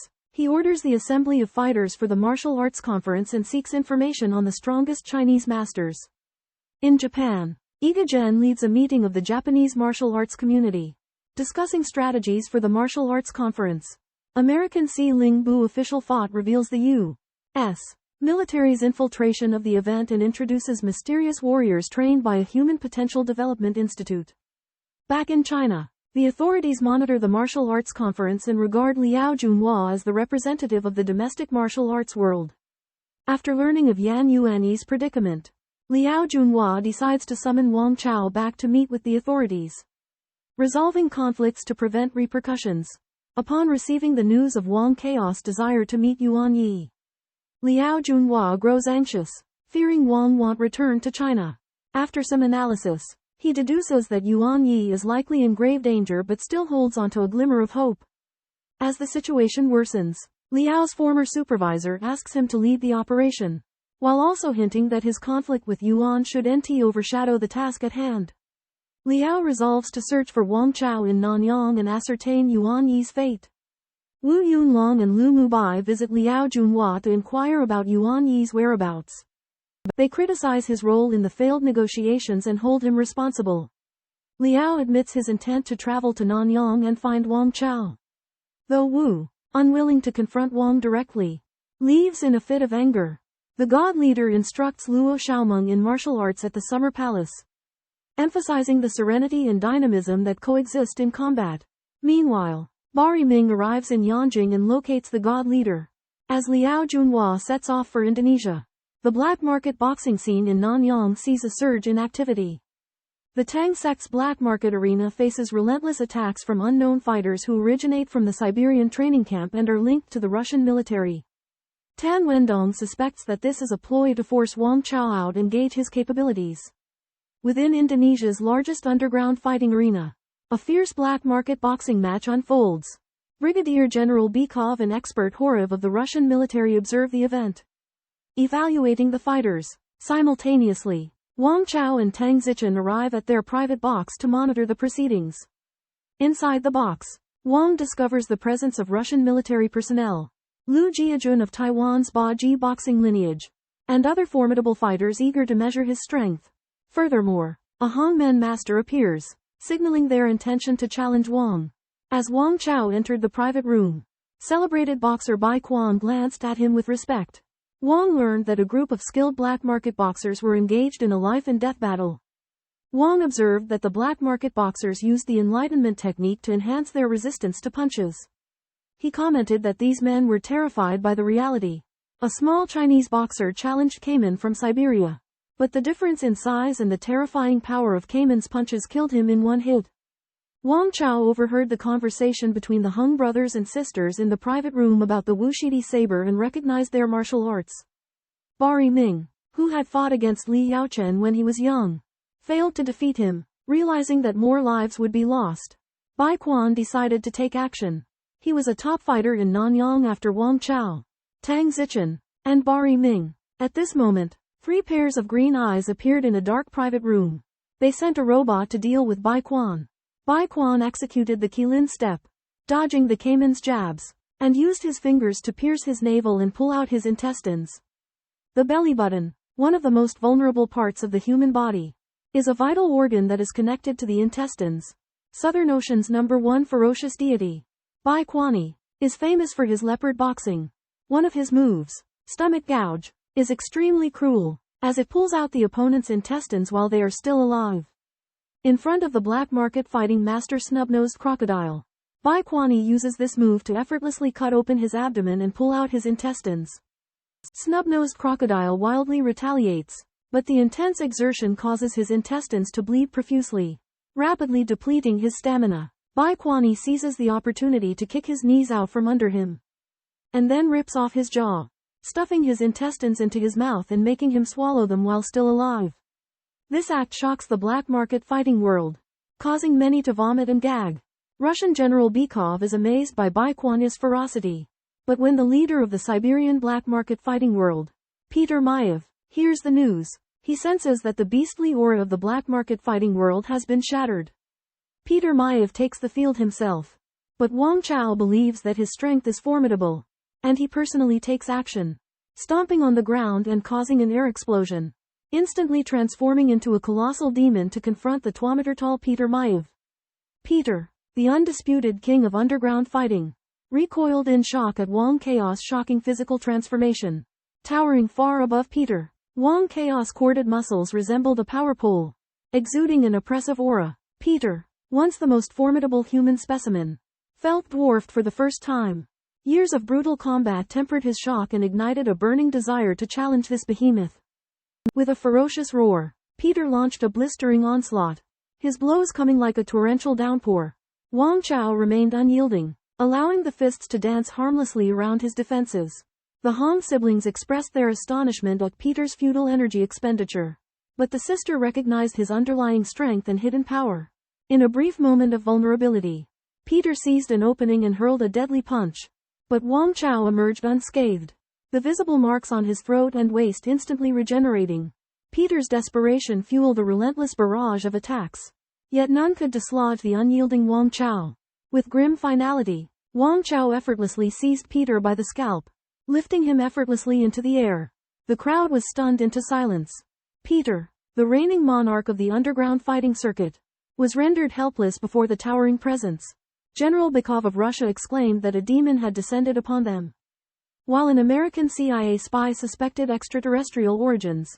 The young fighter Liu Jiajun hailed Wang Chao as the undisputed pinnacle of mortal combat. Wang Chao reigned supreme, an indomitable titan destined to remain unchallenged for a century to come.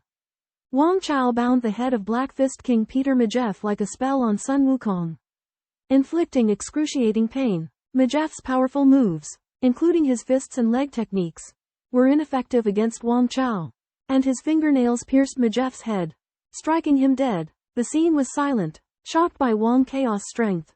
The Hongmen woman was astonished that Majeff possessed no hidden force, while Wang Chaos' physical defense was incredible, even impervious to hidden force. As everyone was still recovering from the shock, Wang Chao entered in his casual clothes. His gaze was gentle, and his demeanor was a far cry from his appearance in the ring. The Hongmen woman brought out the Wuji sword, and Wang Chao praised its swordplay and the snake body technique of the Hongmen Sanwang cannon fist. The woman mentioned her swordplay encounter with Wang Keng of the Watching Gang 3 years ago, which Wang Chao acknowledged as a draw. Wang Chao then narrowed his body and his demeanor changed drastically, making it difficult for people to associate him with the image of the world's best martial artist. Facing the mockery of the Hongmen woman, Wang Chaos' eyes lit up. He complimented her superb swordsmanship and expressed his desire to witness it. The woman retorted dismissively, to which Wang Chao responded that she could challenge him if she advanced to the Danjun realm. The woman took offense at Wang Chaos' patronizing tone, which he attributed to his high status. Wang Chao suggested that the woman test his strength personally. After some hesitation, she agreed, harboring doubts due to Wang Chaos' reputation. He denied harboring any malicious intent, stating that it was an opportunity for him to assess her potential and courage. The woman, Choshan, raised her sword to her elbow, concealing the Duan Yi Liang Pao severing ties technique. Her younger brother tried to dissuade her, but Choshan condemned him as weak. Wang Chao remained composed, contemplating the challenge she had posed to linger in absent character. In an era teeming with prodigies, Wang Chao arrives in a private room to chat with the Han siblings and test Chu Chan's blade techniques. Chu Chan's infinity blade technique proves astounding, its graceful yet forceful strikes distorting the air and sending heat radiating. However, Wang Chao astutely detects a momentary lapse in Chu Chan's concentration as she draws her blade. Capitalizing on this, Wang Chao stands firm, using his fingernails to deflect Chu Chan's infinity blade and evade its rotations. Faced with Chu Chan's subsequent variations, Wang Chao swiftly shifts position and sheaths his blade. Chu Chan recuperates, closing her eyes in meditation to heighten her senses and, guided by the faint sounds of Wang Chaos movement, unleashes her shaking blade power and silver serpent strike, her blade flashing like a frenzied serpent. Yet, Wang Chao strikes Chu Chan's infinity blade with the sonic force of the character ZHA.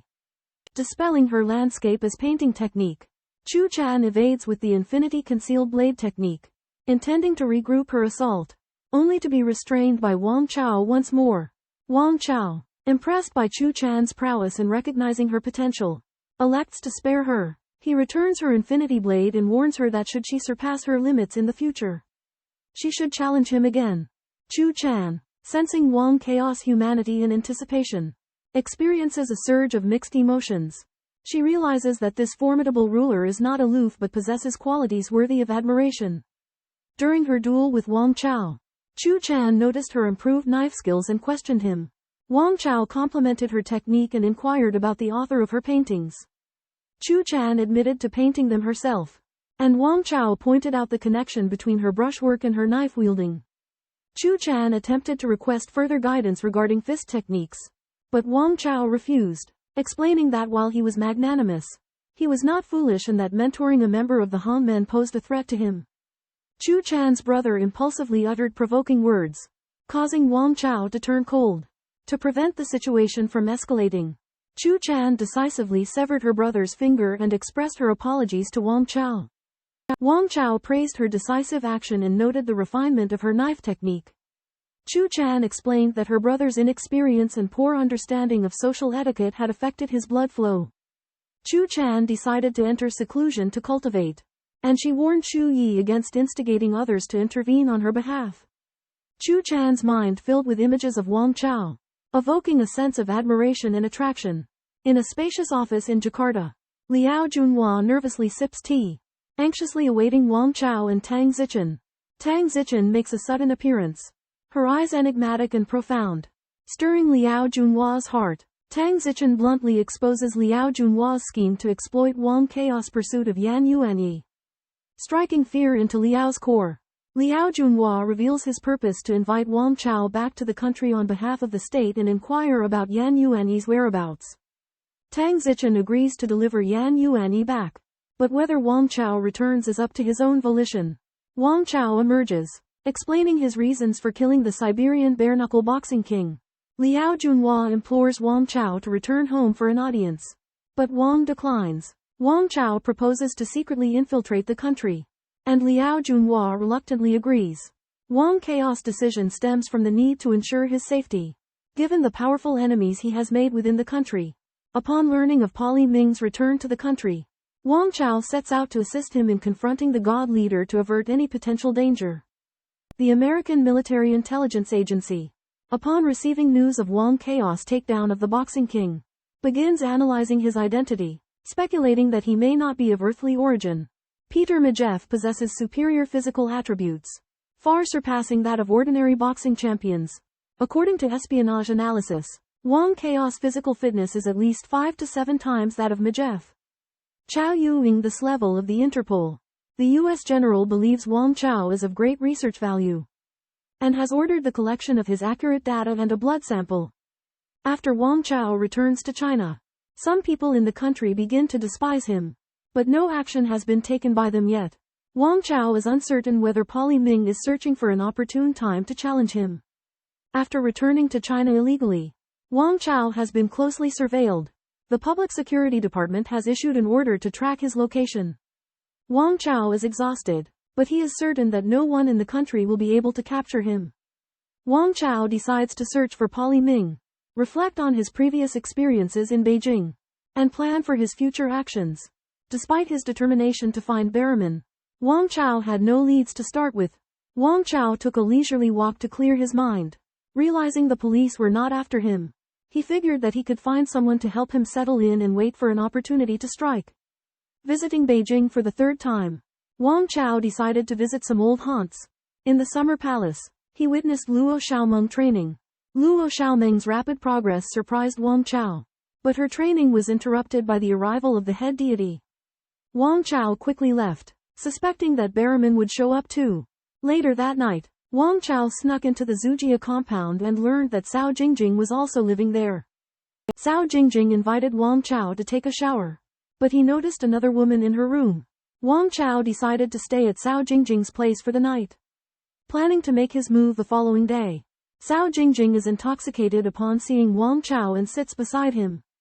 Her best friend, Su Xiaoyue, is surprised by her action. Have you been well recently? Cao Jingjing asks with concern. Wang Chao notices that Cao Jingjing's martial arts have improved and warns her of the dangers in the martial arts competition. Cao Jingjing receives a call and learns that her mother is visiting with a guest. She hesitates. Wang Chao offers to leave, but Cao Jingjing insists that he stay. Cao Jingjing's mother, Yi Qian, and younger brother, Yan Shaoling, enter and see Wang Chao sitting with his legs stretched out. Yi Qian's face darkens. Cao Jingjing declares that Wang Chao is her boyfriend and rejects her mother's arrangements. Yi Qian becomes emotional, and Wang Chao intervenes. Cao Jingjing's father, Cao Yi, arrives and is shocked to learn of Wang Chaos' identity. Yan Shaoling harbors animosity toward Wang Chao. Wang Chao reveals his purpose to Cao Yi, indicating that if Wu Wenwei wants to find him, he can go to Liao Junhua's house. He also warns Yi Qian not to interfere with Cao Jingjing. Wang Chao then mysteriously disappears, leaving Yi Qian in awe of his presence. That evening, Wang Chao appears at Liao Junhua's house and meets a mysterious old man the next day. Wang Chao infiltrates the heavily guarded military compound and finds Liao Junhua. Liao arranges for Wang to meet the leader. Several vehicles enter the military district and escort Wang to a deep palace courtyard with vermilion walls and glazed tiles. Wang feels an overwhelming sense of majesty. A young man leads Wang into a building, where he meets the elderly man, Wu Wenwei, Lu Mubai, and Wu Yunlong. The familiarity of the elder reminds Wang of a television program he had seen. The elderly man asks Wang about the secret of refining golden pills, and Wang responds cleverly. The elder then casually discusses meditation, luck, and the benefits of martial arts. Lu Mubai and Wu Yunlong, aware of Wang's extraordinary martial prowess, refrain from arguing. The elder invites Wang to join him for a meal, and the atmosphere is relaxed.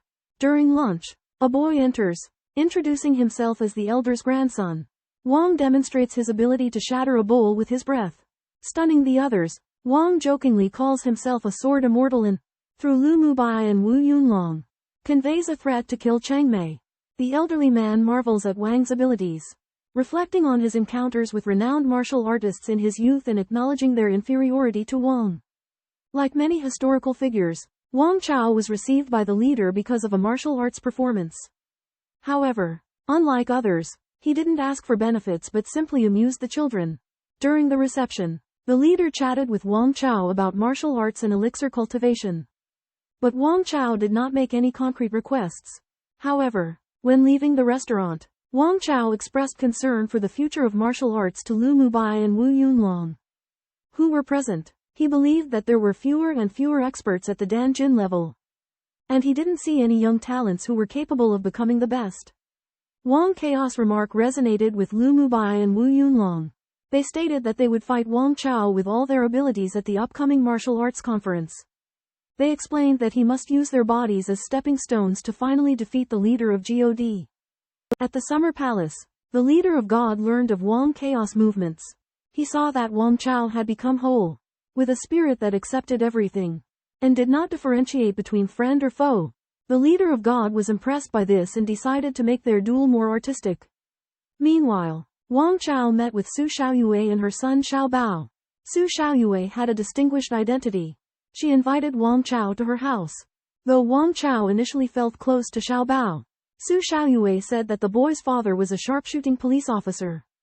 A police captain stepped forward to challenge Wang Chao, suggesting that martial arts could not counter a gun.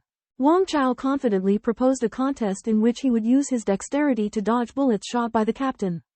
This allowed Xiao Bao to believe in his immortal uncle. Wang Chao remained calm when the guard provoked him, pointing out that the guard had trained in Tai Chi and now in gunfighting. The guard then revealed his military composure, stating that he had trained in martial arts under Wu Yunlong but had lost faith in it and switched to gunfighting. Wang Chao agreed to a contest with the guard, with the wager being that if the guard defeated him, he would become the top bodyguard in Zhongnan'e and the world's greatest fighter. The guard then silently shot at a sparrow near the wall with a silenced pistol. As the guard moved, Wang Chao stomped his foot, causing the ground to shake and startling the flock of birds.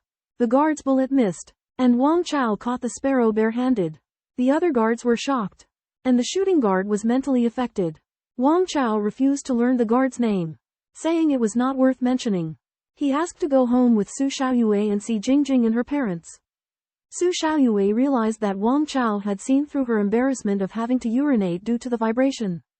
Wang Chao enters Su Xiaoyue's house with the little boy in his arms and discovers that the interior is decorated in an antique style. In the center of the living room is a large wooden table, upon which hang brushes, ink, paper, and inkstone, creating a strong scholarly atmosphere. The surrounding walls are neatly lined with thread-bound books. In the corner there are bunches of flowers and an elderly turtle. The Wajing Gang's Tai-Bai Wine Inn, although classical, is somewhat gaudy. However, the bookish aura of Su Xiaoyue's home is stronger, suggesting her deep cultural background. Wang Chao comments.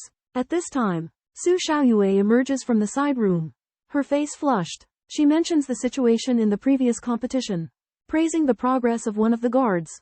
This guard is deeply accomplished in gunplay and has received recognition from a martial arts master.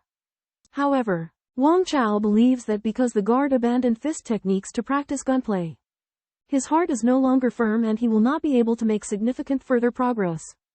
Su Xiaoyue retorts that if the guard gives up his killing ways and cultivates assiduously, he can still make progress. Wang Chao scoffs at this, claiming that it's a plot from a novel. While the two are chatting, the door suddenly opens and Su Xiaoyue's father, Su Wen, and Hung Gate General Assembly member Xu Renlong walk in. Su Wen asks Wang Chao's name, and says that he came to see him. Xu Renlong observes Wang Chao and comments on his martial arts, acknowledging his abilities. Next, Xu Renlong asks Wang Chao if he has instructed Choshan in martial arts and inquires about her progress. Wang Chao admits to having instructed Choshan, but remains non-committal on her progress. Xu Renlong praises Wang Chao's esteemed position in the martial arts world, stating that all the gangs must acknowledge this. Just then, a woman's voice can be heard through the closed door, startlingly clear. In this conversation where soundproof doors were no obstacle, Wang Chao discovered his visitor employed a subtle sound vibration technique, indicating her impressive skill level. Upon her entry, Wang Chao recognized her as Su Xiaoyue's mother, Feng Kai. Despite her mature demeanor, Feng Kai possessed a smooth, jade-like complexion and a robust dantian, emitting a surge of energy. Wang Chao realized she was no ordinary adversary. As their conversation progressed, Wang Chao learned that Feng Kai was a former master of the Hongmen, who retired for love. Although her martial arts prowess fell short of Yan Yuanyi's, she was far superior to Xie Pianpian and Ji Fucheng.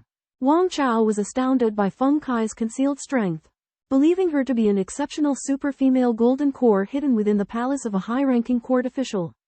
Surpassing the typical hidden master, Feng Kai proposed a duel, using the grappling technique teardown and headclasp from the three sovereigns' cannon fists. Her speed was phenomenal. Wang Chao countered with the Heart Seal's Mother Fist and Embryo Fist, unleashing such force that Feng Kai's blood surged.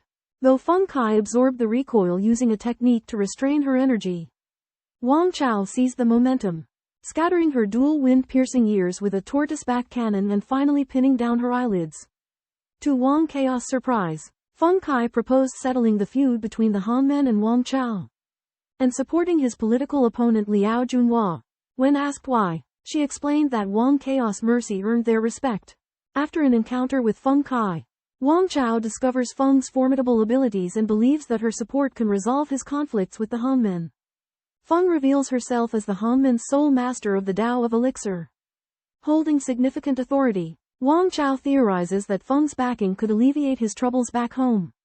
However, he hesitates, concerned about violating tradition. Feng candidly admits to being Wang's junior in age and experience, and inquires about Chu Chan's potential in the Tao of Elixir. Wang Chao believes Chu Chan has the aptitude to pursue the path. but her determination will be crucial. He also asks about Linger's capabilities. And Feng subtly suggests that Linger's extensive connections may hinder her progress compared to Chu Chan. Abruptly, Feng proposes Wang's participation in the upcoming martial arts tournament. Wang learns of an impending confrontation between the god leader and Ba Li Ming at the Yihayuan, and invites Feng to observe the battle. Later that evening, the god leader and Ba Li Ming engage in a fierce showdown at the foot of Wanchu Mountain in Yihayuan. Ba Li Ming employs the elephant crossing the river technique to charge at the god leader. Unleashing a powerful punch, the god leader counters with the lotus in fire. Narrowly evading the attack, the god leader unexpectedly unleashed the ultimate skill lotus rooting in fire. Baram was unperturbed, his mind entered a peculiar state, and he used antelope hanging on horn to resist lotus rooting in fire. As the two engaged in combat, the intensity shifted from brute force to finesse, with unpredictable movements. Abruptly, Baram executed green bull charging horn, countering god leader's silk trapping with the strength of 9 oxen. God leader was forced to retreat. Baram seized the advantage and unleashed barrage of arrows.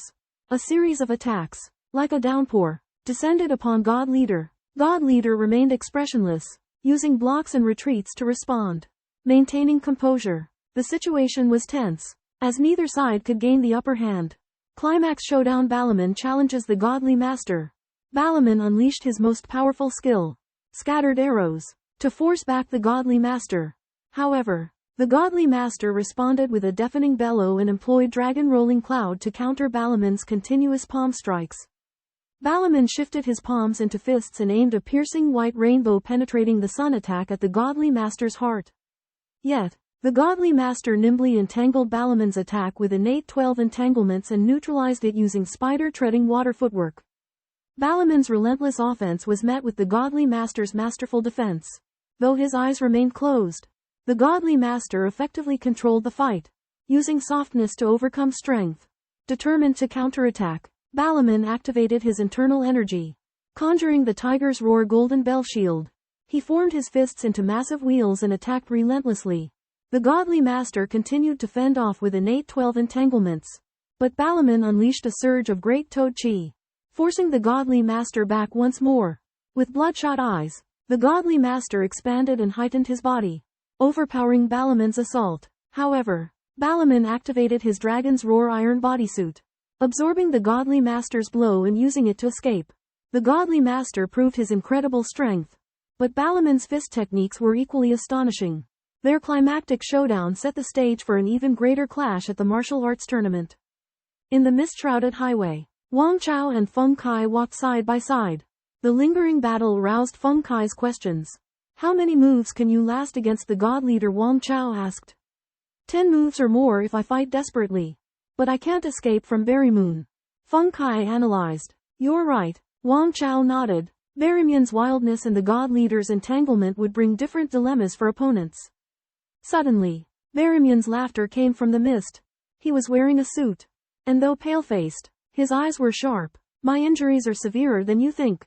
Barrymoon's breath carried a strong bloody smell, indicating his severely damaged internal organs. Feng Kai marveled at Barrymoon's vitality, while Wang Chao was not surprised. The god leader is indeed powerful, Feng Kai said, unable to believe the power of his punch. Little girl, I was impressed when I fought with your master. Barrymoon recognized Feng Kai. Of course, Feng Kai smiled charmingly. How about fighting with me? Little girl, you can't defeat me even if I recover, Barrymoon said proudly. Then let's meet at the martial arts conference. Feng Kai was calm and composed. Let's talk about your grudges later. Wang Chao interrupted. Old Ba, find a place to treat your internal injuries first. Feng Kai led the three to a secluded manor in the suburbs, claiming that it had the best medical facilities. This place is a bit strange, Wang Chao questioned. This is the club I established, Feng Kai explained. It brings together celebrities from all walks of life and is the best place for socializing and leisure. Barrymoon sighed at the changing domestic atmosphere. Wang Chao realized that the power behind establishing such a club could not be underestimated. The boss is far away and near at hand, Feng Kai revealed with a smile. I am the owner here. Are you the owner here? Wang Chao scrutinized the lady standing in front of him. Feng Kai. She was garbed in white, her hair flowing down like a waterfall.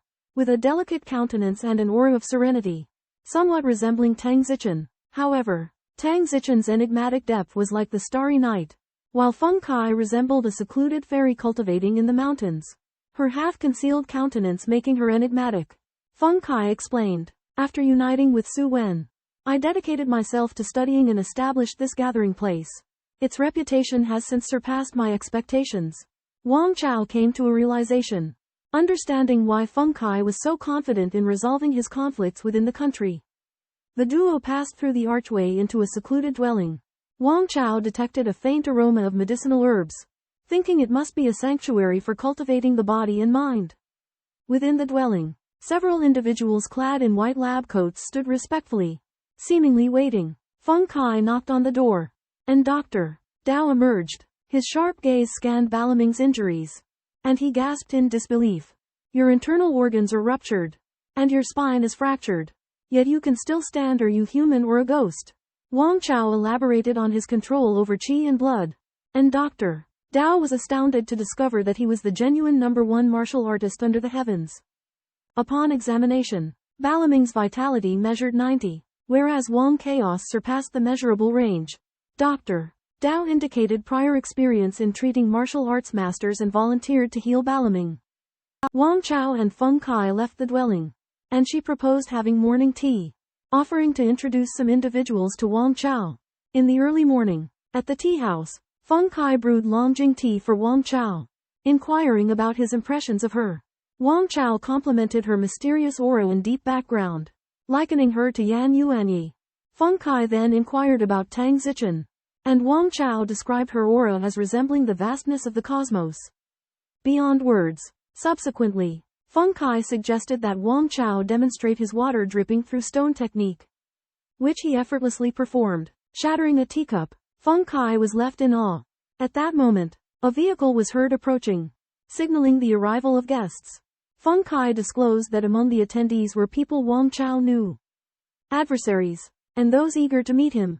Feng Kai invited a group of people to a gathering, including Liao Junhua, Yan Shaoling, and Yan Shoujing. Wang Chao walked side by side with Feng Kai, attracting the attention of the people present. Yan Shoujing looked at Wang Chao with hostility in his eyes. Suddenly, a voice came. Wang Chao, what are you doing here? It was Liao Junhua's friend, Zhu Jia. I am today's main guest. Feng Kai chuckled, then turned to Yan Shoujing.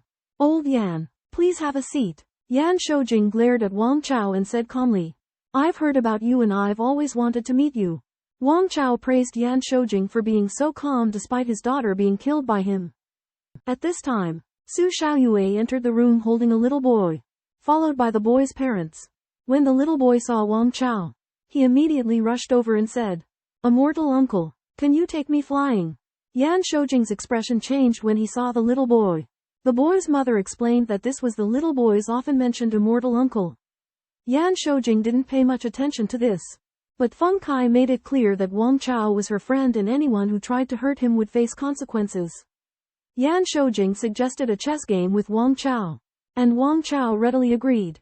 During the game, Yan Shoujing felt Wang Chaos' powerful mental Wei Shi and eventually lost, realizing that it was impossible to confront Wang Chao with the support of Feng Kai, the Su family, and others. Yan Shoujing conceded. After the gathering, Feng Kai used her influence to protect Wang Chao from possible conflicts by having the parents of those who had conflicts with him, such as Zhao Zhan and Yan Donglai, investigated. At a banquet, Wang Chao witnessed the Yan family father and son and Feng Kai take action to eliminate a group of young offenders, reducing future troubles for him. The crowd was amazed by Little Treasure's father's courage and methods, as he simply uttered a single sentence to order the double regulations of Zhao Zhan and his parents, rendering them unable to fight back. When Yan Donglai questioned his actions, Little Treasure's father retorted with a powerful display of authority, indicating that he had no regard for the Yan family's power and would proceed with double regulations for Yan's parents, bringing home the severity of his position. Little Treasure's father firmly countered the arrogance of the young people and explained that Feng Kai's initial invitation was to prevent them from provoking Wang Chao. The Yan family seized this opportunity to make clear that Yan Shaoling was inferior to Yan Yuanyi and placed high hopes on Wang Chaos' future. Feng Kai, Liao Junhua, and others expressed their support for Wang Chao, promising to assist him in eliminating all obstacles. While Wang Chao affirmed his gratitude, Little Treasure's father advised Wang Chao to be wary of future troubles abroad and praised him for his unrivaled dominance.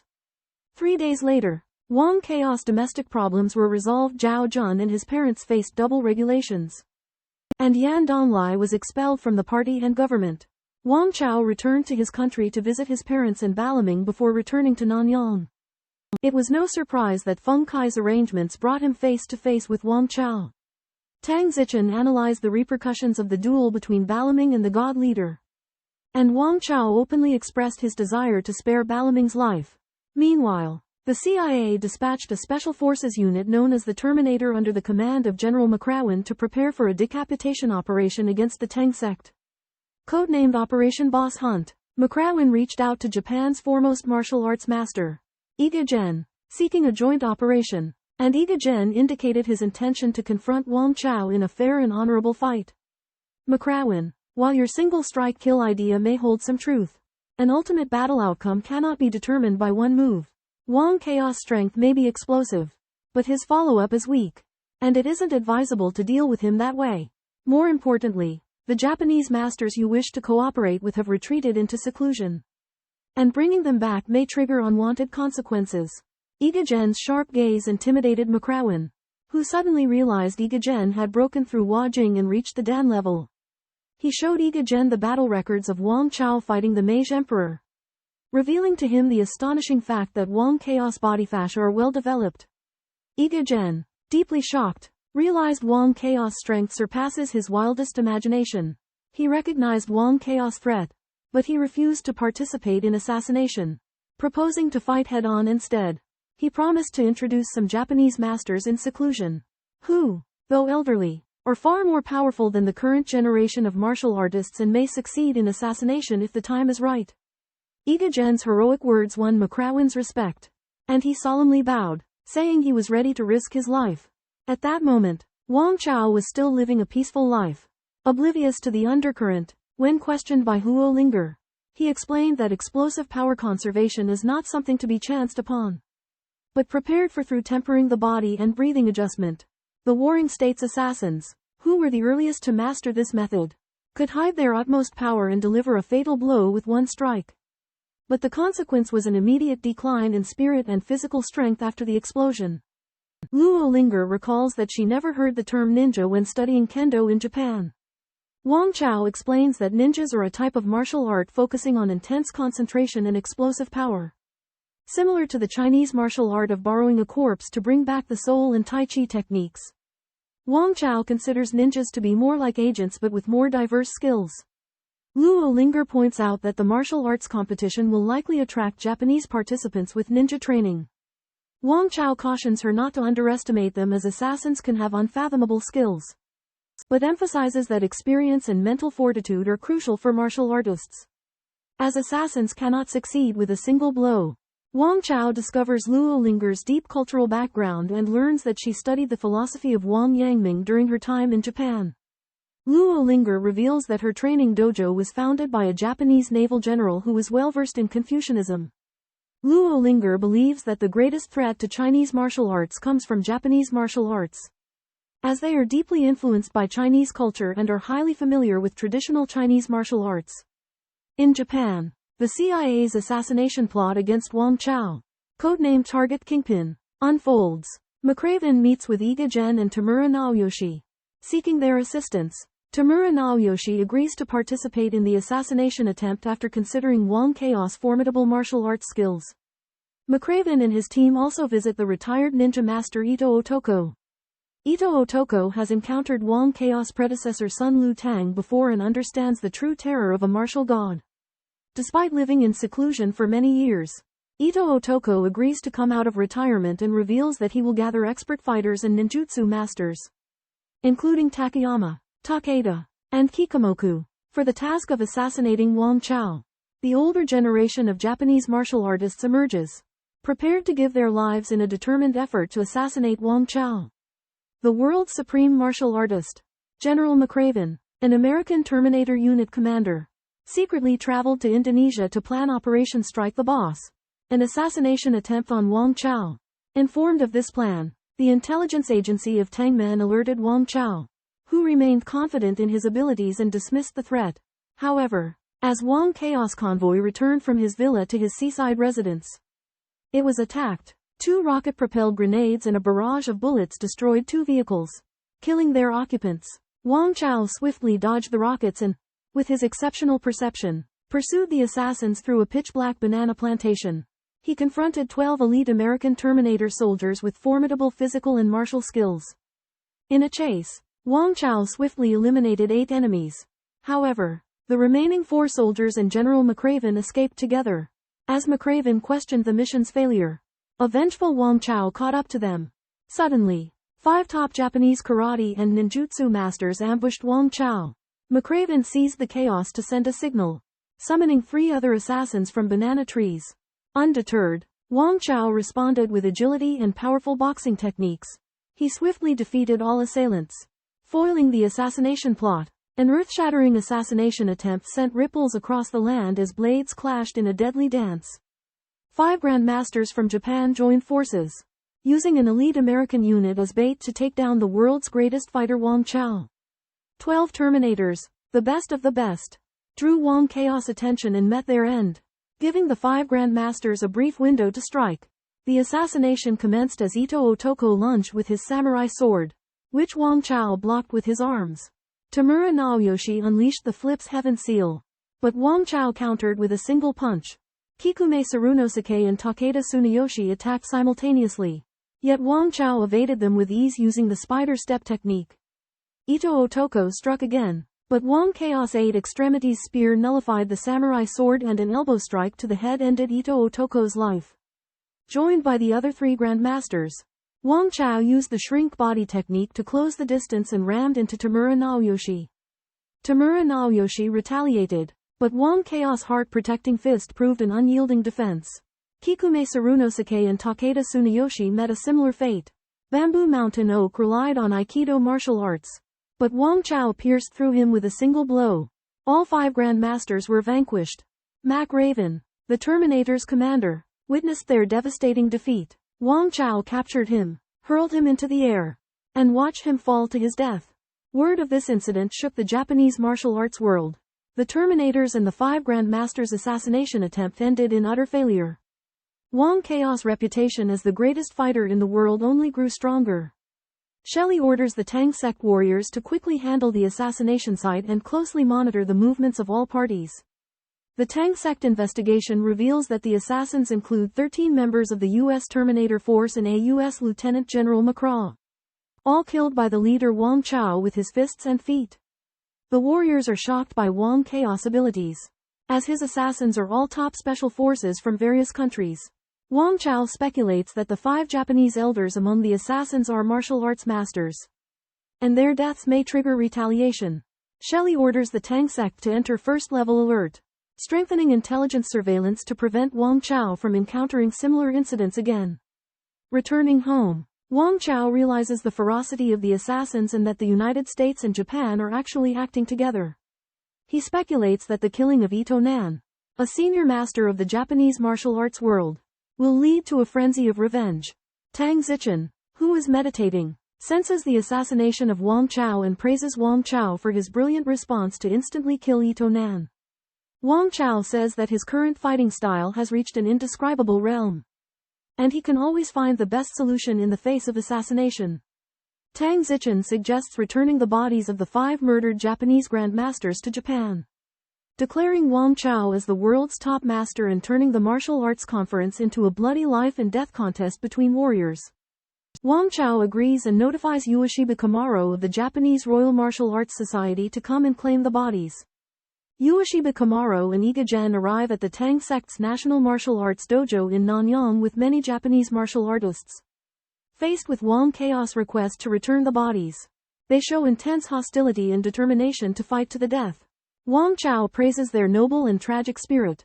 Led by Iga Gen, the Japanese martial artists carry away the bodies of the 5 grandmasters, setting the stage for a real showdown. After killing all of the 5 grandmasters of Japan in an assassination attempt against Wang Chao, their corpses were put on display as a warning, and the news quickly spread throughout the martial arts world.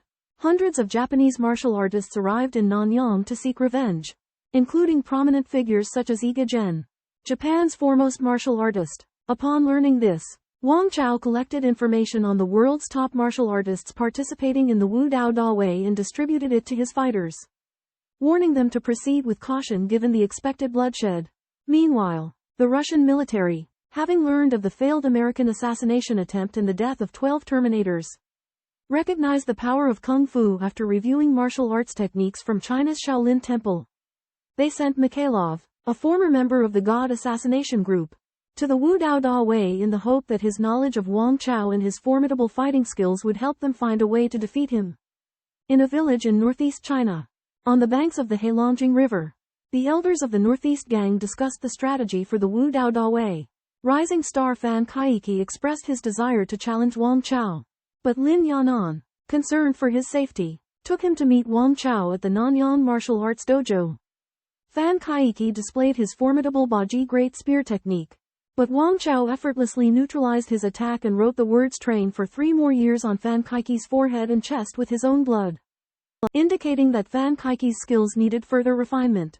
Separately, Fuzhou Gang, a Japanese-Chinese gang, came to visit Wang Chao, but Wang Chao delegated Bai Kuani to handle them, as he was preoccupied with preparations for the upcoming Wu Dao Da Wei. The Fuqing Gang requests protection from the Tang sect as their businesses have suffered retaliation due to the Japanese 5 Grandmasters' defeat at the hands of Wang Chao. Wang Chao, reluctant to intervene directly, ponders his options. Fan Kaiki challenges Wang Chao but is swiftly defeated. Wang Chao mentors him, but when Fan Kaiki expresses a desire to become his disciple, Wang Chao declines, advising him to learn the art of alchemy independently. Lin Yanan informs Wang Chao of the Japanese martial arts community's plans to retaliate against Chinese gangs, prompting him to consider taking action. Wang Chao decides to visit the Japanese martial arts community himself, confronting the martial spirit of an entire nation with his own to test his limits. Lin Yanan is alarmed, fearing that his actions will ignite forceful opposition from the Japanese. However, Wang Chao remains resolute. Liao Junhua and Feng Kai are equally astonished upon learning of his plans. Wang Chao offers to settle the troubles facing the Fuqing Gang and plans to visit the world of Japanese martial arts to suppress their martial spirit. Chai Tong, a high-ranking member of the Fuqing Gang, praises Wang Chao's boldness but warns him that besides martial artists, there are also powerful ascetics in Japanese religious circles. Chai Tong takes the initiative to spar with Wang Chao, wielding his fierce 8-limb demon technique. But Wang Chao easily neutralizes and defeats him. Chai Tong is deeply impressed by Wang Chao's strength and says he would rather die at the hands of the best than of old age. Meanwhile, Japanese martial artists are performing a soul-calling ceremony for the 5 Grandmasters who were assassinated by Wang Chao. During the ceremony, a Japanese official announces that Wang Chao will lead a delegation of Chinese to visit Japan for a martial arts exchange, provoking outrage among the martial artists present. After hearing about Wang Chao's plans to visit the Japanese martial arts community, an ancient Kyoto temple was filled with a murderous aura and sadness. Iga Gen, Japan's top-ranked combat martial artist, advised the martial arts community to remain silent and patient during Wang Chao's visit. But his words were met with fierce opposition. Samurai like Kitagato and Kano Jigoro argued that martial arts might no longer have their place in Japan. But the spirit of martial arts would not die. They decided to ignore Iga Gen's advice and resolved to fight Wang Chao to the death. Ueshiba Machiko, the master of Aikido, met with the head of Japan's Omitokyo religion, which has deep connections to her school, to seek help in resolving the conflict in the martial arts community. Wang Chao and his delegation arrived in Tokyo, Japan, and were received with great fanfare by sports officials. However, as soon as he got off the plane, Wang Chao received an invitation from the Kodokan asking him to visit for a friendly competition. When Wang Chao, invited by the Kodokan, Japan's top martial arts school, arrived at the dojo, he was met with an imposing atmosphere and a palpable sense of hostility. Facing thousands of judo practitioners, their murderous intent was palpable. Despite the overwhelming pressure, Wang Chao remained collected, his gaze sweeping over the 5 masters at the front of the dojo in the 5 coffins placed on either side. Kano Jigoro, the head of the dojo, declared their oath to fight to the death. In response to the anger and sorrow of the vast crowd, Wang Chao calmly expressed his understanding of Japanese Bushido spirit. Simultaneously, the chorus began to sing the stirring Uwaro anthem. Wang Chao admired the strength of their national spirit but resolved to crush it. Wang Chao attacked. His overturning seal palm strike aimed at Kano Jigoro and the other four. Kano Jigoro fought back valiantly, but his bones shattered, and he died instantly, blood spraying from his 7 apertures. Wang Chao then hurled his body at the dojo wall, smashing an ornament to pieces. Wang Chaos strike was like an avalanche in power, severely injuring Kodokan founder Kano Jigokaro. While Kano Jigokaro's strength and spirit reached extremes, the gap in realm with Wang Chao was too great. At the same time, Ogawa Inryu and Saigo Hachinosuke charged at Wang Chao. Saigo Hachinosuke's hand blade technique was fierce, but Wang Chao used Swallow Touch's shoulder to evade and counterattack, crushing his arm. Ogawa Inryu's Guanto technique was also broken by Wang Chaos Mojang technique, killing him. Wang Chao then killed 2 more young masters, wiping out all 5 masters of the Kodokan in one fell swoop. The thousands of students present were shocked and furious. A furious commotion swept through the Kendo Hall as over 1,000 students, enraged, prepared to charge at Wang Chao, who had just killed the headmaster. Wang Chao remained calm and composed. After killing 2 of the new students, he faced the angry crowd, stamped his foot, and shattered the floor, shocking everyone present. He then let out 2 deafening roars that left everyone stunned and dizzy. The atmosphere of righteous indignation dissipated instantly, and the place fell silent. Wang Chao walked forward unhurriedly and announced that he would be visiting Japan for 7 days, hoping that the spirit of Bushido would be preserved. Wang Chao and his group left amidst silence, the rage of the Kendo Hall students dissipating into nothingness. That night, Wang Chao and his group stayed in a traditional Japanese mansion. In the dead of night, the mournful sound of a requiem filled the air, stirring Wang Chaos emotions either erupt in silence or perish in silence. Under the shadow of Wang Chao, the Japanese martial arts community also underwent a spiritual cleansing. Tan Wendong was awakened by ethereal music, and asked Huo Linger, who told him it was the Gen Hun Gi from Japanese Shinto. Wang Chao calmly said it was interference from the religious community. Tan Wendong was puzzled, thinking that the religious community would definitely take action to prevent their martial arts exchange. Huo Linger explained that the religious community and the martial arts community support each other, and attacking them would cause many religious people to convert. 3 Japanese men in black appeared, with Igahiro claiming to be the high priest of Azumo Shrine. He came with Maharanara and Deguchi Onro, leaders of the Truth Church, hoping that Wang Chao would stop visiting the exchange. But Wang Chao rejected their proposal. Deguchi Onro asked Wang Chao to become their Tenjin incarnation and use his force to build momentum.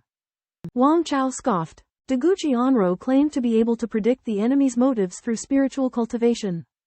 But Wang Chao thought he was too weak. Wang Chao showed his powerful strength, easily blowing out Deguchi Onro's head. He then killed Maharanara and Igahiro. When Huo Linger learned that the attackers from last night were dead, she prepared for the upcoming karate exchange. They arrived at the Shotokan, which was small but personally established by Funikoshi Gichin. Wang Chao noticed hundreds of paintings hanging on the wall, depicting the 8-pole spears stance, and recognized him as God Spear Li Shuwen. In a Japanese karate dojo, there are many paintings of Chinese Baji spear techniques hanging on the walls. After Wang Chaos Group arrives, Huo Linger recognizes that there are also masters of Goju-ryu karate, Kyokushin karate, Shitoryu karate, and Shitoryu karate present. Huo Linger finds out that the martial artists present are all very powerful by listening to their breathing and blood flow. But the blood flow of one of the women, Wu Ji, is unusually heavy, like mercury. Wang Chao thinks that Wu Ji might have trained in Bajiquan from the Wu family in Munkin. Hebei. Wu Ji admits that her lover, Yi Zan, was killed by Chen Aoyang and asks to fight Wang Chao to avenge Yi Zan. Wang Chao agrees to test Wu Ji's skills first, and uses the water drop wears away stone technique to launch wooden blocks at her. Wu Ji is unable to dodge, and her left eye is hit by a wooden block, blinding her on the spot. Wang Chao flicked his fingers, blinding Wu Ji in one eye. Wu Ji barely managed to block with her other hand, dodging a third wooden plank that would have been fatal. The 5 karate masters were stunned, but Wang Chao criticized Wu Ji for her unstable mind, which had cost her a chance at life. Wu Ji used a white cloth to bandage her wound and fainted. Wang Chao praised her physical strength. Huo Linger stepped up to challenge Miyagi No. Employing the scissor step with great force, Miyagi No met her attack with a horse stance and a palm strike, which Huo Linger deflected and seized the opportunity to grab. Miyagi No countered with a Ten Quan Shou, which Huo Linger met force with force using a twisted Dafu Bai. Huo Linger unleashed her Bai Sha Ji, using Wanchang Gong and Kying Jiao to break through Miyagi No's stable stance. Hardening her hands instantly, Miyagi No sidestepped 2 feet to evade, and Huo Linger unleashed a relentless assault. Huo Linger violently attacks Miyagi No with rapid punches. Miyagi No barely parries with his steady body and unchanging steps, but he gradually falls behind. After the rapid punches fail to break through, Huo Linger changes strategy and uses Tai Chi push hands to break Miyagi No's defense and sweep his legs. However, Miyagi No suddenly uses the lost Wudang technique inverted horse stance to counterattack, intending to hook his leg and strike with a scorpion tail hook. However, Huo Linger uses the chicken-shaped ground grab from Great Seal Yoga to break free and captures Miyagi No's wrist, breaking his bone. Finally, a punch hits Miyagi No in the chest, killing him. Huo Linger turns to challenge Senzo Funakoshi, believing that it is fair to fight the elderly Funakoshi without a break. Although Senzo Funakoshi sees through Huo Linger's intention, he still responds with pleasure. Facing off against Funakoshi Gichin III, the master of Shotokan karate, Huo Linger relied on her physical superiority to gain psychological control. Funakoshi Gichin III utilized deceptive and erratic karate, unleashing a ferocious assault on Huo Linger in a desperate attempt to overpower her. Despite his dwindling stamina, Huo Linger seized the opportunity, using Fetal Fist Heart Seal to scatter Funakoshi Gichin II's stance and counterattacked with overturning seal.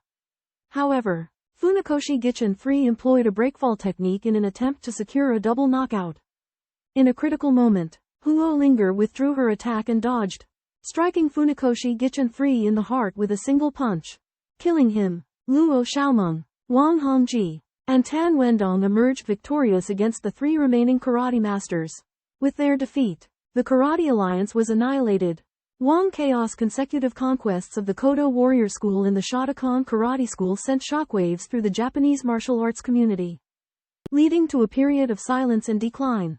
Wang Chao asks his disciples what they have learned from their trip to Japan. Luo Xiamen answers that she is feeling encouraged and she thanks Wang Chao for his protection.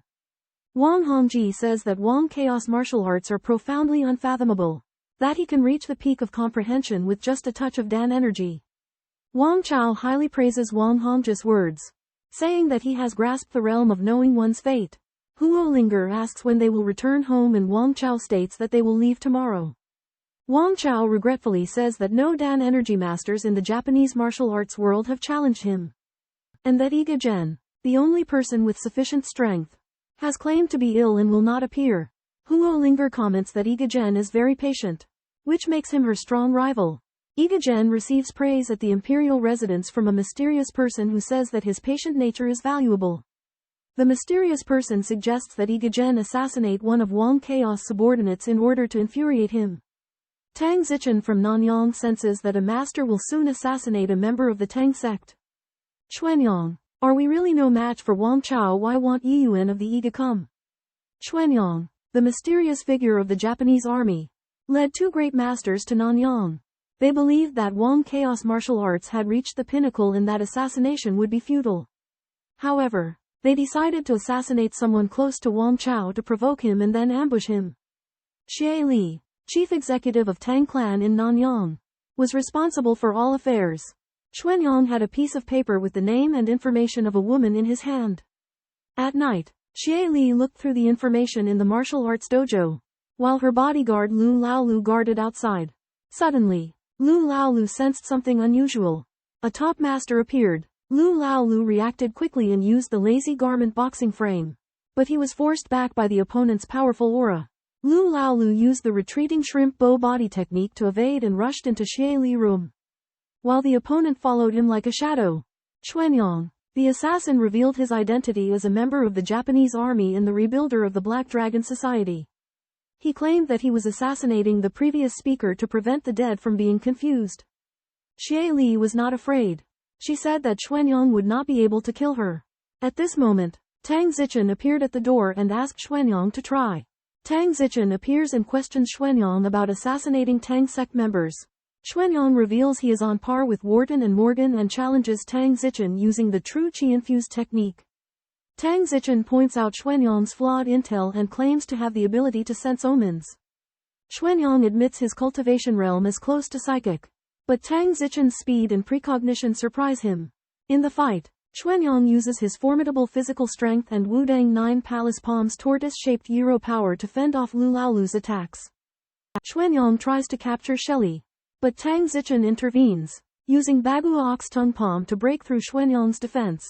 Xuanyang uses Wudang Grinding Foot Thunder, which Tang Zichen counters with Lotus Step after step. Tang Zichen's Dragon Form Fist and Snake Form Fist are tricky, exploiting Xuanyang's premonition and hitting his shoulder with a punch.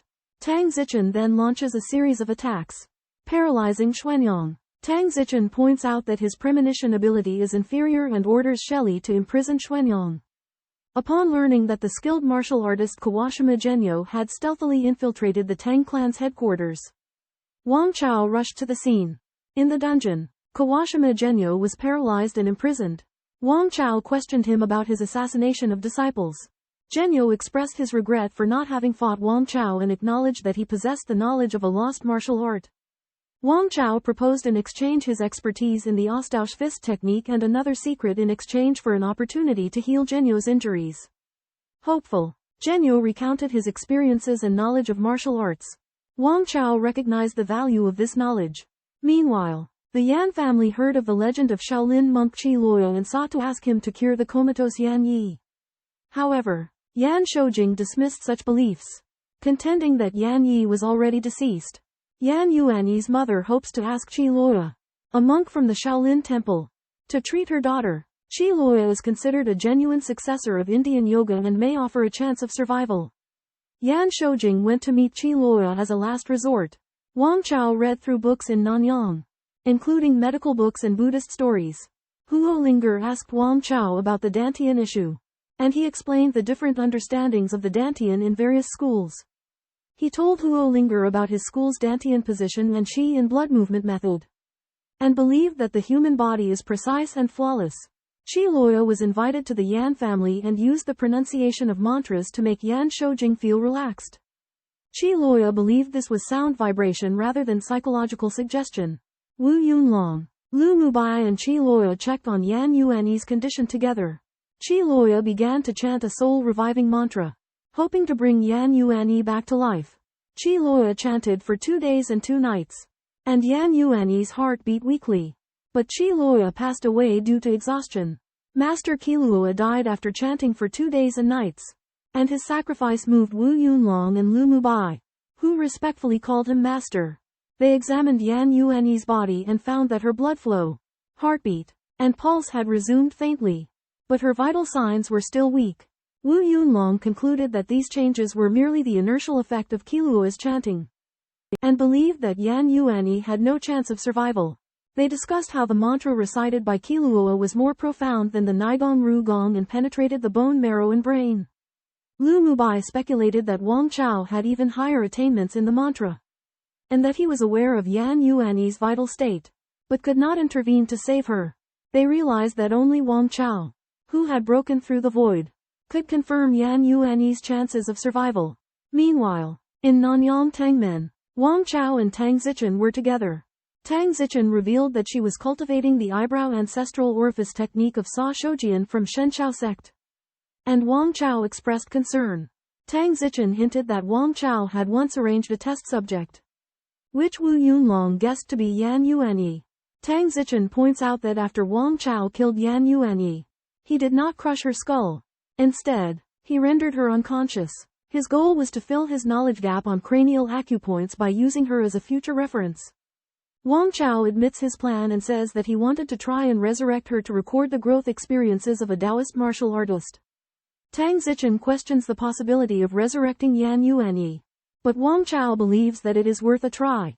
He states that he gained valuable experience from Kawashima Genyo. He thinks that recording the growth process of a Taoist master will lead to a valuable treatise that surpasses any martial arts manuals.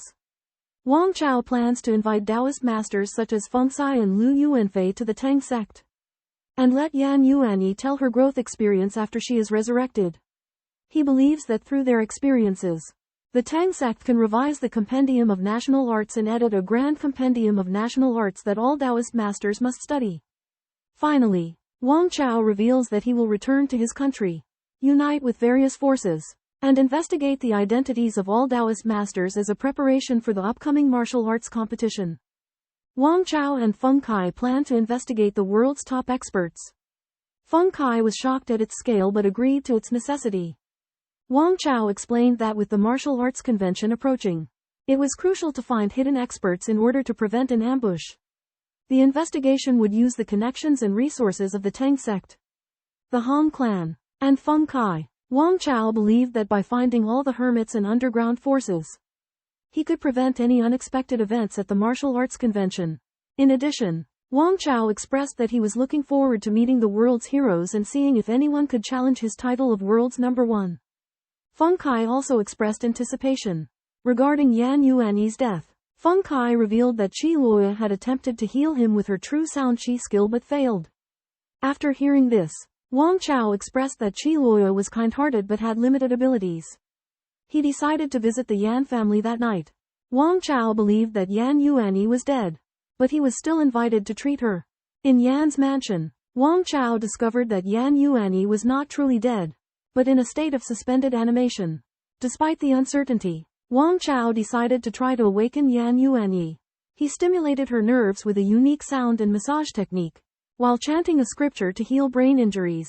After 3 days and 3 nights, Yan Yuanyi's eyelid flickered, showing signs of revival. The deep meaning behind this treatment was that Wang Chao hoped to eliminate the Yan family's hatred by saving Yan Yuanyi, and gain their support to investigate the manipulator behind the martial arts convention.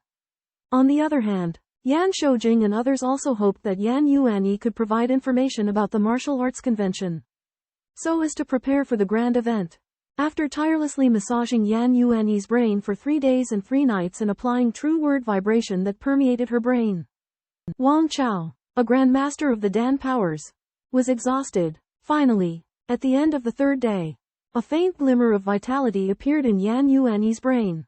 As time passed, Yan Yuanyi's blood began to circulate and her heart gradually regained strength. She eventually began to breathe heavily, and her eyes shone with life. A living dead person, between life and death, Wang Chao muttered. Yan Yuanyi awoke and after a moment of confusion, she recognized Wang Chao. Learning that she was still alive, she exclaimed, the cycle of life and death. Even with great martial arts skills, one cannot escape it. This is your home. I awakened you from a dream, Wang Chao explained. Yan Yuanyi pondered for a moment and said, life and death are but naps. A master's death is no more than a moment of being frozen. Wang Chao advised Yan Yuanyi to rest and recuperate and mentioned Qi Luoya's help. Let's meet at the martial arts conference, Wang Chao invited. No, Yan Yuanyi said calmly. When you wiped my tears, my animosity toward you disappeared. I've let go of life and death. What's there left to fight for? Your father, mother, and fiancé are waiting for you, Wang Chao reminded her. I've let go of life and death. Yan Yuanyi smiled. But it's wonderful to be alive. And the reason for this wonder is you, Wang Chao. In life or death matters, there may not be more brilliance than in the world of mortals. Everyone has their unique brilliance. Since I cannot penetrate you, I shall continue to observe you. Wang Chao turned and faced Yan Yuanyi with light steps and a weighty demeanor. You've awakened and should see your family and fiancé. Yan Yuanyi asked. How long have I slept? A month or 2. It's not that long. Yan Yuanyi pondered, a strange glimmer in her eyes, and a smile appeared. The martial arts assembly hasn't concluded, and you've already become number 1 under heaven. You must have done something earth-shattering. I killed 5 Japanese old men and visited the Japanese martial arts world. 5 old men including Kawashima Genyo. Yan Yuanyi was shocked. They were inscrutable. How did you manage to kill them all? You have deep knowledge of world affairs. Wang Chao stopped walking. I was besieged by those 5 and the American Terminator. However, they're all dead now. Yan Yuanyi frowned. Invincible under heaven. Is there anyone who can challenge your authority? What do you think? Wang Chao said. Your information is also helpful to me. Since you've awakened, we might as well cooperate and do something great. Yan Yuanyi stopped. What great thing? To gather all the heroes under heaven in preparation for the martial arts assembly. Yan Yuanyi considered it. What great ambition. But the world is complex. I know, Wang Chao said, but I need your information. If I continue to oppose you, Yan Yuanyi asked, then I'll send you back to your eternal slumber. Wang Chao's tone was calm, without any concern for revealing his weakness. Yan Yuanyi's eyes flashed before dimming, and she let out a soft sigh. The strongest under heaven, bullying a woman. What kind of ability is that? Wang Chao was taken aback. You're not an ordinary woman. Among the heroes under heaven, you rank 5th. Just then, the voices of Yan Yuanyi's parents interrupted their discussion. Yan Yuanyi's coldness returned. I will break off the engagement. Break off the engagement. Yan Shoujing was taken aback. Wang Chao departed suddenly. Yan Yuanyi reached out but missed him. Her heart filled with astonishment. Yan Shoujing said with envy. Truly a land immortal. Yan Yuanyi said calmly. Between Wang Chao and Li Yang, who is stronger? In the suburban club, Wang Chao and Feng Kai played chess. Feng Kai handed Wang Chao a stack of investigation documents. This is information that the Han Men has collected on 8 experts. Their specific abilities are unknown. Only 8. Wang Chao was surprised. These are experts who are deeply hidden. They are also interested in the martial arts conference.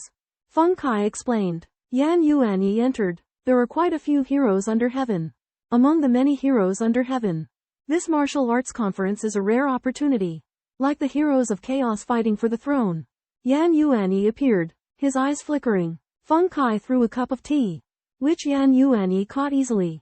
Praising the fragrance of the tea, Feng Kai tried to test Yan Yuanyi's skill, which Yan Yuanyi easily dismissed. Those present today are all masters, and they can evaluate the heroes under heaven. Feng Kai suggested, with a strange light in his eyes. Wang Chao keenly noticed that Feng Kai was getting ready. Yan Yuanyi used Mount Ma's short attack, chasing the wind, and Feng Kai used the 3 Emperor's cannon fists killing move. Zhang Fei dances with spears. The two began fighting in an instant. Just when they were on the verge of a fatal blow, Wang Chao intervened, using the diamond seal to resist Feng Kai's attack, entangling Yan Yuanyi and forcing them to stop. Wang Chao examined the information in Yan Yuanyi's hand and found old information about a master and disciple. Feng Kai said he had no information related to it. Yan Yuanyi recalled having met the pair and revealed the information of a master who had disappeared for more than 10 years. The two prepared to enjoy tea and talk about the heroes under heaven. Yan Yuanyi provided a comprehensive compendium, detailing information about martial artists from the past 3 decades. Among them were notable names like Wharton, Morgan, and Met, who were marked as dangerous. God's leader was rated as extremely dangerous. Wang Chao noted that the information was outdated and potential threats like Kawashima Genyo were not given due consideration. He corrected the investigation's approach, focusing on hidden masters who might be conserving their combat potential. Sarah clarified that the number of fighters with Dan Jin potential was limited. But there were many masters with Hua Jin level who could be underestimated. They identified 15 such individuals, including a talented female fighter named Chu Chan and a genius master named Chen Aoyang. Wang Chao and Sarah cross-referenced their information and discovered 2 known soldiers who were supposedly killed in action in a tropical jungle. They suspected that the duo, a master and a disciple, might still be alive and responsible for the Buddha's tooth theft. Additionally, Wang Chao mentioned others who had disappeared without a trace in the past decade, such as Lei Mingyuan, Yin Qing, and Li Yangji. He instructed Yan Yuanyi and Feng Kai to track down these individuals and invite them to the conference in Southeast Asia. Wang Chao stated that he would utilize the power of the Tang sect, Hong sect, Great Circle sect, and Watching sect to locate these masters. In case of refusal, Yan Yuanyi, Feng Kai, or himself would take personal action. Wang Chao conducted an extensive investigation into the profiles of countless formidable warriors in Beijing, seeking to gain control of the martial arts grand tournament. Chinese organizations such as the Tang sect and the Han Men actively participated by gathering intelligence. Wang Chao identified over 30 candidates and invited them to Nanyang before the martial arts grand tournament. Yan Yuanyi wholeheartedly assisted by investigating and contacting hidden masters. Due to Wang Chaos investigatory activities, Concealed forces became aware of his actions. Sri Lanka, a tropical island, was home to many hidden Chinese masters. Big Circle gangs Liu Yuanfei, Tang sects Huo Linger, and others arrived in Sri Lanka to locate these masters. In the jungles of Colombo, a middle-aged man wearing a white headband guided young men in martial arts practice. The middle-aged man imparted his martial arts secrets, emphasizing the significance of fostering and cultivating one's energy. A young man reported that someone had been investigating them, possibly in connection with America's recruitment of masters to combat the Chinese. The middle-aged man inquired about Wang Chaos information but was interrupted by Liu Yuanfei and his companions. Liu Yuanfei claimed that Wang Chao had invited the middle-aged man to Nanyang for the martial arts grand tournament. In the heart of the jungle, a group of individuals from varying nations Ryu Sarutobi, Huo Linger, Bai Kwani, and Mei Tianyan encounter a composed middle-aged man. Greeting them in Chinese, the man introduces himself as someone who has forgotten Ryu Sarutobi but acknowledges his prowess. Ryu Sarutobi expresses his desire to battle once more, but the middle-aged man claims to have left the past behind, suggesting his pursuit of detachment and serenity. Huo Linger challenges this view, arguing that martial arts do not necessitate the abandonment of emotions. The middle-aged man mentions an invitation from the Tang sect, which is promptly declined by a younger man named Yu Feng. Displaying exceptional skills, Yu Feng showcases a unique blade technique that incorporates elements of various sword styles, forcing Huo Linger to retreat. Bai Kwani and Mei Tianyan also step back. Ryu Sarutobi engages Yu Feng, neutralizing his Damascus saber formation. However, Ryu's subsequent pursuit up the wooden building is intercepted by the middle-aged man. Using a massive cast iron whip, the Mont's control over its weight and flexibility proves formidable. Under the middle-aged Mont's protection, Yu Feng escapes, prompting a pursuit by Huo Linger and the others. As Huo Linger faces the middle-aged Mont's deadly blow, Ryu Sarutobi intervenes, blocking the iron whip with 3 strikes, resulting in the destruction of his weapons. After sheathing his whip, the middle-aged man expresses disdain for their abilities, claiming that the martial arts conference will reveal true masters. Exhibiting exceptional agility, he departs with ease. Ryu Sarutobi recognizes the inferiority of his weapons and acknowledges the Mont's strength but expresses concern over his familiarity with the terrain. Huo Linger resolves to blockade the perimeter routes to prevent the middle-aged Mont's escape. News of their encounter spreads, alerting other concealed masters. Upon hearing of the situation, Wang Chao decides to personally intervene and eliminate this defiant individual. Upon arriving in Sri Lanka, Wang Chao learns of the need to engage with a secluded, powerful elder. This elder is said to be unrivaled in martial arts, even outmatching the transformation experts led by Liu Yuanfei. Determined to confront him personally, Wang Chao ventures deep into the jungle. He navigates with astonishing speed and agility, as if intimately familiar with the terrain.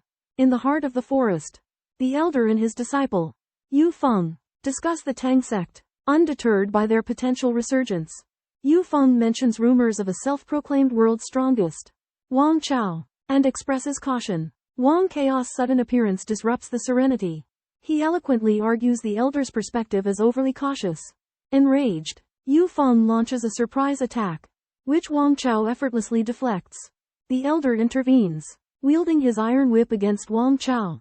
Wang Chao employs a feint to bait the elder into attacking, then strikes the whip's tip with the overturn imprint technique, leaving a distinct fingerprint. Wang Chao grants the elder 10 breaths to escape, but he refuses. Wang Chao sighs, predicting the elder's inevitable pursuit.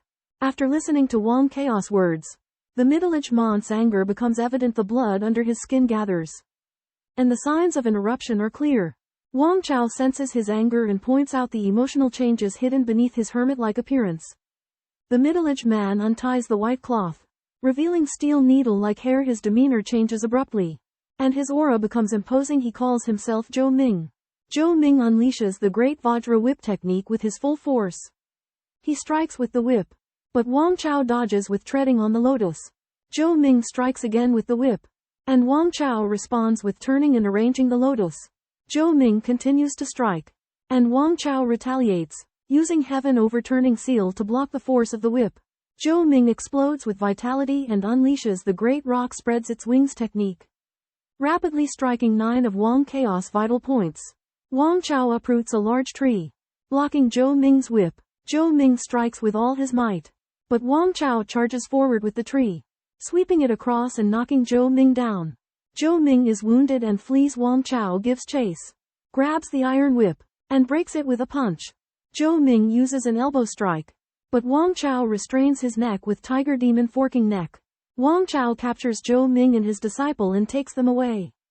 Two top masters, Zhou Ming and Yu Feng, master and disciple, were easily captured by Wang Chao, shocking everyone. Lu Yuanfei was amazed by Wang Chao's strength and was in awe. Realizing that he could not resist, he decided to give up on the idea of competing with Wang Chao. Wang Chao explained his reason for not abolishing Zhou Ming and warned Zhou Ming not to act rashly. Lu Yuanfei issued a fair challenge to Zhou Ming, but Zhou Ming remained silent. Meanwhile, Chen Aiyang and Mo Yunyuan were looking for a famous sword in Syria when they met a reclusive Chinese martial artist, Lei Mingyuan. Chen Aiyang was drawn to the chapter of origin sword forged by Lei Mingyuan. Chen Aiyang believed that Wang Chao was about to get married, and this sword was a suitable gift. Lei Mingyuan was surprised that someone could take on this sword and agreed to follow Chen Aiyang to Nanyang. Yan Yuanyi and Feng Kai also successfully invited their guests. The best of the best masters gathered, awaiting Wang Chaos call. In the sweltering heat of a November in the South Pacific, Indri was standing relaxed on the Jakarta waterfront, dressed in a light green robe and reddish-brown leather boots, holding in her hand a yellow gourd, from which emanated the sweet scent of wine. Indri's mutterings betrayed her connection to Yan Yunyan. Yan's invitation was hard to refuse, as he had once battled two great American masters. Indri entered the Indonesian Minglan Hall Martial Arts Dojo, where she saw a gathering of top-notch Tang masters, including Yan Yunyan, Chen Aiyuan, Feng Kai, and Lu Laolu, 10 masters of the Huajin style. Zhou Ming and his disciple, Yu Feng, were also present. Indri, light as a swallow, leapt down from the high wall and executed a series of quick movements, earning the admiration of Chen Aiyuan. She claimed to have practiced the meditation methods of complete reality and to have honed her martial arts skills for many years in seclusion. Wang Chao, his hands empty, received the challenge with great confidence. I will take 3 blows with my bare hands, thereby demonstrating the sincerity of Tang. Indri chose the buckler hammer as her weapon. While Lei Mingyuan arrived, sword in hand, Wang Chao allowed the masters present to choose 3 blows each to be delivered to him. Ying Qing wielded a large iron shield and hammer, her exaggerated movements revealing astounding strength. She confronted Wang Chao, demanding that he be defeated within 3 moves. Wang Chao stood up to fight. Ying Qing unleashed an explosive force, inhaling deeply and lunging forward. She swung her iron shield in a whirlwind, charging at Wang Chao with the force of thunder. Wang Chao positioned his right hand in a series of Buddhist hand gestures as the blood coursed through his body like the Yellow River. In a flash, he delivered 2 heaven-cracking punches, striking Ying Qing's shield and hammer. Amidst the deafening crash, the iron shield shattered, and Ying Qing's body was launched backward, leaving the martial arts training hall in disarray. With a resounding bang, the iron hammer soared several meters into the air, crashing to the ground with an earth-shattering impact, leaving a huge crater behind. The watermelon-sized shield of pure iron shattered into pieces under the mighty blow, and Ying Qing collapsed to the ground. Her energy dispersed. Wang Chaos earth-shaking seal had pulverized Ying Qing's heavy attack, leaving her in stunned disbelief. She had always believed that with her massive iron hammer, even Lu Biyu would be defeated. Wang Chao praised Ying Qing's martial prowess and extended an invitation for her to join the Tang sect. However, an elder from Brazil's Gracie family, Salo, questioned the origins of Ying Qing's techniques, claiming they were derived from stolen karate and an ancient infantry method for defeating cavalry. Wang Chao countered by pointing out that Salo's signature grappling technique originated from Japan's Hazoan Ryu Jujutsu. Under the immense pressure, Salo erupted with astounding potential and charged at Wang Chao with blinding speed. Wielding a Jujiari cross spear, Wang Chao dodged instinctively and used earth-shaking seal to swat the Jujiari away, sending Salo crashing to his knees. Humiliated by his defeat, Salo committed suicide by charging headfirst into a wall. During a duel with Wang Chao, Zhao Master Saluo achieved the Danjin realm, but immediately committed suicide due to immense psychological pressure. This incident shocked everyone present. Yin Fa widespread discussion. A mysterious old man and a young man discuss Wang Chaos martial arts realm. concluding that he has achieved a transcendent state. The old man explains the metaphor of embracing the baby in Danjin cultivation, emphasizing its difficulty and taboos. He believes that Wang Chaos published martial arts book will deeply impact the development of martial arts in the future. The old man states that Wang Chao is no longer young, but the world's greatest master, possessing a realm like that of the primordial celestial master. He and the young man, Xiao Lanting, are unable to engage Wang Chao because defeat by him would hinder their own realm advancement. The young enigma thought about the old man's words and seemed to understand. He realized that even in the face of the powerful Wang Chao, it was truly wise to remain inconspicuous and not to act rashly. Suddenly, an idea struck the young man's mind. Wang Chaos' actions today were just to establish his authority, and he wouldn't hurt anyone. This was an excellent opportunity to strike. The old man's withered Zen skill could fool Wang Chao, and a sudden attack would definitely catch him by surprise. Moreover, Wang Chao was using his bare hands, and if the old man had a weapon, his chances of winning were great. The more the young man thought about it, the more excited he became. He couldn't help but look towards Wang Chao in the distance. Despite his strong will, he found it difficult to stay calm at this moment. Another mysterious figure, Titan, asked to use an AK rifle as a weapon. His finger was steadily on the trigger, aimed at Wang Chao. At the same time, the karate master Li Yongji also drew his sword, ready to attack. Faced with the threat of guns and blades, Wang Chao remained composed. He gently clasped Titan's finger, preventing him from pulling the trigger. And at the same time, he also subdued Li Yongji. In this breathtaking moment, a mysterious old man outside the field couldn't help but look up and observe. However, Wang Chaos' gaze meeting his instantly revealed his hidden identity. Wang Chaos' piercing gaze shot towards the old man. Old sir, come over and sit down. The old man smiled bitterly and straightened his body. His skin regained its luster, and his old age disappeared, restoring his middle-aged appearance. In the Tang sect gathering, a formidable expert named Yu Peng lurked in disguise, fooling even Wang Chao for a moment. Yu Peng claimed to have cultivated withered Zen, concealing his life force to fool all. However, his fluctuating aura betrayed him to Wang Chao. Wang Chao was stunned by Yu Peng's transformation from a feeble old man to an imposing powerhouse. Yu Peng acknowledged his hidden strength and challenged Wang Chao, aiming to claim a spot among the top 5 experts in the world. Yan Yuanyi questioned Yu Peng's identity and motives. Yu Peng likened himself to a true dragon that can shrink or expand. Remaining unnoticed in a small circle, Yu Peng challenged Yan Yuanyi to prove his worthiness for a place among the top 5 experts. A fierce battle erupted between the two. Entering the martial arts arena, Yu Peng arrogantly proclaimed himself to be the true dragon, accusing Yan Yuanyi of hiding because of lack of fame. Yan Yuanyi calmly refuted, pointing out that the true dragon must go through the baptism of the world to make itself known to everyone. Otherwise it is just a snake. Yu Peng argued that the true dragon can be big or small. But he also mocked Yan Yuanyi for failing to see through the vanity of a title. As the verbal sparring escalated, hostility grew between the two. Yu Peng eventually conceded that Yan Yuanyi's words had merit, and that vanity needed to be experienced firsthand to be understood. Yu Peng initiated the fight with a powerful flying eagle stance, a barrage of fist shadows like a chain of arrows shooting towards Yan Yuanyi. Thus began the epic duel between two masters. Yu Peng attacks Yan Yuanyi with the ferocious linked arrow technique, similar to Bali Ming's random arrow shot. Yan Yuanyi remains composed, skillfully deflecting the first strike of linked arrow and disrupting its momentum with the shape and intention eagle claw, 8 trigram grinding palm, and Tai Chi lifting hand techniques. Yu Peng adjusts his tactics, employing the even more potent avalanche spear. However, Yan Yuanyi effortlessly neutralizes it with the phoenix cracker fruit, Guanyin offering fruit, and sacred king wheel techniques, demonstrating his profound skill and mystical power. Recognizing Yan Yuanyi's formidable abilities, Yu Peng chooses not to engage further and retreats swiftly from the martial arts dojo with a piercing shout. Wang Chao intervenes, catching Yu Peng from afar with astonishing speed and strength. Yu Peng employs the great rock spreads its wings technique, granting him extraordinary speed as he races across the martial arts arena in the Southern Ocean nation. Believing himself to be untouchable, he decides to retreat after judging that he cannot defeat Yan Yuanyi in a short period of time.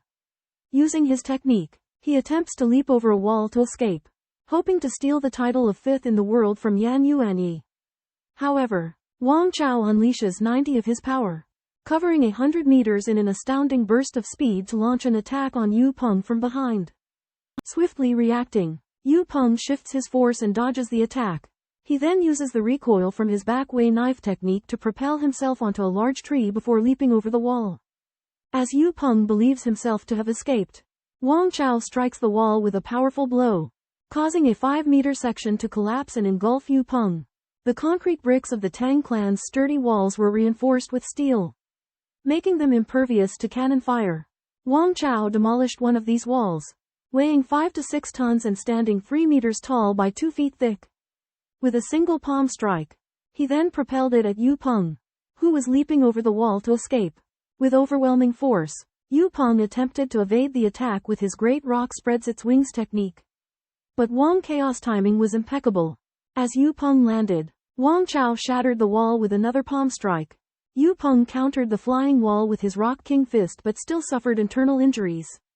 Wang Chao marked the wall with an incision, indicating his intent to unleash his full power in the next attack. Fear gnawed at Yu Peng's heart. However, Wang Chao, impressed by Yu Peng's martial prowess, let him go. Lei Mingyuan, awed by Wang Chao's abilities, relinquished his origin chapter sword, which he had trained with for 20 years, and asked to join the Tang clan. Titan, the black market's fist emperor, also expressed his desire to join. The other experts present were shaken to their core by Wang Chao's overwhelming strength and began to disperse. Wang Chao entered the martial arts dojo, solidifying the Tang clan's dominance. 3 months later, the martial arts tournament commenced, its undercurrents surging, awaiting the grand opening of the event. 3 months later, the highly anticipated martial arts convention commences amid the biting cold of winter. Touted as the ultimate clash of human physicality and combat prowess, the convention has garnered worldwide attention, with some even deeming it the determinant of racial superiority. Global leaders rally their citizens in enthusiastic support. Beneath the surface, sinister forces stir criminal syndicates, mercenaries, and terrorist organizations plot to exploit the event for their own gain or to thwart the solidarity of Chinese communities. Military organizations prepare for potential conflict. Within the Nanyang Martial Arts Dojo, Wang Chao stands alone, the frigid air bearing down on him. His disciples remain hidden, while all the masters are cultivating their spirits, readying themselves for the impending battleground. Tang Zichen arrives, her cool demeanor belying the unnerving realization that the unusually cold weather stems from the dormancy of martial arts masters. An omen that aligns perfectly with the mandate of heaven. Amid the heavy snowfall in Yanjing, god leader Yan Yuanyi, Feng Kai, and other legendary masters emerge from seclusion, their spirits reaching their zenith. As he approaches the twilight of his journey, Yan Yuanyi's mind holds only the image of Wang Chao as he prepares to face Feng Kai and Suiyu. The reclusive Chu Chan, wielding the peerless Wuji blade, prepares to depart for China to attend the convention. In Japan's Yasukuni Shrine, Iga Gen leads his fellow martial artists in solemn remembrance of the departed, vowing to give their all. The formidable Balaming emerges from seclusion, his injuries healed and his power surging to new heights. On the eve of the martial arts convention, the world's masters gather their strength, poised to unleash their full potential. Tomorrow, the stage will be set for the most extraordinary event of their lives. After a heavy snowfall, the martial arts tournament begins with great fanfare. Top fighters from around the world gather in Yanjing, including underground boxing champions, assassins, and military leaders. China has deployed special forces, national security, and other resources to ensure the safety of the tournament. Wang Chao leads the Tang sect team to attend as the central figure of the tournament. The Olympic venue has been requisitioned as the competition site, which is heavily guarded and only allows specific personnel to spectate. As dark clouds gather in the sky and strong winds howl, Wang Chao predicts that the martial arts tournament will witness countless battles and bloodshed, shaking the heavens and the earth. Wang Chao and others waited patiently for the martial arts tournament. As Liao Junhua led the official Chinese delegation to their seats, experts from various gangs and organizations began filing in. Among them were major Chinese martial arts groups like the Hongmen, the Big Circle Gang, and the Green Gang. Shui Lianqin from Taiwan also led his experts into the venue. One by one, martial arts delegations from different countries entered the hall. including representatives from Thailand, India, Japan, Korea, the United States, and Russia. Among the notables entering the venue were experts from prominent martial arts families, such as Yu Peng, Chen Shaochuan, and Yu Zigui. Though small in number, their presence was not overshadowed by the other experts present. As the sun began to set, the stadium was illuminated by bright lights, but no refreshments were provided. It was late into the night before the number of attendees gradually dwindled. By midnight, over 5,000 people had gathered in the arena, waiting in silence. At this moment, Yan Yuanyi and Feng Kai entered the venue, carrying the golden sword of martial arts, a symbol of the highest honor.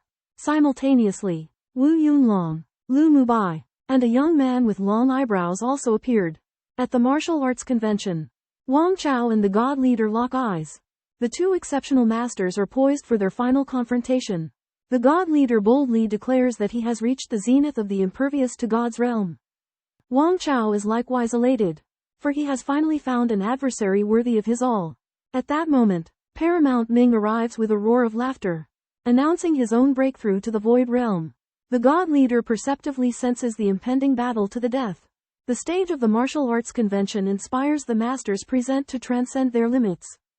Politicians in hiding are awestruck by the warrior's formidable power. But the grandfather of Little Treasure enigmatically asserts that power is not the key to political control. As the martial arts golden sword is planted on the platform, the bloodshed is about to begin. The arena falls silent, all eyes fixed on the big screen as it reveals the matchups. Leaving the participants to the whims of fate, pairs for the duels are randomly selected by computer. Zhu Hongzi, a tycoon in the Hongmen, despite being over 70 years old, signs up for the martial arts conference. Zhu Hongzi is up against Kitashinin of Japan. Kitashinin offers to forfeit, but Zhu Hongzi refuses, believing this to be a stage for life to blossom. The bell goes off and Kitashinin lunges with his sword, but Zhu Hongzi takes a half step back and dodges. Kitashinin gives chase, but Zhu Hongzi retreats and attacks, landing a punch that sends Kitashinin flying. With severe injuries to his abdomen, Zhu Hongzi picks up the sick man of East Asia scroll, places it over Kitashinin, and declares victory. The first duel ends quickly, being decided just as the bell ends. In the first fierce battle, the seasoned Baiken unexpectedly lost to Zhu Hongzi, astonishing the present masters. Chen Shaochuan from Cheniagu in the U-style freehand Shaolanting analyzed the battle, believing that Baiken overreached to achieve total victory, resulting in a lapse of judgment and underestimation of Zhu Hongzi's experience and hidden moves. In the second round, a mysterious and formidable Muslim martial artist, Hassan ibn Haba, emerged. His strength surpassed Dajjal, shocking the audience. His opponent was the Christian priest, Father Frederick. Frederick excelled in simple and efficient boxing, but Haba's Muslim martial arts were secretive and eerie.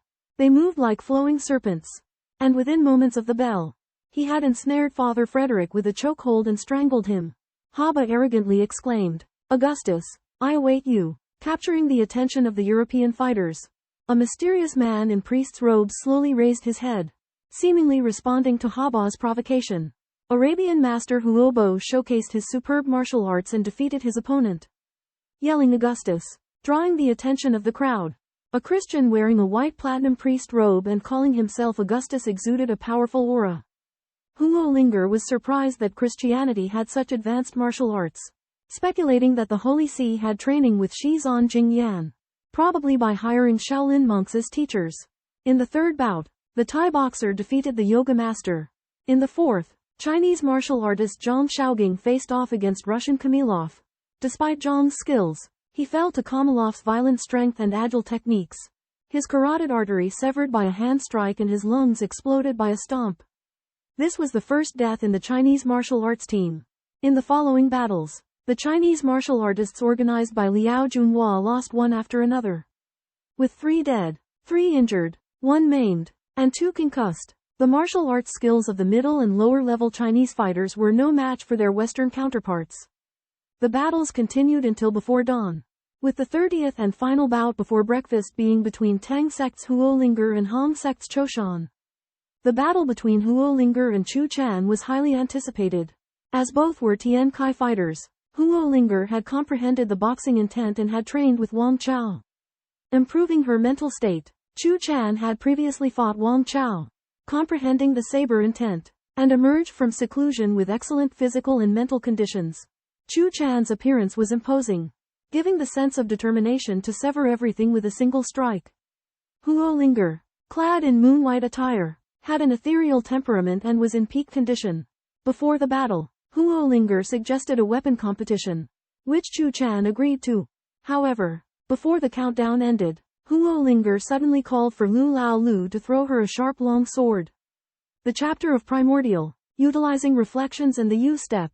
Huo Linger seized the initiative, severing Chu Chan's infinite saber with a single strike, achieving victory. Huo Linger pointed out Chu Chan's hesitant mentality, which had led to her defeat. Chu Chan admitted her loss but vowed not to give up and would challenge Huo Linger again in the future. In this battle, Huo Linger skillfully utilized strategy to secure her victory. Chu Chan's confidence remained unshaken, and her determination grew even stronger. At the 30th round of the martial arts tournament, all sides understood the difference in their strength. They would soon develop new strategies, and they might fight softly against each other but ruthlessly against us. The atmosphere was heavy in the cafeteria gathering Chinese martial artists. Only a group led by Wang Chao seemed calm.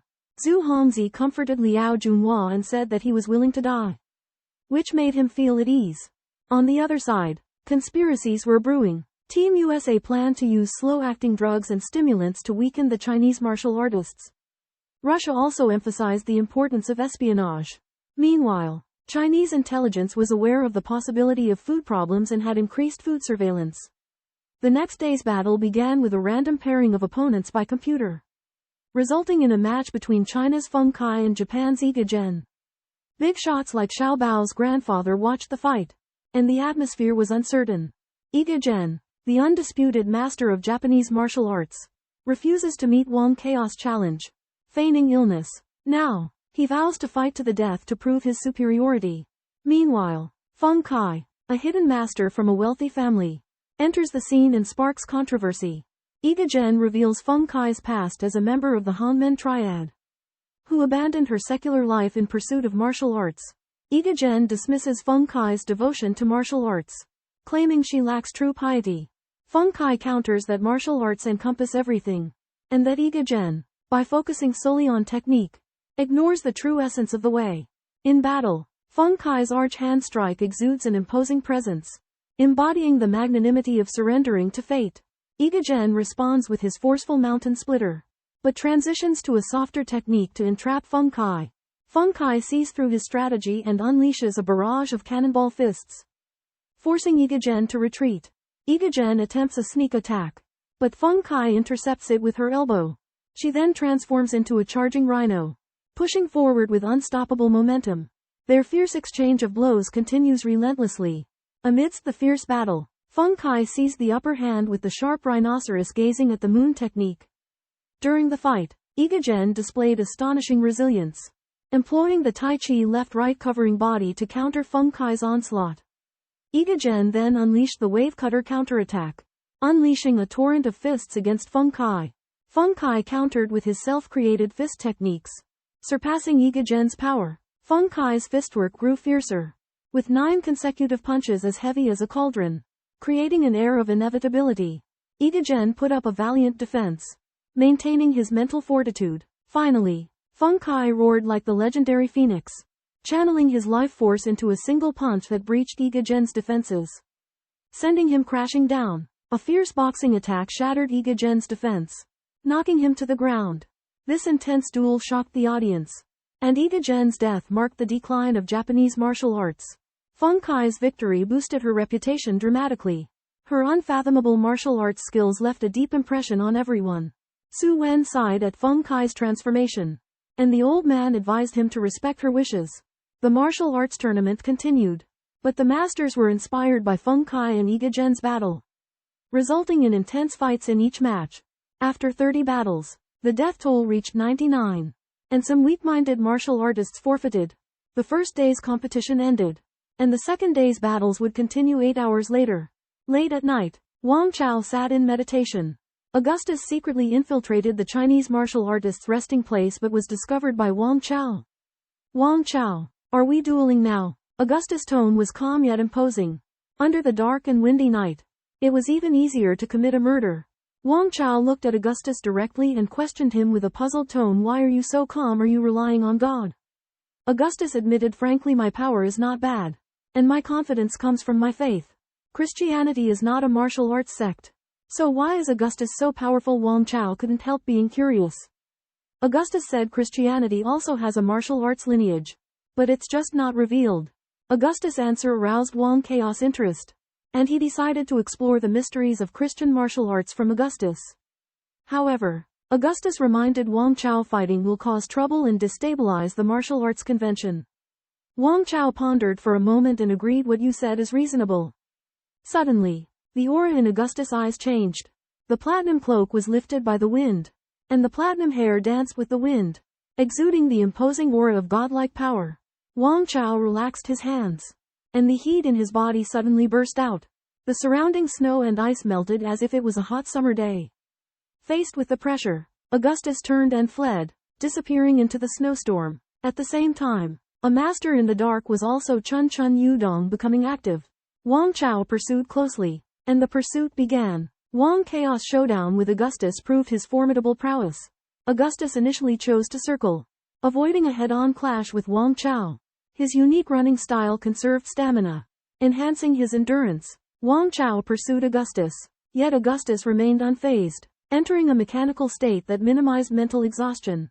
When Wang Chao attacked, Augustus showed no fear, countering with a mutually destructive strike. However, as Wang Chao delivered a decisive punch, 5 bullets simultaneously struck, targeting his vital points. The shooters were world-class, their timing impeccable. Wang Chao deflected the bullets, killing 4 shooters and capturing Black Panther Wiley, displaying his exceptional perception and reflexes. Augustus used the chaos to escape, but Wang Chao pinpointed his location. Ultimately, Wang Chao confronted Augustus head-on. Augustus fought valiantly but was powerless against Wang Chao's overwhelming strength. Augustus and Wiley vanished. The 4 marksmen lay dead. On the second day of the martial arts tournament, the matches started at 8 a.m. Heavy snow fell, and the temperature was extremely low.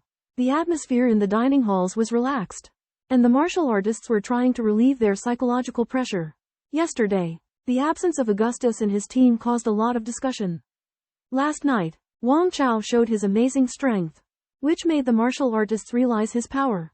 The computer screen flickered, announcing the first match of the day: Napon from Thailand vs. Lin Tingfeng from China. Napon was a veteran boxer in the Thai boxing world, and he entered the ring barehanded. Lin Tingfeng responded with a sword, but Napon refused. The draw result was a fistfight. Lin Tingfeng changed his moves quickly, but Napon's chi and blood surged, and his skin was as hard as a shield, resisting Lin Tingfeng's attacks. Lin Tingfeng failed to hit his acupuncture points and was seized by Napon, who counterattacked. Napon pursued fiercely, and Lin Tingfeng kept retreating. Finally, Lin Tingfeng ran out of stamina and was knocked to the ground by Napon. Bai Kuani entered the ring to fight against Kamirlev from Russia. Bai Kuani's claw technique was sharp, breaking through Kamirlev's defense and tearing open his chest, resulting in blood and flesh flying everywhere. Kamirlev fought back hard, but Bai Kuani fought lethally and slowly tortured him to death. Foreign politicians like Putin witnessed this bloody battle, and their faces turned pale. Bai Kuani's cruel methods caused a huge uproar. He expressed his concerns to Wang Chao, and Wang Chao promised to protect him. On the third day of the martial arts tournament, Chen Aoyang from China fought against a mysterious person named God. As the pairing of Chen Aoyang and God appeared, the audience seats became abuzz. The majority of people believed that Chen Aoyang would undoubtedly die or might even abstain. However, Chen Aoyang decisively chose to challenge, and his eyes revealed a sense of calm composure. The God leader indicated that he didn't wish to kill Chen Aoyang but wouldn't hold back either. Chen Aoyang confessed that he could only improve by facing powerful opponents and was confident that he could leave some scars on God. When the bell rang, the God leader swiftly launched an attack, using his killing move, Lotus Grown in Fire, to pierce through Chen Aoyang. Chen Aoyang dodged the attack with an instinctive reaction, but the force of the punch still tore his clothes and left an imprint. However, Chen Aoyang's body was incredibly strong, and the imprints quickly disappeared. Continuation. In the first encounter, the God leader almost hits Chen Aoyang, But Chen Aiyang dodges with Fei Yan Huchao. When both sides are deeply involved in the battle, Chen Aiyang comprehends the state of mind of great peace and understands the mentality of the whole scene. God Leader took the initiative and used Golden Spearman to hit Chen Aiyang directly. Chen Aiyang used Taijiquan's Jinglan style to turn his arm, dissipating his opponent's attack and bouncing him away. Facing his opponent's fierce threading style, Chen Aiyang used 5-star hammer to fight back. His attacks were unpredictable in the transformation of circles. In an instant, both heavy blows hit. Chen Aiyang was hit on the head, and the God Leader was hit in the abdomen.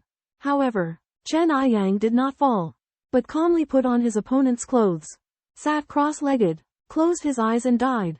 His vitality was completely cut off at this moment, as Chen Aoyang collapses on the stage of the martial arts tournament. Wang Chao senses his life force fading but feels only a tinge of sorrow. Chen Aoyang's heart is content, having been acknowledged in a duel with the strongest. Leaving no regrets on his martial path, the leader of God displays his divine power in a battle against Chen Aoyang, astonishing the spectators. However, the fight lasts only 10 seconds before the formidable Chen Aoyang falls. The battle leaves everyone filled with anticipation for the final showdown between Wang Chao and the God Leader. Many martial artists, including McCoyan, choose to forfeit their matches in order to witness the ultimate clash. Wang Chao, however, withdraws into contemplation, mourning Chen Aoyang's passing. The tournament rages on, with battles between skilled fighters becoming increasingly intense. Chu Weiming breaks the rules by attacking Nai Peng before the bell, but still manages to defeat him. His violation results in his disqualification. Finally, the battle between Wang Chao and Wu Kongxuan approaches. It will not only determine the tournament's victor but also carry the hopes of countless individuals. The atmosphere suddenly intensifies as Wang Chaos' name appears on the screen. The enigmatic Wu Kongxuan makes his appearance. As he stands up, a powerful aura radiates from him. With a rumbling spine and changing skin, he reveals an astonishing adamantium frame and golden body. Wu Kongxuan emits a deafening roar, his voice authoritative and resounding. It accompanies his AWE inspiring 5 rising and falling movements, each step shaking the ground. In contrast, Wang Chao appears calm, stepping into the center of the arena. Wu Kongxuan's gaze is indifferent, showing no fear toward Wang Chao. Wang Chao commends Wu Kongxuan's Baguazhong and Peacock King Quan, but points out the bloody nature of the martial arts tournament. Wu Kongxuan seizes this opportunity to attack Wang Chao, accusing him of causing Chen Aiyuan's death. Wang Chao calmly acknowledges the casualties of the tournament, but suggests that it is a crucible from which more masters will emerge. He issues a challenge, daring Wu Kongxuan to endure 3 punches without dying as a condition of victory. Wu Kongxuan assumes the Garuda stance, his forehead unusually full and rounded, employing a mysterious energy distribution method. Wang Chao marvels at Wu Kongxuan's Peacock King Fist, which uses the Heavenly Palace to direct power, making him unbeatable in the martial arts world. Wu Kongxuan becomes confident, believing he has found the solution to defeating Wang Chao. Wang Chao sees through Wu Kongxuan's intentions, alleviating his fears and allowing him to unleash his full power. Wu Kongxuan attacks swiftly like a spreading peacock. With astonishing force, Wang Chao uses the Dragon Capture Crane control to neutralize Wu Kongxuan's offensive and instantly strikes back with the overturning seal. Wu Kongxuan receives the blows with his arms but sustains heavy injuries to his legs, making him unable to evade. Wang Chao laments that Wu Kongxuan's training is insufficient, resulting in weak legs. Despite Wu Kongxuan's injuries, Wang Chao spares his life out of respect for their past. Wu Kongxuan wryly acknowledges his shortcomings. Wang Chao turns to leave, leaving Wu Kongxuan to reflect on himself. Wang Chao shocks the crowd by defeating the formidable Wu Kongxuan with a single punch. Wu Kongxuan describes the impact as irresistible, akin to heaven and earth collapsing. Martial arts masters from various clans are astonished by Wang Chaos' power, deeming him beyond human capabilities. Wu Kongxuan decides to join the Tang sect and train under Wang Chao. On the 5th day of the martial arts tournament, Lu Yuanfei from the Martial Arts Circle of China faces Yan Yuanyi from the Chinese national team in a duel of heavy weapons. Lu Yuanfei's white ape staff combines strength and agility, while Yan Yuanyi's demonic saw saber technique is unpredictable. After an intense battle, Yan Yuanyi uses the serrated teeth of her demonic saw to gradually cut notches into Lu Yuanfei's white ape staff, eventually severing it. Lu Yuanfei accepts defeat gracefully and departs. Yan Yuanyi declares that this is her last use of a blade. As the tournament draws to a close, the number of martial arts masters from various countries dwindles. A few notable Chinese martial artists remain, including Wang Chao and Yan Yuanyi. While the Islamic martial arts community boasts masters like Huo Bo, Zhao Xinglong also unexpectedly perseveres, becoming a master of the Hua Jin technique. Liao Junhua reports the tournament's progress to grandfather Xiao Bao, acknowledging that its brutality has surpassed expectations, with the real test just beginning. Approaching the end of the martial arts tournament, Huo Linger's opponent is Yu Lanting, a member of the martial arts family Yu. Huo Linger thinks Yu Lanting has advanced footwork but is confident she can win with her experience and luck. Yu Lanting, on the other hand, has analyzed Huo Linger's strengths and weaknesses and believes she disregards her luck. The match begins, with Yu Lanting attacking fiercely with the 8 extremities fist. Huo Linger counters with Wang Chaos Mind Seal fist. When Huo Linger's fist is about to hit Yu Lanting, her footwork suddenly disappears. Huo Linger finds her fist missing and feels a piercing sensation on her back. Yu Lanting has somehow appeared behind her. Huo Linger counters, and after a brief exchange of blows, Yu Lanting's fist mysteriously strikes Huo Linger's hip bone. Huo Linger is astounded by Yu Lanting's footwork and fist techniques, and the outcome of the battle remains uncertain. Huo Linger engaged in a fierce battle with Yu Lanting. Her adversary's moves were enigmatic, putting Huo Linger in a tough situation.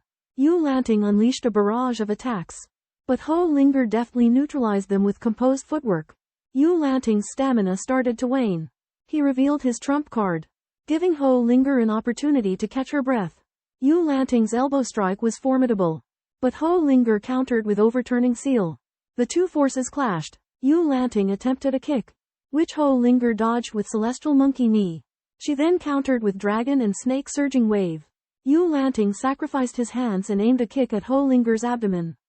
However, Huo Linger defended with rat-pulling turtle. Huo Linger attacked relentlessly, fracturing Yu Lanting's metacarpals. He conceded defeat and withdrew from the fight. After her victory, Huo Linger realized that Yu Lanting had hesitated to risk a final attack due to his inability to gauge the subtle difference in their remaining stamina. Yu Lanting acknowledged Huo Linger's progress and predicted that they would go all out in their next encounter. Wang Chao and Feng Kai forecasted that Huo Linger would achieve significant success in the martial arts tournament. Huo Linger, after defeating Yu Lanting, comprehended the profound realm of insight and could grasp victory and defeat with even more accuracy. She is confident that except for a few top masters, she could fight anyone. India's Hobaganshin competed next, using his powerful yoga skills and flexible body to fight Fan Kaiki. However, Fan Kaiki's Bajiquan is fierce and violent. He had already shocked his opponent during warm-ups. After the start of the competition, Fan Kaiki launched a series of fierce attacks, striking Habagangson's arms with the crazed bull-butting horns technique. Snap! Both of Habagangson's arms were broken, and Fan Kaiki delivered 3 more lethal kicks, killing him. As the martial arts tournament approached its end, master fighters from different countries began to target the Chinese geniuses. Taiwan's Liu Jiajun faced Russia's Rodgermankov, employing the 5-star linked shots and the Bajiquan elbow technique. He seized an opportunity to severely injure Rodgermankov's organs with the shooting through 100 paces technique, and finally kicked him in the forehead, killing him. Other Chinese masters also unleashed their deadly skills in the 6th day's competition. Wang Hongji shattered the head of Thai boxing master Lanbaocheng. Luo Xiao Meng pulled off the scalp of American boxing champion Sam Zhao. Xinglong tore off an arm from German Special Forces member Han, and Tan Wenzhong gouged out the eyeballs of Turkish martial artist Ben Dura. In the final heavyweight match, Ba Taiming from the Tang clan faced Wu Yunlong. Entering the scene with a relaxed expression, Ba Ming is met by Wu Yunlong. Wu Yunlong, who has mastered the principles of Tai Chi's roundness and squareness, breathes deeply with his arms resting on his belly. The starting bell rings, and Wu Yunlong launches his 4 steps offensive with unpredictable variations. Ba Ming counters Wu Yunlong's iron chain crossing river with his flag planted in the ground. Wu Yunlong deploys the Arhat's dragon capture, but Ba Ming employs the entangling silk to neutralize it and lands a surprise immortal's foot scattering. Ba Ming intercepts with a kick, which Wu Yunlong evades with a slanting leg shake and steps onto Ba Ming's instep, gaining the upper hand. Wu Yunlong unleashes his 5 steps to Hua Mountain with tremendous momentum. Bali Ming responds with his Tiger's Roar Golden Bell Shield and Dragon's Roar Iron Shirt, causing his fists to swell and launch a furious barrage of blows. Wu Yunlong and Bali Ming exchange hundreds of punches before Wu Yunlong, exhausted, is sent flying by a final blow. After a fierce confrontation, Wu Yunlong is defeated by Bali Ming, becoming the eliminated Dan Jin master. The battle demonstrates Bali Ming's true strength, causing amazement among the spectators about the powerhouses gathered in the martial arts conference. The 3 strongest people in the world, Wang Chao, God, and Bali Ming, display their capabilities one after another, defeating their powerful opponents. Their performance is breathtaking, showcasing the infinite potential of the human body in the highest realm of martial arts. Huoling Air's bet in the international black market has accumulated to several billion US dollars. And the martial arts conference has also become a global focal point. Various military institutions and researchers pay close attention, believing that this grand event, although not a war, is more brutal than war. Following Bali Ming and Wu Yunlong, young powerhouses like Huoling Air continue to battle on all fronts. As the only remaining Chinese boxers, Zhu Hongzi and Bai Kuani fight with all their might, attempting to enter the top 10 masters in the world. On the 7th day, Buddhist monk Zhou Ming battles phantom shadow Chen Taiyi from Cheniagu Tai Chi.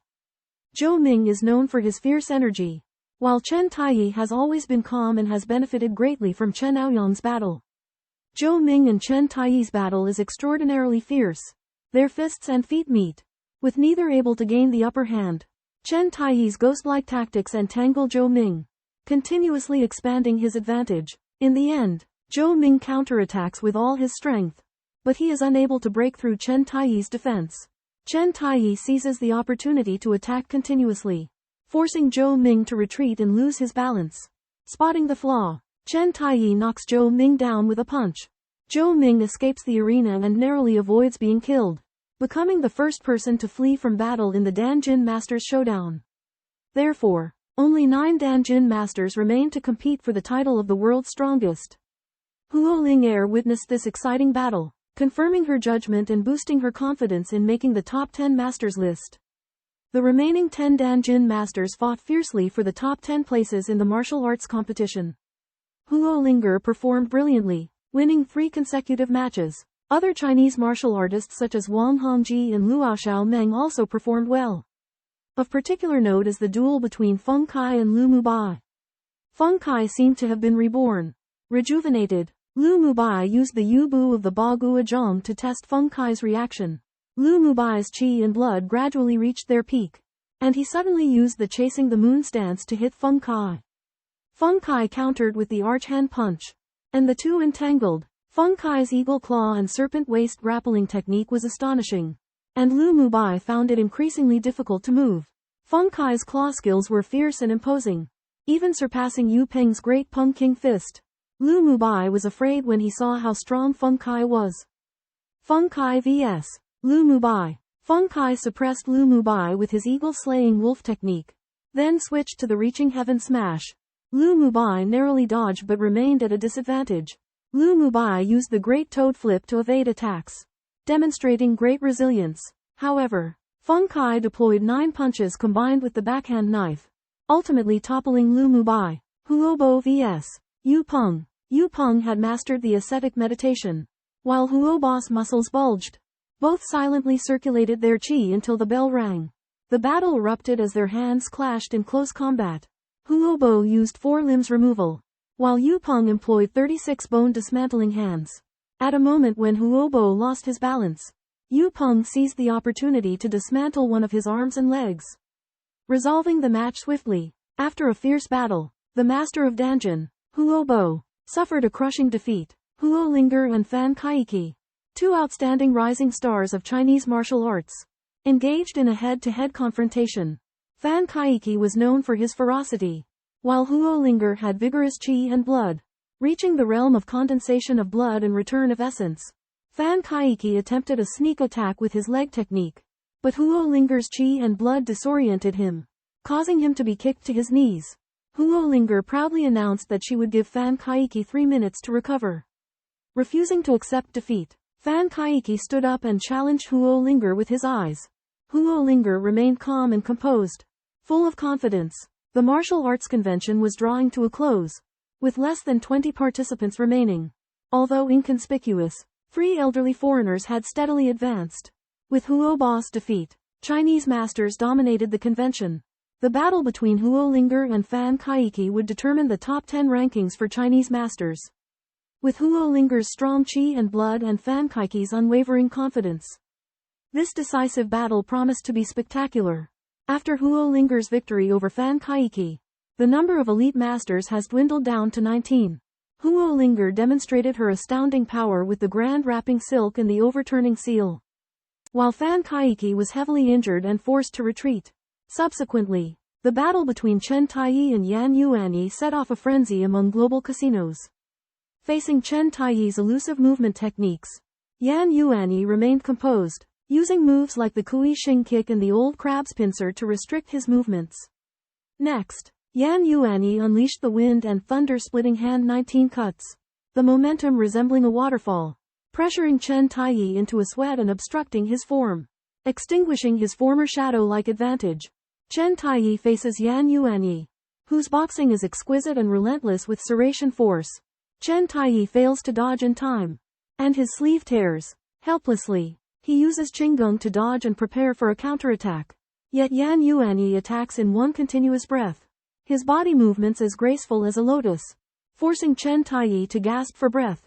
In a desperate moment, Chen Taiyi sacrifices an arm in exchange for a chance to catch his breath, and launches a step forward and pound move. However, Yan Yuanyi deftly neutralizes it and suppresses Chen Taiyi with a covering millstone move. Seizing the opportunity, Yan Yuanyi shakes Chen Taiyi's arm, destroying his balance, and jolts him away with a flick. The injured Chen Taiyi lets out a long cry and leaves, while Yu Peng looks on with a sharp gaze, as if he also wants to engage in a fight.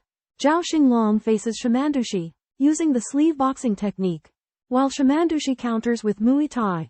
Zhao Xinglong responds with composure, seizes the opportunity of his opponent's old age and physical decline, and ultimately defeats him with a yellow dog urinating kick. Zhu Hongzi faces Riley, cautiously circling to find an opening. Riley attempts to break Zhu Hongzi's leg with jujitsu, but Zhu Hongzi uses the adhering cloth to trip move to counter. However, Riley's lower body is steady, so Zhu Hongzi suddenly performs the taking off clothes to escape move, and then uses the 13 consecutive winding kicks to knock Riley down. Claiming victory, thunderous applause and admiration rocked the arena as Zhu Hongzi triumphed over jiu-jitsu master Royce Gracie. Despite his age and waning physical prowess, his experience and calculated strategies propelled him through the competition. A miraculous feat. Yet, 15 more formidable opponents lay ahead, with only one step remaining in an arduous path that could end in Zhu's demise. On the 9th day, the martial arts conference neared its climax. Dignitaries from every corner of the globe convened to witness the grand finale.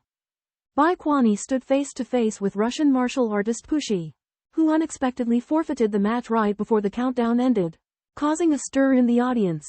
14 competitors remained, among them Wang Hongji and Tan Wending. Tan's youthful appearance belied a presence that Wang sensed was far from ordinary. Recognizing that this battle would be no easy task, the martial arts tournament kicked off with an intense duel between two young masters, Wang Hongji and Tan Wendong. Wang Hongji unleashed the poisonous intent of his scorpion and snake fist. Tan Wendong countered with his graceful and fluid baguazhong. Wang Hongji suddenly changed tactics, launching an eye gouge attack, but Tan Wendong effortlessly dissolved it with his baguazhong waist-twisting palm.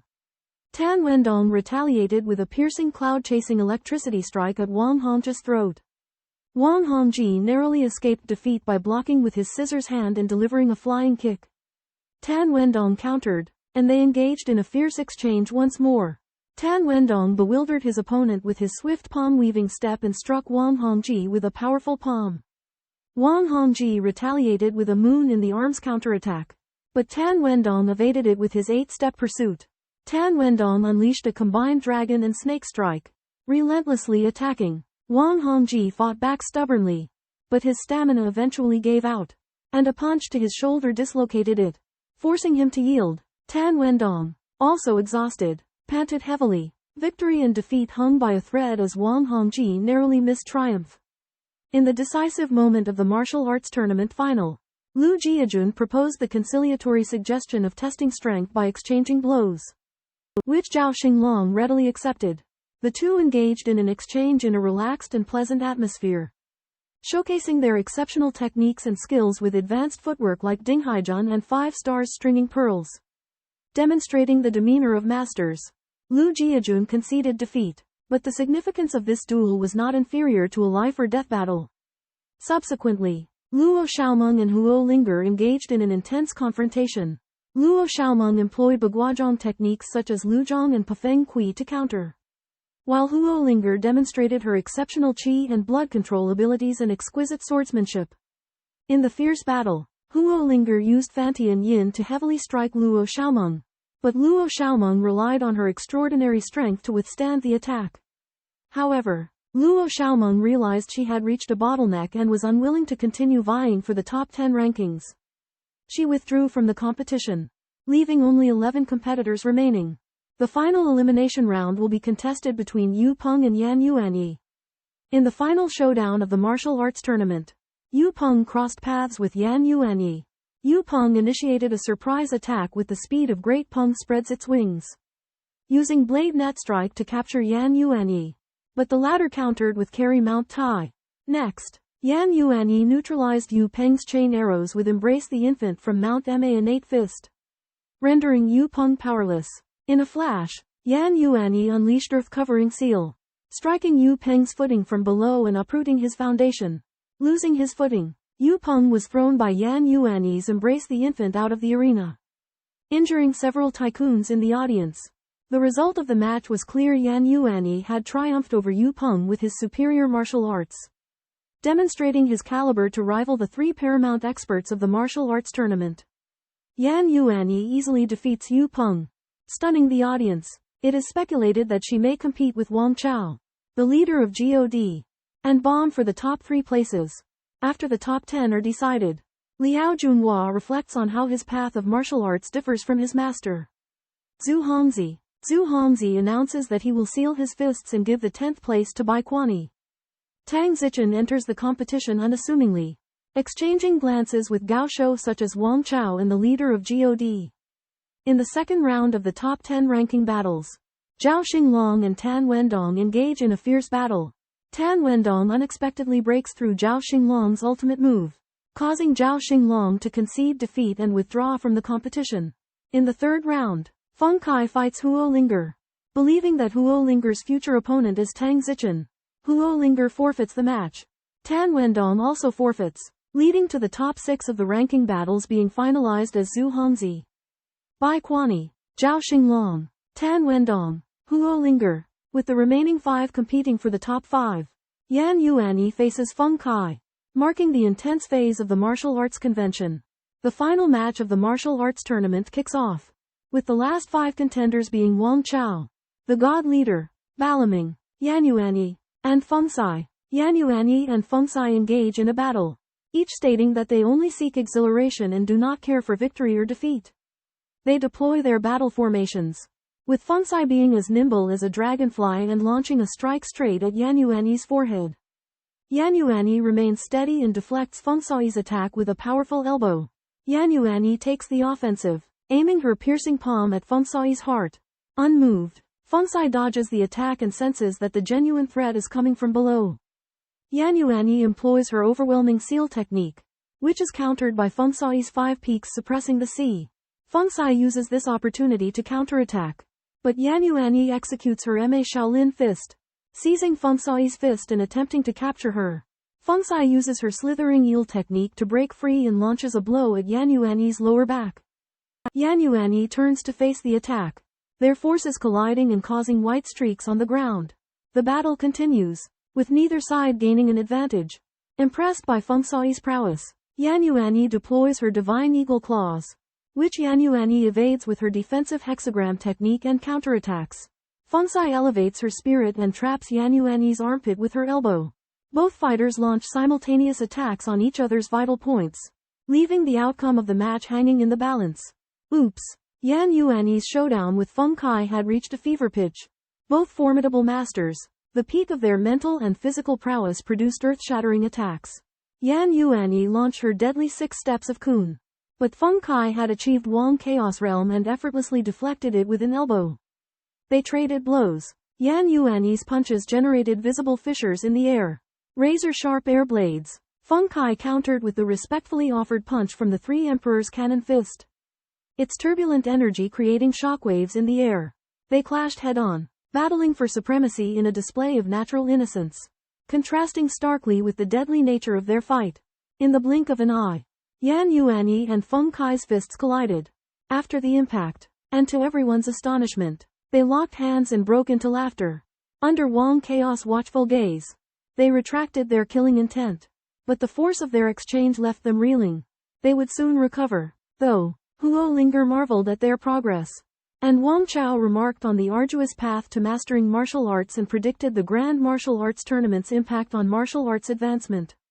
Feng Kai took her leave, thanking Wang Chao and stating that she would no longer interfere in his matches. Yan Yuanyi also departed, leaving only a faint smile in her wake. Watching Yan Yuanyi's retreating figure, Wang Chao sensed her resolution to let bygones be bygones. Now alone, Wang Chao was ready to strike, setting the stage for an explosive climax to the Grand Martial Arts Tournament. In a controversial turn of events, the match between Feng Kai and Yan Yuanyi at the Martial Arts Tournament ended in a draw. To settle the rankings, the tournament committee decided to award joint 4th place to both fighters. For Feng Kai and Yan Yuanyi, their ranking was no longer important. Their goal was the pinnacle of martial arts. The real highlight was yet to come: the duel between Wang Chao, the leader of God, and the 3 powerhouses, Ba Li Ming. Ba Li Ming first faced off against Tang Zichen, and both fighters gave it their all.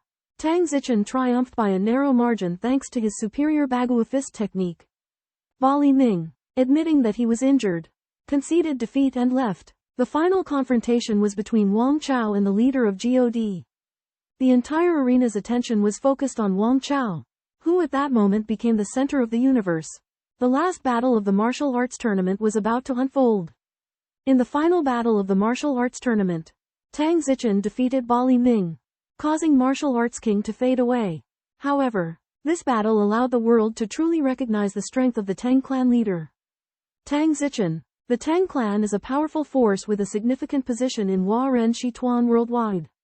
With a large number of masters under its command, Tang Zichen shocked her opponents with her extraordinary martial arts, deterring those with evil intentions. Her martial arts were not the only thing to fear. She was also ruthless despite having everything. Tang Zichen sat beside Wang Chao calmly and declared her hope that the conflict would cease. Wang Chao still hoped to marry Tang Zichen, and even after becoming the world's greatest martial artist, his intentions remained unchanged. The tournament entered its final stage, with China's Tang clan Wang Chao facing God, a person with no nationality. Wang Chaos martial arts had reached perfection, and his physical age remained in his 20s.